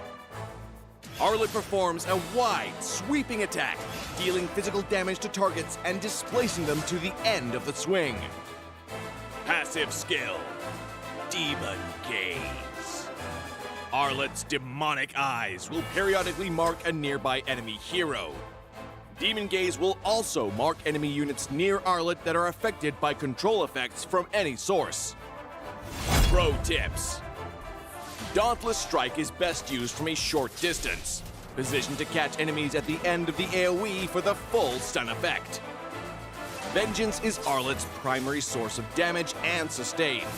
If an enemy is just out of reach, stun minions and use Vengeance to leapfrog and quickly cover the gap. When low on HP, Arlet can mark a group of minions with his stun and chain cast Vengeance to quickly recover. Final Slash is a powerful displacement ability that can push enemies out of position for picks or unleashed at the perfect moment to catch the entire team. Combo tips. During the laning phase, wait for your passive to mark the enemy hero. Then strike them with Vengeance, followed by Dauntless Strike to stun and reapply the mark. Use Vengeance again, and weave in a basic attack before finishing with another Vengeance. When going into a team fight, look for opportunities to use Vengeance on marked enemies. Use Final Slash to mark and group up enemies and tear into them with skill resets. Use Dauntless Strike to stun low enemies and finish them off with Vengeance. Tactics. Arlet is a formidable hero in the early and mid-game. By repeatedly marking the enemy, he can use Vengeance multiple times in quick succession to wear down his opponent while healing himself. After gearing up in the late game, Arlet becomes an even deadlier force, with more defense on top of his mobility and the constant healing from Vengeance resets. Arlet can sustain himself through the fight to continue dishing out damage. For his role as a fighter, we recommend this equipment build to bolster his damage and self-sustain. Choose the fighter emblem to further enhance his survivability, and for battle spells, we recommend Petrify to synergize with his passive and Vengeance skill. Arlet, the Lone Lancer, coming February 14th. 30% off during launch week. Get his Wandering Spear skin for only 51 diamonds the first 2 weeks. And until next time, we'll be seeing you in the Land of Dawn. Arlet, Lone Lancer, official release 0214. Pain is the proof that I'm still alive.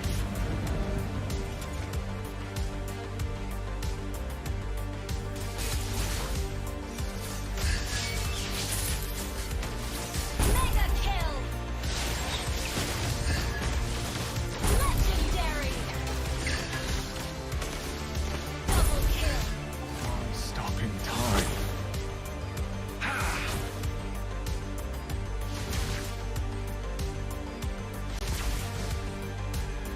Feel what I feel. Feel what I feel.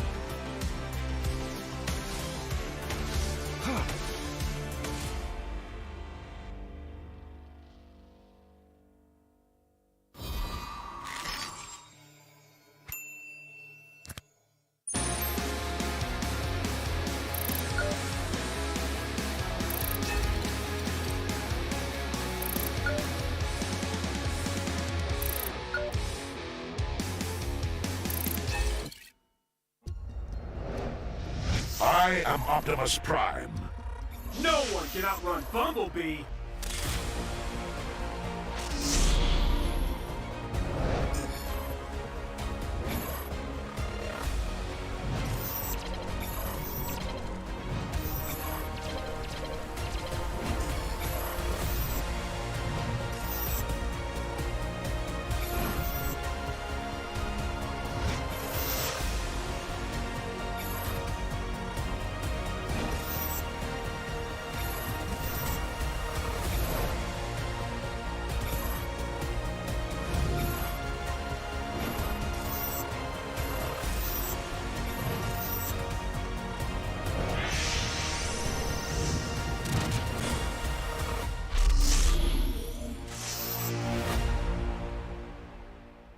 OSIM.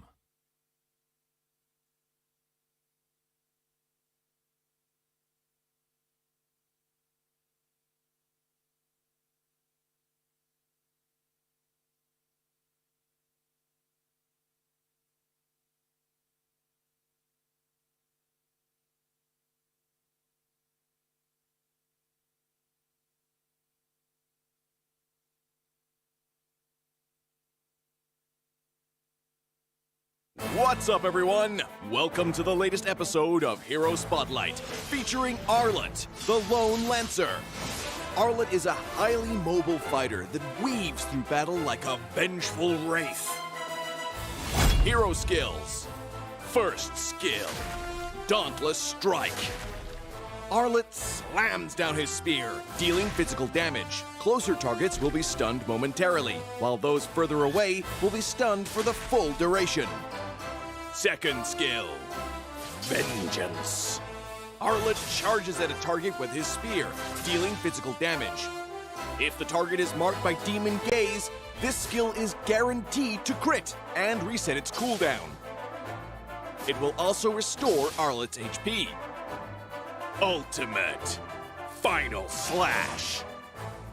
Arlet performs a wide, sweeping attack, dealing physical damage to targets and displacing them to the end of the swing. Passive skill, Demon Gaze. Arlet's demonic eyes will periodically mark a nearby enemy hero. Demon Gaze will also mark enemy units near Arlet that are affected by control effects from any source. Pro tips. Dauntless Strike is best used from a short distance, positioned to catch enemies at the end of the AoE for the full stun effect. Vengeance is Arlet's primary source of damage and sustain. If an enemy is just out of reach, stun minions and use Vengeance to leapfrog and quickly cover the gap. When low on HP, Arlet can mark a group of minions with his stun and chain cast Vengeance to quickly recover. Final Slash is a powerful displacement ability that can push enemies out of position for picks or unleashed at the perfect moment to catch the entire team. Combo tips. During the laning phase, wait for your passive to mark the enemy hero. Then strike them with Vengeance, followed by Dauntless Strike to stun and reapply the mark. Use Vengeance again and weave in a basic attack before finishing with another Vengeance. When going into a team fight, look for opportunities to use Vengeance on marked enemies. Use Final Slash to mark and group up enemies and tear into them with skill resets. Use Dauntless Strike to stun low enemies and finish them off with Vengeance. Tactics. Arlet is a formidable hero in the early and mid game. By repeatedly marking the enemy, he can use Vengeance multiple times in quick succession to wear down his opponent while healing himself. After gearing up in the late game, Arlet becomes an even deadlier force, with more defense on top of his mobility and the constant healing from Vengeance resets. Arlet can sustain himself through the fight to continue dishing out damage. For his role as a fighter, we recommend this equipment build to bolster his damage and self-sustain. Choose the fighter emblem to further enhance his survivability, and for battle spells, we recommend Petrify to synergize with his passive and Vengeance skill. Arlet, the Lone Lancer, coming February 14th. 30% off during launch week. Get his Wandering Spear skin for only 51 diamonds the first 2 weeks. And until next time, we'll be seeing you in the Land of Dawn. Arlet, Lone Lancer, official release 0214. Pain is the proof that I'm still alive.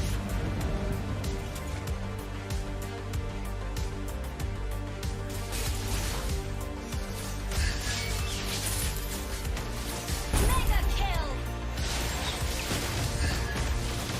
Legendary! Double kill! Stopping time.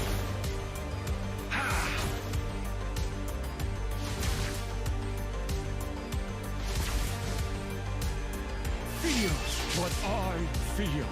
Feel what I feel.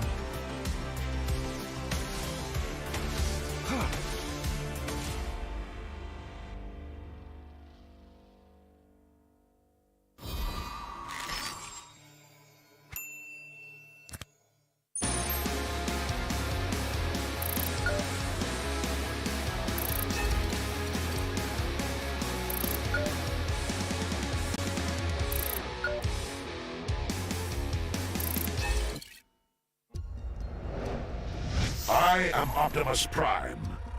No one can outrun Bumblebee!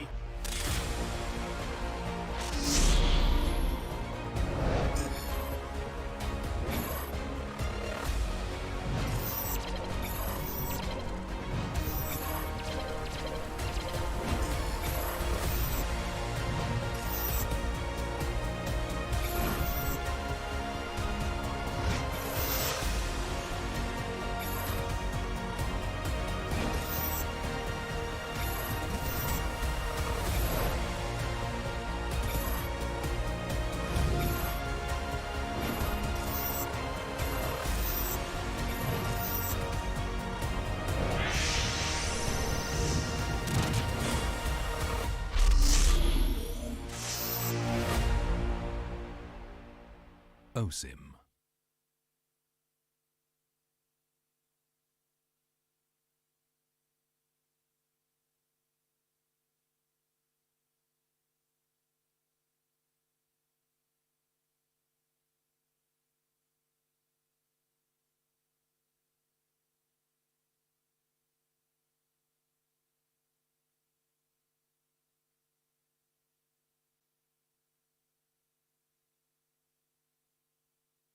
What's up, everyone? Welcome to the latest episode of Hero Spotlight, featuring Arlet, the Lone Lancer. Arlet is a highly mobile fighter that weaves through battle like a vengeful wraith. Hero skills. First skill, Dauntless Strike. Arlet slams down his spear, dealing physical damage. Closer targets will be stunned momentarily, while those further away will be stunned for the full duration. Second skill, Vengeance.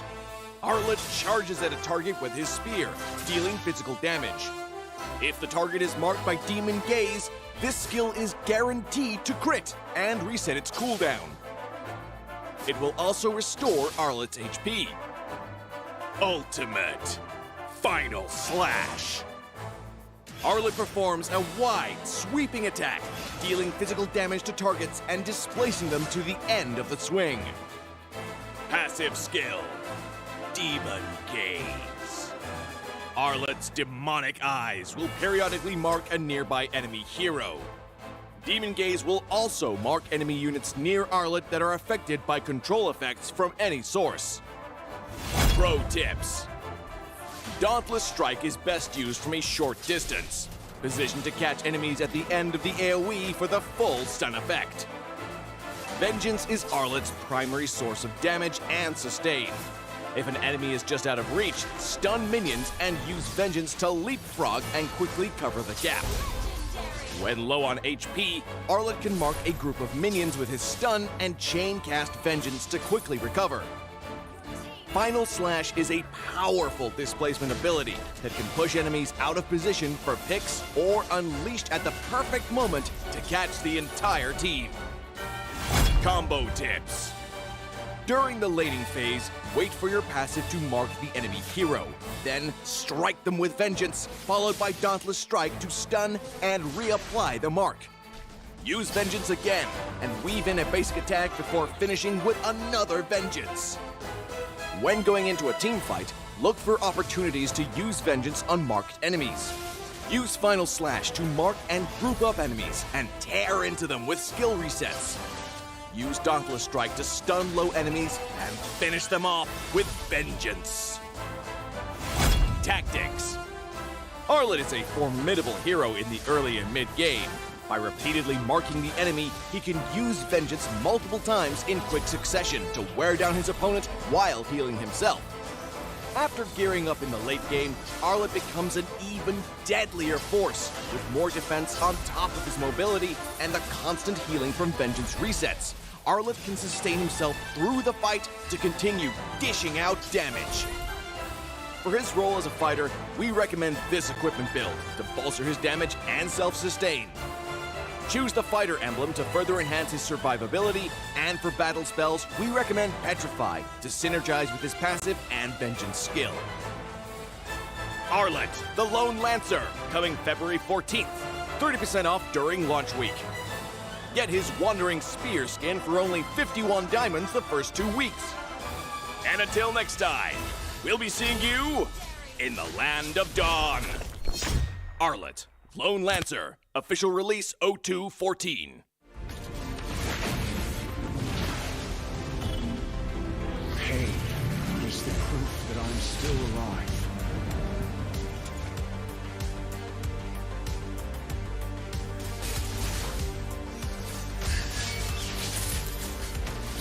Mega kill! Legendary! Double kill! Stopping time.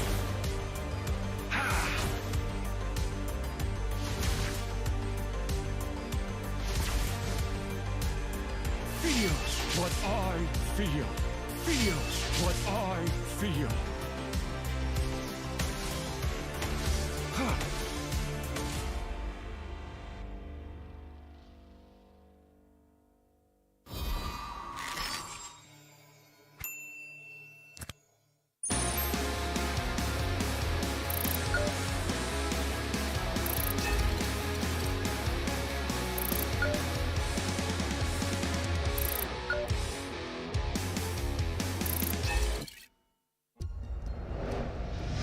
I am Optimus Prime.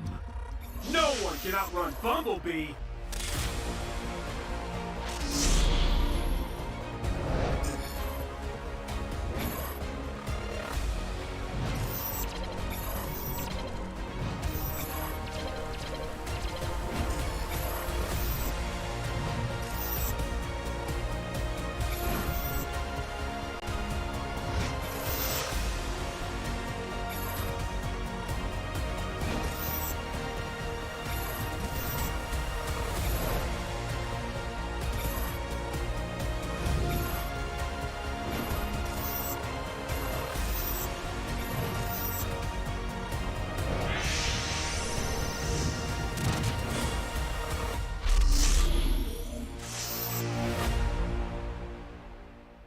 OSIM.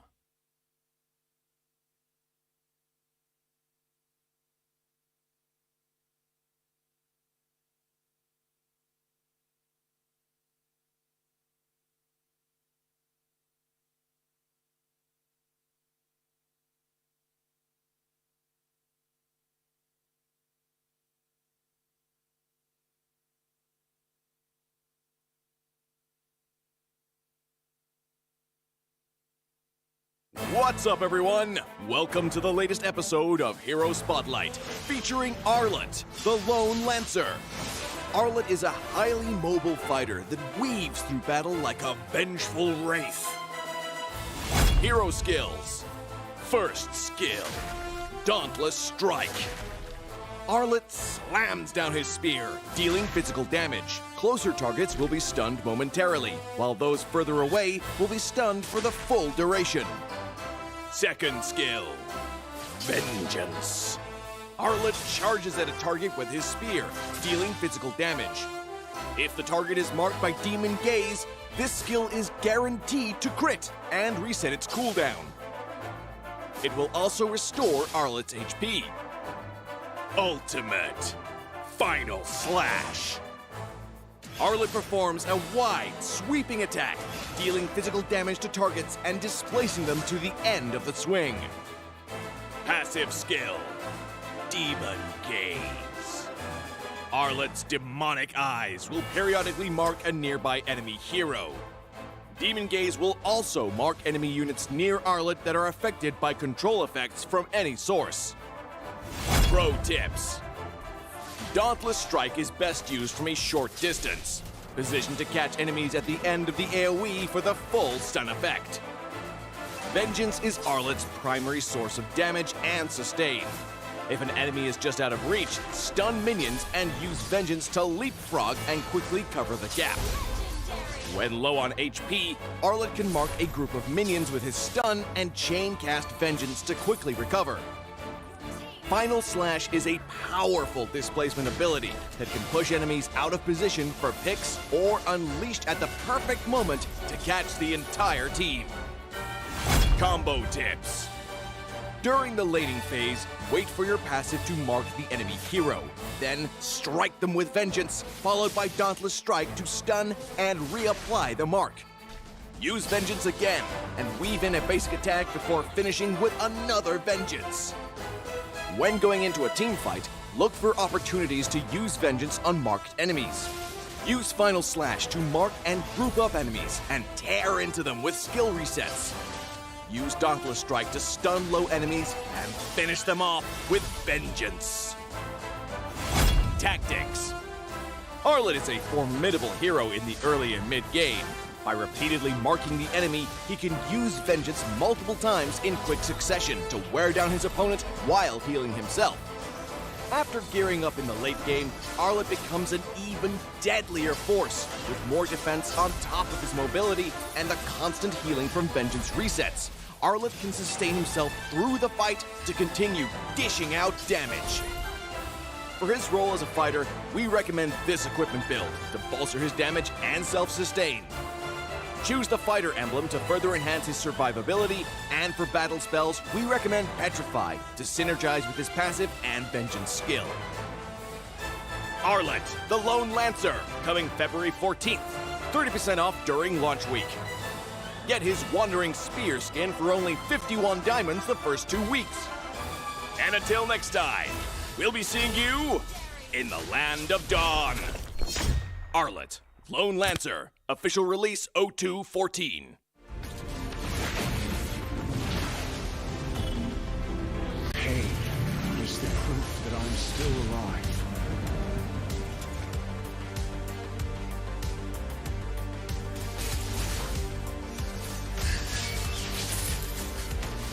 Mega kill!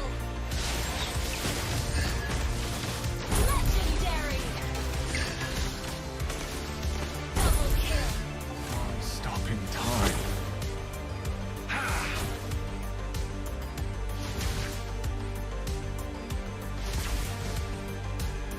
Feel what I feel. Feel what I feel.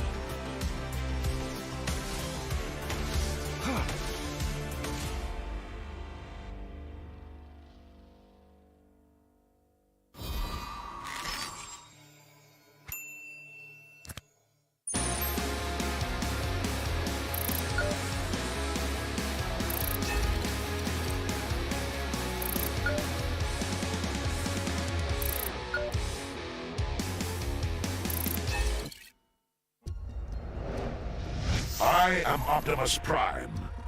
No one can outrun Bumblebee.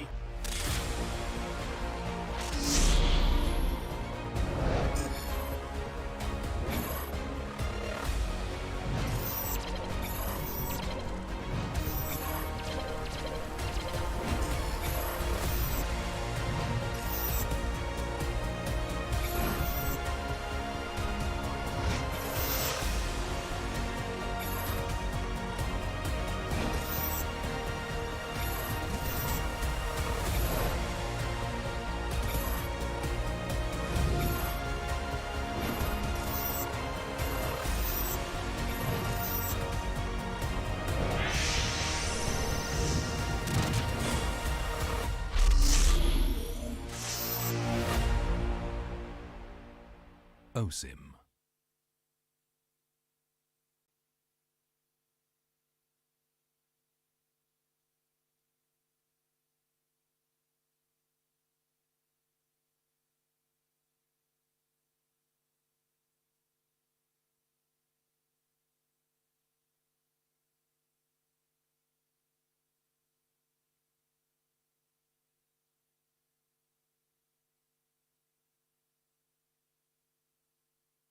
What's up, everyone? Welcome to the latest episode of Hero Spotlight, featuring Arlet, the Lone Lancer. Arlet is a highly mobile fighter that weaves through battle like a vengeful wraith. Hero skills. First skill, Dauntless Strike. Arlet slams down his spear, dealing physical damage. Closer targets will be stunned momentarily, while those further away will be stunned for the full duration. Second skill, Vengeance. Arlet charges at a target with his spear, dealing physical damage. If the target is marked by Demon Gaze, this skill is guaranteed to crit and reset its cooldown. It will also restore Arlet's HP. Ultimate Final Slash. Arlet performs a wide, sweeping attack, dealing physical damage to targets and displacing them to the end of the swing. Passive skill, Demon Gaze. Arlet's demonic eyes will periodically mark a nearby enemy hero. Demon Gaze will also mark enemy units near Arlet that are affected by control effects from any source. Pro tips. Dauntless Strike is best used from a short distance, positioned to catch enemies at the end of the AoE for the full stun effect. Vengeance is Arlet's primary source of damage and sustain. If an enemy is just out of reach, stun minions and use Vengeance to leapfrog and quickly cover the gap. When low on HP, Arlet can mark a group of minions with his stun and chain cast Vengeance to quickly recover. Final Slash is a powerful displacement ability that can push enemies out of position for picks or unleashed at the perfect moment to catch the entire team. Combo tips. During the lading phase, wait for your passive to mark the enemy hero. Then strike them with Vengeance, followed by Dauntless Strike to stun and reapply the mark. Use Vengeance again, and weave in a basic attack before finishing with another Vengeance. When going into a team fight, look for opportunities to use Vengeance on marked enemies. Use Final Slash to mark and group up enemies and tear into them with skill resets. Use Dauntless Strike to stun low enemies and finish them off with Vengeance. Tactics. Arlet is a formidable hero in the early and mid-game. By repeatedly marking the enemy, he can use Vengeance multiple times in quick succession to wear down his opponent while healing himself. After gearing up in the late game, Arlet becomes an even deadlier force, with more defense on top of his mobility and the constant healing from Vengeance resets. Arlet can sustain himself through the fight to continue dishing out damage. For his role as a fighter, we recommend this equipment build to bolster his damage and self-sustain. Choose the fighter emblem to further enhance his survivability, and for battle spells, we recommend Petrify to synergize with his passive and Vengeance skill. Arlet, the Lone Lancer, coming February 14th. 30% off during launch week. Get his Wandering Spear skin for only 51 diamonds the first 2 weeks. And until next time, we'll be seeing you in the Land of Dawn.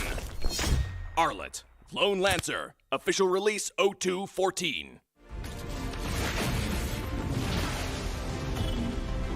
Pain is the proof that I'm still alive.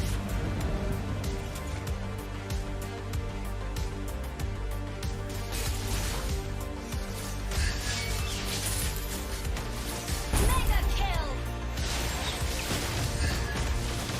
Legendary! Double kill! I'm stopping time.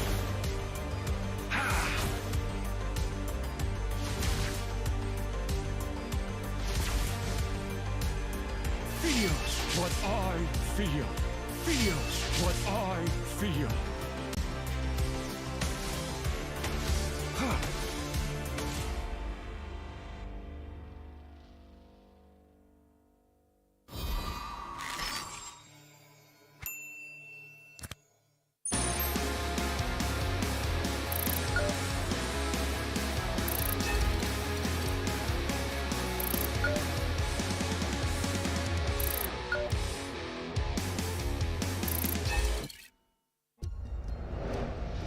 I am Optimus Prime. No one can outrun Bumblebee.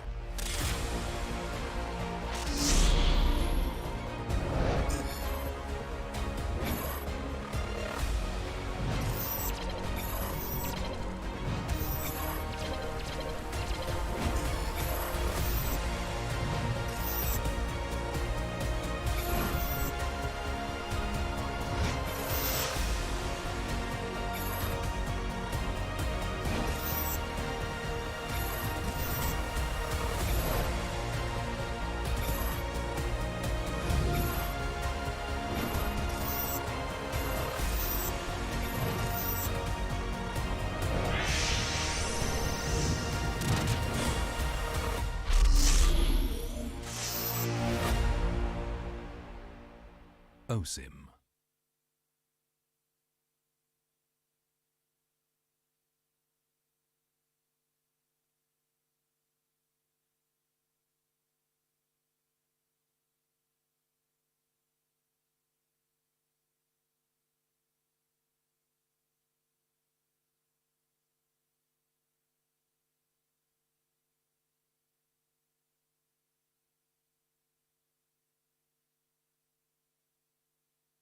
What's up, everyone? Welcome to the latest episode of Hero Spotlight, featuring Arlet, the Lone Lancer. Arlet is a highly mobile fighter that weaves through battle like a vengeful wraith. Hero skills. First skill, Dauntless Strike. Arlet slams down his spear, dealing physical damage. Closer targets will be stunned momentarily, while those further away will be stunned for the full duration. Second skill, Vengeance. Arlet charges at a target with his spear, dealing physical damage.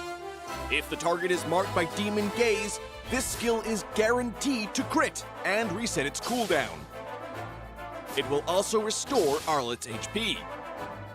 Ultimate Final Slash. Arlet performs a wide, sweeping attack, dealing physical damage to targets and displacing them to the end of the swing. Passive skill, Demon Gaze. Arlet's demonic eyes will periodically mark a nearby enemy hero. Demon Gaze will also mark enemy units near Arlet that are affected by control effects from any source. Pro tips. Dauntless Strike is best used from a short distance, positioned to catch enemies at the end of the AoE for the full stun effect. Vengeance is Arlet's primary source of damage and sustain. If an enemy is just out of reach, stun minions and use Vengeance to leapfrog and quickly cover the gap. When low on HP, Arlet can mark a group of minions with his stun and chain cast Vengeance to quickly recover. Final Slash is a powerful displacement ability that can push enemies out of position for picks or unleashed at the perfect moment to catch the entire team. Combo tips. During the laning phase, wait for your passive to mark the enemy hero. Then strike them with Vengeance, followed by Dauntless Strike to stun and reapply the mark. Use Vengeance again and weave in a basic attack before finishing with another Vengeance. When going into a team fight, look for opportunities to use Vengeance on marked enemies. Use Final Slash to mark and group up enemies and tear into them with skill resets. Use Dauntless Strike to stun low enemies and finish them off with Vengeance. Tactics. Arlet is a formidable hero in the early and mid-game. By repeatedly marking the enemy, he can use Vengeance multiple times in quick succession to wear down his opponent while healing himself. After gearing up in the late game, Arlet becomes an even deadlier force, with more defense on top of his mobility and the constant healing from Vengeance resets. Arlet can sustain himself through the fight to continue dishing out damage. For his role as a fighter, we recommend this equipment build to bolster his damage and self-sustain. Choose the fighter emblem to further enhance his survivability, and for battle spells, we recommend Petrify to synergize with his passive and Vengeance skill. Arlet, the Lone Lancer, coming February 14th, 30% off during launch week. Get his Wandering Spear skin for only 51 diamonds the first 2 weeks. And until next time, we'll be seeing you in the Land of Dawn. Arlet, Lone Lancer, official release 0214. Pain is the proof that I'm still alive.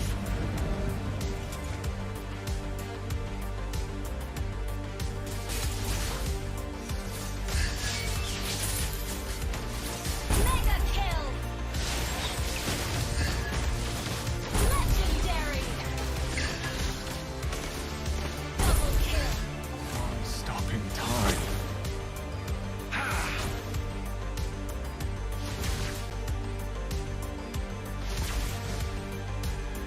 Feels what I feel. Feels what I feel.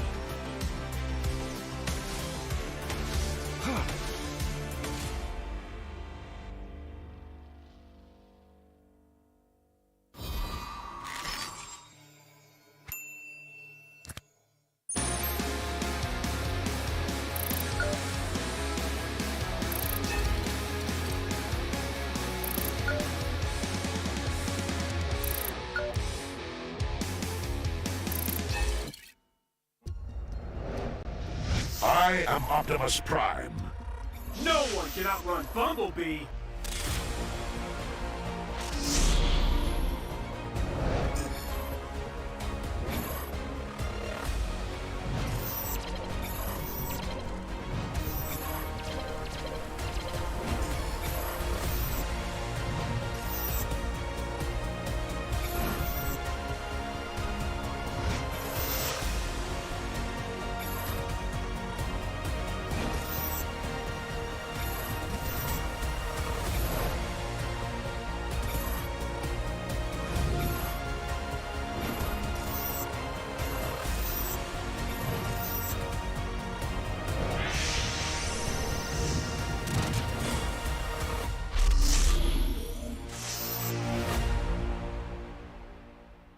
expose him.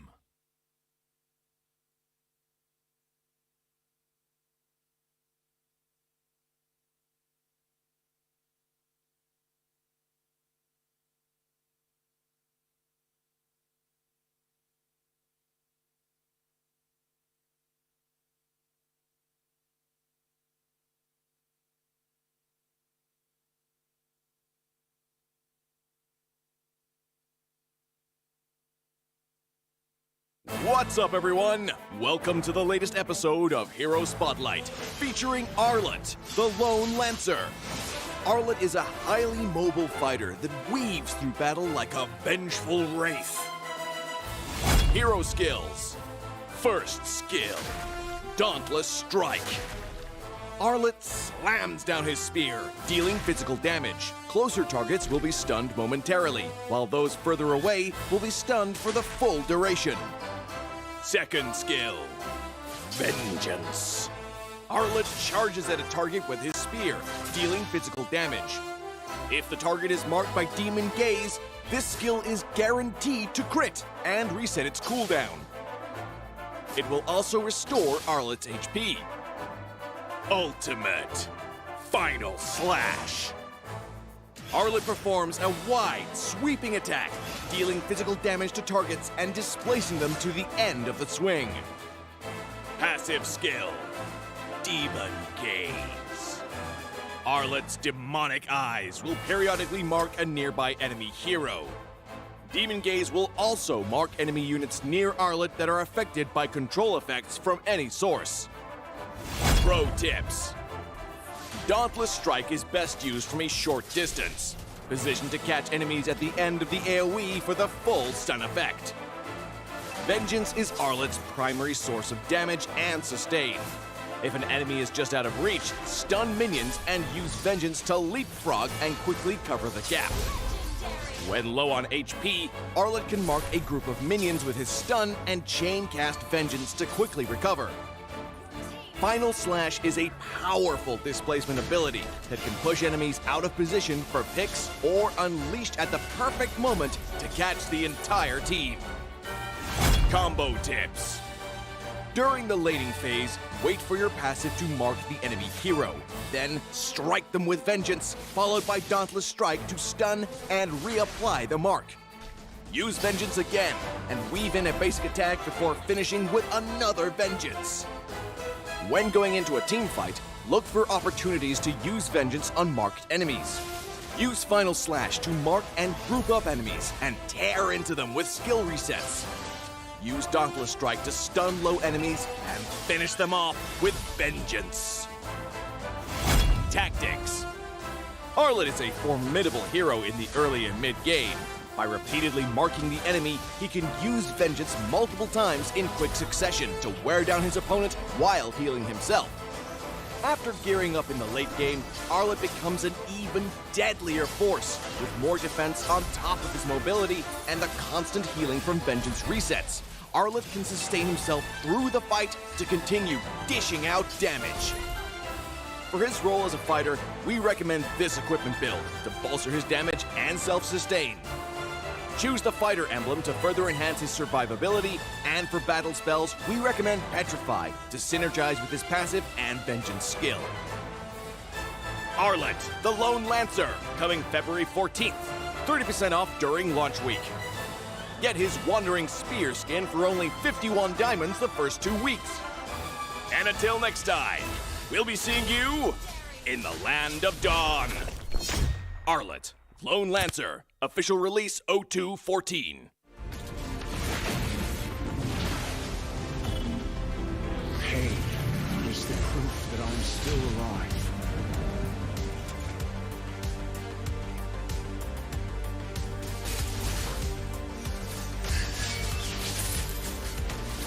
Mega kill! Legendary! Double kill! Stopping time.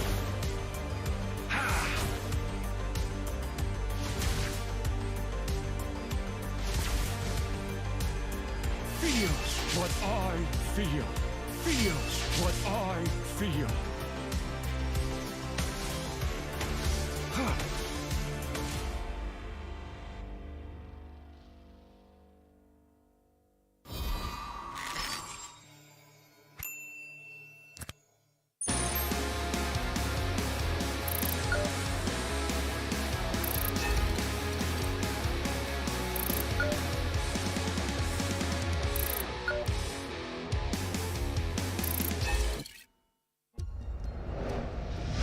I am Optimus Prime. No one can outrun Bumblebee.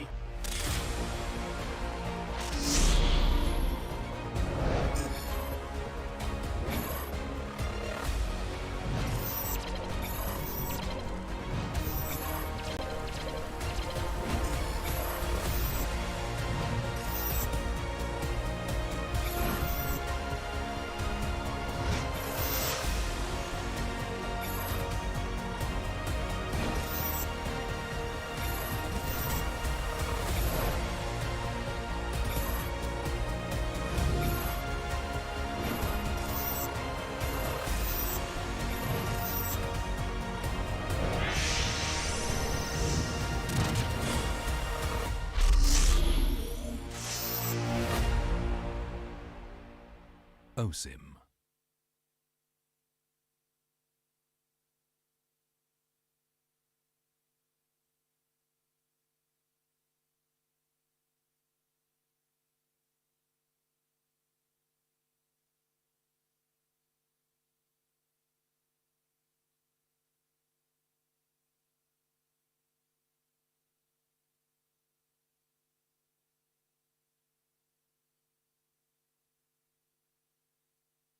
What's up, everyone? Welcome to the latest episode of Hero Spotlight, featuring Arlott, the Lone Lancer. Arlott is a highly mobile fighter that weaves through battle like a vengeful wraith. Hero skills.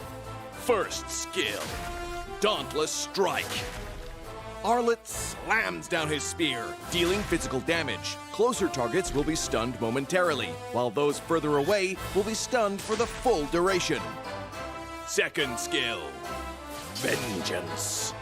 Arlott charges at a target with his spear, dealing physical damage. If the target is marked by Demon Gaze, this skill is guaranteed to crit and reset its cooldown. It will also restore Arlott's HP. Ultimate Final Slash. Arlott performs a wide, sweeping attack, dealing physical damage to targets and displacing them to the end of the swing. Passive skill, Demon Gaze. Arlott's demonic eyes will periodically mark a nearby enemy hero. Demon Gaze will also mark enemy units near Arlott that are affected by control effects from any source. Pro tips. Dauntless Strike is best used from a short distance, positioned to catch enemies at the end of the AoE for the full stun effect. Vengeance is Arlott's primary source of damage and sustain. If an enemy is just out of reach, stun minions and use Vengeance to leapfrog and quickly cover the gap. When low on HP, Arlott can mark a group of minions with his stun and chain cast Vengeance to quickly recover. Final Slash is a powerful displacement ability that can push enemies out of position for picks or unleashed at the perfect moment to catch the entire team. Combo tips. During the laning phase, wait for your passive to mark the enemy hero. Then strike them with Vengeance, followed by Dauntless Strike to stun and reapply the mark. Use Vengeance again and weave in a basic attack before finishing with another Vengeance. When going into a team fight, look for opportunities to use Vengeance on marked enemies. Use Final Slash to mark and group up enemies and tear into them with skill resets. Use Dauntless Strike to stun low enemies and finish them off with Vengeance.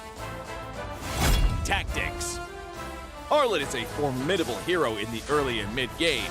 By repeatedly marking the enemy, he can use Vengeance multiple times in quick succession to wear down his opponent while healing himself. After gearing up in the late game, Arlott becomes an even deadlier force, with more defense on top of his mobility and the constant healing from Vengeance resets. Arlott can sustain himself through the fight to continue dishing out damage. For his role as a fighter, we recommend this equipment build to bolster his damage and self-sustain. Choose the fighter emblem to further enhance his survivability, and for battle spells, we recommend Petrify to synergize with his passive and Vengeance skill. Arlott, the Lone Lancer, coming February 14th. 30% off during launch week. Get his Wandering Spear skin for only 51 diamonds the first 2 weeks.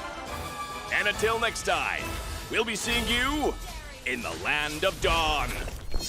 Arlet, Lone Lancer, official release 0214.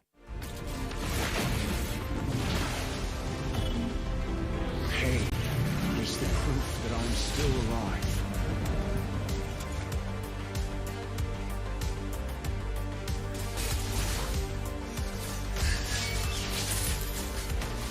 Mega kill. Legendary. Double kill. I'm stopping time.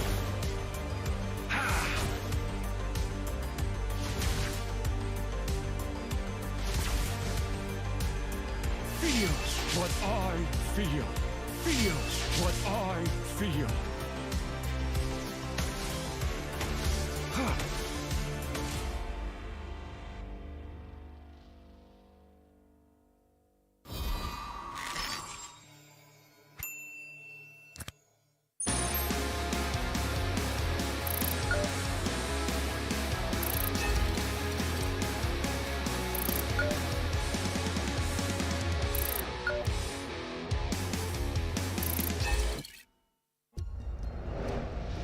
I am Optimus Prime. No one can outrun Bumblebee.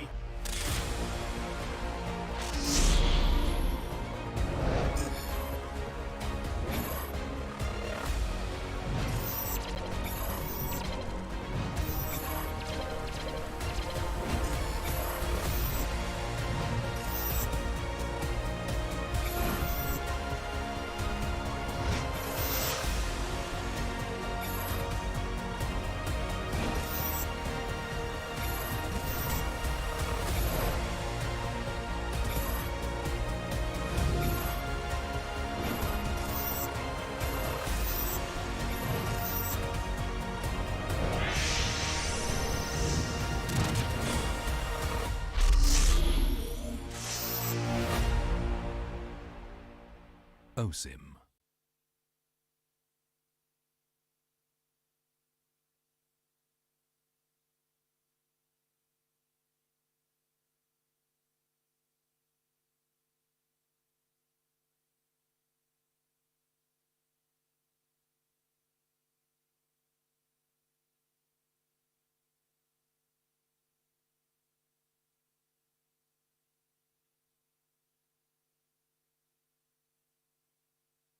What's up, everyone? Welcome to the latest episode of Hero Spotlight, featuring Arlet, the Lone Lancer. Arlet is a highly mobile fighter that weaves through battle like a vengeful wraith. Hero skills. First skill, Dauntless Strike.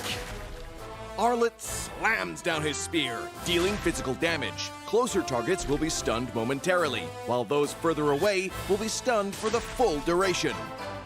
Second skill, Vengeance. Arlet charges at a target with his spear, dealing physical damage. If the target is marked by Demon Gaze, this skill is guaranteed to crit and reset its cooldown.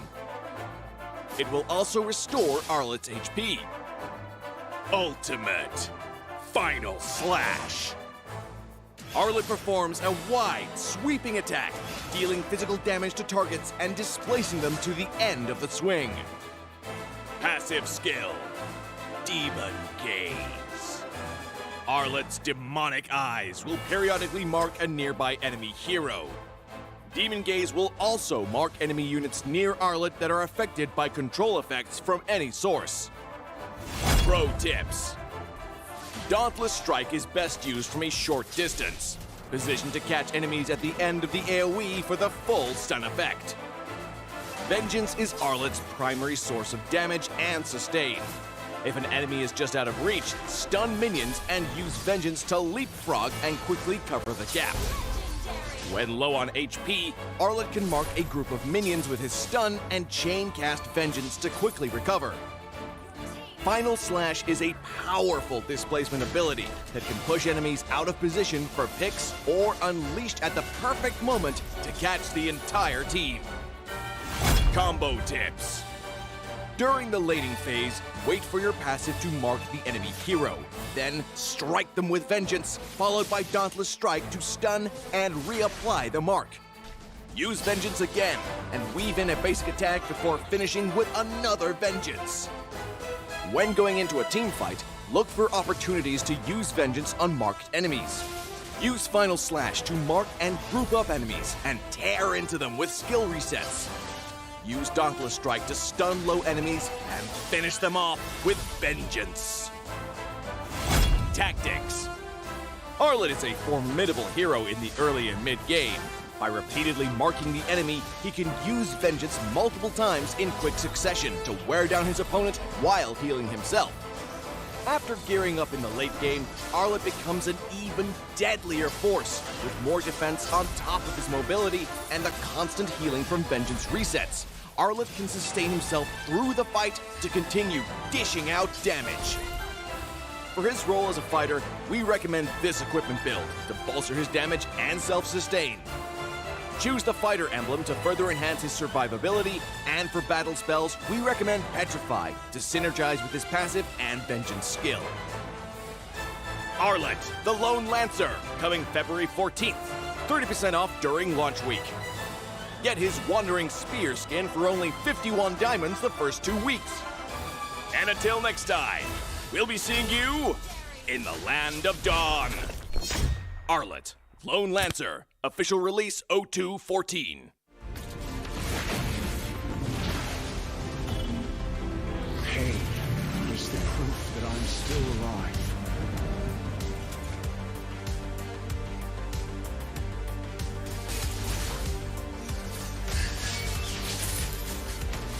Mega kill! Legendary! Double kill! Stopping time.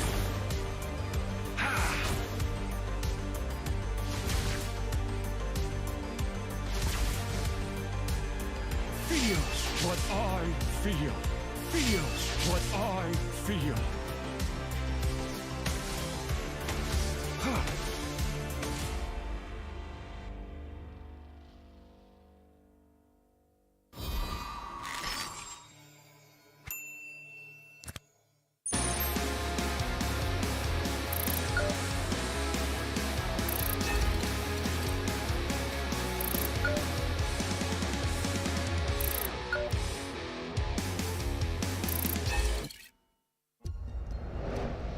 I am Optimus Prime. No one can outrun Bumblebee.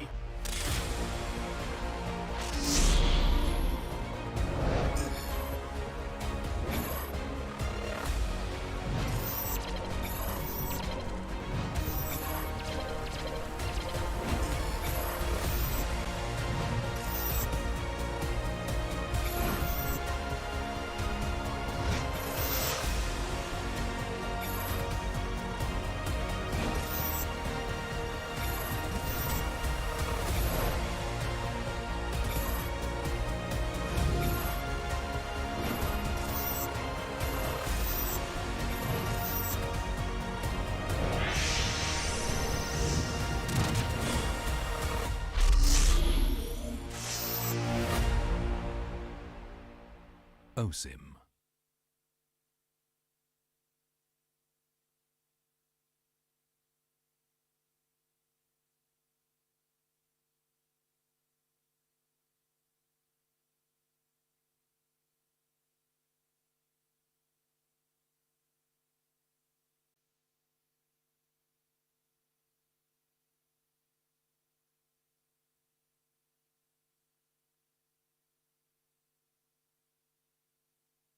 What's up, everyone? Welcome to the latest episode of Hero Spotlight, featuring Arlet, the Lone Lancer. Arlet is a highly mobile fighter that weaves through battle like a vengeful wraith. Hero skills. First skill, Dauntless Strike. Arlet slams down his spear, dealing physical damage. Closer targets will be stunned momentarily, while those further away will be stunned for the full duration. Second skill, Vengeance. Arlet charges at a target with his spear, dealing physical damage. If the target is marked by Demon Gaze, this skill is guaranteed to crit and reset its cooldown. It will also restore Arlet's HP. Ultimate Final Slash. Arlet performs a wide, sweeping attack, dealing physical damage to targets and displacing them to the end of the swing. Passive skill, Demon Gaze. Arlet's demonic eyes will periodically mark a nearby enemy hero. Demon Gaze will also mark enemy units near Arlet that are affected by control effects from any source. Pro tips. Dauntless Strike is best used from a short distance, positioned to catch enemies at the end of the AoE for the full stun effect. Vengeance is Arlet's primary source of damage and sustain. If an enemy is just out of reach, stun minions and use Vengeance to leapfrog and quickly cover the gap. When low on HP, Arlet can mark a group of minions with his stun and chain cast Vengeance to quickly recover. Final Slash is a powerful displacement ability that can push enemies out of position for picks or unleashed at the perfect moment to catch the entire team. Combo tips. During the